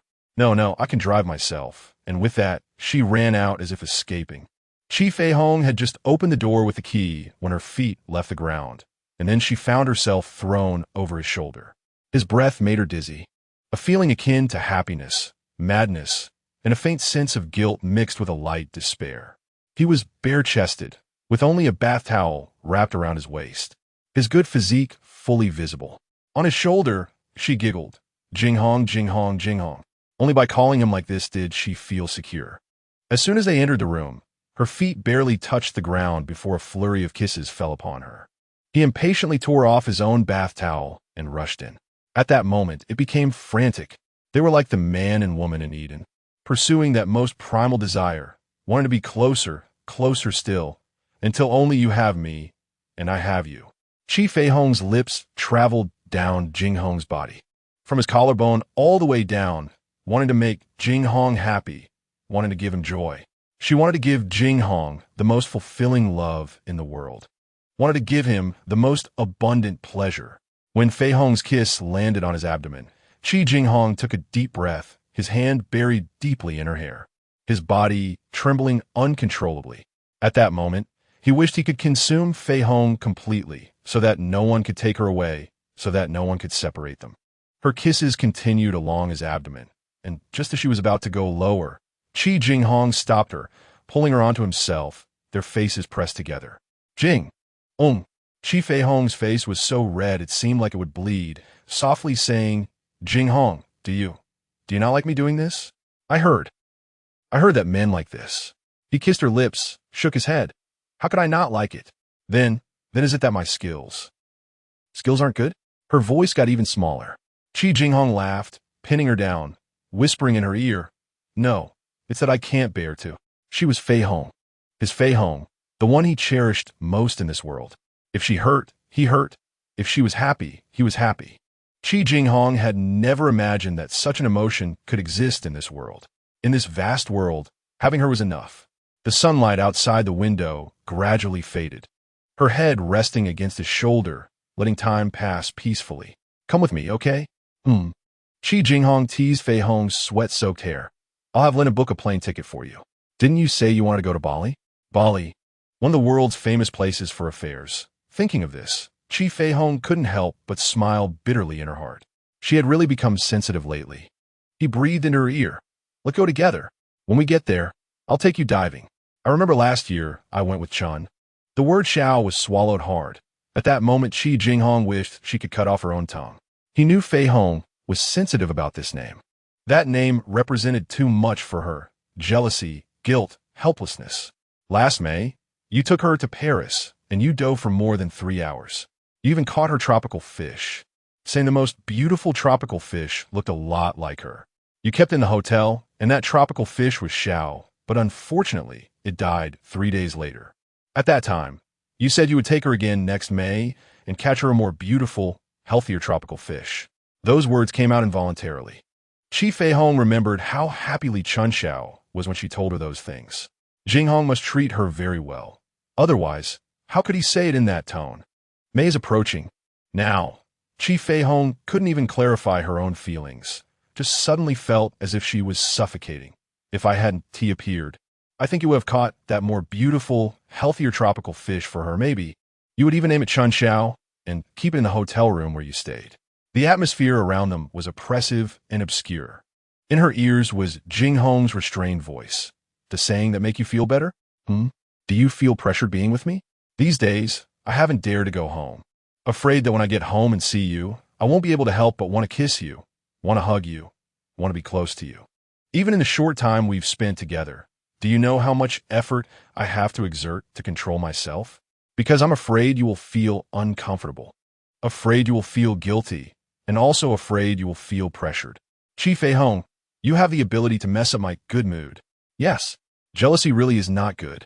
Huh? Dressed, Chi Feihong softly said, I'm going back. Chi Feihong walked very slowly, opened the door very slowly, and dawdled in the car, glancing at the tightly closed door from time to time. When she started the car, tears fell down. Why hadn't Jinghong chased after her? If he had come after her, she would surely have apologized to him, telling him she didn't know what was wrong with her. When Jinghong said she always messed up his good mood, she felt sad. She didn't drive home, but stayed at the nursing home to have dinner with Ming's mother. At 6 o'clock, Jinghong called. He said, I'm getting on a plane. She responded. There was a moment of silence. He hung up. His tone was still very indifferent. She replied again, and the other end hurriedly hung up. Chi Feihong stared blankly at the phone. In fact, she wanted to remind Jinghong to be careful, wanted to wish him a smooth journey, and also wanted to apologize to him. By the time she returned to the Li residence, it was already past 8 o'clock, and Li Chunxiao was standing there with a smile, pulling her along. What are we doing? Chi Feihong asked, feeling a bit stuffy. You'll know when we get there? Li Chunxiao said, while starting the car. They arrived at New Oriental. Li Chunxiao directly pulled her to the presidential suite. Outside the door, she tidied up her hair and carefully applied lipstick from her handbag to her lips. Nodding, Li Chunxiao smiled brightly. Tracy, someone asked me to give you a surprise. And now that surprise is in this room. She extended her hand and knocked on the door of the presidential suite. Then, she hurriedly left. The door slowly opened. With a sun-kissed, wheat-colored face, slightly sunken cheeks, still bright eyes, he smiled gently, looking at her with deep affection. Shuran, how did you get here? When did you come back? Chi Feihong murmured. Song Shuran stood there with open arms. She walked up and leaned into his embrace, feeling more like a brother than a husband. She had longed for such a brother since she was very young. I'm sorry, Tracy, he said gently, as usual, but please forgive me for skipping work to see you. I had to sit in a car with a little elephant for 3 hours. But had to endure the bumps of the uneven dirt road. Tracy, darling, don't be mad at me. She didn't know when it started, but this man always called her Tracy, darling. At first, she was very annoyed.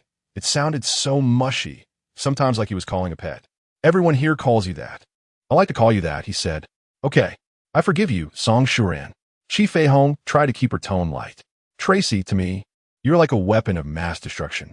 During the days you turned off your phone, I was absent-minded all day, running up the mountain with my phone every night. He pressed her head against his chest. Every time I closed my eyes, I racked my brain, try to figure out how to make you happy. Hot tears welled up in her eyes. At that moment, this deeply affectionate man made Chi Feihong feel like there were thousands of poisonous insects gnawing at her heart. Part 4. The man with the towel drying his hair looked exhausted. Chi Feihong pressed him down on the sofa and used a hairdryer to dry his hair. Once his hair was dry, she half knelt on the sofa, gently pressing on his temples and then moving down to his shoulders, kneading softly. Song Shuran took a deep breath, burying his head in her chest, murmuring, Tracy, you smell so good. She slowly opened the collar of her bathrobe, her hand resting on the belt of the robe. His Tracy was so soft, but it seemed that her body was a bit stiff. Just when he wanted to go further, she pulled away softly, saying, Shuran, I'm not feeling well today. Not feeling well, he echoed, a bit disappointed, but she was his Tracy. He lifted his head again. Okay, I'll let you off this time. Holding her face, Song Shuran looked closely. She had lost weight. Her complexion was a bit pale, but those usually calm eyes were shining brightly. Song Shuran began to feel uneasy. During the time he was away, did something happen? His wife had become charming and bright. Her eyes seemed to be soaked in water. This version of her was unfamiliar to him. Tracy, did something happen while I was away? She quickly lowered her eyes, her thick eyelashes trembling before him like a butterfly about to take flight. Song Shuran leaned in and kissed his wife's eyelashes. Shuran, She raised her head again, her face pale, her expression like a child who had done something wrong. All right, look how nervous you become. He gently patted her face. I just think my wife has become more beautiful. So beautiful that I want to hide you away so that no other man can find you. And, dear, I need to take another shower now. Song Shuran stood up, helplessly looking at his lower body. His wife's face was already very flushed. Late at night, she curled up like a cat in his arms, and he rambled on about some interesting things that happened in India. That night, his wife seemed to be sleeping uneasily, her brows furrowed as if troubled by something. Song Shuran gently reached out to smooth her furrowed brow, just as his hand made contact. "Stop it. Don't mess around." In a near-whispered mumble, she playfully scolded, her face breaking into a spring-like smile. Song Shuran's hand froze on her brow. That unease began to spread again.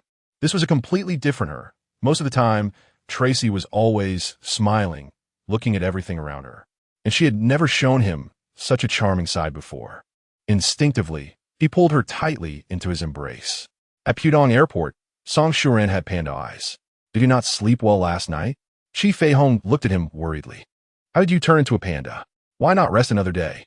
Song Shuran leaned close to her ear. "Darling, that's from the smoke." When a flight announcement rang out at the airport, Song Shuran hugged his wife. "All right, let's go home. I'll be back in a little over a week." As Song Shuran turned around, Chi Feihong grabbed the hem of his shirt, then hugged him tightly from behind. This was the last time she would embrace him as this man's wife. "Shuran, actually, you don't know that I have another name. When I was born, my grandfather named me Feihong, where Hong symbolizes a wild goose. He hoped I could soar in the sky like a wild goose, so he named me Feihong, Chi Feihong." "I know." He patted her hand. "It's written on your passport. Then why didn't you ask me why I never told you?" "In my heart. Whether you are called Chi Feihong or Tracy, you are my Song Shuran's wife, the woman Song Shuran loves, the woman who Song Shuran is willing to do anything for." She hugged him tighter, tears dripping onto his coat. "Shuran, there are some things I want to tell you. If there were no Song Shuran in this world, I think I might have become a drunkard who drinks all day, or perhaps I would have become someone wandering on the fringes of society. Or maybe I would be a frequent visitor at a gambling table, or perhaps a regular at a police station." "Shuran, thank you." The announcement rang out again, and Song Shuran turned back and kissed her fiercely. "Wait for me to come back," he said to her. "Okay, I'll wait for you to come back," she replied. And at that time, she would confess everything to him, would tell him the story of Chi Feihong and Chi Jinghong, would tell him that long, long ago, Chi Feihong's heart had already been lost to someone named Chi Jinghong. Song Shuran is a tall, thin bamboo pole, and his silhouette is mixed in with the crowd of people entering the country. Chi Feihong looks at him for no reason and is filled with sadness. "Song Shuran." Chi Feihong calls out his name loudly, as if not calling it would cause the sadness to overflow. It seems that not calling it would lead to deep regret in the future. He turns around in the crowd, waving the registration certificate in his hand, then gives his signature grin, the carefree smile that belongs to Song Shuran, blooming on his face and dancing at the corners of his eyebrows. In the long years to come, that smile becomes the most profound mark, like a portrait that never fades, embedded in a corner of Chi Feihong's heart, occasionally touched, bringing a faint sadness. After Song Shuran leaves, Chi Feihong sits alone at the airport for a long time, then goes to the cinema to watch a comedy film titled Meet the In-Laws. The audience in the cinema laughs uproariously. By the time she returns to the Li residence, it is already late at night. She walks through the courtyard filled with the fragrance of flowers in late spring, and on the path in the flower house, a pair of hands forcefully pulls her aside. Without a gasp, she recognizes that person's breath, even if it turned to ash. Chi Feihong firmly believes that as long as you deeply love someone, that person's scent will be unique in the world. Under a roof full of stars, they're dark, fiery eyes staring at her intensely. Their gazes clash in the air. After a long time, Chi Feihong says, "Jinghong, I'm a bit tired now. I'm going back." The word tired sounds harsh at this moment. Once, she had sighed in bed, saying she was tired. "It's him who made you tired." The words slip out before she can think. In the morning, when he hears from Chunxiao that Song Shuran has returned, and that they stayed in a presidential suite at a hotel last night, he can hardly contain his anger towards that man. Some things are enough to take his life in one go, like the time when that man's mark was imprinted on Jinghong's neck. In Jakarta, without a word, he buys a return ticket. On the plane, he is restless, his mind filled with those images that harshly stimulate him. "Chi Jinghong, you're a jerk." Quietly, She raises her eyes and coldly says, Chi Feihong, were you with him last night? He grips her shoulder tightly. You and him? Chi Jinghong. You are a madman. The grip on her shoulder makes Chi Feihong gasp in pain. Doubt combined with jealousy burns like a raging furnace. Leaning down, Chi Jinghong fiercely captures Chi Feihong's lips until they both taste the rust in each other's mouths. Using all her strength, Chi Feihong pushes Chi Jinghong away, pointing to the room that still glimmers. Chi Feihong, you are a cold-blooded person. Your wife is in that room. But what can be done? In this world, Chi Jinghong can never be cruel to Chi Feihong. He only feels excitement for her and madness for her, even willing to kill and set fires for her. Leaning against the wall of the flower house, Chi Feihong feels as if all her strength has been drained. This day and night feel infinitely long. Now she feels extremely tired, and now she wants to rest well. Turning her head, she says, Jinghong, let's talk tomorrow. He grabs her hand as she tries to leave, his voice trembling. Feihong, are you angry? Shaking her head, she tries to break free from his grip, but he holds on tighter. Feihong, being with me.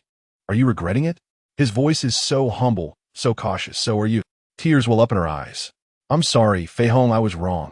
Turning around, she kicks him hard and cries out, You jerk, you madman, you lunatic, how can you ask me such a question? Now let me tell you, I didn't sleep with him. Is that satisfactory to you? Didn't you always want to know? Do you really think I'm that kind of person? How much more do you want to push me? Didn't you say I always ruin the atmosphere? Aren't you tired of me? Go ahead. Go catch tropical fish as beautiful as her. Why are you still? The rest of her words are swallowed by Jinghong's mouth in the fragrant, dim space. They wish to be entwined forever. As Chi Jinghong pulls off his belt, she presses down on his hand. Jinghong, not here. There's no one around. But Chi Feihong feels as though countless eyes are watching her. So, he pulls her hand through the garden path, their clothes brushing against the flowers and grass, making a soft sound. Throughout the long night, Jinghong, like a tireless beast, demands from her again and again. And each time she promises beneath him that she will never leave him, not even in death. In a blur, she reaches out to touch beside her. But it is empty, unsatisfied. She mutters and stubbornly stretches her foot to check again. The bed is still vacant. Jinghong. Instinctively, she calls his name. Chi Jinghong, who is getting dressed, can't help but smile and leans down to kiss her forehead. Get up, sleepyhead. I still have some time. Come have breakfast with me. While having breakfast, Jinghong looks at her and smiles, making Chi Feihong feel very uneasy, glaring at him sharply. When she changes clothes, Chi Feihong realizes what Jinghong has been smiling about. The bad guy wrapped himself up tightly in a turtleneck sweater. He drops her off near the Li residence, kissing her lips affectionately as she gets out of the car, like a husband about to depart. Go back and rest well. With a teasing, smug smile. You must be exhausted from last night, right? For the next 2 days while I'm gone, rest properly and don't run around. Wait for my call. He pats her face and repeatedly reminds her. Also, remember to take your medicine. Chi Feihong is amused and feels as if she has turned into a child. Back at the Li residence, unexpectedly, Chi Feihong sees Li Chunxiao, whose face is as white as paper and eyes deeply sunken, sitting in the expensive chair she usually occupies in the West Wing. As soon as she sees her, she throws herself into her arms. Sister-in-law, I can't reach Jinghong. Li Chunxiao's voice trembles. His phone is off, and I can't find him anywhere. I've been looking for him for a day and night. The hotel in Thailand said Jinghong didn't go there. Sister-in-law, do you think something happened to Jinghong? Do you think he is in trouble? Could it be that Jinghong was kidnapped? Yes. It must be that way. Jakarta security has always been poor, and there are always messy incidents happening every day. I need to go there. It must be that he was kidnapped. In the end, Li Chunxiao starts to speak incoherently. It's okay, Chunxiao. Chi Feihong gently pats her back. It's okay, Chunxiao. I promise you he will be fine. Doubtfully, Li Chunxiao raises her face to her. Sister-in-law, how can you be so sure Jinghong is okay? For a moment, Chi Feihong is stunned, staring blankly at Li Chunxiao, unsure of how to answer. Okay. Sister-in-law. Li Chunxiao forces a smile. I know you're comforting me. I'm sorry. I believe Jinghong will be fine too. Maybe he will call soon. I'll wait a little longer. Sister-in-law, I called all night last night, and as I kept calling, I began to overthink, then I came here to find you. But the housekeeper told me you didn't come back to sleep last night. Then she quietly asks, Sister-in-law, where did you go last night? Chi Feihong is stunned again, her mind racing, thinking about how to respond to her. Is it that you smiled faintly? Li Chunxiao turned her head away from her, no longer facing her. Is it that sister-in-law stayed at New Oriental last night? Is it that sister-in-law is still in that room, reminiscing about the scent left by Song Shuran? Chi Feihong felt like she was going crazy. This room, the air in this room, and Li Chunxiao in this room had all become a kind of torment. She forced a smile and fell silent. Suddenly, the ringtone of her phone broke the silence. It was Lin calling. He told Li Chunxiao that Mr. Chi had something to attend to, so he would stay in Jakarta for another 2 days. I see. Li Chunxiao simply replied and didn't ask more before hanging up the phone, then walked straight out. Somehow, that silhouette against the light made Chi Feihong feel inexplicably sad. Chunxiao, Chi Feihong called out to her. Li Chunxiao turned back, showing a vague smile. Sister-in-law, I'm fine. I didn't sleep all night. I'm just a little tired. Now that I know Jinghong is okay, it's good. I want to go rest. Suddenly, Chi Feihong fell into a chair, looking at her own face reflected in the delicate window across from her. She smiled at it and said, Chi Feihong, you really are disgusting. That evening, Li Chunxiao pulled Chi Feihong to her aunt's house for dinner. Li Chunxiao sat directly across from her, and during that meal, Chunxiao ate very little and even ran to the bathroom several times. When she returned, her face was pale, and she smiled, saying, it's just a stomach ache. Chunxiao, could it be? Wu Baozhu suddenly blurted out. Chi Feihong's hand almost dropped the chopsticks. Yes, Chunxiao, you and Jinghong should have a child. Her aunt paused for a moment and said seriously, you're not young anymore. Just have a child. Li Chunxiao then laughed heartily, perhaps laughing too eagerly that tears fell out. She pointed at Wu Baozhu and gasped, speaking of children, I actually remember the scene when my cousin was cursing her husband in the delivery room. Wu Baozhu rarely showed embarrassment. But, Aunt, why don't you mention Song Shuran? He hasn't been in a hurry to have children. Li Chunxiao raised her eyes, looking at her with a half-smile, her gaze subtly glancing at her clothing. Sister-in-law, when will you have a baby with Song Shuran? Let me, as an aunt, indulge in the joy of having a child. By then, who knows? I might just feel like it and consider having a baby with Jinghong for fun. A chill suddenly surged from her heart. Yes, Trissy, if Chunxiao hadn't mentioned it, I would have really forgotten. Her aunt looked at her and asked, so, have you and Shuran considered having children? Chi Feihong vaguely responded a few times and then hurriedly escaped. That night, Li Chunxiao drank a lot of alcohol. She was in high spirits, talking about many embarrassing stories of chasing after Jinghong. In the end, she leaned into Chi Feihong's embrace, giggling, Sister-in-law, I've suffered so much for that man. Chi Jinghong. Sister-in-law, do you think in the end I will have a sweet reward? Her aunt affectionately stroked Li Chunxiao's face and said, yes, yes, silly girl. You've already endured enough hardships. Now all the girls in Shanghai are envious of you, Mrs. Chi. Jinghong's good treatment of you is evident. By the time they returned to the Li residence, it was already late. Chi Feihong helped Li Chunxiao back to her room. This was the first time she entered the room of Jinghong and Li Chunxiao. It was obvious that the entire room was decorated according to Chi Jinghong's preferences, with deep-sea blue as the main color scheme.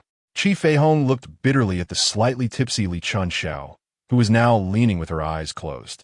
With her eyes shut, Li Chunxiao asked sister-in-law, do you think our wedding photo is beautiful?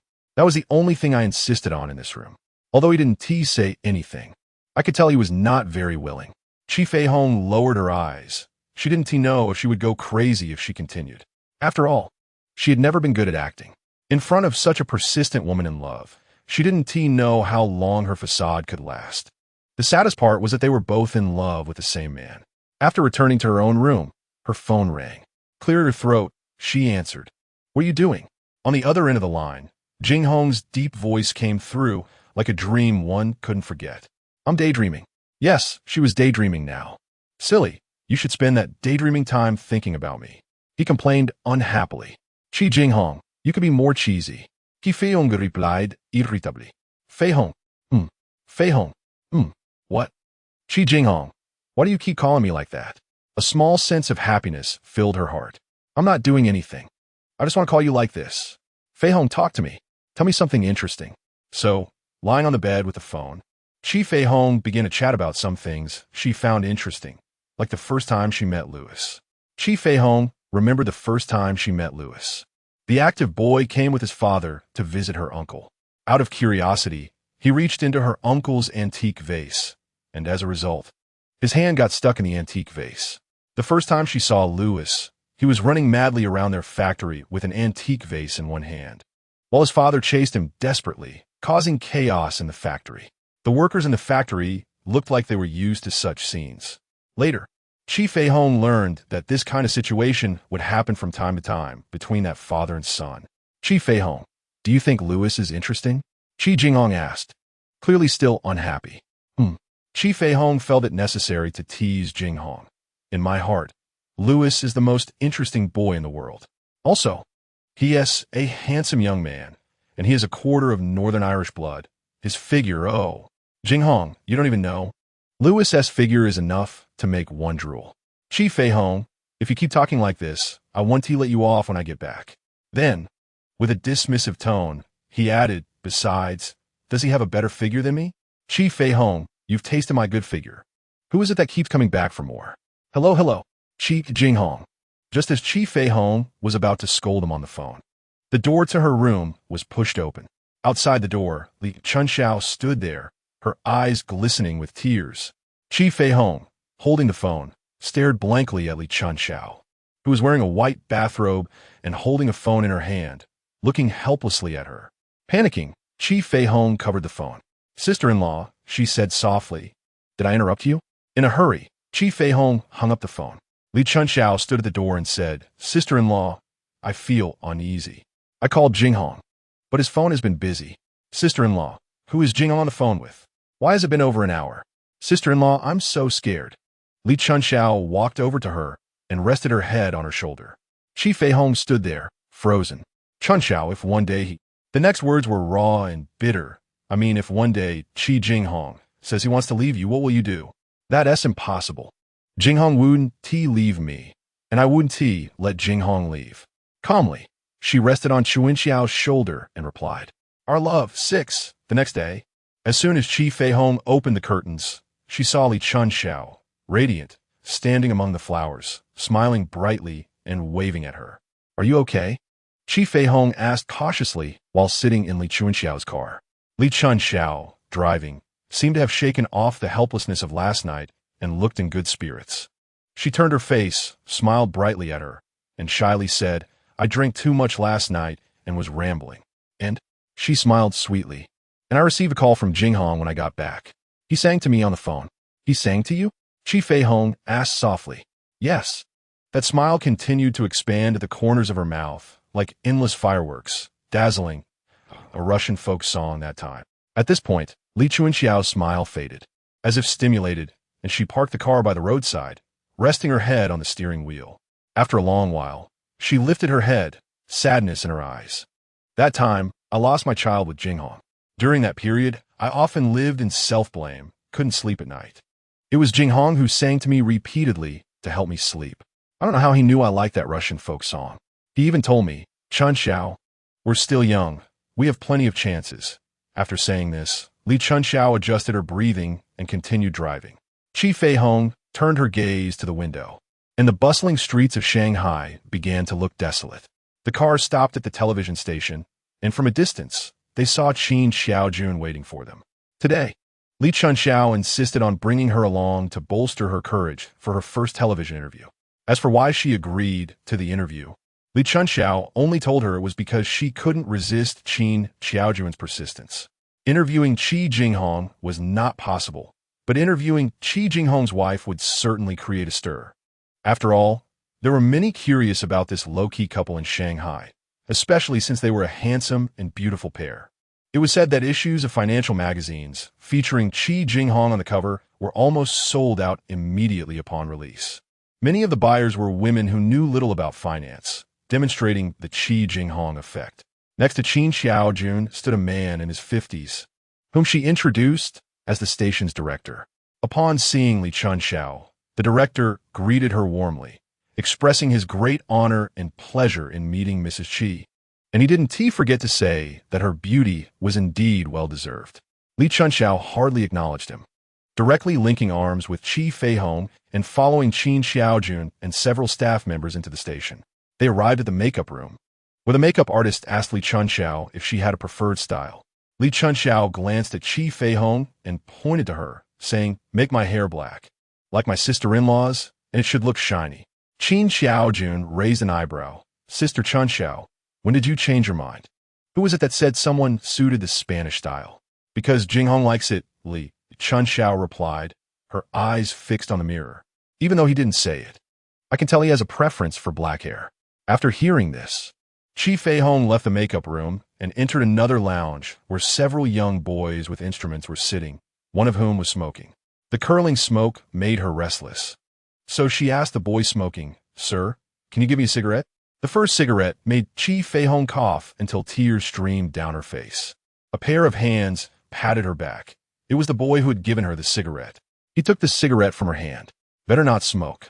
"It's not a good thing," he said as he left. How could she not know that smoking was not good? Chi Feihong forced a smile in a room still tinged with nicotine. During the recorded interview, Chi Feihong sat in the front row of the audience, watching the two beautiful women on stage exchanging witty banter. To be fair, Qin Xiaojun was an excellent host, just as Li Chunxiao was an outstanding guest. Their back and forth made the atmosphere lively and warm, especially when Li Chunxiao spoke about her father's death, and her husband held her, saying, "It's okay. I'm here. Everything will be all right. I'll be with you." The audience fell silent, their eyes filled with heartfelt wishes for the couple's shared struggles. Chi Feihong thought. Perhaps she was the only one feeling conflicted inside. The affectionate man she spoke of was Jinghong, her Jinghong. But her Jinghong made such promises to other women without her knowing. How could it not hurt? On stage, Li Chunxiao was deeply moved, her tears welling up in her eyes. Slowly, she glanced down at the audience, her gaze landing on Chi Feihong, glistening with tears. She said, "Jinghong was right. Everything has really gotten better. Now my brother is back by my side, and he even brought me my sister-in-law." The camera focused on Chi Feihong, and Qin Xiaojun said, "It seems Mrs. Chi has a good relationship with her sister-in-law." "Yes," Li Chunxiao said slowly to the camera. "I used to not believe in the idea of a magnetic field between people, but now I have to believe it. I feel like my sister-in-law and I have a special bond. It felt like I took a liking to her at first sight. Sometimes I think she feels more like an older sister than a sister-in-law." Many years later, when Chi Feihong looked back at this moment, she only remembered the beautiful woman on stage, smiling brightly. In the spring evening, rain suddenly fell. Chi Feihong sat by the window on that rainy night, repeatedly looking at the phone in her hand, wondering why Jinghong hadn't called yet. If he hasn't called, just call him. A small voice urged her to dial that familiar string of Arabic numbers. The phone was picked up almost instantly, and Jinghong's laughter came from the other end. "Are you that happy to receive my call?" All her struggles and jealousy melted into sweet affection with that laughter. I was just thinking, if I hadn't called you back, would you have called me?" "Chi Feihong, this is your 8th time calling me. You're the one who keeps pestering me," Chi Jinghong replied, sounding displeased. "Oh, really?" Chi Feihong said softly, "But I remember there was a time when I called you, and you didn't answer." During that time when she had upset him, she had called him many times. "That was because you annoyed me. I remember what you said in the flower room, and it made me frustrated." His voice sounded like a sulking child. Chi Feihong laughed. "Jinghong, I miss you. I especially want to see you today." It was as if Chi Feihong had returned to her teenage years, able to speak freely and openly express her love for Jinghong. She wanted to share romantic moments with him, to make promises of love. There was silence on the other end of the phone. After a long while, a soft sigh emerged. "Feihong, did something happen today?" he asked cautiously, his tone like a child afraid of making a mistake. "Did someone upset you?" Chi Feihong chuckled into the phone. Yes, her laughter was a bit exaggerated, but she found Jinghong very cute at that moment. Throughout, whether in the past or present, Chi Jinghong exhibited a maturity beyond his years, rarely showing such childlike qualities. Most of the time, he appeared very strong-willed, making this moment all the more precious. While laughing, she asked, Chi Jinghong, didn't you notice I was just flirting with you? You always say I ruin the mood, but you're doing it too. Chi Feihong, I miss you too. Suddenly, he said. In front of the mirror, Chi Feihong applied light makeup and wore the dress she'd bought in Turkey, which had a strong Middle Eastern flair. She smiled at her reflection, her heart already flying to the airport. Last night, Feihong insisted that she pick him up at the airport, so now she was dressing up like every woman in the world, hoping to look pleasant in front of her beloved. When she arrived at the garage, she unexpectedly saw Li Chunxiao and Chi Jinghong sitting in a red Ferrari convertible, both looking at her with a hint of disdain. Sister-in-law, Li Chunxiao said with a grin, you look so beautiful today. Where are you going? Chi Feihong hesitated. I want to go see a photography exhibition. Where are you two going? In fact, she planned to wait until tomorrow to see the exhibition. No wonder you're dressed so beautifully. We're going to the airport. Li Chunxiao pointed at Chi Jinghong. She is going to pick up her secret lover. And I'm going to give my legitimate husband a surprise. The contrast between secret lover and legitimate felt like a sharp sword at that moment. Driving aimlessly, Chi Feihong saw her reflection in the car mirror, her lips glistening with lip gloss, alluring. Finally, she arrived at the entrance of the exhibition. She had long admired the works of this Italian photographer, and the ticket was obtained through Wu Baozhu. The spring sun slanted gently down, and Chi Feihong stood at the revolving door of the exhibition, her lonely silhouette reflected in the glass, feeling desolate. As soon as she walked through the revolving door, her phone rang. After hesitating, she answered, Why didn't you come to pick me up? Why didn't she go to pick him up? She wasn't strong enough to follow them as a couple. She could guess that Li Chunxiao would definitely take the initiative to link arms with their family as Jinghong.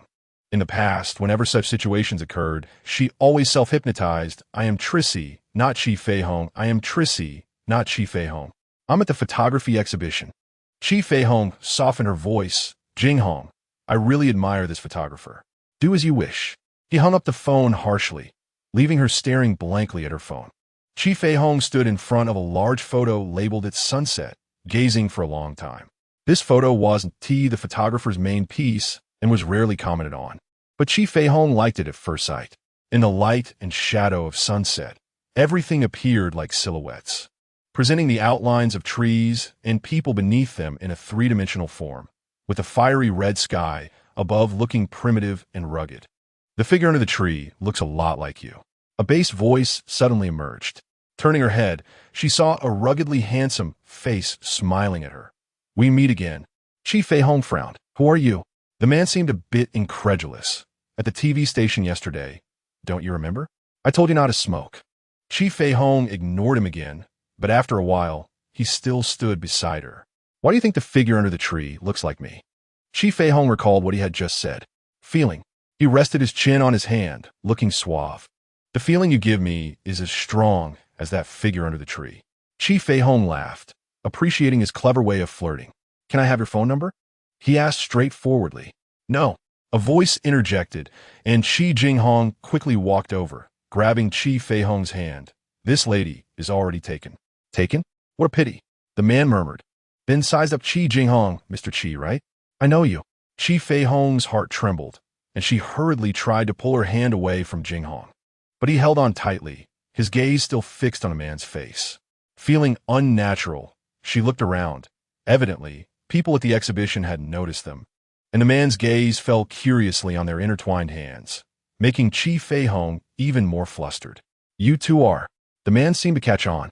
Clearing his throat, Chi Feihong felt highly embarrassed and broke free from Jinghong's grasp, stammering, I'm his sister-in-law. As soon as she finished speaking, Chi Jinghong pulled her out of the exhibition without hesitation, unceremoniously stuffing her into his car. Starting the car, he shot her a cold glance, took out a napkin, and harshly wiped off her lipstick, scoffing. Chi Feihong, was that considered a flirtation? It makes sense. Looking so stunning without a flirtation would indeed be unreasonable. Sister-in-law, it's really laughable. You didn't say that when we were in bed. Then, Chi Feihong replied indifferently. That person knows you, so he shouldn't be unfamiliar with Mrs. He. The two fell into silence, and Chi Feihong sighed inwardly, as if she and Jinghong had been arguing all along. and they were beginning to become increasingly sharp with each other. Letting out a deep breath, Chi Feihong closed her eyes and tilted her head to one side. Chi Jinghong parked the car in a more secluded area, reaching out to play with her fingers. I'm sorry, Feihong. I couldn't control myself when I heard you say you were my sister-in-law. For no reason, Chi Feihong felt tears welling up, and some repressed emotions began to ferment. Is that unbearable? Huh? Chi Jinghong, but I sat in the audience all afternoon listening to her talk about your romance on stage. Didn't you promise to always be with her? Didn't you want her to believe in you? Didn't you tell her it was fine? That you would always be by her side? What does this mean now? Tears began to fall one by one. Truly, this man had the ability to make Chi Feihong's tears flow like a faucet that couldn't be turned off. Chi Jinghong, did I ruin the atmosphere again? She asked, raising her eyes and smiling at him. Chi Jinghong's heart ached. Her face was still wet with tears, yet a smile lingered at her lips. A smile that carried self-deprecation and deep helplessness. He felt scared, so scared that he wanted to crawl at her feet, telling her it was his fault. Feihong, I'm sorry. He held her tightly. I'm sorry. It's my fault. I'm the one who keeps ruining the atmosphere. It won't happen again. Jinghong, she whispered softly in his ear. What if we just keep arguing and end up apart? Chi Jinghong's body stiffened. You don't believe me? No. Chi Feihong closed her eyes on his shoulder. I'm just a bit tired. Let us not argue anymore, okay? Okay. No more arguing, never again. No, from now on, only you and I can argue. I absolutely want to argue with you. What do you mean? The person leaning on his shoulder turned her face away. It means, Chi Jinghong pressed Chi Feihong's face back into his embrace. It means that if you're unhappy in the future, you can come to me to argue.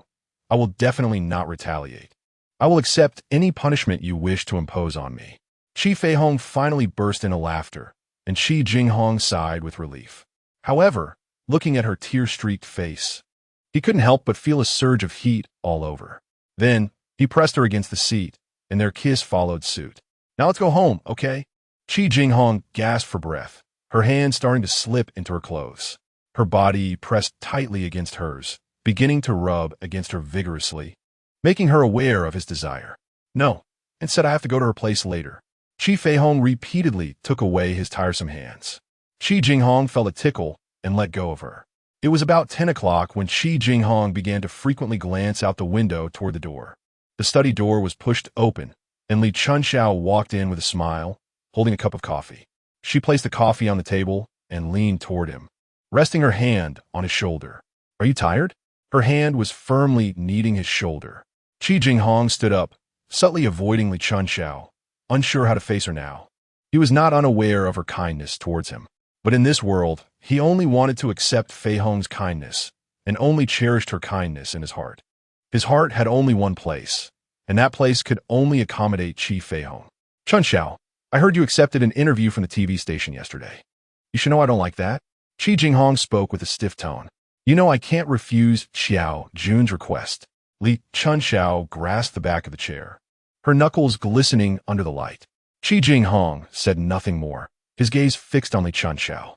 She stood there, head down. Jinghong, Aunt asked us the day before yesterday when we would have a child. We should have a child, right? You know, I really want a child. One that looks like you. Do you know? Jinghong, you're getting busier. I don't want to wait at home for you every day, always guessing what you're doing now. When will you have time to accompany me? Are you troubled by work? Li Chunxiao raised her eyes, tears brimming, and said also, has Jinghong ever been moved by another woman? The tears spilled from her eyes, sliding down her cheeks, looking extremely beautiful. Chi Jinghong handed her his handkerchief. Don't think too much. Turning his head, he wanted to leave the room. Chi Jinghong was inherently a detached person. In this world, only Chi Feihong's tears made him flustered, rendered him helpless, making him not know what to do. There was no way. It was his nature. Before he could exit the room, Li Chunxiao hugged him from behind, sobbing softly against his back. Jinghong, am I overthinking? Is it really like that? You haven't been moved by another woman? For a moment, Chi Jinghong wanted to reveal everything. To tell her that long ago he could no longer be moved by another woman. In the end, he still didn't. He was a businessman, and he understood better than anyone what to do at what time, and now was not the best time. After Chi Feihong got out of the car from Aunt's place, She was pulled aside by a pair of hands, and the person's breath rushed toward her. Chi Feihong allowed the person to lead her to the basement pool. As soon as they stopped, she felt a cool but pleasant object cuffing her wrist. Looking at the string of jade beads in her hand, Chi Feihong could only smile helplessly. Under the dim light by the pool, Chi Jinghong's expression was a bit shy, his voice hesitant. That is for peace and safety. It was blessed by a high monk from Thailand, and it's said to be very effective. That high monk only makes 2 each year. I heard even the king of Thailand has one. Seeing Feihong remain unmoved, Chi Jinghong became a bit anxious. Don't doubt it. The king of Thailand is the oldest reigning king in the world. The rest of his words were swallowed by Chi Feihong. Her Jinghong was doing silly things for her, some things she found very cute. Our Love, Part 8. After the lights in the West Wing turned off, Chi Jinghong reluctantly moved his feet, but he didn't expect Li Chunxiao was still awake, half leaning against the door. Her maroon, semi-transparent nightgown revealed her good figure, and her fluffy hair fell on her shoulders, pure yet alluring. Chi Jinghong's heart skipped a beat, but he kept a calm exterior. It's so late, still not asleep? He walked past her, heading straight to the cloakroom. After coming out of the cloakroom, Chi Jinghong had a few loose clothes in his hands and softly said, I'm going to take a shower. You sleep first. I have work to do. Then, are you going to say you're going to sleep in the study to avoid waking me up? Li Chunxiao's tone was calm. Chi Jinghong paused, not answering. Chi Jinghong, you haven't slept in a room for over 3 months. I actually know. Chi Jinghong, I'm your wife. You can't treat me like this. Chunxiao, I really have been busy lately. Chi Jinghong pressed his hand against his temple. The board members were now uniting against his CEO's system, and every meeting turned chaotic. So, I don't have the energy to coax you, he said harshly. After saying that, he left directly. Chi Jinghong knew he had never been a lucky person. It seemed fate was always playing a game of cat and mouse with him, and eventually he got tired and compromised with fate because that person was no longer there. So nothing mattered anymore.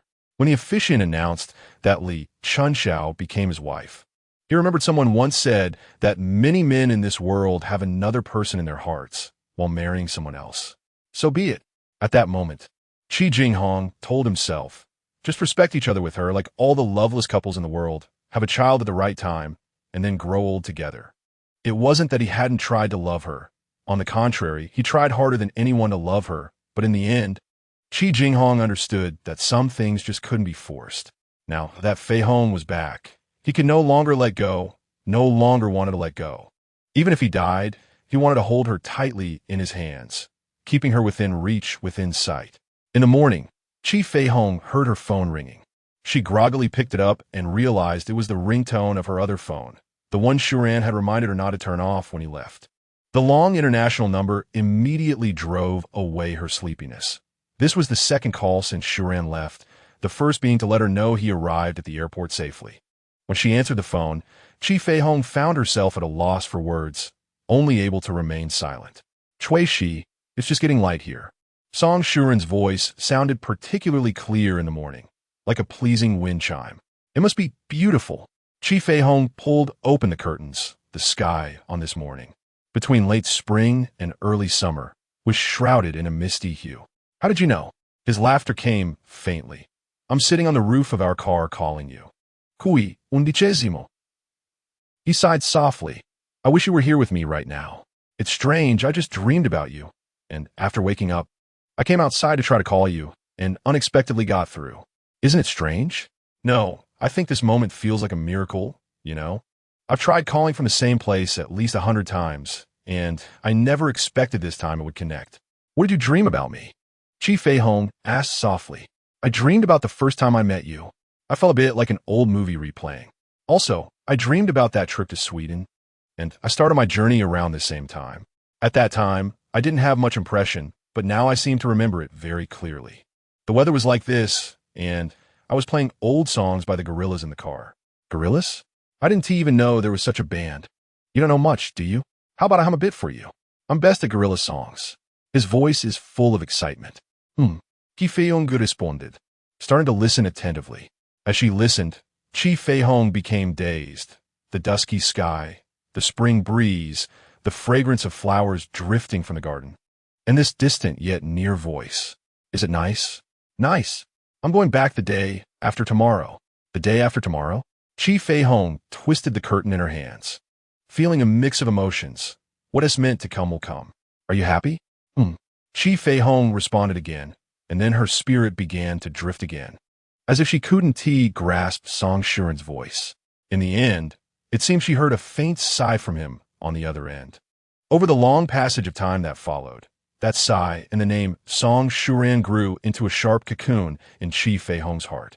After hanging up the phone, Chi Feihong continued to lie on the bed, vaguely, as if she had fallen asleep, and she dreamt of Shuran driving alone on a seemingly endless road, with lush grass on both sides, belonging to the last spring day in northern Europe.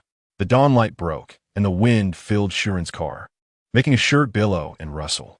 Shuran sang loudly along to the beat of the gorilla's music while driving, his rough voice piercing the sky. In the dream, Chi Feihong also saw Shuran's joyful face, his smile bouncing in the spring light, bright and transparent. Once, there was a touching story that circulated in Chile.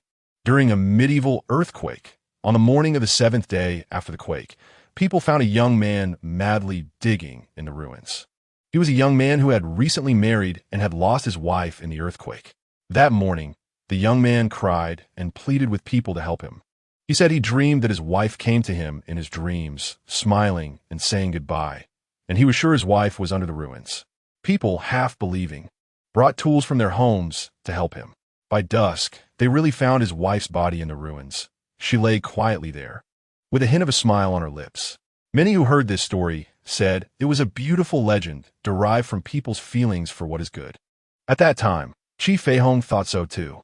Later, when Chi Feihong heard this story again, her heart, which had come to reside in her because of Song Shuran, seemed to breathe, repeatedly bringing tears to her eyes. When she was awakened again by the phone ringing, it was already noon, and this time it was Chi Jinghong calling.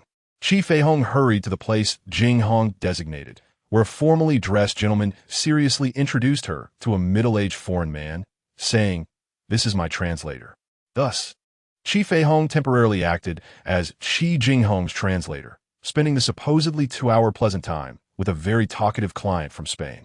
After the Spanish client left, Chi Feihong confidently led her to the hotel upstairs, to the room that had been prepared for Chi Jinghong. As soon as the door closed, his body pressed against hers, his lips on hers, his hand already slipping under her skirt, and Chi Feihong allowed him to ignite the fire on her body. The bright light from the huge floor-to-ceiling windows behind Jinghong pierced her eyes. Just as he was about to take action, Chi Feihong pushed him away. "Jinghong, I'm hungry," she said pitifully. Sometimes, women are clever emotional animals, naturally understanding what to say to appease men. Because Chi Feihong loved Chi Jinghong deeply. She was willing to tell little lies, just like she didn't dare to tell him how anxious her heart was at that moment. And all that anxiety came from the overly bright light.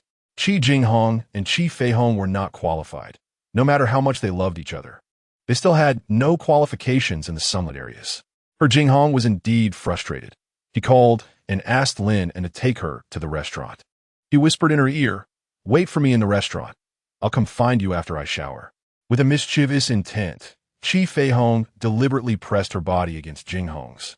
And sure enough, he let out a muffled groan, his atoms apple moving. What Chi Feihong didn't expect was to run into Qin Xiaojun in the revolving restaurant they once dined in together. When she saw Lin and following Qin Xiaojun, she coldly stared at Chi Feihong. Perhaps in Qin Xiaojun's eyes, she was an unworthy woman, indulging in the games between men and women. She said, "You heard the interview that day. Chi Jinghong is a man of his word. He said he would be by her side, and you're just a passerby in their story." She said, "Put away your tricks. Don't fantasize about anything unrealistic.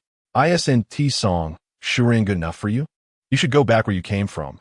Chi Jinghong is just temporarily confused. I've seen how they walk together. They won't break up so easily. Just leave quietly. For the sake of Li Chunxiao, who loves Chi Jinghong, I can pretend nothing ever happened." Facing Qin Xiaojun's back at that moment, Chi Feihong said, "But some things, once they happen, can't be undone. I can't leave anymore." That day, the woman who always seemed very modern to Chi Feihong wore a beige suit. She didn't turn back, but stood there, her back curving beautifully, and she coldly said, "Aren't you afraid of being punished for doing this?" But Chi Feihong could never have imagined that the punishment would come so swiftly. God really wouldn't tolerate her slightest indulgence. After watching Mom Ming, she returned to the Li residence, where about 7 or 8 cars were parked at the entrance, the black car bodies making Chi Feihong feel a wave of oppression. The Li family was brightly lit, and in that brilliant light, a familiar yet strange crowd filled the living room. Chi Feihong stood stiffly there, subconsciously afraid to take a step forward, as if that step could push her into the abyss. Her aunt slowly walked towards her, solemnly, and hugged her, saying, "Shuran and his 2 colleagues hit a landmine on the India-Pakistan border. None of them survived."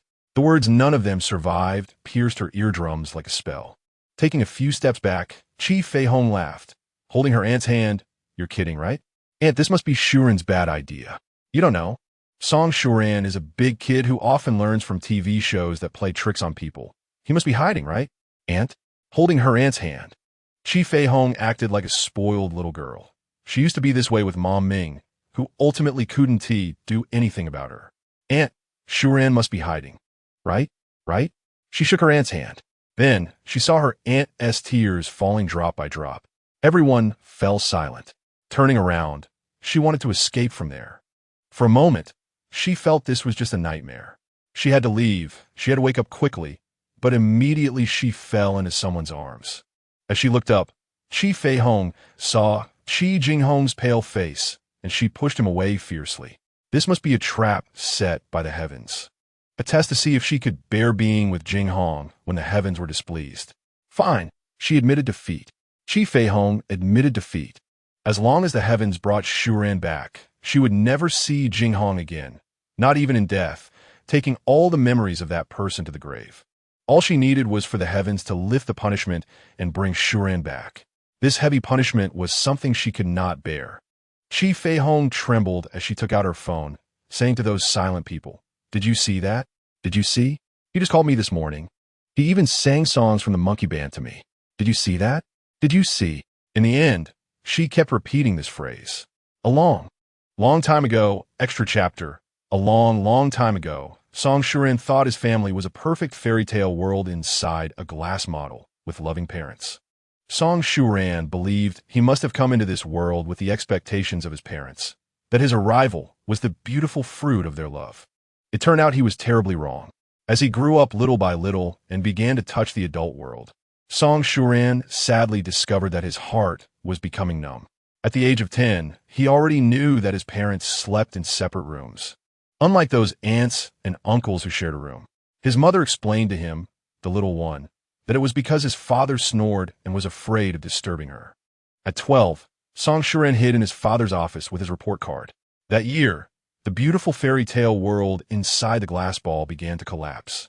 And it wasn't until his father walked out of the office with that stunning woman that he finally emerged from behind the tall sofa. On the way home, he sat on the high granite steps. When his mother returned, she held flowers in her hand and gently said to him, "My Shuran is really amazing. He actually got first place." That night, he heard his mother crying while talking on the phone with his father, and he hid to wait for her tears to evaporate into the air. He practiced smiling in front of the mirror, a smile that looked innocent and pure. Then, with that smile, he hugged his mother's waist and said, "Mom, let me be your superhero from now on, okay?" His mother smiled, ruffling his hair, and said, "Okay. From now on, Shuran will be my superhero," then murmured, "This way, Mommy won't be so sad." From then on, Song Shuran had a mission, to be his mother's superhero.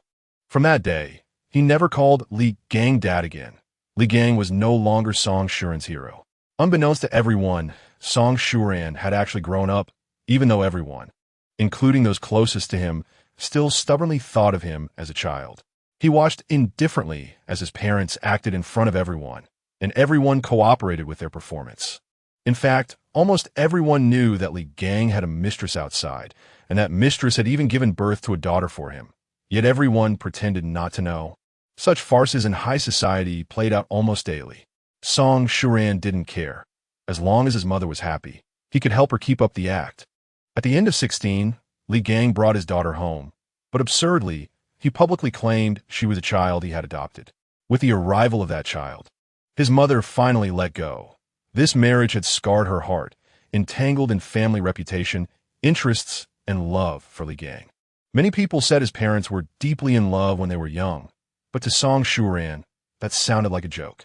When his mother divorced Li Gang, Song Shuran was happy. He felt it was a release. His relatives, including his aunt who had watched him grow up and was very close to him, repeatedly tried to persuade him to stay, but he resolutely took his mother's surname and moved to Germany with her. Before leaving, he told Li Gang that he was the world's most failed father and that his son was an absolute counterexample. His son's philosophy of celibacy was all thanks to him. And thus, Song Shuran saw the defeated expression on Li Gang's face. Yes, Song Shuran was a celibate, partly to take revenge on his unfaithful father, and partly because he was utterly disgusted by the so-called model couples in high society. He also scoffed at the notion of so-called love. After arriving in Germany, Song Shuran felt like a fish in water. Here, no one thought being a celibate was an outrageous thing. Sometimes he would date girls, and if things felt right, he would spend the night with them. If he hadn't met a girl named Tracy, he might have truly become a celibate. He remembered a writer recalling in his autobiography how he fell in love at first sight, saying, "Just one glance and I fell into her gaze." When he first heard this, Song Shuran was skeptical, and he never imagined he would experience something called love at first sight himself. Just one glance, and he fell into her gaze without knowing her name, her identity, her nationality, her age, her past, or her marital status. He became lost at her gaze. Song Shuran became a poor soul bound by love. His celibate friends joked that it was now an open secret that he was determined to marry that girl named Tracy. In the end, he fulfilled his wish and made Tracy his wife, even though he suffered greatly from her and created many amusing situations. Yet in the end, she became his wife. On their wedding day, he couldn't stop grinning, and his mother said to him, "Song Shuran, don't smile like that. It doesn't look like you." Not looking like himself, he continued to smile, watching his wife walk slowly toward him. And he said, "So what if it doesn't matter? Everyone harbors some unknown world deep inside." And when he first met Tracy, he understood and let it go. Tracy was a somewhat scatterbrained wife and not very good at managing household chores. But when she lived in that house, Song Shuran felt it was the warmest home in the world. He brought her back to Shanghai partly to let his aunt meet his wife, and partly to let Tracy return to her birthplace. It seemed that Tracy didn't like to mention her past much.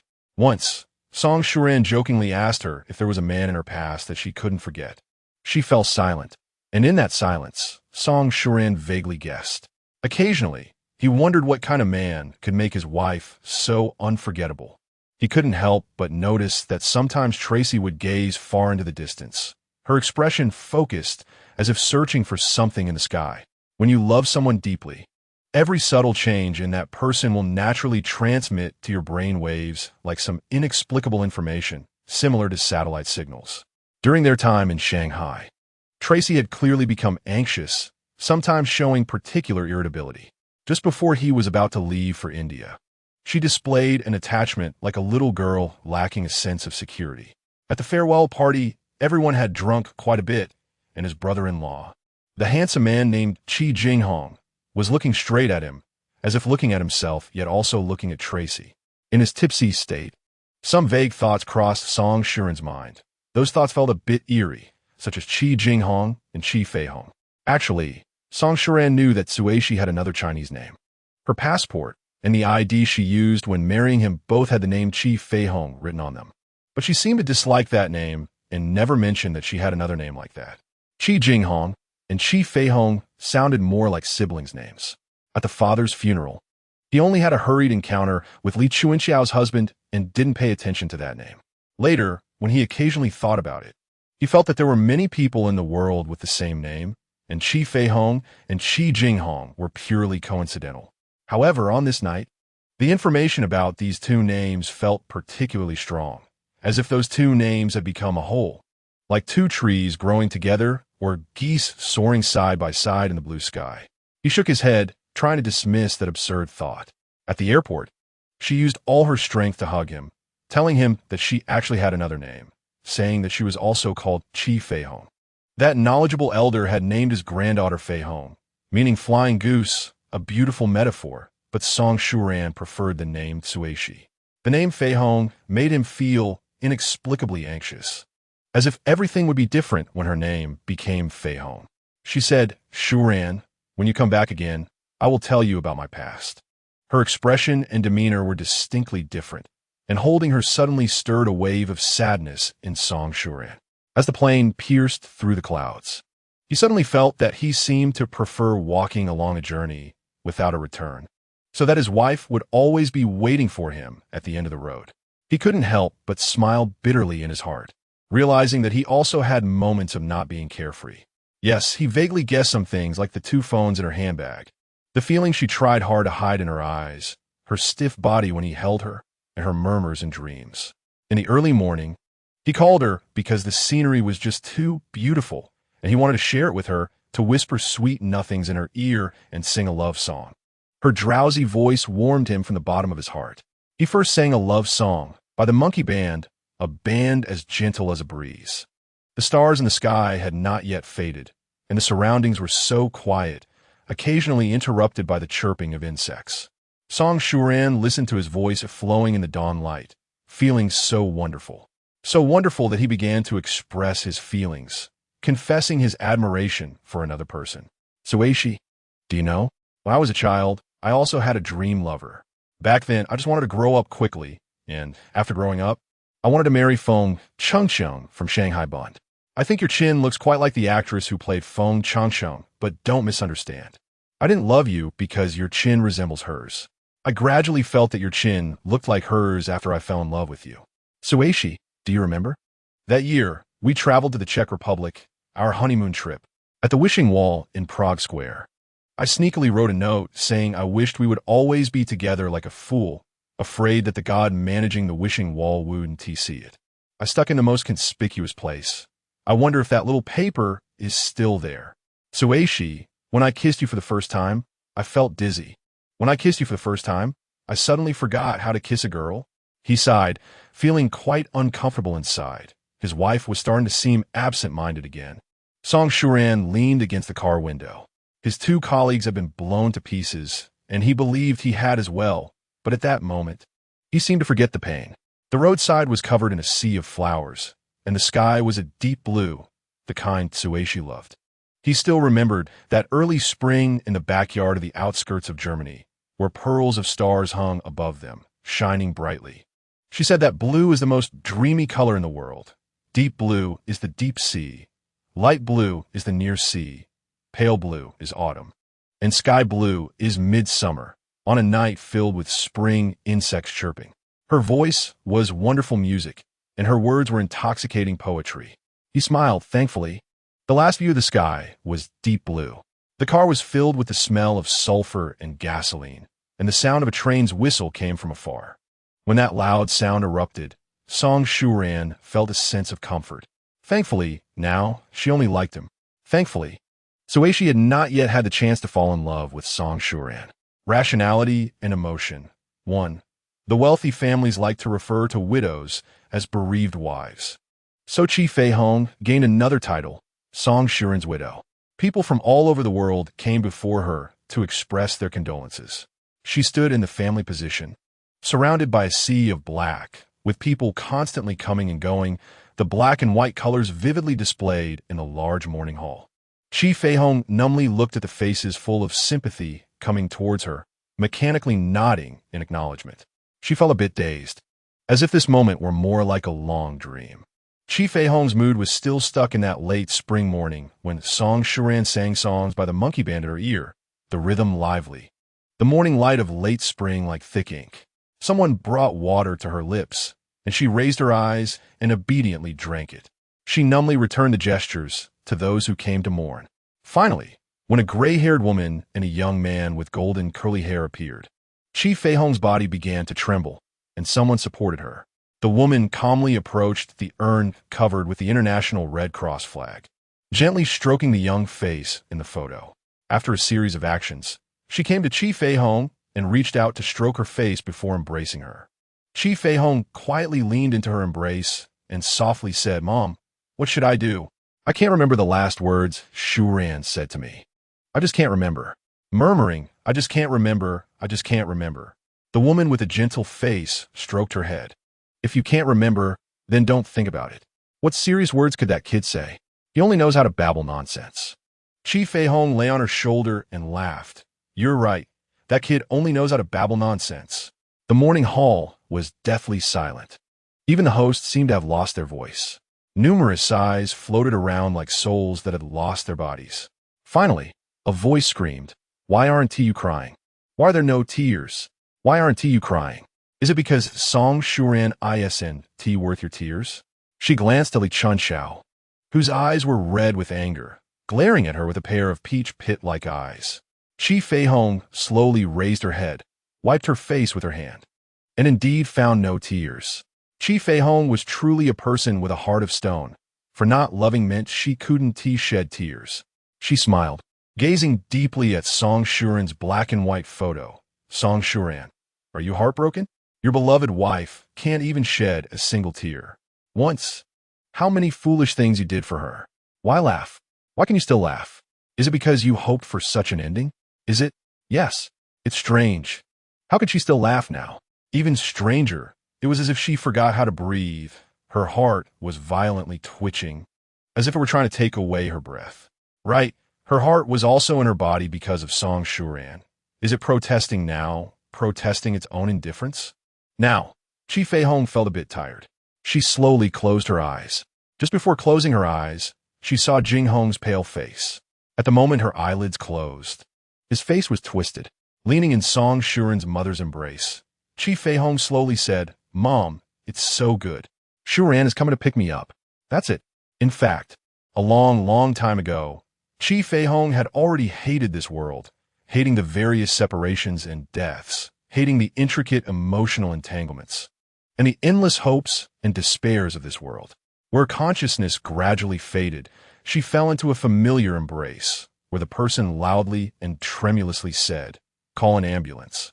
Call an ambulance. Would this situation now resemble the beautiful scenes from a movie that she loved so much years ago? Scenes that made her heart tremble? When she learned that she would die at a young age, Chi Feihong had thought of various ways to die, and those ways changed as she grew up. Initially, she imagined dying like a heroine, ideally taking a few villains down with her. Around 10 years old, she felt the need to contribute something to this world, like standing in front of a great person to shield him from knives and guns, bringing glory to her ancestors. But unfortunately, she was born in a time of peace. In her teenage years, after watching a Russian film, where a handsome officer walked out of a smoke-filled battlefield with his deceased lover in his arms, Chi Feihong yearned for such a scene, hoping to encounter a young and handsome officer. In Jinghong's embrace, Chi Feihong recalled those peaceful years and her always silly self.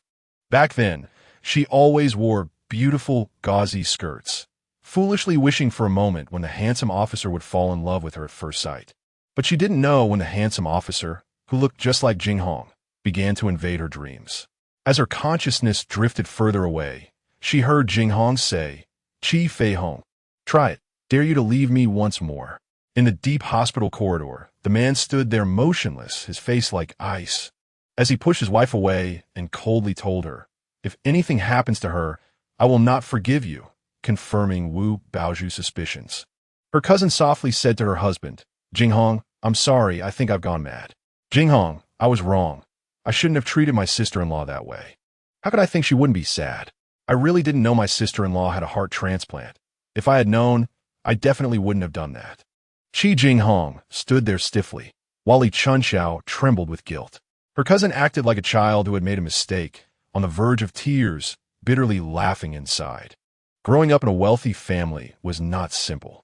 She remembered when Li Chunxiao first came to the Li family, her aunt, Shuran's mother, a cultured and reasonable woman, held a birthday party for her on her first birthday in the Li family and bought her a gift. The girl, still a bit childish, sincerely accepted it. But a few days later, Wu Baozhu found that beautiful woman's gauzy skirt in a trash can far from the Li family. In this deep corridor, the air seemed to stagnate. Apart from the three of them, there was also a young man who came with her aunt, a boy named Louis. When they arrived, Louis said to her aunt, It's okay, Trassus will be fine. I watch her being pushed into the operating room, over and over. And each time she pulled through during surgery. God, doesn't he like stubborn women? And this time will be no exception. This made Wu Baoju's heart ache. It turned out that Tracis had been a congenital heart disease patient and had undergone 2 heart transplants. Tracis had been in the operating room for more than 3 hours. And the doctor said the patient was experiencing an oxygen-deficient coma due to heart spasms, which could be highly destructive for someone who had undergone a heart transplant. Now, the most authoritative heart doctor in Shanghai was performing emergency treatment. The 4 people in the corridor remained silent, in a deathly quiet space. Only the ticking of the electronic clock on the wall could be heard, a frequency that made it hard to breathe. Finally, the operating room door was pushed open layer by layer, and Lewis rushed over first. The doctor in the middle nodded at them, indicating that the patient had passed the danger period. Wu Baoju breathed a sigh of relief. Chi Jinghong in front of her seemed to have had his spring unwound. Collapsing to the ground, his face ashen. This was the first time Wu Baoju saw this man, Chi Jinghong, in such a state. Most of the time, he was like an unchanging ice sculpture, never showing any emotion on his face.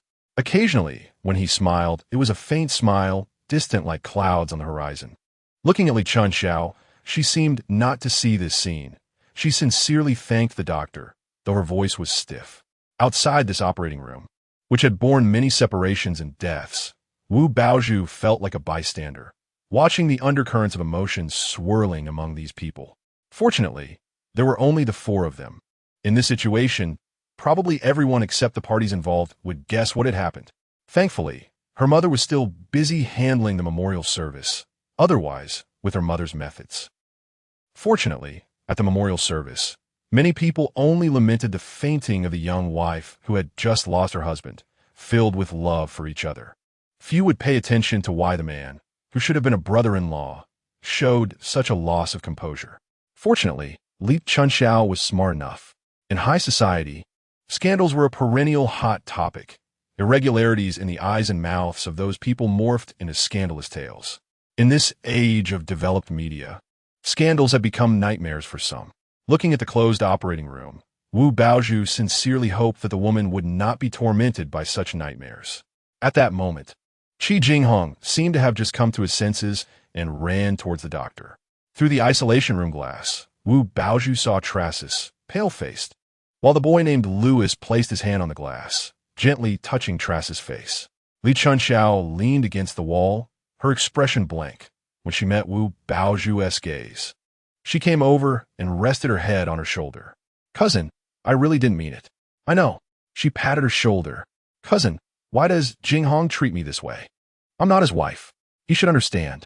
Li Chunxiao said softly, like a wronged child. In this world, every husband hopes his wife is kind. After a moment, Wu Baoju said, "Chunxiao, when you blame Tracis, you seem like an unreasonable woman.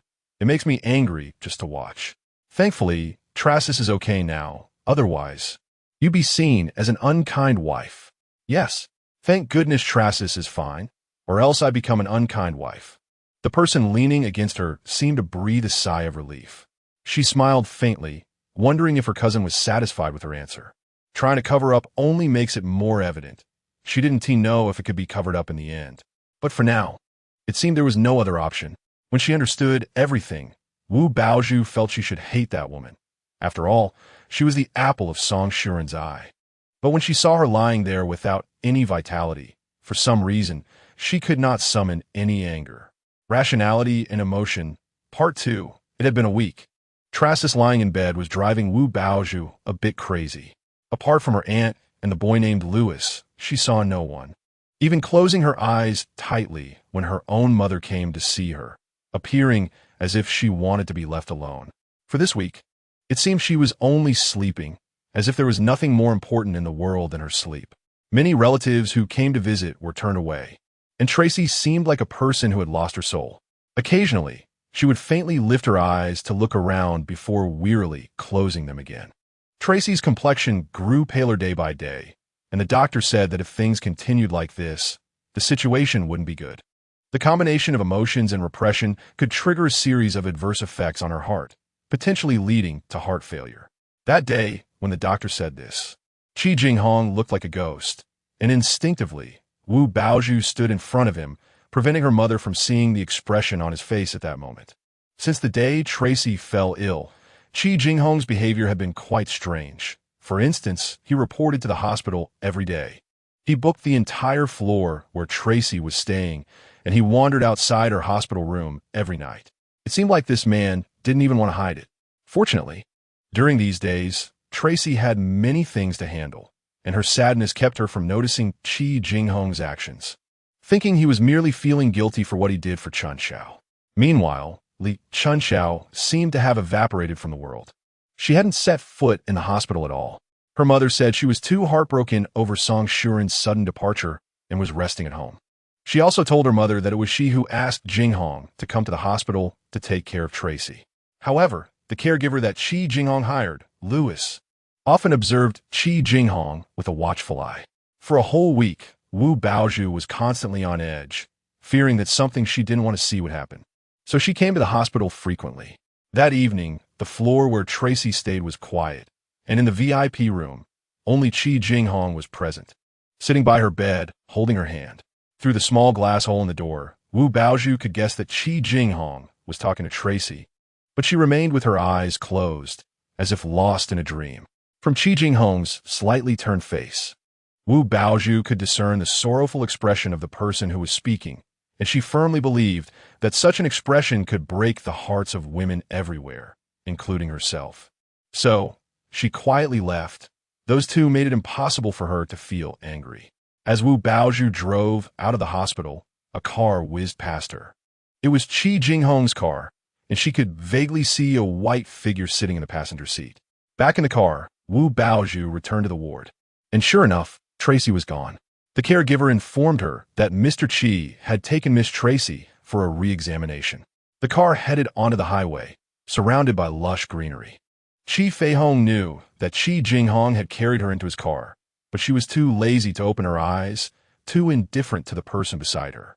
She quietly kept her eyes closed, not having the energy to think. It seemed like she dozed off in the car. A cool breeze flowed into the cabin, causing her to instinctively shrink her body deeper into the seat. A laugh reached her ears, dismissive and characteristic of Chi Jinghong. Chi Feihong, stop pretending. I know you're awake. Chi Feihong still kept her eyes tightly closed. What do you mean now? Chi Feihong, are you confessing to God? Confessing about being in bed with me? What good is confession when your body and mind have both betrayed? Don't give me that look as if you're about to die. Who are you putting on a show for? Are you doing this for that person? Once that person is dead, there's nothing left, so what's the point? Therefore, stop being so sentimental. That person's death was a relief. I initially wanted to take you away in front of him to tell him that you never loved him. But now he's dead and I no longer have that opportunity. It makes me sick to death. And what angers me more is that you still carry the title of Song Shuran's widow. However, it's good that he died. At least it saves me from the hassle of a divorce lawsuit and many troubles. Now that I think about it, his death isn't without its advantages. Before Chi Jinghong could finish, he saw Chi Feihong open her eyes, her gaze filled with disbelief, her body trembling. Her hand reaching for the book she had only read half of that day. The book was hardbound, heavy, and Chi Feihong brought it down forcefully onto Chi Jinghong's head, hitting him once, then again. Tears streamed down her face, blurring the entire world as she cried out, "You bad guy! How could you say that? How could you?" In those days, she felt like a walking corpse pulled onto a plane to India, arriving at the Chinese embassy. The Chinese ambassador in India told them that because Shuran's body had been blown beyond recognition, he was cremated on site that day. So she didn't even get to see Shuran's last glance. Stunned, she held Shuran's ashes, but a German government official suddenly appeared, saying that Song Shuran's ashes should be sent back to Germany, as he had acquired German citizenship years ago. In the end, it was unclear what methods Chi Jinghong and her aunt used, but they finally brought Shuran's ashes back to Shanghai, and she processed various procedures as Song Shuran's widow. For these days, Chi Feihong felt like she was trapped in an endless nightmare, hazily believing that as long as she didn't think about it, Shuran would still be there. When that bright red, blinding color flashed in her eyes, she froze momentarily. The bright red blood flowed down from the head of the person in front of her. Reaching his brow, his cheek, and dripping onto his white collar as he silently looked at her. With a tremble, the book slipped from her hand, hitting the ground with a dull thud. Tears streamed down even more fiercely. Jinghong, why didn't you dodge? Why didn't you dodge? In a flurry, she scrambled to find napkins from the car to wipe away the blood, mumbling incoherently. Jinghong, Jinghong, I'm sorry. Jinghong, does it hurt? Is it very painful? Jinghong, why did you say such things? Why? Chi Feihong cried uncontrollably. Just as she was about to part Jinghong's hair to check his wound, her hand was grabbed by him, and she fell into his embrace. It's okay, it's okay. Just cry it out, and everything will be fine. It's fine. Chi Feihong was stunned. Does it hurt? It's fine, I won't die. He held her tighter. Their car stopped by a lake, the surface rippling gently, surrounded by lush grass. She remembered that year when she was losing faith in her surgery. Song Shuran took her to a lakeside, pointing at the colorful spring scenery and saying, in such a beautiful world, would you be willing to give up? Feihong, stop ruining yourself. You should know how hard your current situation is to come by. If you continue like this, it will be a waste of your grandfather's efforts. After a moment's hesitation, and that person wouldn't want you to be like this either. Carefully wiping the blood off Chi Jinghong's face. Looking closely at this man, Chi Feihong realized that his condition could only be described as terrible. Sunken eyes, bloodshot, unshaven.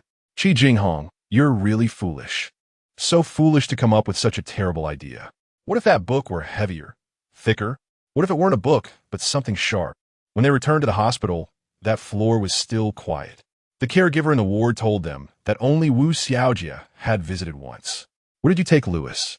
Chi Feihong asked softly, as Louis had been by her side day and night during these days.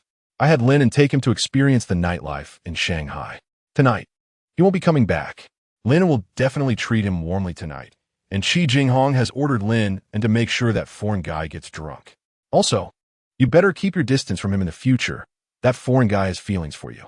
When Chi Jinghong said this, his heart felt like it was breaking a jar of vinegar. That foreign guy clearly regarded Feihong as his possession. That night, Chi Feihong finished all the dinner prepared for her by the caretaker in front of Chi Jinghong. When she saw Jinghong's relieved expression upon realizing she had eaten everything, Chi Feihong felt a pang in her heart. At that moment, she recalled some things he had said to her. He was right. Everything had been her own decision. She thought giving him love was enough, that loving him was sufficient. If she had foreseen everything that would happen today, if she had known that someone like Li Chunxiao would appear in Jinghong's life, she didn't know if she would have acted the same way back then, letting him waste his precious time waiting and longing. Yes, it was all her own doing, starting from their first meeting. Why back then? Did she take him away without asking if he was willing? Jinghong. When he turned around, she kissed him tenderly, giving it her all. Their lips overflowed with pain, and tears streamed down her cheeks. I'm sorry, Jinghong, but she might have to act on her own once more, though perhaps it would be the last time. Rationality and emotion. 3. When Chi Jinghong arrived at the hospital after handling the backlog of work, the staff informed him that Mrs. Song had already been discharged early that morning. Fine beads of sweat emerged from every pore of Chi Jinghong's body as he picked up his phone to dial Chi Feihong's number. But neither of the two numbers responded. He called the Li residence, and the housekeeper told him she had left with Louis, without mentioning where they had gone. He called his aunt's house, but she was also in the dark. Helplessly, when he inquired about Song Shuran's mother, she sighed and said, let her go. In the end, the caretaker who had been taking care of Chi Feihong in the VIP room handed him a card, saying it was what she had instructed him to give. Again with this thing, Chi Jinghong almost laughed. Couldn't that woman come up with something new? Every time, it was the same old routine of leaving a note. Don't worry about me, Jinghong. 6 characters and 2 punctuation marks, and with that thin piece of paper, she conveyed her departure.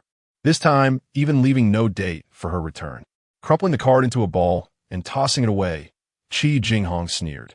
No wonder she urged him to go to work early.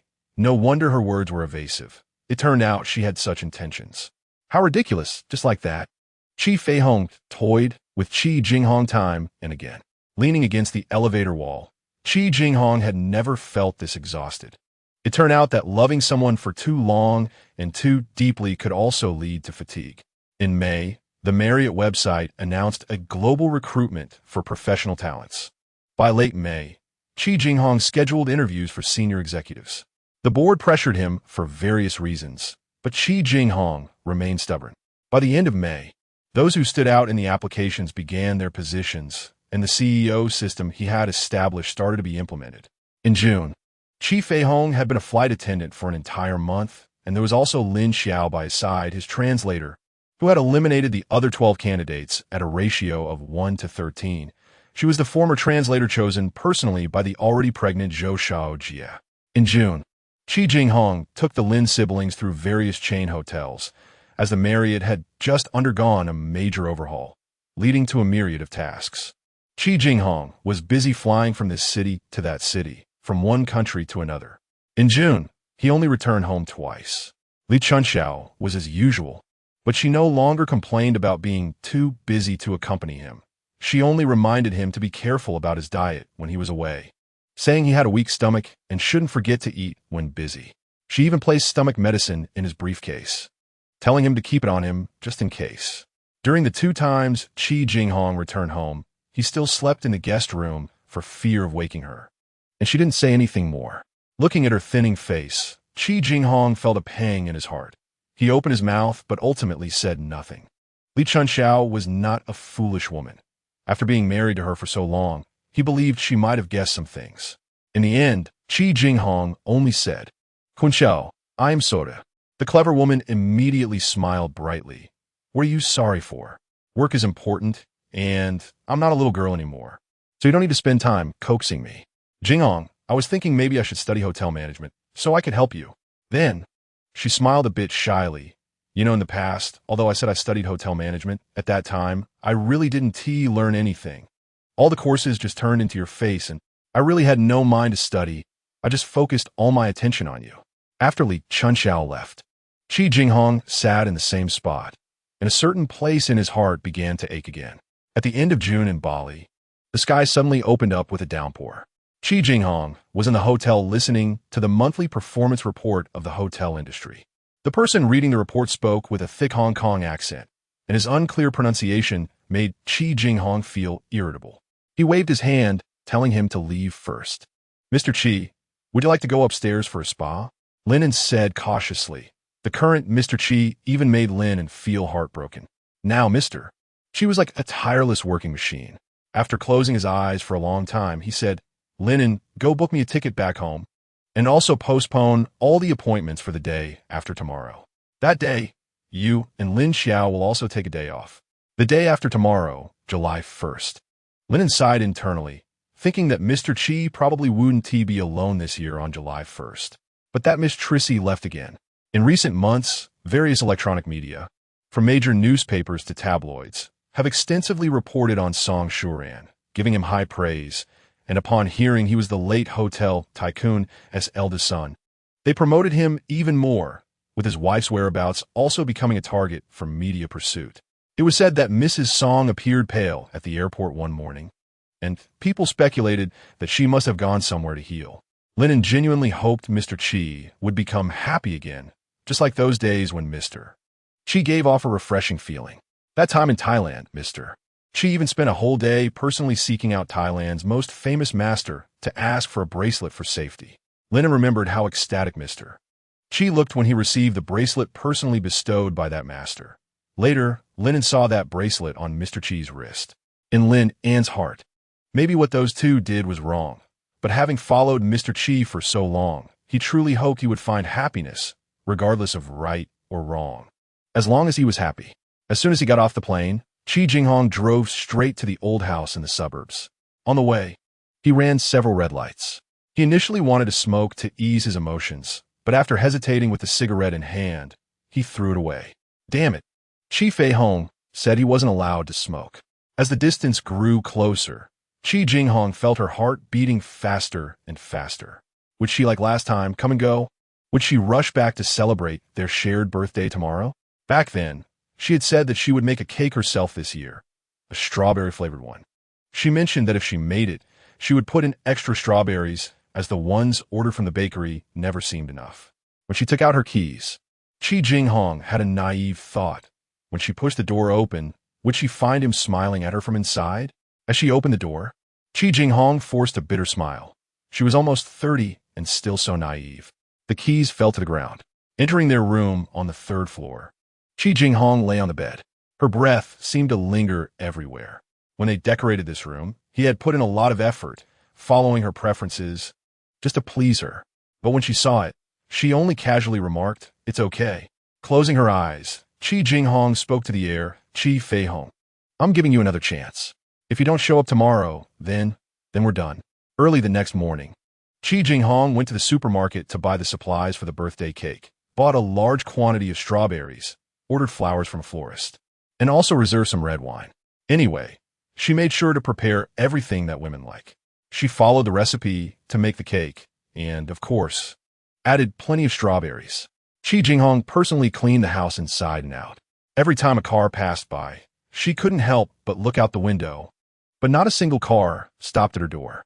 Chi Jinghong turned on the lights early. The white napkins on the dining table, the flowers quietly blooming in the air, and the shiny cutlery under the light gradually became tasteless as time passed. The night grew darker and deeper, ultimately falling into a deathly silence, mirroring the depth of Chi Jinghong's mood. All the careful arrangements seemed to mock his one-sided feelings and overconfidence. She filled her cup with wine and raised it. "Chi Jinghong, happy birthday at 29.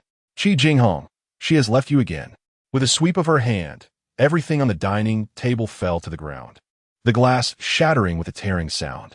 Looking at the shards, Chi Jinghong smiled bitterly. A larger piece of glass reflected her broken smile. That night, Chi Jinghong went to the most famous entertainment venue on the Bund, where a membership system was in place, catering to the upper class of the Bund. When the club owner saw Chi Jinghong visiting alone, she showed a surprised expression, followed by a flowery smile. He was a diamond-level guest, usually seen accompanying clients, but never had anyone come alone. When accompanying clients, he would quietly sit aside, watching them flirt with the ladies. In this Bund, who didn't know that Chi Jinghong was a good man? She approached him, displaying a charming smile. Unlike usual, Chi Jinghong didn't go to the VIP room, but ordered a drink at the bar. He poured the alcohol into himself in one go. Right now, he needed this alcohol and the sultry music to numb his nerves. In the appropriately ambiguous lighting, young women with snake-like soft waists came to him, inviting him with strong allure. A young woman with long black curls provocatively asked if he would like to buy her a drink. After glancing at her hair, Chi Jinghong signaled to the bartender. The woman sat beside him, introduced herself after finishing her drink, claiming to be an editor from a well-known fashion magazine. She didn't hide her attraction to him. "Mr. Chi, I didn't expect to see you here." Chi Jinghong raised his eyebrows with a smile, and after he finished laughing, her body immediately leaned closer. Soon, her lips lightly brushed against his earlobe, initially teasing with her tongue around his ear. Gradually, her hands began to wander. When her hands slithered onto his abdomen, Chi Jinghong felt a wave of nausea. As he reached out, she grabbed his hand that was inching forward. "You should leave," Chi Feihong said coldly. The woman left, feeling a tickle. Chi Jinghong took out his phone and called Lin in. Tonight, he was destined to become one of the club's drunken patrons. Rationality and Emotion. Part 4. Chi Jinghong didn't know how much he had drunk, only feeling his thoughts becoming increasingly chaotic, yet his mind was exceptionally clear. Remembering the foolish things he had done for Chi Feihong that day and how awkward he looked while making the cake. Women continued to approach him, showing interest, and upon closely observing their faces, Chi Jinghong found them all quite good-looking, at least prettier than Chi Feihong. Thinking of this, Chi Jinghong couldn't help but laugh again. And the more he laughed, the emptier he felt inside. "Mr. T," a soft voice rang in his ear. Chi Jinghong looked up, and under the dim lights, Lin Xiao stood gracefully in a white, gauzy dress. "Why are you here? Where's your brother?" Chi Jinghong frowned, looking behind Lin Xiao. "My brother got a few drinks from his friends today, so I'll be taking Mr. Chi home tonight." Lin Xiao smiled bitterly inside, wondering when she could speak without blushing or racing heart. Chi Jinghong pointed to the seat beside him. "I want to stay a bit longer. You can wait over there." Lin Xiao mustered her courage. "Mr. Chi, did something unhappy happen?" "Unhappy? No, I'm not unhappy. Chi Jinghong shook his head while laughing. That's good. Lin Xiao fell silent, gazing adoringly at the handsome man under the dim light. All rationality told her to keep her distance from this man, as far as possible. Yet all emotions contradicted her reason, eventually leading her to his side without care, becoming his translator in a ratio of 1 to 13. Just being by his side and watching him was enough. When Chi Jinghong placed his hand on Lin Xiao's shoulder, knowing he was just looking for a support point, she still felt her heart leap into her chest. His breath lingered in her ear, his head resting on her shoulder. Lin Xiao thought, if only time could freeze at this moment. Supporting him to the club's entrance, Lin Xiao suddenly didn't want to rush to get the car. Thus, she indulged her feelings, supporting him as they stood at the club's entrance, gazing at the shimmering night. This was the closest moment she had been to Mr. Chi since they met. He leaned on her shoulder like a pure child, carrying a pleasant scent. But a car stopped in front of them, and a tall young woman stepped out of a flashy sports car. She approached them, uncertainly calling out, Chi Jinghong? Chi Jinghong. The young woman reached out to brush away the hair that had fallen on Chi Jinghong's forehead and exclaimed, It's really you. Her expression was one of surprise as she murmured, But aren't you in Thailand now? Wu Zhenju didn't expect to see the man who had made her flee to the southern hemisphere on the third day of her return, let alone in such a place. Resting on another woman's shoulder outside of Li Chunxiao. When Wu Zhenju thought she could treat Chi Jinghong as her cousin-in-law, she had returned. She hadn't intentionally sought them out. Just that morning, her mother had told her that Chi Jinghong was in Thailand now. Unexpectedly, she encountered him here, and he looked utterly drunk. The girl in front of her watched her with a wary gaze. Wu Zhenju felt a headache coming on. It seemed that Chi Jinghong had gained another admirer. I am Li Chunxiao, the cousin of Mrs. Chi Jinghong. Wu Zhenju cleared her throat, but she didn't say that Chi Jinghong was her brother-in-law. Oh, I see. My name is Lin Xiao, and I am Mr. Chi's translator. Since Mr. Chi is drunk, my brother Lin, who is also Mr. Chi's secretary, was called to pick him up. Unfortunately, my brother's also drunk, so... Lin Xiao said nervously. Wu Zhenju looked at Chi Jinghong in confusion. Why didn't Chunxiao come to pick him up? That girl should be eager to cling to him. Also, why would Chi Jinghong come here to drink? This was somewhat different from the Chi Jinghong she knew. She remembered a close friend describing Chi Jinghong as someone who wouldn't shed a single tear even in front of the most touching movie and would say it was just a farce. Most of the time, that man seemed to be immersed in his own world, occasionally seen hiding in a corner smoking, staring blankly at the sky. Initially, Wu Zhenju was just curious about Chi Jinghong, curious about what else could be hidden behind those indifferent eyes. Curiosity turned into love, and love deepened into a profound affection, as if it were etched into her bones. Thus, when she learned he was going to become Li Chunxiao's husband, Wu Zhenju ran away from the Western Hemisphere to the Northern Hemisphere and began to wander along the axis of the Earth. Wu Zhenju bitterly smiled. They say curiosity killed the cat, and her curiosity had cost her a heart. Chi Jinghong.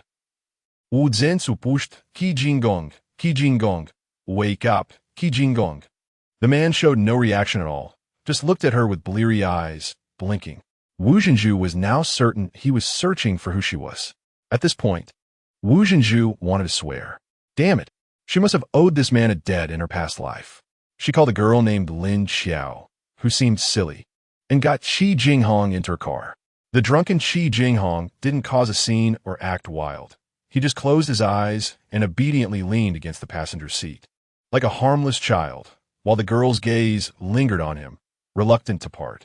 Taking a deep breath, the girl didn't hide her feelings. After all, Chi Jinghong was a married man.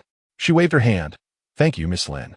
I will take responsibility for getting Chi Jinghong back home. You should go back. Wu Zhenju deliberately emphasized the word home. The girl looked dejected. At a traffic light, Wu Zhenju couldn't help but take a close look at this man she hadn't seen in years. Abroad, she had once used a search engine to find the name Chi Jinghong. There were many reports about him, but they were all presented in written form. Only during special moments, like the anniversary of the Marriott, would there be 1 or 2 images of him attached. Yet even those cold images were enough to drive one mad. His indifferent expression, distant brows, and consistent low profile made him seem like a king living in a castle. The streetlight cast a faint glow on his face, with some hair falling over his forehead, giving that seemingly dreamy visage a rebellious edge. This man looked even better, strikingly so, as if he carried a kind of magic that made one abandon reason. Wu Jinju trembled as she reached out to touch that face that had once captivated her, tracing along the eyebrows and eyes. Suddenly, his slightly furrowed brows relaxed, and the corners of his mouth softened. He grasped Wu Jinju's hand, gently pressing it against his face and rubbing it tenderly, murmuring, "You're back, you finally came back? From now on, don't ever leave me again, I can't stand it. Can't stand it." For a moment, Wu Jinju felt enchanted, her heart pounding. "Is it, Jinghong?" Wu Jinju trembled as she called out, "Chi Jinghong. I am Jinju. Wu Jinju." "What? What did you mean just now? I can't stand it. Can't stand it. Can't stand everyone calling you Song." Chi Jinghong's voice grew softer, and finally, Wu Jinju leaned closer to listen. It seemed like she heard Mrs. Song, but it felt ambiguous. The harsh sound of a horn brought Wu Jinju back to reality. She realized the traffic light had turned green, and she restarted the car. With force, Wu Jinju used her other hand to slap the one that had just touched Chi Jinghong. Fiercely, she scolded herself. Crazy, crazy, how long would she keep being foolish? For the rest of the time, Wu Jinju didn't dare to look at Chi Jinghong again. If she looked any longer, if she sank any deeper, perhaps it would be irretrievable. Li Chunxiao was very surprised by her and Chi Jinghong's appearance, muttering, "How could you two be together? How could Jinghong be with you?" After briefly explaining the situation, Wu Jinju noticed that when she mentioned Chi Jinghong leaning against a woman's embrace, Li Chunxiao's face turned noticeably pale. "A woman? What? What kind of woman?"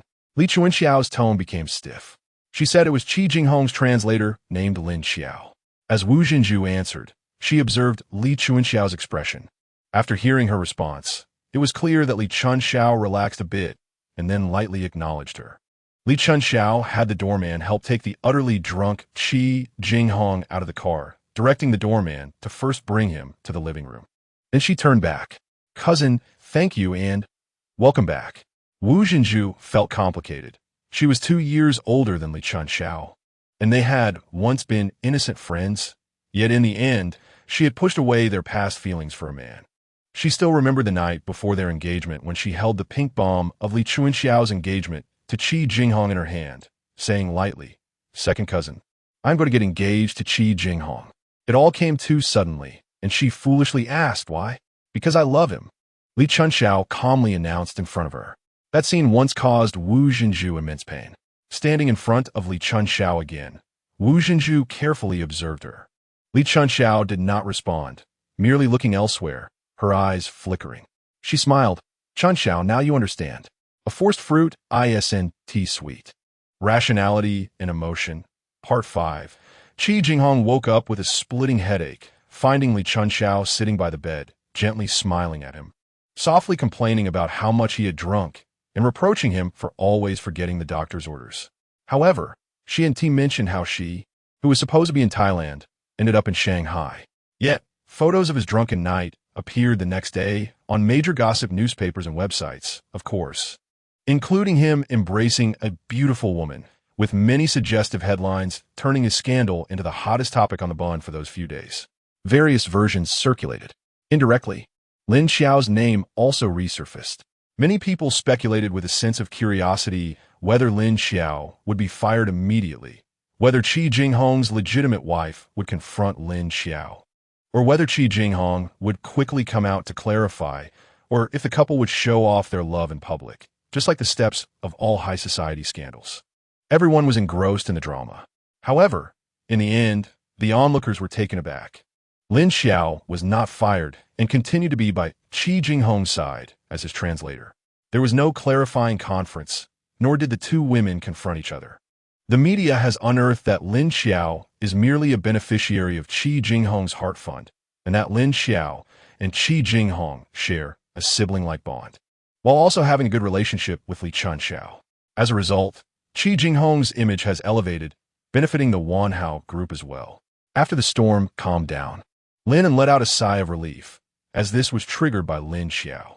However, Mr. Chi's face seemed to grow darker by the day, and his temper was getting worse.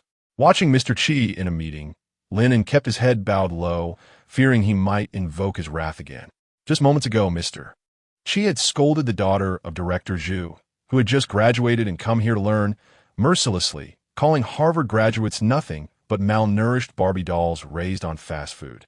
After the meeting, Chi Jinghong leaned back in his office chair, exhausted, when a clear, familiar ringtone sounded, causing his heart to race. With his eyes closed, the ringing continued. This phone number was known to only one person in the world. Chi Jinghong focused his attention, and it was indeed not a hallucination. It was ringing. He answered the call expressionlessly, and on the other end was her voice. Jinghong, I've lost my keys and can't get in. The voice was calm, as if discussing the weather. Chi Jinghong chuckled, finding it somewhat amusing. It seemed Chi Feihong had overestimated herself, thinking a simple call could make him rush to her side. Why should she? Got it, he said before hanging up. He then called for Linen. Perhaps, at this moment, Linen was the happiest. He was Mr. Chi's personal secretary, and now that the lady had returned, it meant his diligent days were coming to an end. Mr. Chi's temper could be terrifying when unleashed. Chi Feihong stood outside the house, feeling anxious. She hadn't lost her keys. She had just lied, realizing she didn't know how to explain her actions to Jinghong. At that moment, if she didn't leave, she didn't know how to face everything that followed. Under the bright sun in Nepal, she gazed at the distant clouds. Overflowing with longing, and without wasting a minute, she came here. Ultimately, her heart was set on him. It was futile to hide away at the ends of the earth. But what Chi Feihong didn't expect was to find Linen waiting. He stammered that Mr. Chi was currently unavailable, but handed her the keys. Sighing, Chi Feihong stopped Linen, who was trying to escape.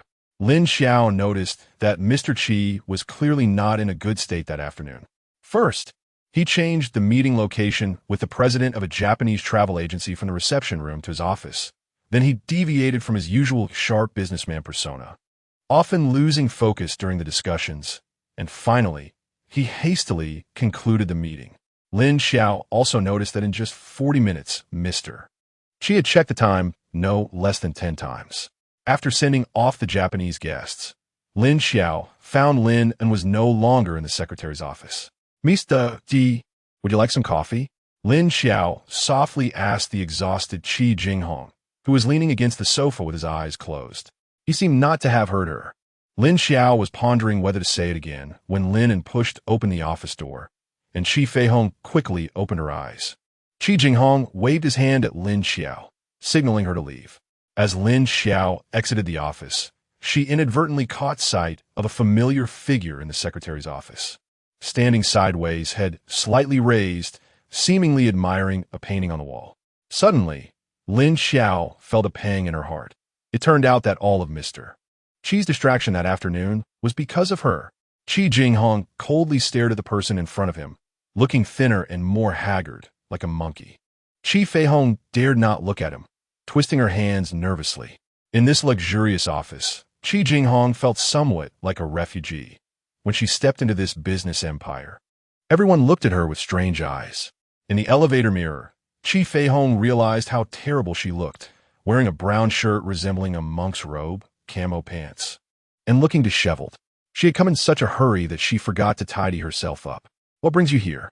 Chi Jinghong asked, devoid of any expression, his voice distant, as if she were a stranger he had just met. Taking a deep breath, Chi Feihong approached him slowly, hesitantly opening her mouth. Jinghong, I'm back. He replied coolly, not looking at her again, but instead lowering his head to flip through the documents in his hands. I am sorry, Jinghong.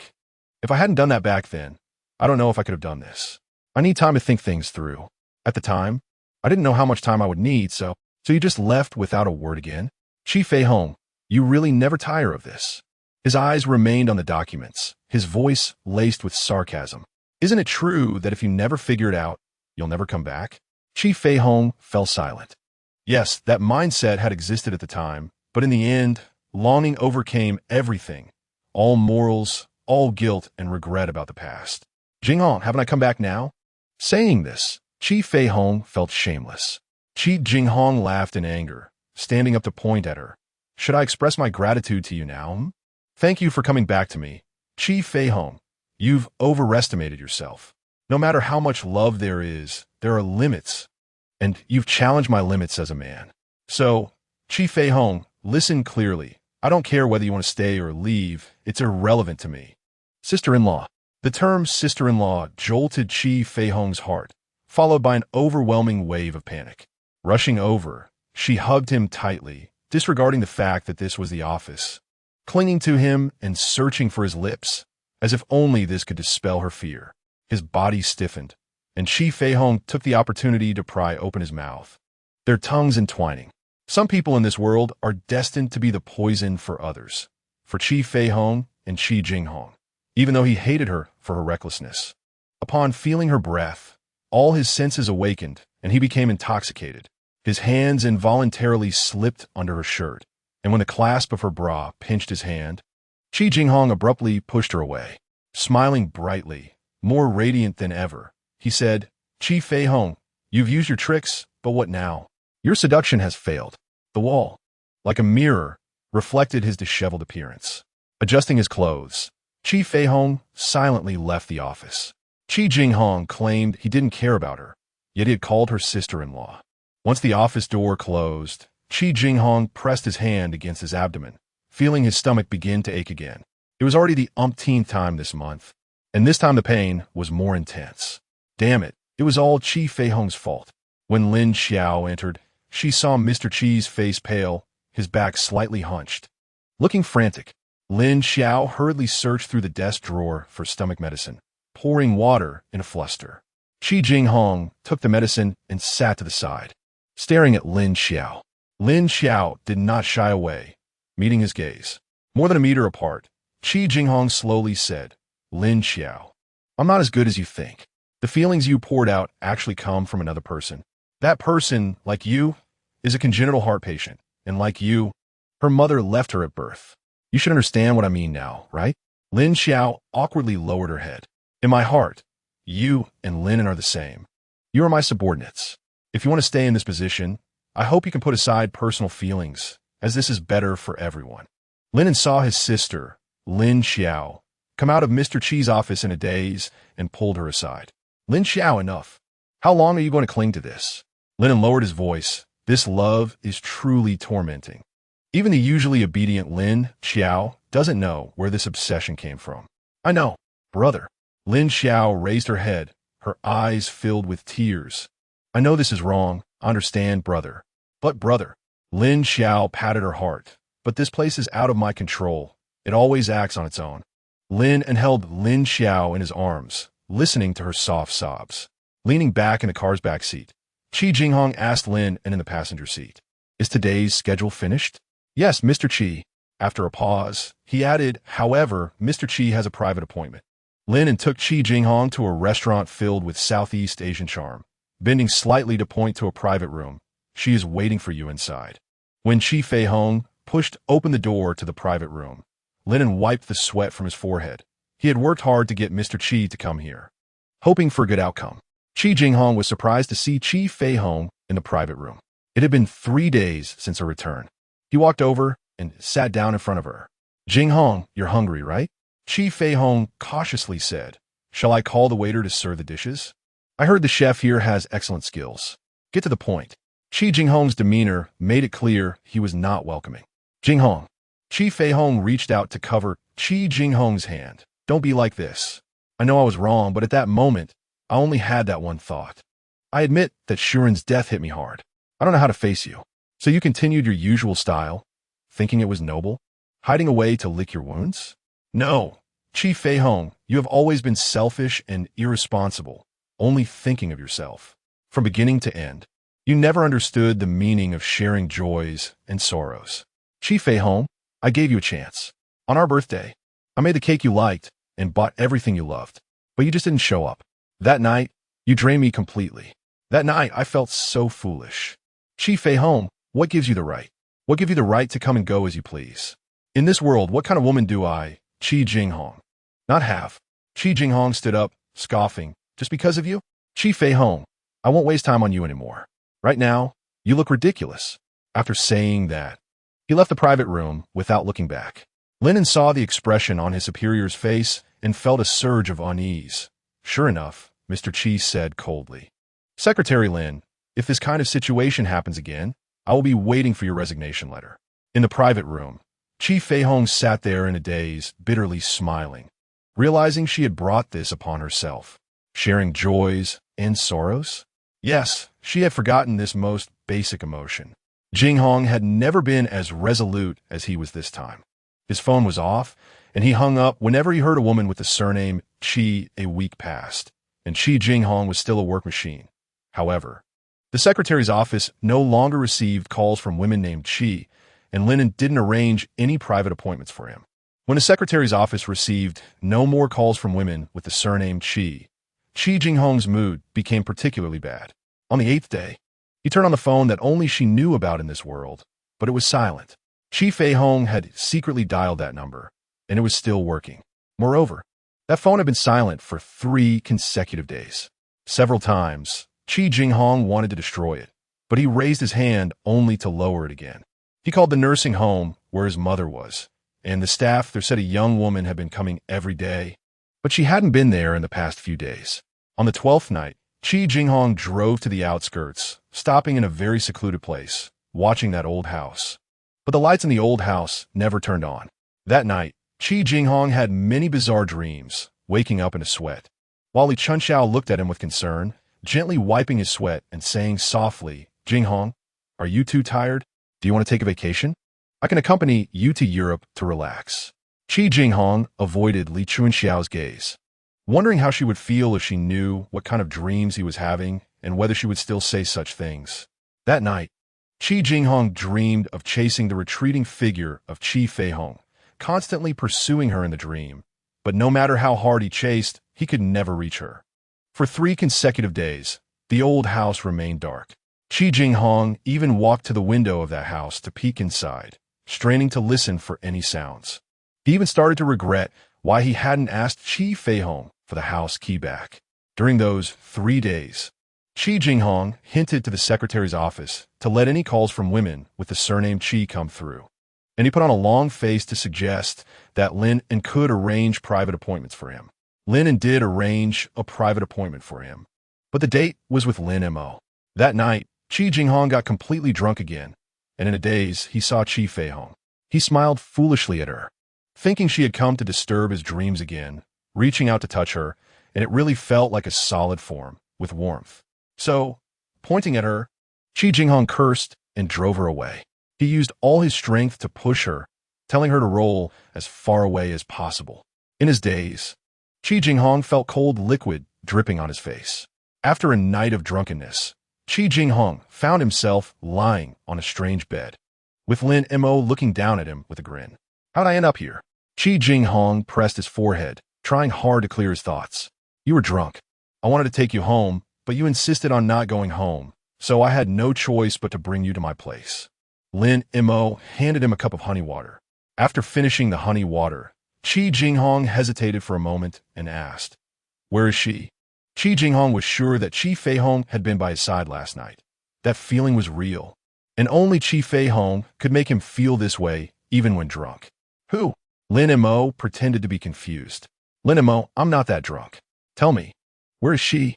Since you're not that drunk, you should remember what you did last night. You cursed her, you drove her away, and you told her to get lost in front of everyone. Chi Jinghong remembered the cold liquid that had landed on his face, and his heart ached as he grabbed Lin Mo's collar. Damn it, where is she now? She left. I also cursed her and was fierce with her, so she left. Lin Mo said nonchalantly. Chi Jinghong's temples throbbed with anger as he pulled Lin Mo's collar. Who told you to curse her? Who told you to be fierce with her? And who told you to let her go? After saying that, Chi Jinghong hurriedly found his shoes and rushed out. Lin Mo laughed behind Chi Jinghong's back. Chi Jinghong hurriedly ran down the stairs, and just as he reached the bottom, he was mesmerized by the familiar figure lying on the sofa. He approached her in disbelief, slowly squatting down and gently touching her face, noticing her chin was sharper. Footsteps sounded behind him, and Lin Mo said from behind him, About 10 days ago, I ran into her at the hospital. At that time, she was running a high fever, lying there alone on the hospital bed, which was quite heartbreaking to see. She had been in the hospital for almost a week, and during that week, my wife and I took turns taking care of her. After she was discharged, I brought her home to stay with us. The doctor said her malnutrition was due to irregular eating habits and mentioned that she also showed signs of anorexia. She has been much better since coming home these past few days. Lin Mo smirked and said, Chi Jinghong, you should thank me. I've been trying every possible way to use all my skills these days, and your Chi Feihong has had a big appetite. Why didn't you tell me? Chi Jinghong said, wringing her hands tightly. She didn't want to worry Jinghong, saying that it was better not to let her be concerned and that she would come find her once she was better. Besides, it wasn't easy to meet someone as important as her. Lin Mo gave a wry smile. I've been trying to call your office, and it's almost made me lose my temper. Chi Jinghong carefully picked up Chi Feihong, who was still sleeping on the sofa, and took her upstairs. Placing her on the bed, she took her hand and rolled up her sleeve, revealing several needle marks from IVs on her arm.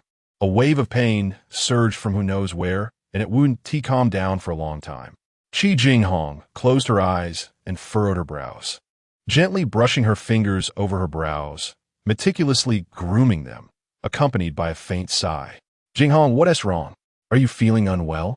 Chi Jinghong opened her eyes to see Chi Feihong's face filled with concern. Coldly, she brushed her hand away, saying, Chi Feihong, you really never change.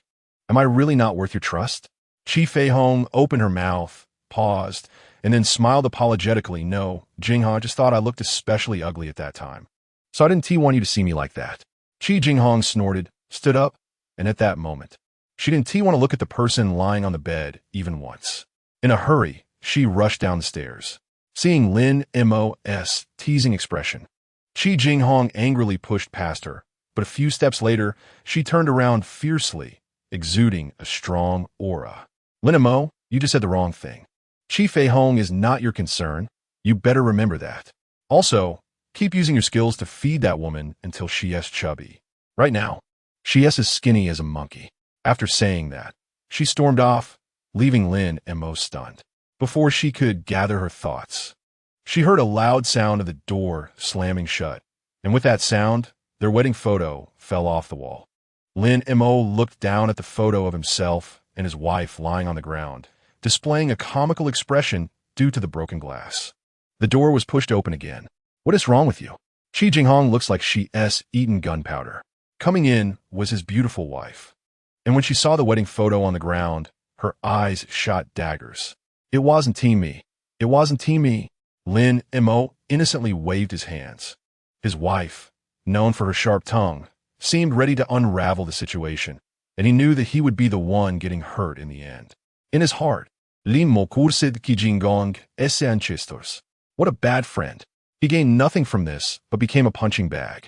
A glance caught his eye on the newspaper in his wife's hand that had sparked countless speculations not long ago. All right, Chi Jinghong. Now it's your turn to taste the specialty dish Lin Mo cooked for you. Holding the newspaper, Lin Mo knocked on Chi Feihong's door. So, in the middle of a meeting, Chi Jinghong received Lin Mo's call. The people in the conference room watched as their usually cool president rushed out with a face full of frustration, cursing several times and shattering a cup in the process. Reason and emotion 7. Chi Feihong has left. This time it wasn't me who pushed her away. But she saw the photos of you with that girl in the newspaper not long ago and walked out. Lin Mo said over the phone from the meeting room.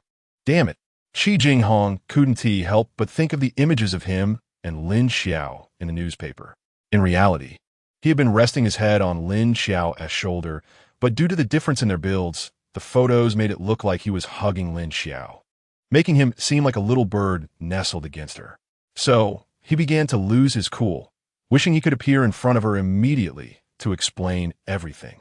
Normally, he couldn't stand when other men flirted with her. Driving his thoughts raced. And then Chi Jinghong recalled what he had said not long ago. What kind of woman do I not have? Now he was even more restless. The door was half open, and Chi Jinghong entered to find the newspaper prominently displayed, with those photos on it looking quite ambiguous. The room was silent, so quiet it made Chi Jinghong feel uneasy. Feihong, Chi Feihong. Chi Jinghong called carefully, but no one answered. Immediately, he rushed to the third-floor room, where someone was organizing books and turned to look at him. He sighed in relief until he saw the suitcase on the floor, and his expression changed drastically. You want to leave again, don't you, Chi Feihong? Aye. Chi Feihong put down the book in her hand and straightened up. That, I can explain the things in the newspaper. What you saw isn't true. That time I was just drunk, and Lin Xiao was there to pick me up. Oh. Chi Feihong became furious at the thought of the images in the newspaper. Lin Xiao, right? I heard she yes, now your translator. Chi Jinghong, I believe it. What kind of woman do you not want? Chi Feihong recalled what Lin Mo had said. That half of the young women in Shanghai regarded Chi Jinghong as their sexual fantasy object, while the other half wanted to unbuckle his belt. She also thought about the recent ridicule she had faced from the female employees in Chi Jinghong's company. She was extremely angry, feeling as if this guy had grown wings. Now, Chi Feihong decided to scare Chi Jinghong. Originally, she intended to take the books out of the suitcase, but instead, she ended up stuffing them all back inside. As she put the books into the suitcase, Chi Jinghong's expression grew darker. He rudely snatched the suitcase away and tossed out the door. Chi Jinghong, didn't you say you didn't care about me? Chi Feihong retorted. Chi Jinghong grabbed her as she tried to pass by. Didn't you say you could have any woman you wanted? Chi Feihong didn't struggle, coldly retorting. Your words are still fresh in my ears. I've seen Lin Xiao. She is very beautiful, and she is younger than me. More importantly, she must be gentler than I am. Chi Jinghong dared not retort at all. What was most important now was to soothe her and keep her by his side. All that pride and anger no longer mattered. Chi Feihong broke free from his grip and walked out the door. Chi Jinghong casually tossed the suitcase down to the first floor, and she glared at the culprit angrily.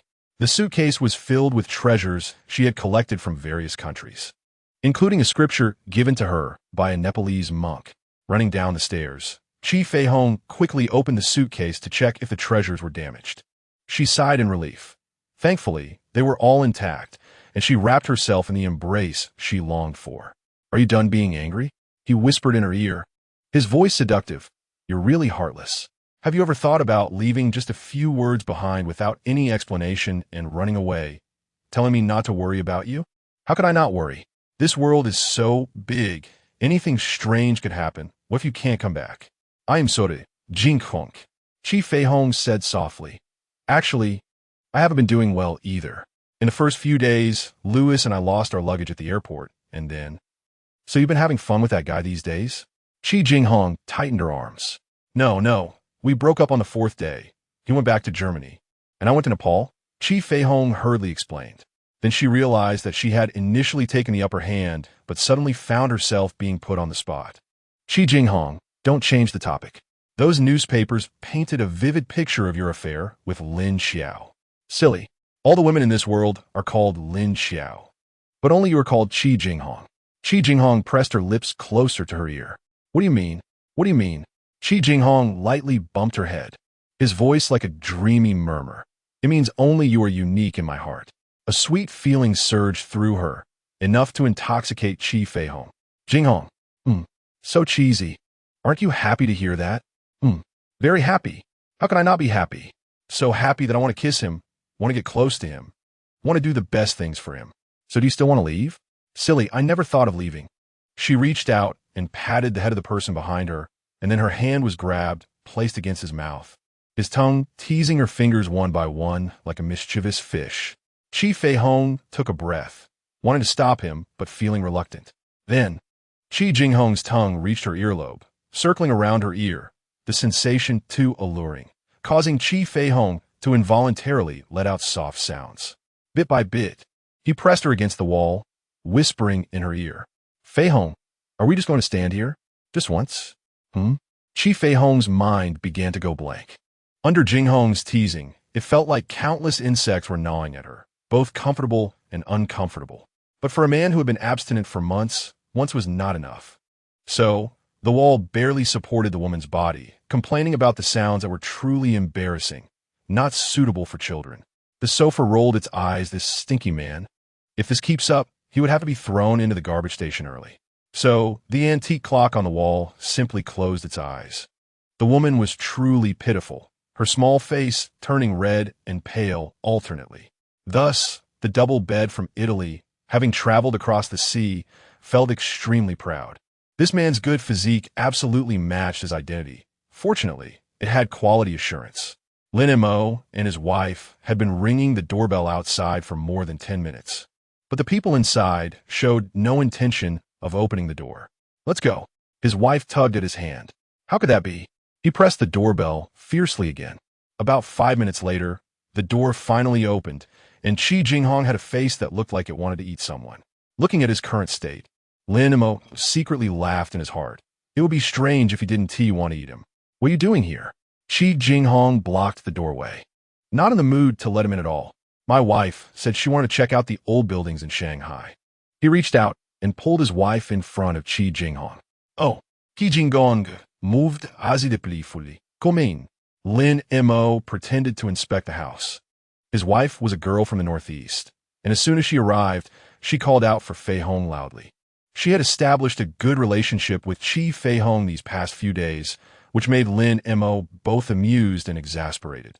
Clearly, she was a year younger than Chi Feihong, yet she always called her sister. Under her calls of sister, Chi Feihong blushed and came down from upstairs. After asking if they wanted tea, Chi Feihong's expression was very unnatural. And when Lin Mo saw her bundled up like a rice dumpling, he glanced at someone beside him. Indeed, her face was glowing. When Chi Feihong wanted to go to the kitchen to make tea, Chi Jinghong stopped her. "I'll do it."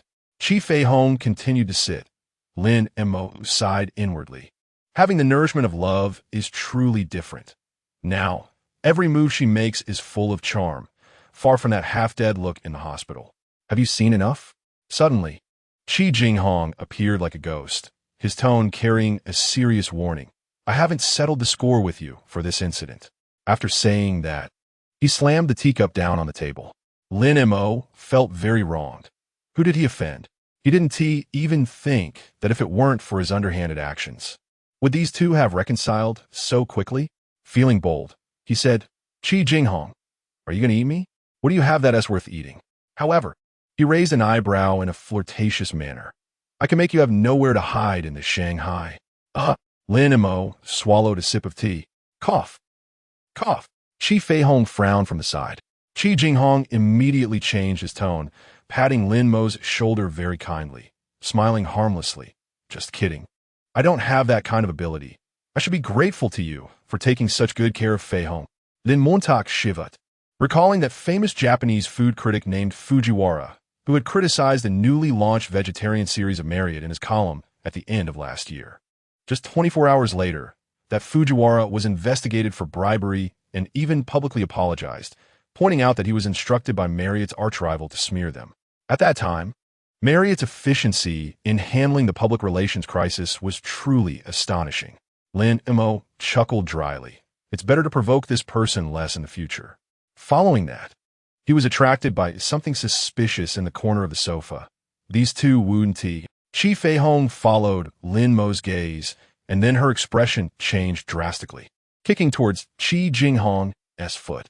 Long after, Lin Mo would remember that stunning man making a very comical move to press down on that suspicious item, which was a piece of black sexy lingerie, and he didn't move it away again.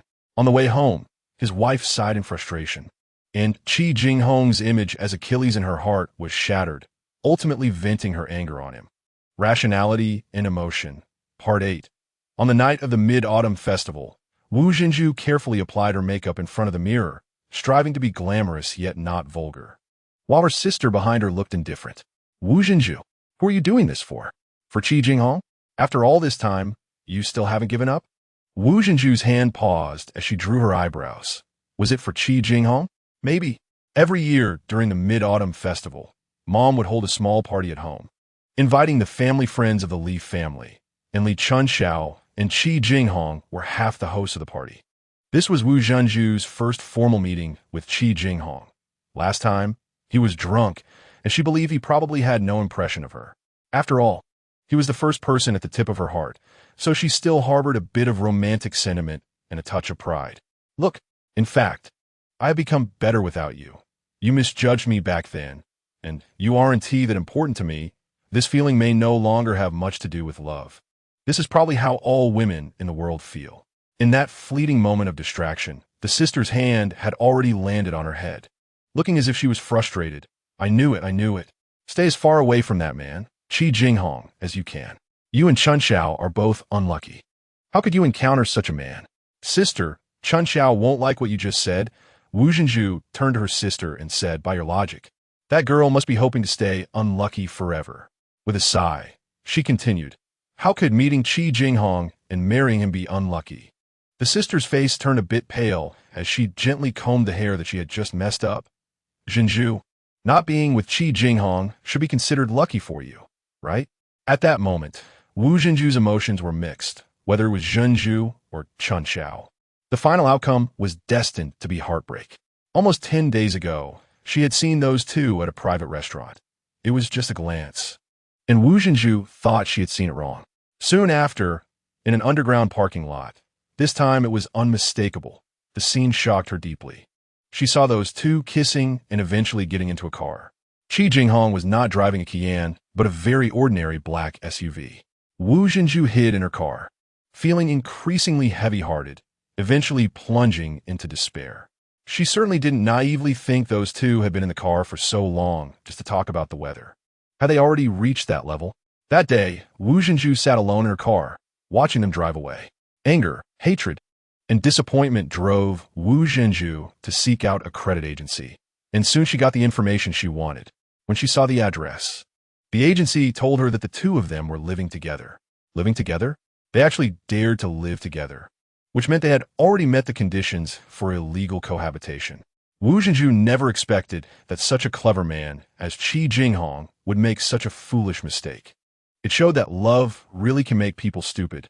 At that moment, holding that document, Wu Zhenju's heart ached for Chunxiao and for Shuran.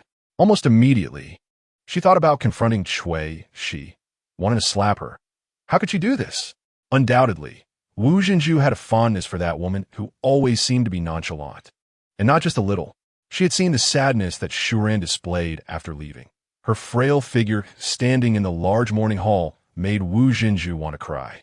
But how long had it been since Shuran left? And now those two. Following the address on the document, Wu Zhenju stood in front of the old house, pausing as she pushed open the exquisite iron gate because the door was not locked at all. Through the gap in the door, she saw the woman, the one who had once been Song Shuran's wife, lying on an ancient-style beauty couch, eyes closed. The soft evening light flowed around her, and she was the only one in that large courtyard. A book covered her face, hiding her expression. As Wu Zhenju watched, she felt a pang of sympathy. In this sunset, in this large courtyard, in this quiet dusk where only the sound of the wind could be heard, that woman looked so lonely. Wu Zhenju remembered what Cui she had said to her aunt that day. Mom, my grandpa is unreliable. Song Shuran is also unreliable. Song Shuran actually left. He said he wouldn't leave before me. He promised me. Wu Zhenju suddenly withdrew her hand, not wanting to go inside. It felt as if entering would turn her into a villain. That day, Wu Zhenju had seen Chi Jinghong cheerfully getting out of his car, holding a thermos, smiling warmly as he opened the door. It was a stranger Chi Jinghong, so unfamiliar that he seemed like another person, someone who lived somewhere in this city, had a good job, a beloved wife, and many dreams, a happy man with a perfect family. Not the Chi Jinghong who was always aloof in public, serious and wise, commanding the business world. A few minutes later, a woman's surprised and playful voice, along with several men's hearty laughter, came from inside the door. That laughter said it all. At that moment, Wu Zhenju knew that Chunxiao would ultimately face a broken ending, just like her aunt did back then. Coming back to her senses, Wu Zhenju bitterly smiled. God was indeed a great playwright, tirelessly manipulating the tragedies and comedies of this world according to his whims. Sister. Wu Zhenju couldn't help but feel anxious under her sister's expression. What is it? Do you know something? Are they having an affair? Nothing's going on. Wu Zhenju looked at the time and took her sister's hand. What could possibly be going on? Let's go, Chunxiao should be here. For now. Wu Zhenju could only let things unfold naturally. Perhaps heaven would have an unexpected arrangement. That person was just about 20 steps away from her. The distance just right, neither far nor near. Wu Zhenju squinted her eyes. After the passage of time, Chi Jinghong finally stood out. Every gesture filled with a unique charm that only he possessed. Under a fitted black suit were sky-blue jeans. Such an outfit might seem a bit out of place on others, but on Chi Jinghong, it was distinctive. Li Chunxiao stood by Chi Jinghong's side like a little bird. And with the passage of time, her cousin had transformed into a beautiful young woman, capable of being both elegant and enchanting, a pair that looked like they came out of a painting. Wu Zhenju had to admit that compared to herself, Li Chunxiao was more suitable to stand by Chi Jinghong. At least, it was an incomparable visual enjoyment. Of course, this was what Wu Zhenju, the amateur photographer, thought.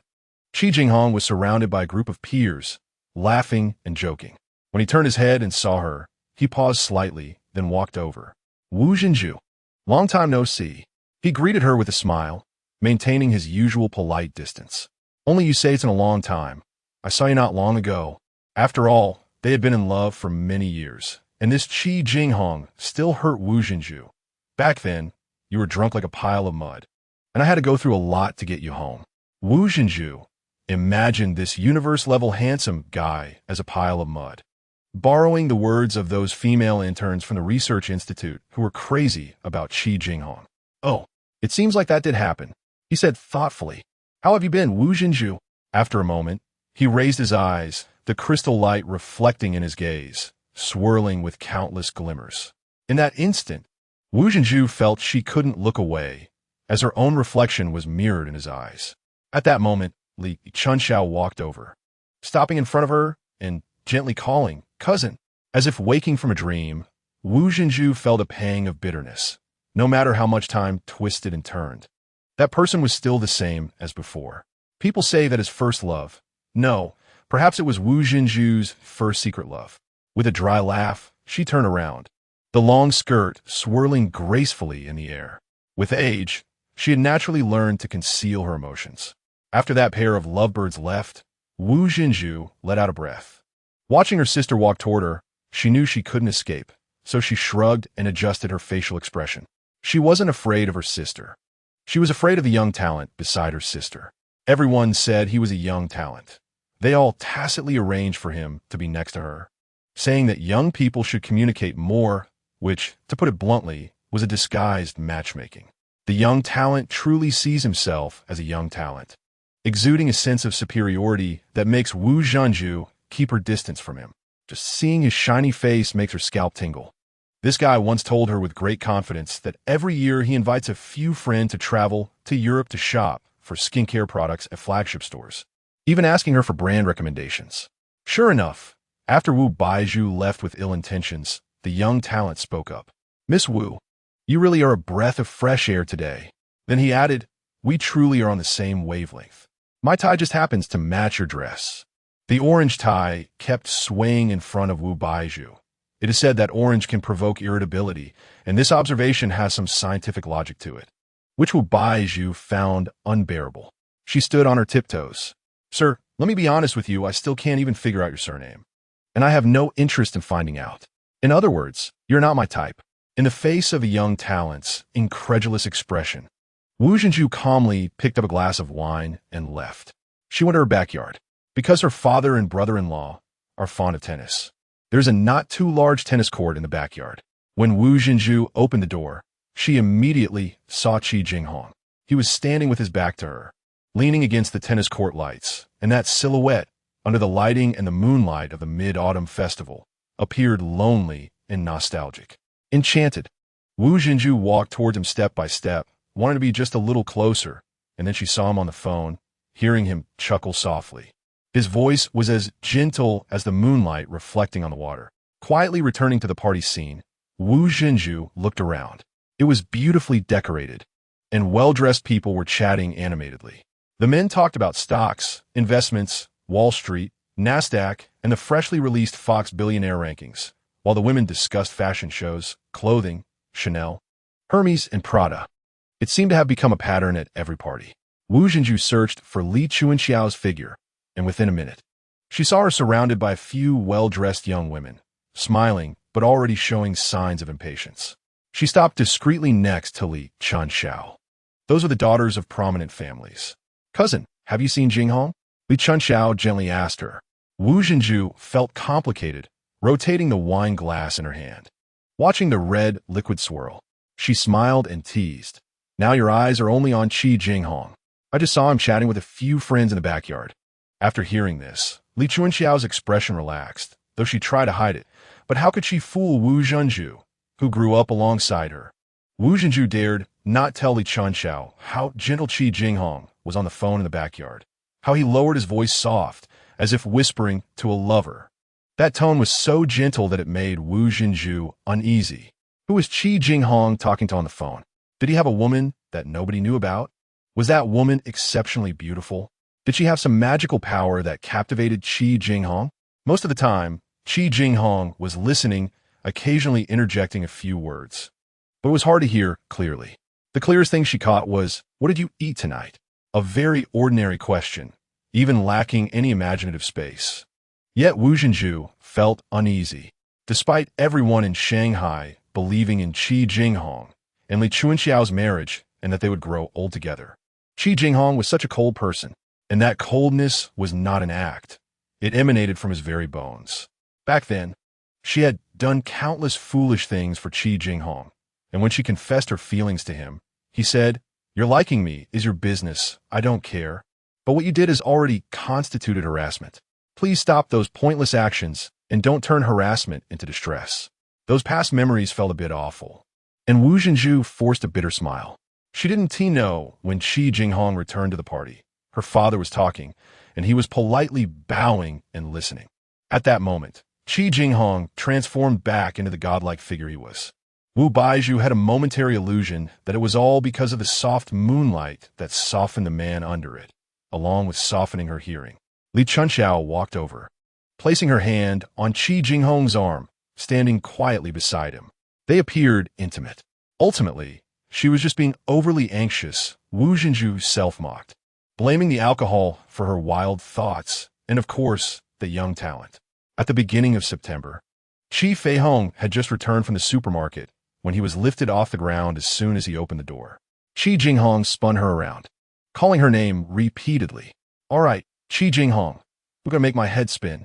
Chi Feihong pouted playfully. He set her down on the sofa, half squatting, his eyes sparkling as he looked at her.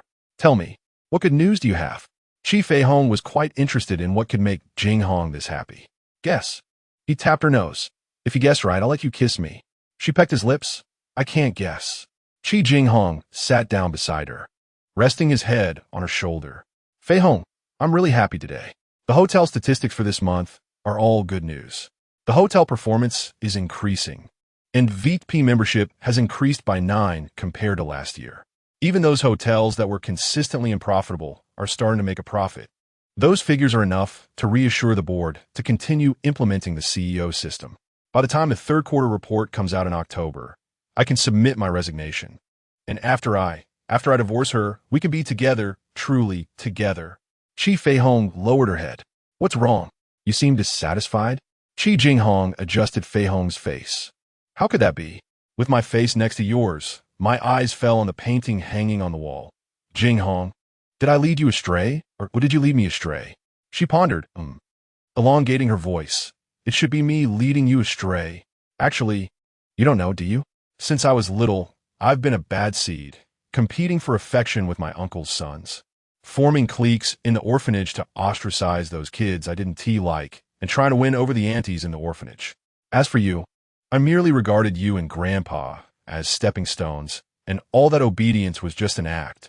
At school, not a single sentence I said was sincere, calculating behind the scenes, getting close to those with better status. Do you know? Now, how do those business rivals refer to me? They say Chi Jinghong is a black mamba with a fox's heart. The black mamba, the king of venomous snakes, and they say its blood is cold." Chi Feihong laughed. "Those people are talking nonsense. You don't resemble a black mamba at all. You're clearly very handsome." "I think so too." "Jinghong, can we transfer Ming Mama somewhere else? These days, every time I go to see Ming Mama, I'm terrified of running into Li Chunxiao." "All right, I'll handle the paperwork tomorrow." At the end of September, Chi Jinghong began selling his investment stocks. Since meeting Feihong at the airport, he had started investing his savings in stocks, and now he could say the returns were quite generous, at least enough to ensure that Feihong would be well provided for. Chi Jinghong also began preparing her resignation letter, just waiting for the quarterly routine board meeting in October, at which point she would submit her resignation and start the divorce proceedings.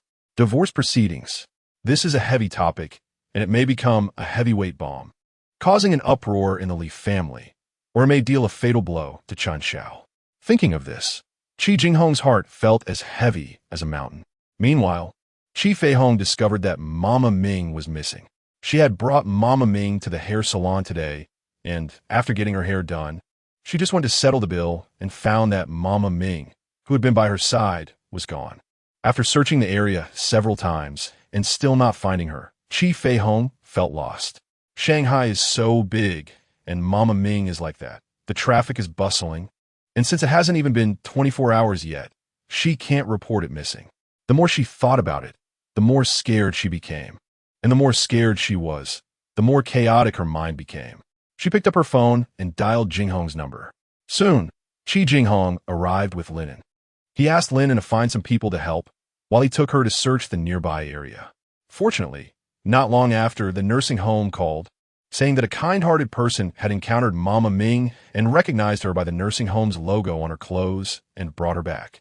What Chi Jinghong never expected was that this kind-hearted person was actually Wu Zhenju. And Wu Zhenju also never expected to meet Chi Jinghong here, especially in such a situation, with his hand held by a woman who looked somewhat familiar, beautiful, and ethereal. She said to Chi Jinghong, "Jinghong, go thank that lady. I'll go see Mama Ming." After saying this, the woman rushed to the elderly lady she had picked up in the parking lot, crying and laughing at the same time. Wu Zhenju shifted her gaze from the woman to the man in front of her, and she bitterly smiled to herself. This woman's intuition was indeed accurate that night. Chi Jinghong must have called this woman. Chi Jinghong was clearly not as flustered as Wu Zhenju anticipated. On the contrary, he appeared calm and collected, which was typical of Chi Jinghong. "How are you going to explain all this?" "Just as you see it," he replied. Chi Jinghong observed Wu Zhenju's expression. It seemed she still did not know that Feihong was Song Shuran's wife, and Jinghong had not met Wu Zhenju either. For now, it was best not to let Feihong know Wu Zhenju's identity to avoid making her uncomfortable. Over these past few days, how could he not know that she had been forcing a smile, and that she often woke up in the middle of the night, staring blankly after waking up? Let me guess, is it an affair? An ambiguous relationship? Or is it a secret lover? Wu Zhenju took a step closer to Chi Jinghong. In fact, she was very scared of how calm Chi Jinghong looked at this moment. Chi Jinghong remained silent, only glancing at the woman, and slowly said, "Thank you for bringing that elderly lady back." The two of them had arrived holding hands tightly. How could they be so brazen? Sneaking a glance at the woman, Wu Zhenju's heart burned with fierce anger. "Chi Jinghong, I thought you would be different. I never expected you to do such vulgar things, actually keeping a mistress outside." "No, people prefer to call mistresses vixens." "Wu Zhenju, take back your words. She is not a vixen." Chi Jinghong still kept his voice low, but his tone was clearly displeased. Wu Zhenju looked deeply at Chi Jinghong, straightened her back, determined to see that woman clearly. Just as she took a step, her hand was tightly gripped. Chi Jinghong looked at her with a pleading expression. If Wu Zhenju remembered correctly, this should be the first time Chi Jinghong actively reached for her hand. The first time he sincerely looked at her, and everything was self-evident. He was doing it for that woman, and that woman was surprisingly not Li Chunxiao. Rationality and emotion. 10. Chi Jinghong just held her hand. "Zhenju, I ask you," he said to her. "Ask. Look at that." The once arrogant Chi Jinghong was actually asking her, "Is it to request me not to tell Chunxiao about this? Or to ask me to let that woman go? Mr. Chi, tell me if the answer is the first or the second." After a long while, Chi Jinghong replied, "The second. I hope you won't disturb her." Wu Zhenju couldn't help but laugh. She found it somewhat ridiculous. If this happened to someone else, she might have viewed it like a gossip column. But happening to Chi Jinghong felt like a fairy tale. This person had broken countless girls' hearts during college. Someone once joked that it would take several trucks to clean up all the broken hearts. Those girls were pure, charming, enchanting, glamorous, and varied, but it was all dazzling. Yet she had never heard Chi Jinghong be moved by anyone. And now, what was the situation? Her laughter caught the attention of the woman, who stood up and slowly walked towards them. She appeared paler than usual, and her white face made her eyes seem like midnight. Her hair was loosely tied back, and she wore a black tank dress. The woman wasn't very beautiful, but had an unforgettable aura. She stopped beside Chi Jinghong, smiled slightly, and said with a hint of shyness, "Thank you. Thank you for bringing my Mama Ming back." This was the first time Wu Jinju heard someone call her you, especially from this woman who should have been slapped twice by her for not understanding the situation. If she looked like a seductive vixen, that would be fine, but she was instead knowledgeable and well-mannered. In this day and age, Wu Jinju snorted coldly, raising her hand, wondering if this slap would reveal the woman's true nature. It would also test Chi Jinghong's sincerity. Chi Jinghong was quicker than an arrow. He blocked her in front of him, appearing flustered, his panic resembling a tightly wound spring. No need to test anymore. This man is serious. Wu Jinju suddenly dropped her hand, regretting her meddling in returning the lost elderly lady home. She would rather not have known about this. Wu Jinju could not stay for even a moment longer. When she suggested it was time to leave, Chi Jinghong politely offered to see her off. At the entrance of the nursing home, Wu Jinju delivered a solid slap to Chi Jinghong's face, pointing at him. "Chi Jinghong, are you crazy? Do you know what you're doing now? Don't you know you're playing with fire? Be honest with yourself. Is this how you treat Chunxiao?" I know I'm not right to Chunxiao." Chi Jinghong's eyes brimmed with deep sadness. "Then what will you do in the future? Are you going to emulate your father-in-law, my uncle, and keep a secret lover?" Wu Jinju's palm went cold at that moment as she recalled the cycle of cause and effect. It was precisely because Li Chunxiao's mother intervened that her uncle's family fell apart. "No, in a few days, I will personally tell Chunxiao everything." Wu Jinju, just stay quietly and do nothing. I know it's shameless to make such a request, but I can only do this now. Please believe me. I will minimize all harm. The current Chi Jinghong had finally returned to the familiar Chi Jinghong known to everyone. He spoke calmly, as if negotiating. Wu Jinju laughed. "Chi Jinghong, you really are a cold-blooded animal. You can say such things. What will you do to Chunxiao?" That man remained silent, making no defense for himself. For the first time, that man made Wu Jinju want to tear him apart. Starting the car, her hands trembled. He stood just a few meters ahead, and as soon as she stepped on the gas, she could crush his indifferent face. In fact, Wu Jinju did just that. The man seemed to understand her intention and did not dodge, facing her directly. Ultimately, Wu Jinju couldn't bring herself to do it and stopped the car, leaving his body mere centimeters away from the vehicle, calmly meeting her gaze through the glass. Wu Jinju drove as if trying to fly, letting the speed numb her nerves. The woman's face and the image of her intertwined fingers with Chi Jinghong kept appearing in her mind, as if a strange feeling had seized her. The feeling the woman gave her was oddly familiar. After a long while, Wu Jinju recalled that the feeling the woman gave her was very similar to that of her cousin Song Shuran's wife. She had seen Song Shuran's wedding photo before. Wu Jinju pressed down hard on the gas again. That was no longer important. What mattered was Chunxiao. What if Chunxiao found out? Wu Jinju remembered what she had told Chunxiao. "Chunxiao, do you believe it? In this lifetime, you will never win Chi Jinghong's heart." Unexpectedly, it was a prophecy. A pang of sorrow hit her as Wu Jinju drove to the Li residence. Perhaps Chunxiao had sensed something? She should have felt something. After all, he was her husband, the person she loved deeply. No wonder her mother said Chunxiao had been feeling down lately.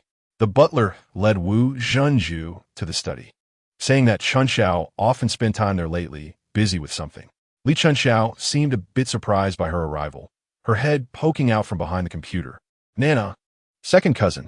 In fact, they were close in age, and Chunxiao used to always call her Jinju, while second cousin was a formal address she reluctantly used on official occasions. It seemed that the two of them could never go back to how things were before. "What are you doing?" Wu Jinju softly asked. Li Chunxiao smiled a bit awkwardly, saying, "I want to learn about hotel management. I want to help Jinghong, share some of the burden with him. Although I studied this before at that time, all my thoughts were on Jinghong." She smiled shyly. A large number of books on hotel management and introductions to hotels around the world were messily piled on the desk. Wu Jinju felt a pang in her heart as she sat down next to her, pretending to casually say while organizing the books. "It seems you're deeply under the spell of this man, Chi Jinghong." Chunxiao. Wu Zhenju looked straight at Li Chunxiao, as if trying to see into the depths of her soul. "Chunxiao, tell me, are you absolutely sure you want Chi Jinghong?" Li Chunxiao looked back at her without avoiding her gaze, her voice calm but firm. "Yes, I absolutely want Chi Jinghong." That afternoon, Chi Jinghong and Li Chunxiao attended the 60th birthday party of a company shareholder who had booked a venue in the hotel and arranged a banquet with hundreds of tables. The banquet culture of the Chinese is always centered around food and drink, unable to refuse the hospitality. Chi Jinghong had a few drinks and also helped Li Chunxiao with some. Feeling tipsy, he took his leave with Li Chunxiao's support. After a few drinks, Chi Jinghong began to relax, leaning against Li Chunxiao as they exited the elevator and arrived at the hotel lobby. A slight commotion broke out, and instinctively, he looked in that direction, only to see a middle-aged woman knocked to the ground. As she stood up, she picked up a few books from the floor and shouted towards one direction, "Miss, you dropped your things." Chi Jinghong couldn't help but look in that direction, a familiar voice quickly disappearing around the corner. At that moment, he sobered up completely. "Chunxiao, you go back first. I saw a friend." After giving a brief explanation, Chi Jinghong quickly chased after that direction. Sure enough, in a corner of the corridor, Chi Feihong was curled up like a mouse, her face pale. Upon seeing him, she seemed to breathe a sigh of relief and then clumsily explained, "Jinghong, I just came here to find a photographer I like." "Jinghong, I didn't know this hotel was yours, and I certainly didn't expect to see you and her here." She spoke as if it were entirely reasonable, as if she felt she had done something wrong, but it sounded to Chi Jinghong like his heart was about to break. A surge of emotions rose within him. He couldn't believe he had put Feihong in such a situation. He tightly held her in his arms, wishing to merge her into his body. Chi Feihong quietly stayed in Jinghong's embrace, reaching out to hold him back. "Have you been drinking?" Chi Feihong frowned. "Yes, drink less in the future." "Okay, Jinghong, is it all right for you to run over like this?" Chi Feihong asked, a hint of unease in her voice. Chi Jinghong did not answer her, but kissed the top of her head, his tone firm. "Feihong, wait for me. Just give me 10 more days, 10 days from now, and we will leave here." Roses and True Love, Part 1. 10 days was the deadline Chi Jinghong gave to Chi Feihong. She had hoped for this, fantasizing about Jinghong taking her away to another place where they could find a house together, sell furniture together, and discuss what to eat that day. But only 3 days had passed since that 10-day deadline, and on the 4th day, major financial newspapers in Shanghai were headlining. According to informed sources, Chi Jinghong, the soul of Marriott, will resign from his position as chairman in October. This was undoubtedly a heavyweight bombshell. In an instant, doubts and speculations filled the air, accompanied by conspiracy theories and rumors, as some tabloids spread gossip about the supposed breakup of this golden couple. Then, tabloids began to stir rumors about Chi Jinghong and Lin Xiao. Furthermore, for the next 3 days, Chi Jinghong did not respond in writing, which only fueled the resignation rumors. Marriott's internal personnel also took a stance of avoidance, and the official website did not clarify the news. While gossip spread that Marriott shareholders were as anxious as ants on a hot pot, amidst the escalating rumors, Marriott stock continued to drop, with data agencies estimating that the company's value had evaporated by no less than $5 billion in these 3 days. Some media even joked that this was the Chi Jinghong effect turning into Chi Jinghong syndrome. Finally, on the 4th day, Chi Feihong saw Jinghong on television. In just a few minutes on the economic channel, he was wearing the shirt she had bought for him, looking serious, and only said, "I don't understand why I have to come here to answer some unfounded matters. I thought the domestic economy was mature enough and investors were rational enough. I didn't expect most to be like those who jump at the first sound." It seemed that everything still needed to be strengthened. Turning off the TV, Chi Feihong sat on the sofa, staring blankly at the black screen. She turned the TV back on, and it was still broadcasting the brief interview with Jinghong. The subtitles at the bottom revealed that after Chi Jinghong's interview, Marriott stock had already shown a strong rebound. Some companies that had long been troubled by false news angrily criticized the phenomenon of jumping at the first sound in the Chinese market. And some commentators said that Chi Jinghong's few words were simply to the point. Reaching out, Chi Feihong touched Jinghong's face on the TV screen. Jinghong, you're really amazing. Finally, that weak boy I brought from the water has become a powerful figure. If Grandpa were still here, he would definitely be proud of you. However, right now, she really misses him a bit. Ever since that morning when she saw the news about his resignation in the newspaper and he left without saying a word. He hasn't come back, nor has he called. He must be very busy and troubled. When night fell, Lin An's car stopped outside the door, and that shy young man said to her, "Can you please meet Mr. Chi?" Chi Feihong followed Lin into the new Oriental hotel she had visited a few times before. After hesitating for a moment, Lin whispered in her ear, "You don't need to worry.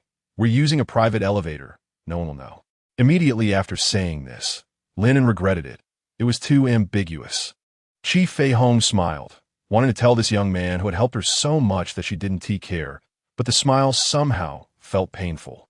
When they arrived at the room she had visited a few times, Chi Feihong saw Jinghong sprawled on the floor, still wearing the clothes from the morning interview, with several empty wine bottles scattered around, clearly having drunk quite a bit. Lin walked over to Chi Jinghong and whispered, "Mr. Chi, I brought her." Chi Jinghong waved his hand vigorously. No, Lin, I don't want to see her right now, no. I don't dare to see her." He squinted, pointing at his own nose, and said, Lin, you don't know I'm a liar. I lied to her, saying give me 10 days, just 10 days is enough now, it's all nonsense. Nonsense. Chi Feihong told Lin to go back first. She squatted down in front of Jinghong, touched his messy hair, and noticed his clothes were in a terrible state, like dried pickles. Jinghong. She patted his face. "You need to take a shower now, and then after you shower, get a good sleep." "Do you hear me? Shower? Why do I need to take a shower?" He opened his eyes, half squinting, as if trying his best to distinguish the person in front of him, muttering questions. "Because you smell like alcohol all over." Chi Feihong couldn't help but laugh. Jinghong always acted like a child when he drank, difficult and troublesome. "Really?" Chi Jinghong clumsily sniffed his clothes, chuckling. "There really is. But why are you mimicking Feihong's voice?" "I was just like this." Chi Jinghong stopped talking, just kept shaking his head no right now. "She definitely doesn't want to see me. I'm a liar who breaks promises." Leaning down, Chi Feihong kissed Chi Jinghong. Now, do you believe it? This kiss seemed to drive away all of Chi Jinghong's drunkenness. He lifted his gaze, staring at her foolishly. His eyes were glimmering with thin layers of tears, as if in the next moment those tears would fall. Before they could drop, Chi Feihong hugged Jinghong. "It's okay, Jinghong, really it's okay. You did the right thing. If it were me, I would do the same. Feihong, maybe it will take some time for us to leave here. Will you still be willing to wait for me?" "Of course." Chi Feihong smiled at the night sky. That smile still painful. "Even if you go to the 18th level of hell, I will follow you, because you are all I have left in this world." In the next moment, Chi Jinghong kissed her, eagerly trying to undress her. The kiss was too intense and hot, carrying a sense of destruction. Jinghong. You haven't showered, yet Chi Feihong gasped, pushing Jinghong away. In the next moment, they were already entangled in the bathtub. "You can't take back what you said today. I want to take it back. But the things in this world are never up to us." Chi Feihong woke up in the hotel room, and as she opened her eyes, she saw Jinghong smiling at her. The moment she moved, Chi Feihong felt her whole body was like it had fallen apart, and thinking back to the countless times they had in the bathtub last night, her face involuntarily flushed, hiding it under the thin quilt. Soon, Chi Jinghong pulled her out of the blanket, grinning mischievously. "I'm going to work. You stay here and have lunch with me. I've already prepared breakfast. Remember to eat it later and rest a bit after eating." After a moment of tenderness, he added, "Feihong, let us not do it in the bathtub anymore. It's too exhausting, not that I'm referring to myself, but to you. Look how tired you were." His smile was very ambiguous. As he was leaving, he said, "Feihong, thank you for coming to my side and saying those words. Yesterday, my heart felt like it was pressed under a mountain. I never expected to face such a dilemma one day. I can't just watch her father's legacy fall in a crisis." He said, "Feihong, I will think of a way." "I will." Chi Feihong nodded with a smile, watching Jinghong leave. Once the door closed, she lay on the bed, staring blankly at the ceiling. Around noon, Chi Jinghong called. Unexpectedly, he rambled on about a lot of things. Finally, he said, Feihong, I just wanted to confirm if you're still there. After hanging up the phone, Chi Feihong leaned against the wall. Soon, the phone rang again. Chi Jinghong picked up without looking. I'm here. I'm still here. There was silence on the other end. Chi Jinghong. Chi Feihong smiled lightly. If you don't speak, I'm going to hang up. Don't hang up. Sister-in-law. The way he called her sister-in-law pierced through Chi Feihong's heart like the cold wind on a rainy winter night, causing her smile to freeze on her face, as if any forceful smile would shatter. The coffee shop in the morning was empty, with only a few people around, and soft music flowed in the surroundings.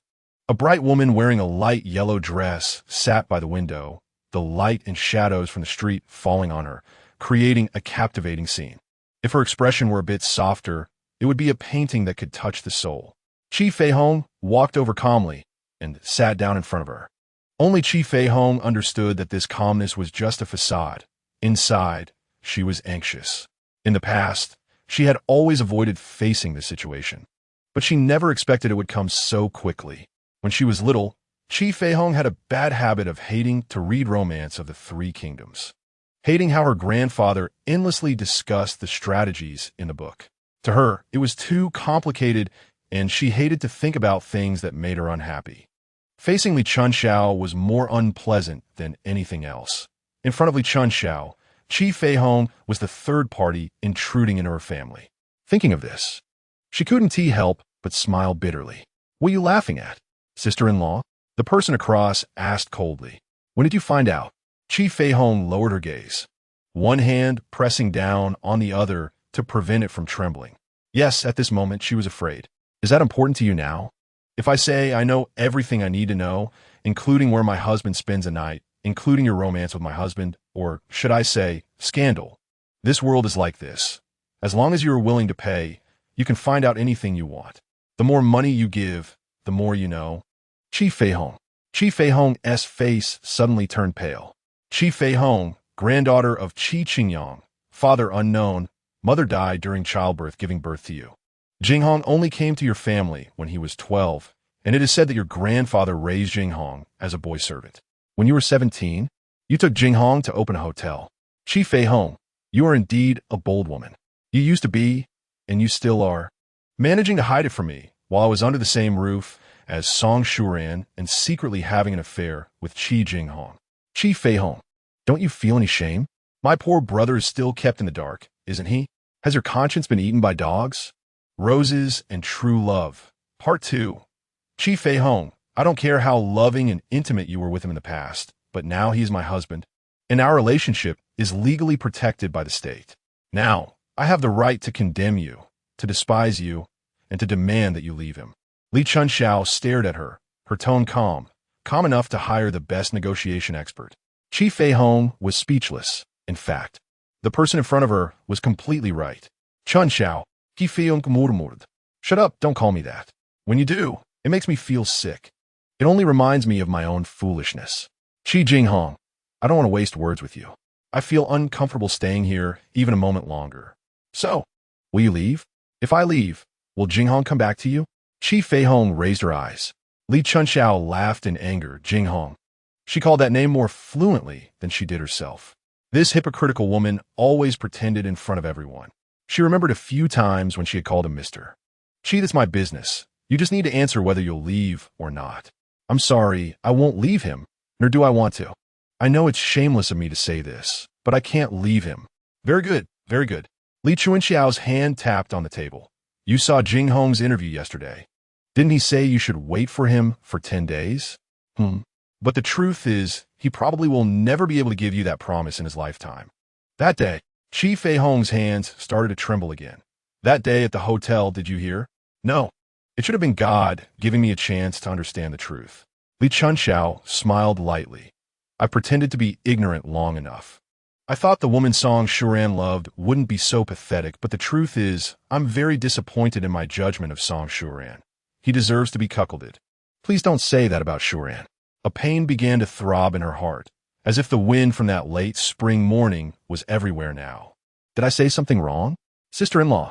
Li Chunxiao looked at the woman in front of her, whose eyes were misty with tears. She lifted her chin. Don't pretend to be weak. That will make everyone misunderstand that you are the victim, while in fact my brother and I are the victims. Sister-in-law, if you feel sorry for my brother, then quietly leave Jinghong's side.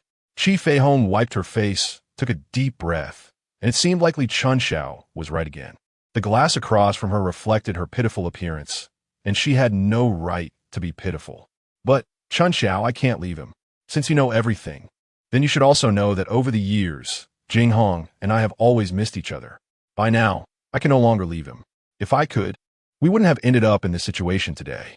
Li Chunxiao couldn't help but laugh again. How ridiculous, how grand the reasoning sounded. Under such grandiosity, Li Chunxiao couldn't help but suspect that she was the third party between them. She picked up the glass of water in front of her and splashed it onto Chi Feihong's face. This cup is for me. For that foolish woman who has been waiting for her husband to one day return to love her. She took the cup in front of her again and splashed water on Chi Feihong's face. This cup is for Song Shuran, for my poor foolish brother. I think she must be blind to love a woman as heartless as you.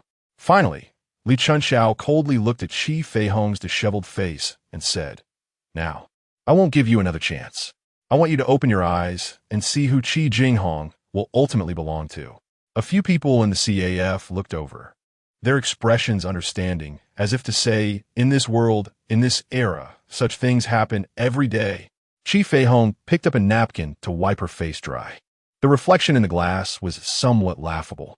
Jinghong must not have expected that in this city, in this CAF, he had become the catalyst for two women to turn against each other.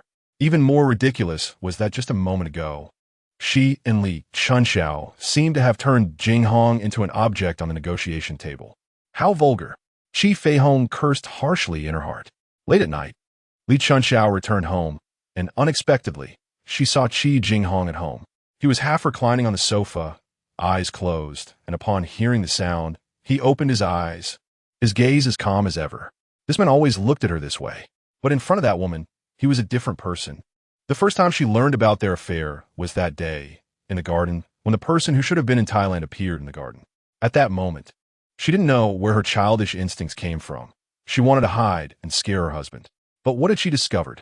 He pulled that woman into the flower room, saying some confusing things that she couldn't understand. She saw those two pulling and tugging at each other. Then, like two intertwined snakes, she heard her husband's passionate voice and the woman's delicate moans. She also heard the harsh sound of clothes being torn. In an instant, Li Chunxiao doubted whether that man was really Chi Jinghong. After the two left, Li Chunxiao still thought this might be an illusion, that the flower spirit in the garden was playing tricks on her. But what did the tears flowing wildly on her face represent? If it were an illusion, there shouldn't be any tears. Look now, those tears were once again stirring in her eyes. I'm back. His voice was calm, as always. The calm that always made Li Chunxiao grit her teeth in anger. Why did you do that? Li Chunxiao coldly looked at Chi Jinghong, thinking that her sister-in-law had already told him everything. She didn't answer, merely staring at him coldly. No matter what, that's still the inheritance left to you by your father. Chunxiao, can you explain why you did that?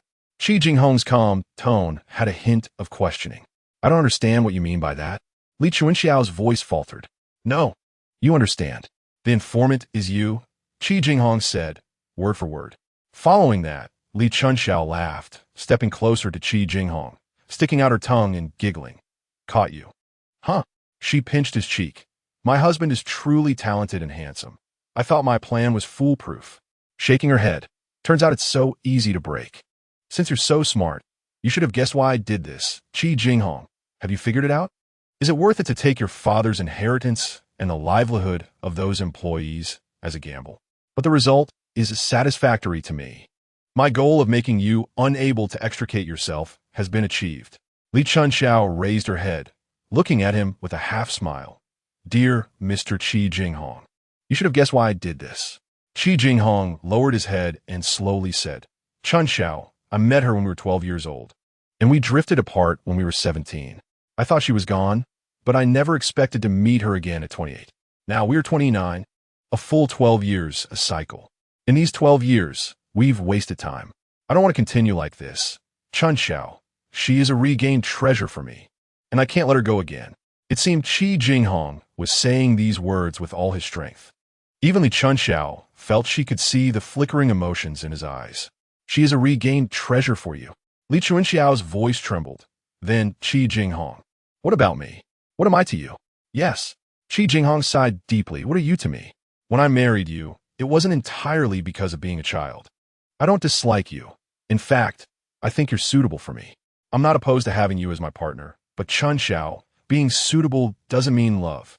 Suitable doesn't mean love? Li Chunxiao chuckled again. Chi Jinghong, why didn't you say these things earlier? She raised her hand and threw it with all her might towards that stunning face. After the crisp sound of the slap, there was a dead silence. Chunxiao, I told you, didn't you forget? From the day after you chased me to Ireland, I told you not to waste time on me. I will never love anyone. I also told you that being engaged to you was actually for a passport. Li Chunxiao smiled bitterly. Yes, who can I blame? This person told me early on. But back then, I didn't know where the belief came from, thinking that with my looks and my love for you, I would eventually achieve the ending I longed for. Yes, it's all my fault. How could I be so foolish? I really overestimated myself. Chi Jinghong, I really overestimated myself. Li Chunxiao made a sound that even she found harsh. Then, she fell into an embrace, one that she had always been infatuated with. He simply held her, without a word. After a long time, Li Chunxiao spoke. Chi Jinghong, if that person were someone else's, maybe I could try to understand, try to forgive. But because that person is her, I won't forgive. Chi Jinghong, when you were secretly communicating with her in front of my brother and me, did you ever think about our feelings? That person's body stiffened. His face instantly turned pale, losing all calmness and detachment. You knew? Now. Even his voice was no longer calm. Actually, I knew a long time ago. I think I knew when Song Shuran was still alive. Chi Jinghong. I didn't expect that I also had the potential to be an actor. So, put away your thoughts of being together. Didn't you already understand? This world has never been about wanting something and being able to get it. Roses and True Love, Part 3. Shanghai welcomed a long-awaited downpour. After the rain, the late autumn wind became refreshing due to the moisture, and the dim lights drove away the restlessness and rigidity of the modern metropolis during the day. Like a grand dream. That night, Chi Feihong was in a good mood. If it weren't for what happened next, she and Jinghong had just come out of the theater. Perhaps due to being busy lately, Jinghong's mood hadn't been very high. They had come to the theater because it was said that this play could make people laugh until they cried. Indeed, when she saw the university students from the drama department performing with youthful energy, using body language and funny dialogues to express the gossip of ordinary families, Chi Feihong was genuinely amused, and Jinghong laughed out loud as well. As they exited the theater, a hurried woman approached them, holding a bucket of red liquid. In the next second, that red liquid splashed onto a young and beautiful girl standing nearby, instantly turning her from head to toe red. The red girl seemed stunned, standing there in a daze, and the man next to her stood there dumbfounded as well. Inside the theater, these two had been sitting in front of them, behaving intimately. The man was much older than the woman. Many people stopped to watch. When Chi Feihong reached in her bag to get tissues for the girl, Jinghong pulled her back. Let's go, don't get involved. He hurriedly dragged her away, and Chi Feihong looked at him with some confusion. After walking a few steps, Chi Feihong suddenly stopped, as if her feet had rooted to the ground.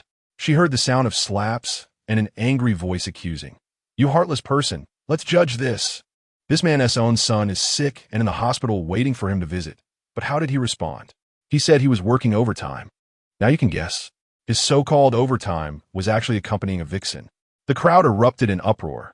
Some were angry, some mocked, and some criticized. Then a loud female voice said, Auntie, you did the right thing. If it were me, I definitely wouldn't use paint. I would throw acid at her face and see if that beautiful face could still attract people. Some people echoed, these days, shame is like unsold cabbage. There are all kinds of men and women. I say, you, knowing that he's a married man, why are you meddling? This is called destroying someone else's family. This man is truly bad. How can he do this? Those people spoke one after another, and Chi Feihong could no longer hear what they were saying. She tugged at Jinghong's hand. Jinghong, let's go.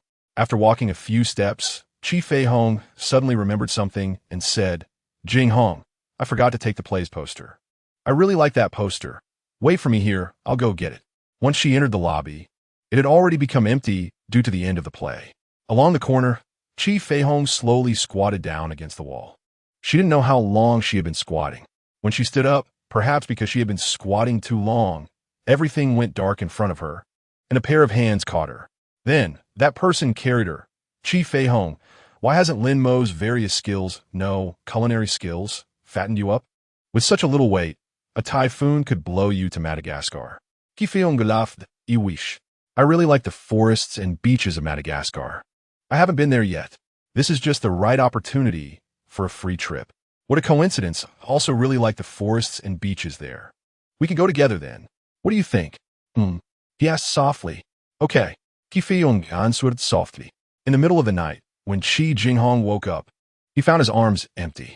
Due to what had happened at the theater entrance today and Chi Feihong's disgraceful departure records, inexplicably, Chi Jinghong started to panic, rushing out of the room without even putting on his shoes. Finally, in his grandfather's study, he saw Feihong. A dim light illuminated her as she sat with her back to him, her figure lonely against the old furniture. He gently approached and saw her biting her nails while staring blankly at his grandfather's photo. He took her hand, which had already been bitten down to the quick, with some slight blood visible.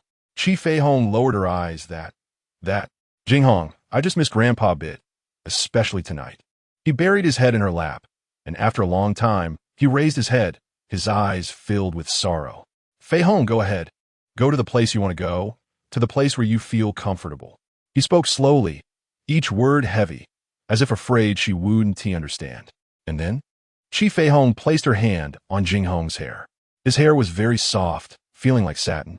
God really gave him the best, but at the same time took away his most precious things, making him unable to enjoy everything a normal child would have during childhood. His mother personally hung a backpack on his shoulder, and his father carried him on his shoulders under the setting sun, telling him stories about the sea. And then when my identity is no longer someone else's husband, I will come and find you. It seemed that she had made a significant decision. Is it the truth? Yes. Is it really the truth? Then, I want you to say it. With her hand still on his hair, Chi Jinghong focused her gaze on her grandfather's photo. When Chi Jinghong said this, her expression was serious. The garden still held the desolation of people leaving, with leftover fine wine, scattered glasses and plates, and cake crumbs all over the grass, the remaining cake pitifully lying on a 3-tier cake stand, everything indicating that a birthday celebration had just taken place. Today, Li Chunxiao had just turned 27, and her husband suggested holding an outdoor birthday party where the garden was filled with carefully arranged white roses she loved, along with some ancient sculptures from Europe, complemented by an antique phonograph playing old songs from vinyl records. That man had decorated the venue in a manner style that she adored. As the lights began to glow, her friends arrived one by one in elegant attire, as if walking the red carpet. Those friends approached her one by one, either envious or complaining about how lucky she was to have captured a man like Chi Jinghong. She smiled charmingly, but inside, she felt a sting. Of course, she didn't think Chi Jinghong organized this warm birthday party to please her or to rekindle their relationship. That man had finally laid it all out the night before. He said, Chunxiao, let's get a divorce. There were no pleas, no arguments, not even a pretense of regret. Just a calm statement. This was typical of Chi Jinghong, clear in his stance. At this moment, it was 9:30, and her friends were too noisy, so she sent them away around 9. Now, her husband was playing the role of a gentle husband, seeing each of them off one by one. Her two cousins seemed to understand, merely glancing at her without asking anything before leaving. It was unusual for them not to inquire about her abnormal behavior. Their usually composed cousin was crying, laughing, singing, and dancing at her birthday party without showing any strange expression. Li Chunxiao suddenly recalled a classic saying, "A husband usually knows about a wife's infidelity last." She never expected such a clutch situation would happen to her. Unconsciously, she chuckled. Raising her head, Li Chunxiao looked at Chi Jinghong, who stood quietly to the side. This man had the most charming profile in the world. He was like a mandala in the midnight. Once, she thought they could grow old together, but it turned out to be a solo show for her. This man only wanted to grow old with another woman. Last night, he also said, Chunxiao, everything I've done for you in these years of marriage was sincere. What did Chi Jinghong mean by saying this? Was it charity? Like this birthday party? But Chi Jinghong, you seem to have simplified everything too much. Numbly, Li Chunxiao allowed Chi Jinghong to pull her into the room. Her husband treated her so gently for the first time, carefully letting down her coiled hair and removing her heavy earrings. However, the divorce agreement, placed aside, turned his rare gentleness into irony. Was she really that good? Chi Jinghong? If she were that good, she wouldn't have done such an immoral thing, sleeping with you behind Song Shuran's back, and her affair partner was even her brother-in-law. This was not something just anyone would dare to do. Didn't she fear retribution? For example, encountering an accident when going out. It was obvious the person in front was already unhappy, his tone restrained. Everything started with me. It's all my fault. I forced her. It has nothing to do with her. If you feel better saying it this way, curse me. This man looked quite amusing now. Usually, he acted like an eternal iceberg. But when it came to that woman, his expression was more vivid than anything else. He raised an eyebrow. Oh, then, I'll have to verify with her. Asking how you forced her. Chi Jinghong stood up, and Li Chunxiao saw his fists clenched tightly. Don't go looking for her, Chunxiao. She and I are just two pitiful people toyed with by fate. It wasn't easy for her and me to reach this point. Sometimes, I wish her nerves were a bit thicker, so some things could be viewed more lightly. Chunxiao, I can lose everything in this world, but I cannot lose her. In the past, I thought she was unreachable, but now she is right in front of me, no longer untouchable. Can you? No, Chi Jinghong. I'm telling you no, just like your selfishness, I'm not a great person either. Li Chunxiao didn't even know how she still had the strength to stand and face him. Chi Jinghong left the room, and a few minutes later, he took out a package and carefully placed it in front of her. It was 2 notebooks, gifts they had exchanged at 17, promising to record every little detail after their separation and exchange diaries when they reunited. That silly woman, afraid I would be sad reading the diary, lied to me saying it was lost. You will understand after reading the diary that she is not the person you imagine. She has suffered a lot for me. If possible, Chunxiao, I beg you forgive her. Before leaving the room, Chi Jinghong added, the divorce agreement is over there. Take a look when you have time. As for the company, you don't need to worry. I'll handle it. Li Chunxiao saw Chi Jinghong talking to himself there. Now she had no strength to say anything back to him. Perhaps it should be said she didn't dare, afraid of hearing those deeply affectionate words from him again. Numbly, Li Chunxiao took the diary to Song Shuran's study. That woman was Song Shuran's wife and should share it with him. What did the so-called love between these two look like? A scene of life and death. These two were really cheesy, exchanging diaries. Li Chunxiao didn't expect Chi Jinghong would do such childish things. Laughing, she pushed open Song Shuran's study door. She clearly recognized this diary in Ireland. Chi Jinghong treasured it, hiding it away. As dawn broke, Li Chunxiao wearily leaned back in the chair, staring straight at Song Shuran's photo, where Song Shuran was smiling carefree. She reached out to touch his smile. Song Shuran, if you knew about those two, would you still be able to smile? Closing her eyes, Li Chunxiao murmured, brother, should I forgive them? Closing her eyes, she seemed to see a pale young woman in a foreign street, following a young man with tears streaming down her face, crossing from one street to another, until she lay on the street, until she was sent to the hospital. Chi Feihong wrote in the diary, this morning, at the market, I followed a boy's back across one street to another. The people along the way looked at me with strange eyes, and when the tears fell into my mouth, I realized I had been crying. That boy had a back identical to Jinghong's. The only difference was the hair color. His was brown, Jinghong's was black, very black. But what did it matter? I pretended that was my Jinghong, and I wanted to surprise him, but God didn't cooperate, and I fainted on the road. Chi Feihong wrote in her diary, Uncle Tom, who is suffering from cancer, taught me to say goodbye to the setting sun every day and to say how happy I am to see the sunlight that falls on the windowsill every morning. This way, if one day you can no longer wake up, you won't have any regrets. It's a good idea. So I treat the setting sun and the morning sunlight on the windowsill as a chance to say goodbye to them every day and to say how happy I am to see them. Chi Jinghong wrote in her diary, I sat by the Black Sea, and a classmate of Jinghong told me that Jinghong had married another woman and had a child. I sat there thinking about this topic, and, as I thought, I became happy. Jinghong has his own flesh and blood now. Mom said that children are a piece of flesh that falls from their parents, a continuation of bloodline. That bad boy is going to be a dad. And that child and the child's mother will gradually fill his heart. That's good too. When the plane soared into the clouds, I said goodbye to this city. Goodbye to Jinghong and goodbye to my love. Let Chi Feihong and this name become a secret. And that day, the diary also came to an end. Brother, should we forgive them? Li Chunxiao lay on the table and started to cry. Why was this bad guy Jinghong so cruel to let her see this? Why did this cunning man Jinghong make her see this? Also, Shuran, you bastard, why did you come back? Wouldn't it be better if we never met again? And Chi Feihong, this strange woman, this childish woman, has already married. Why does she still care about her husband? Why not just pretend not to know Chi Jinghong? Wasn't it said that they would turn the name Chi Feihong and this person into a secret in the world? It's not that I am not moved. But what does it matter? The Chi Jinghong that Chi Feihong loves is her, Li Chunxiao's husband, and also the person Li Chunxiao loves deeply. When the dawn broke, Li Chunxiao packed her luggage and said to Chi Jinghong, Chi Jinghong, I will stay at the villa for a while. Give me a week to think. During this week, you are not allowed to see her. She is not that stupid woman Chi Feihong, who, knowing that Chi Jinghong married another woman, still foolishly feels happy for him. Happy that he has his own flesh and blood in this world. But she wants to try to think to see if she can be like that foolish woman. Thank you, Chunxiao. That man didn't say much, just said it blandly.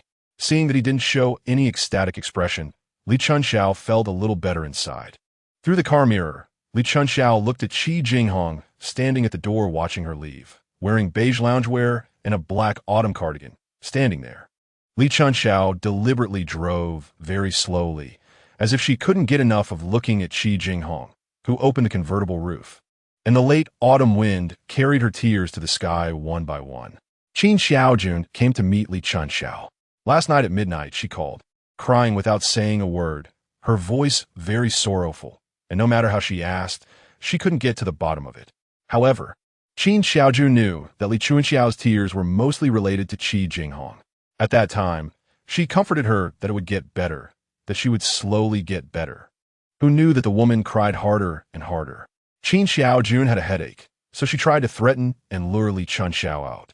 Thinking that some things were better discussed in person, she vaguely guessed that Li Chunxiao's stay at the villa was related to that woman. But that woman had already left for another place due to Song Shuran's death. Thinking of Song Shuran, Qin Xiaojun felt a wave of sadness. At that time, she was overseas recording a program and didn't even attend his funeral. Unexpectedly, that person just disappeared like that.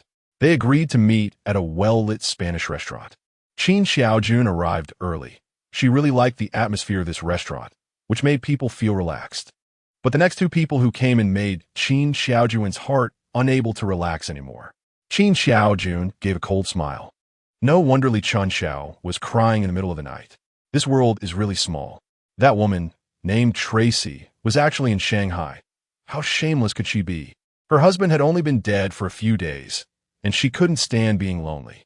She sat directly across from another woman, apparently not noticing her, looking very relaxed while browsing the menu. That woman looked to be in good spirits, so it seemed she was living quite well. But how could this be? Qin Xiaojun wanted to reclaim every tear and sadness from her. Qin Xiaojun stood up. Next, she would make that woman's face look awful. After looking around, she saw that there were many customers in the restaurant, and fortunately, there were many women. She walked over step by step, and then that woman indeed showed off a bit, looking at her with a pair of distinct black and white eyes. But annoyingly, she didn't avoid her gaze. You look pretty good. Didn't those newspapers portray you as being very tragic? Saying something about excessive sorrow leading to fainting, saying you hid abroad to heal. But aren't you living quite well now? Those people really know how to exaggerate, thinking they're writing a love epic. How ridiculous. Qin Xiaojun crossed her arms and laughed. The wife of Lin Mo, who was next to her, recognized her as the newly popular sharp-tongued host known for her biting remarks that often left guests helpless. Now, this one looked like she meant business. But Chi Feihong was precisely the type to keep quiet. She quickly took out her phone to have Lin Mo contact Chi Jinghong. I suppose you have long forgotten the name Song Shuran, right? Mrs. Song? The three characters' song Shuran made Chi Feihong's face turn pale. Chi Jinghong saw her face turn white and felt even more powerful. She raised her voice, coldly saying, "The widow is now playing the role of the mistress." This sentence successfully attracted the attention of everyone in the restaurant. What? The widow is now playing the role of the mistress. Chi Jinghong said. Oh. Chi Jinghong rubbed her forehead and sneered. I forgot you were a Ritterni. Some cultures in this country you might not understand. Mistress. You might not even know what that title means. Of course, mistress doesn't refer to those shop assistants. Let me tell you, this term in China refers to those who intrude into someone else's marriage, ruining other people's happy families, third parties. Personally, I think mistresses are somewhat like those malicious extraterrestrial beings in sci-fi movies. They invade Earth without obtaining residency and ambitiously try to replace humans. However, their endings are usually tragic, ending up in a bloody mess. Everyone in the restaurant turned to look, and some began to whisper. Chi Feihong felt like the restaurant was starting to turn into a courtroom, with everyone becoming judges. Chi Feihong closed her eyes, the dull pain starting again. Since she was little, she had hated going to school, hated the teachers who always told her when she could play and when she couldn't. That's why she hated the cliché of this world. This woman named Chi Jinghong was still chattering away, like an annoying mosquito. Everyone looked at her with eyes that seemed to relish chaos, and in that moment, Chi Feihong felt exasperated. Miss Chin, you seem to be meddling too much. This doesn't seem to be just your business, and these words don't seem to be for you to say. Chi Feihong said coldly. The whispers among the women in the restaurant grew louder. Wow, this woman is being too high-profile as a mistress. Isn't she too shameless? The women had delicate makeup and proper attire, each one looking like a righteous judge. Watching her fellow women glare at Chi Feihong with hostile eyes, Chi Jinghong smiled slightly. Very good, this is the result she wanted. She leaned her hands on the table and snorted coldly. You woman, if you're a widow, act like one. Don't go around flirting. Do you see how unwelcome a mistress is? Just a spit can drown you. At this moment, Lin Mo's wife, who had come with the restaurant manager, could no longer hold back. She stepped in front of Chi Feihong, and it was clear that Chi Feihong's face had gone pale because of the widow's words. This is not your place to cause a scene. She grabbed the hand of the woman, who looked a bit aggressive. The manager also officially intervened to mediate. But Chi Jinghong was not willing to let it go. She turned to the faces around and said, You all may not know, but this woman is seducing her own husband, who happens to be her brother-in-law. The crowd's enthusiasm surged even more. People in the restaurant even took out their phones to record and take pictures. Chi Feihong looked around and began to feel that this was more like a farce happening in a market. Obviously, Chi Feihong's calmness infuriated Chi Jinghong, and in a fit of rage, she raised her hand and slapped Chi Feihong's face. At that moment, she just wanted to shatter Chi Feihong's calm face. The slap rang loudly, making Chi Feihong's head buzz. The noisy world around her seemed to quiet down with that sound. Chi Feihong thought, this is good too. She was almost deafened by those voices. When Chi Jinghong entered the restaurant, she saw Chi Jinghong's slap land on Feihong's face, accompanied by the crisp sound echoing around. Without hesitation, she grabbed a glass of red wine from the table and instantly splashed it onto Chi Jinghong's face, leaving her in disbelief. Chi Jinghong shielded Chi Feihong behind her and coldly said to Chi Jinghong, Have you had enough of your madness? You will pay for that slap. The restaurant fell silent. Sometimes, fate is like a child who loves to watch the excitement, preferring boisterous scenes, the louder the better, just like this moment. When Li Chunxiao walked into the restaurant, she saw Chi Jinghong splashing red wine at Chi Jinghong and protecting that woman tightly behind her. She also heard him deliver harsh words to Jinghong. At that moment, Chi Jinghong truly resembled the nickname Black Mamba given to him by his business rivals. The expressions of the people in the restaurant were filled with anticipation, and Li Chunxiao sneered inwardly. If she made her entrance, everything happening here might seem like a Hollywood blockbuster to those people, full of excitement. When Chi Feihong saw Li Chunxiao approaching with a pale face, her hands and feet began to turn cold, not from fear, but from sorrow. Once upon a time, the beautiful and happy woman who loved to hold Jinghong's hand now wore a face full of anguish. Once upon a time, she had laughed and said she was more like a sister to him than his sister-in-law.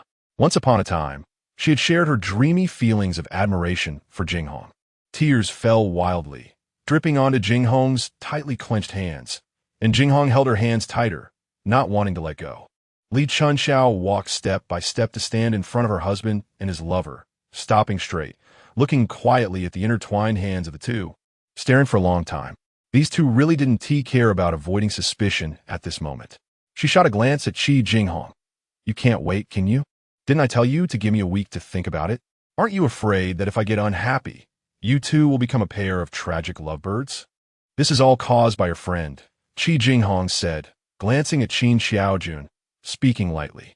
Li Chunxiao looked at the slap mark on Chi Feihong's face and her tear-streaked cheeks, snorting coldly. Sister-in-law, what are you crying about now? You weren't this sad when Song Shuran died. Did Qin Xiaojun hurt you? But do you feel wronged? Now, are these tears what we call crocodile tears? Chi Jinghong didn't look at her, but gently said to the people around, let's go. Chi Feihong numbly allowed Jinghong to pull her away. Crocodile tears? Indeed. Chi Feihong, what are you crying about? You don't even have the right to shed tears. After walking a few steps, a voice called from behind. Stop, sister-in-law. Do you dare to tell everyone what this is all about? The long-suppressed emotions surged like a furious sea at this moment. And Li Chunxiao truly wanted to destroy the two, to humiliate them mercilessly in front of the whole world.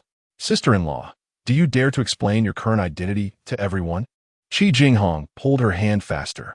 Jinghong, Chi Feihong tugged at Jinghong's hand, calling out. Chi Jinghong stopped. Chi Feihong slowly turned around, cleared her throat. My identity? Chunxiao. If you want me to explain, then I will. Everyone present, as you can see, I have played an unglamorous role in the marriage of these two. That is, a mistress, and I have another identity. This man is my husband's sister's husband. Sounds complicated, right? I think so too. And there is something even more unbelievable. My husband just died a little over 4 months ago. The people in the restaurant began to cast disdainful looks at her. Even the manager who came to mediate looked at her with contempt, while a few young female waitstaff looked at her with envious eyes. Quietly, Chi Feihong looked at Li Chunxiao and asked softly, Chunxiao, are you satisfied with my explanation?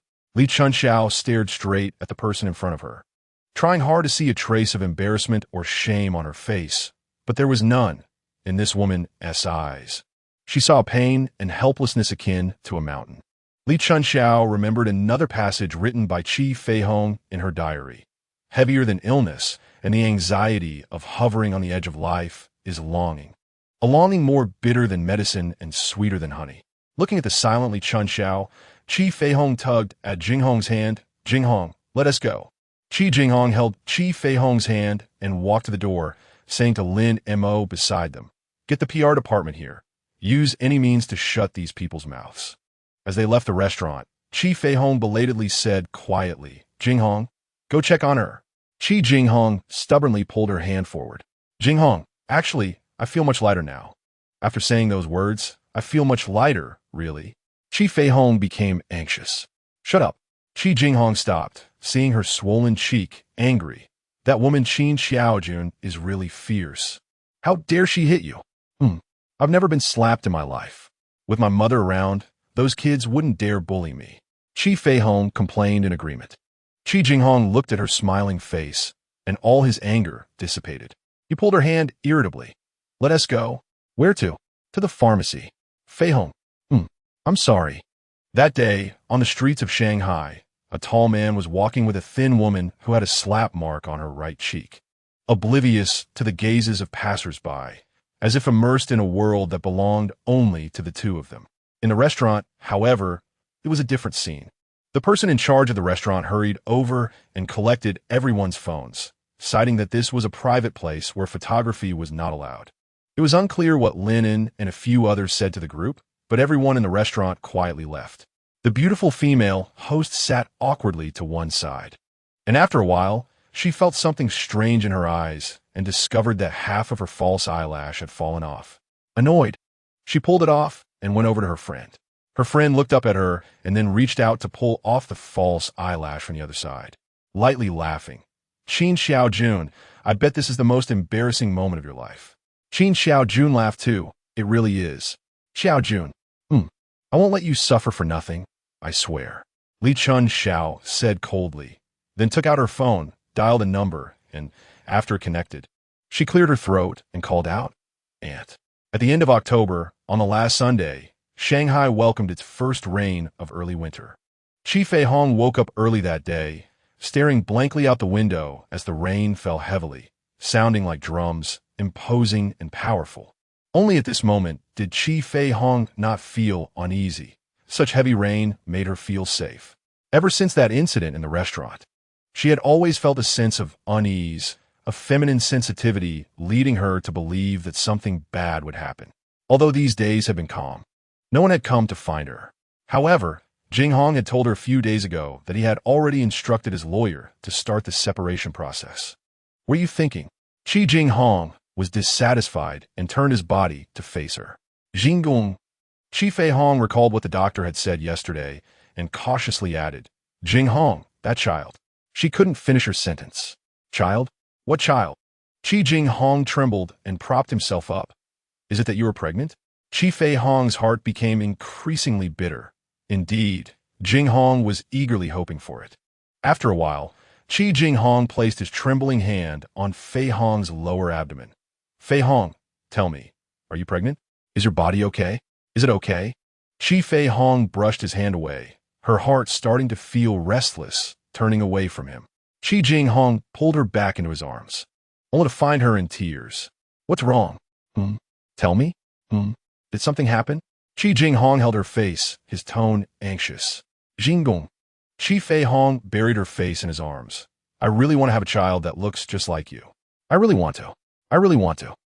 Chi Feihong murmured, but the doctor told me that because I started taking medicine when I was young, it might be very difficult to get pregnant. Fool. Chi Jinghong laughed. So what? Let's take it as it comes. If we have one, that's great.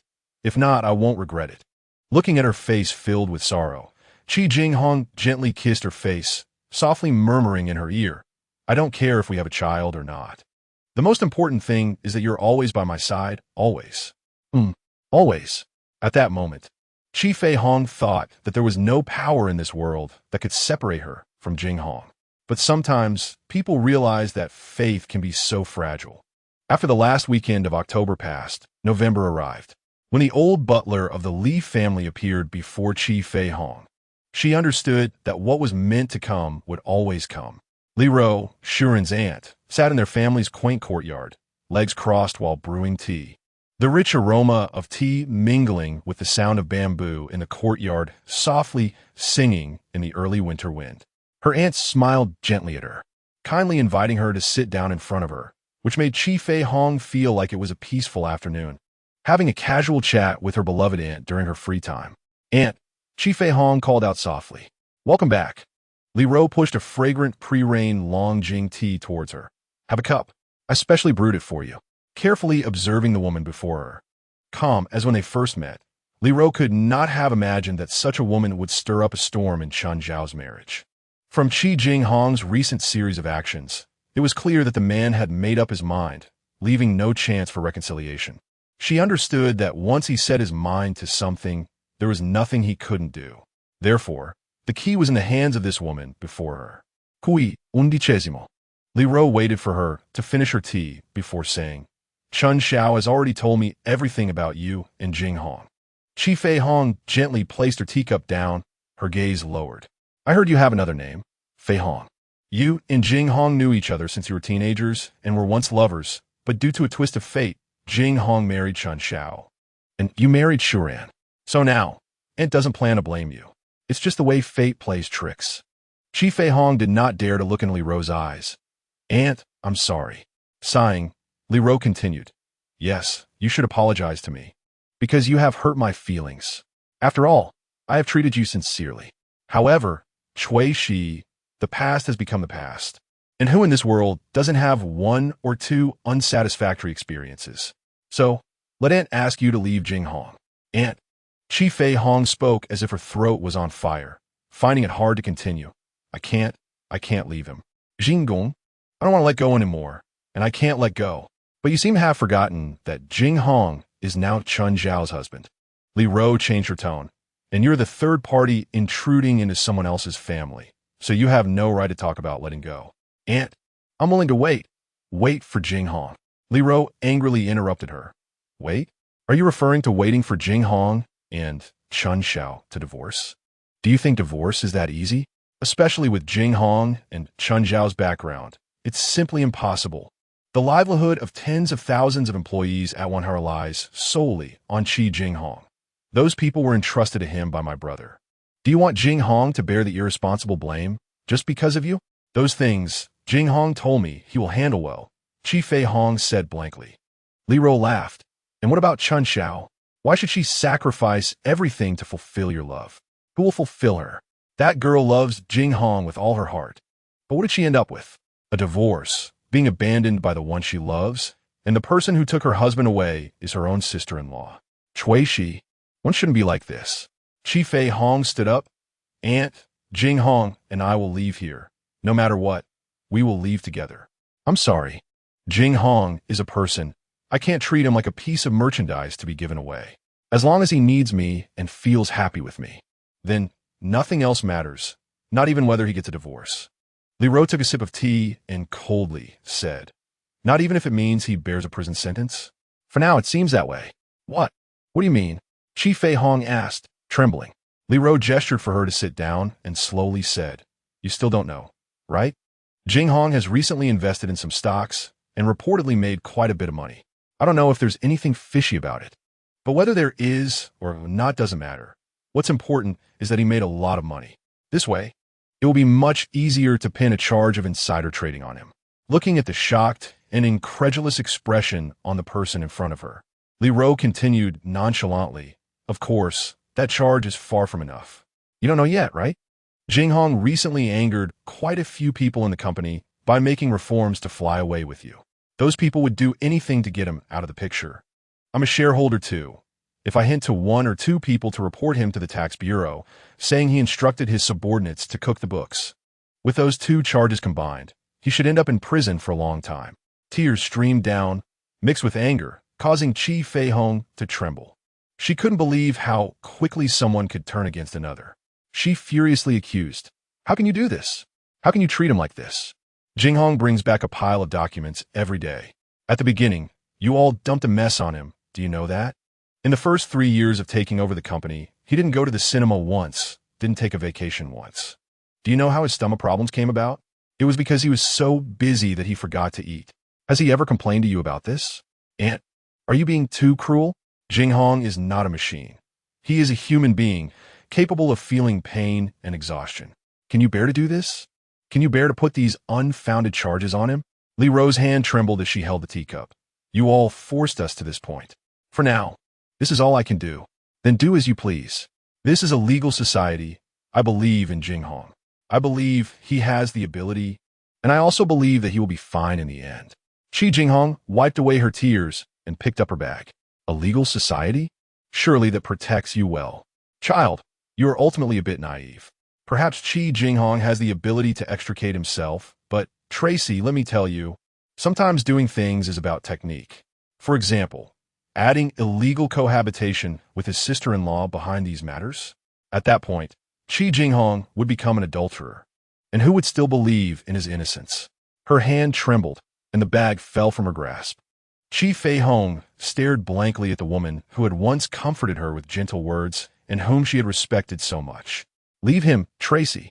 I know you've been frequenting the hospital lately. You may have the ability to conceive, but giving birth also carries life-threatening risks. Just think if Jinghong found out. Would he want you to risk your life to have a child? You know Jinghong has been an orphan since childhood, deep down. He must long for a child more than anyone. Can you bear to deny him the right to be a father? Aunt's current success is because she sees further and clearer than anyone else.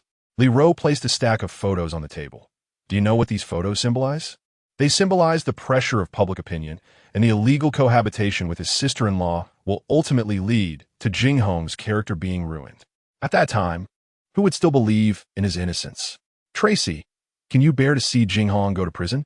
This woman, who was once Aunt's friend, was now slowly corroding her own soul with her words.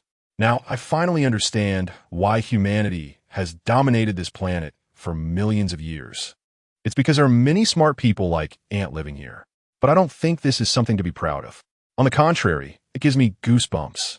This feeling is even more horrifying than standing in front of a tiger. There was a moment of silence in the small space. Slowly, Chi Feihong's gaze fell on the square sky above the courtyard. Do you know?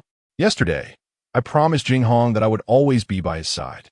Yesterday, I thought as long as I held onto my beliefs, I could be invincible.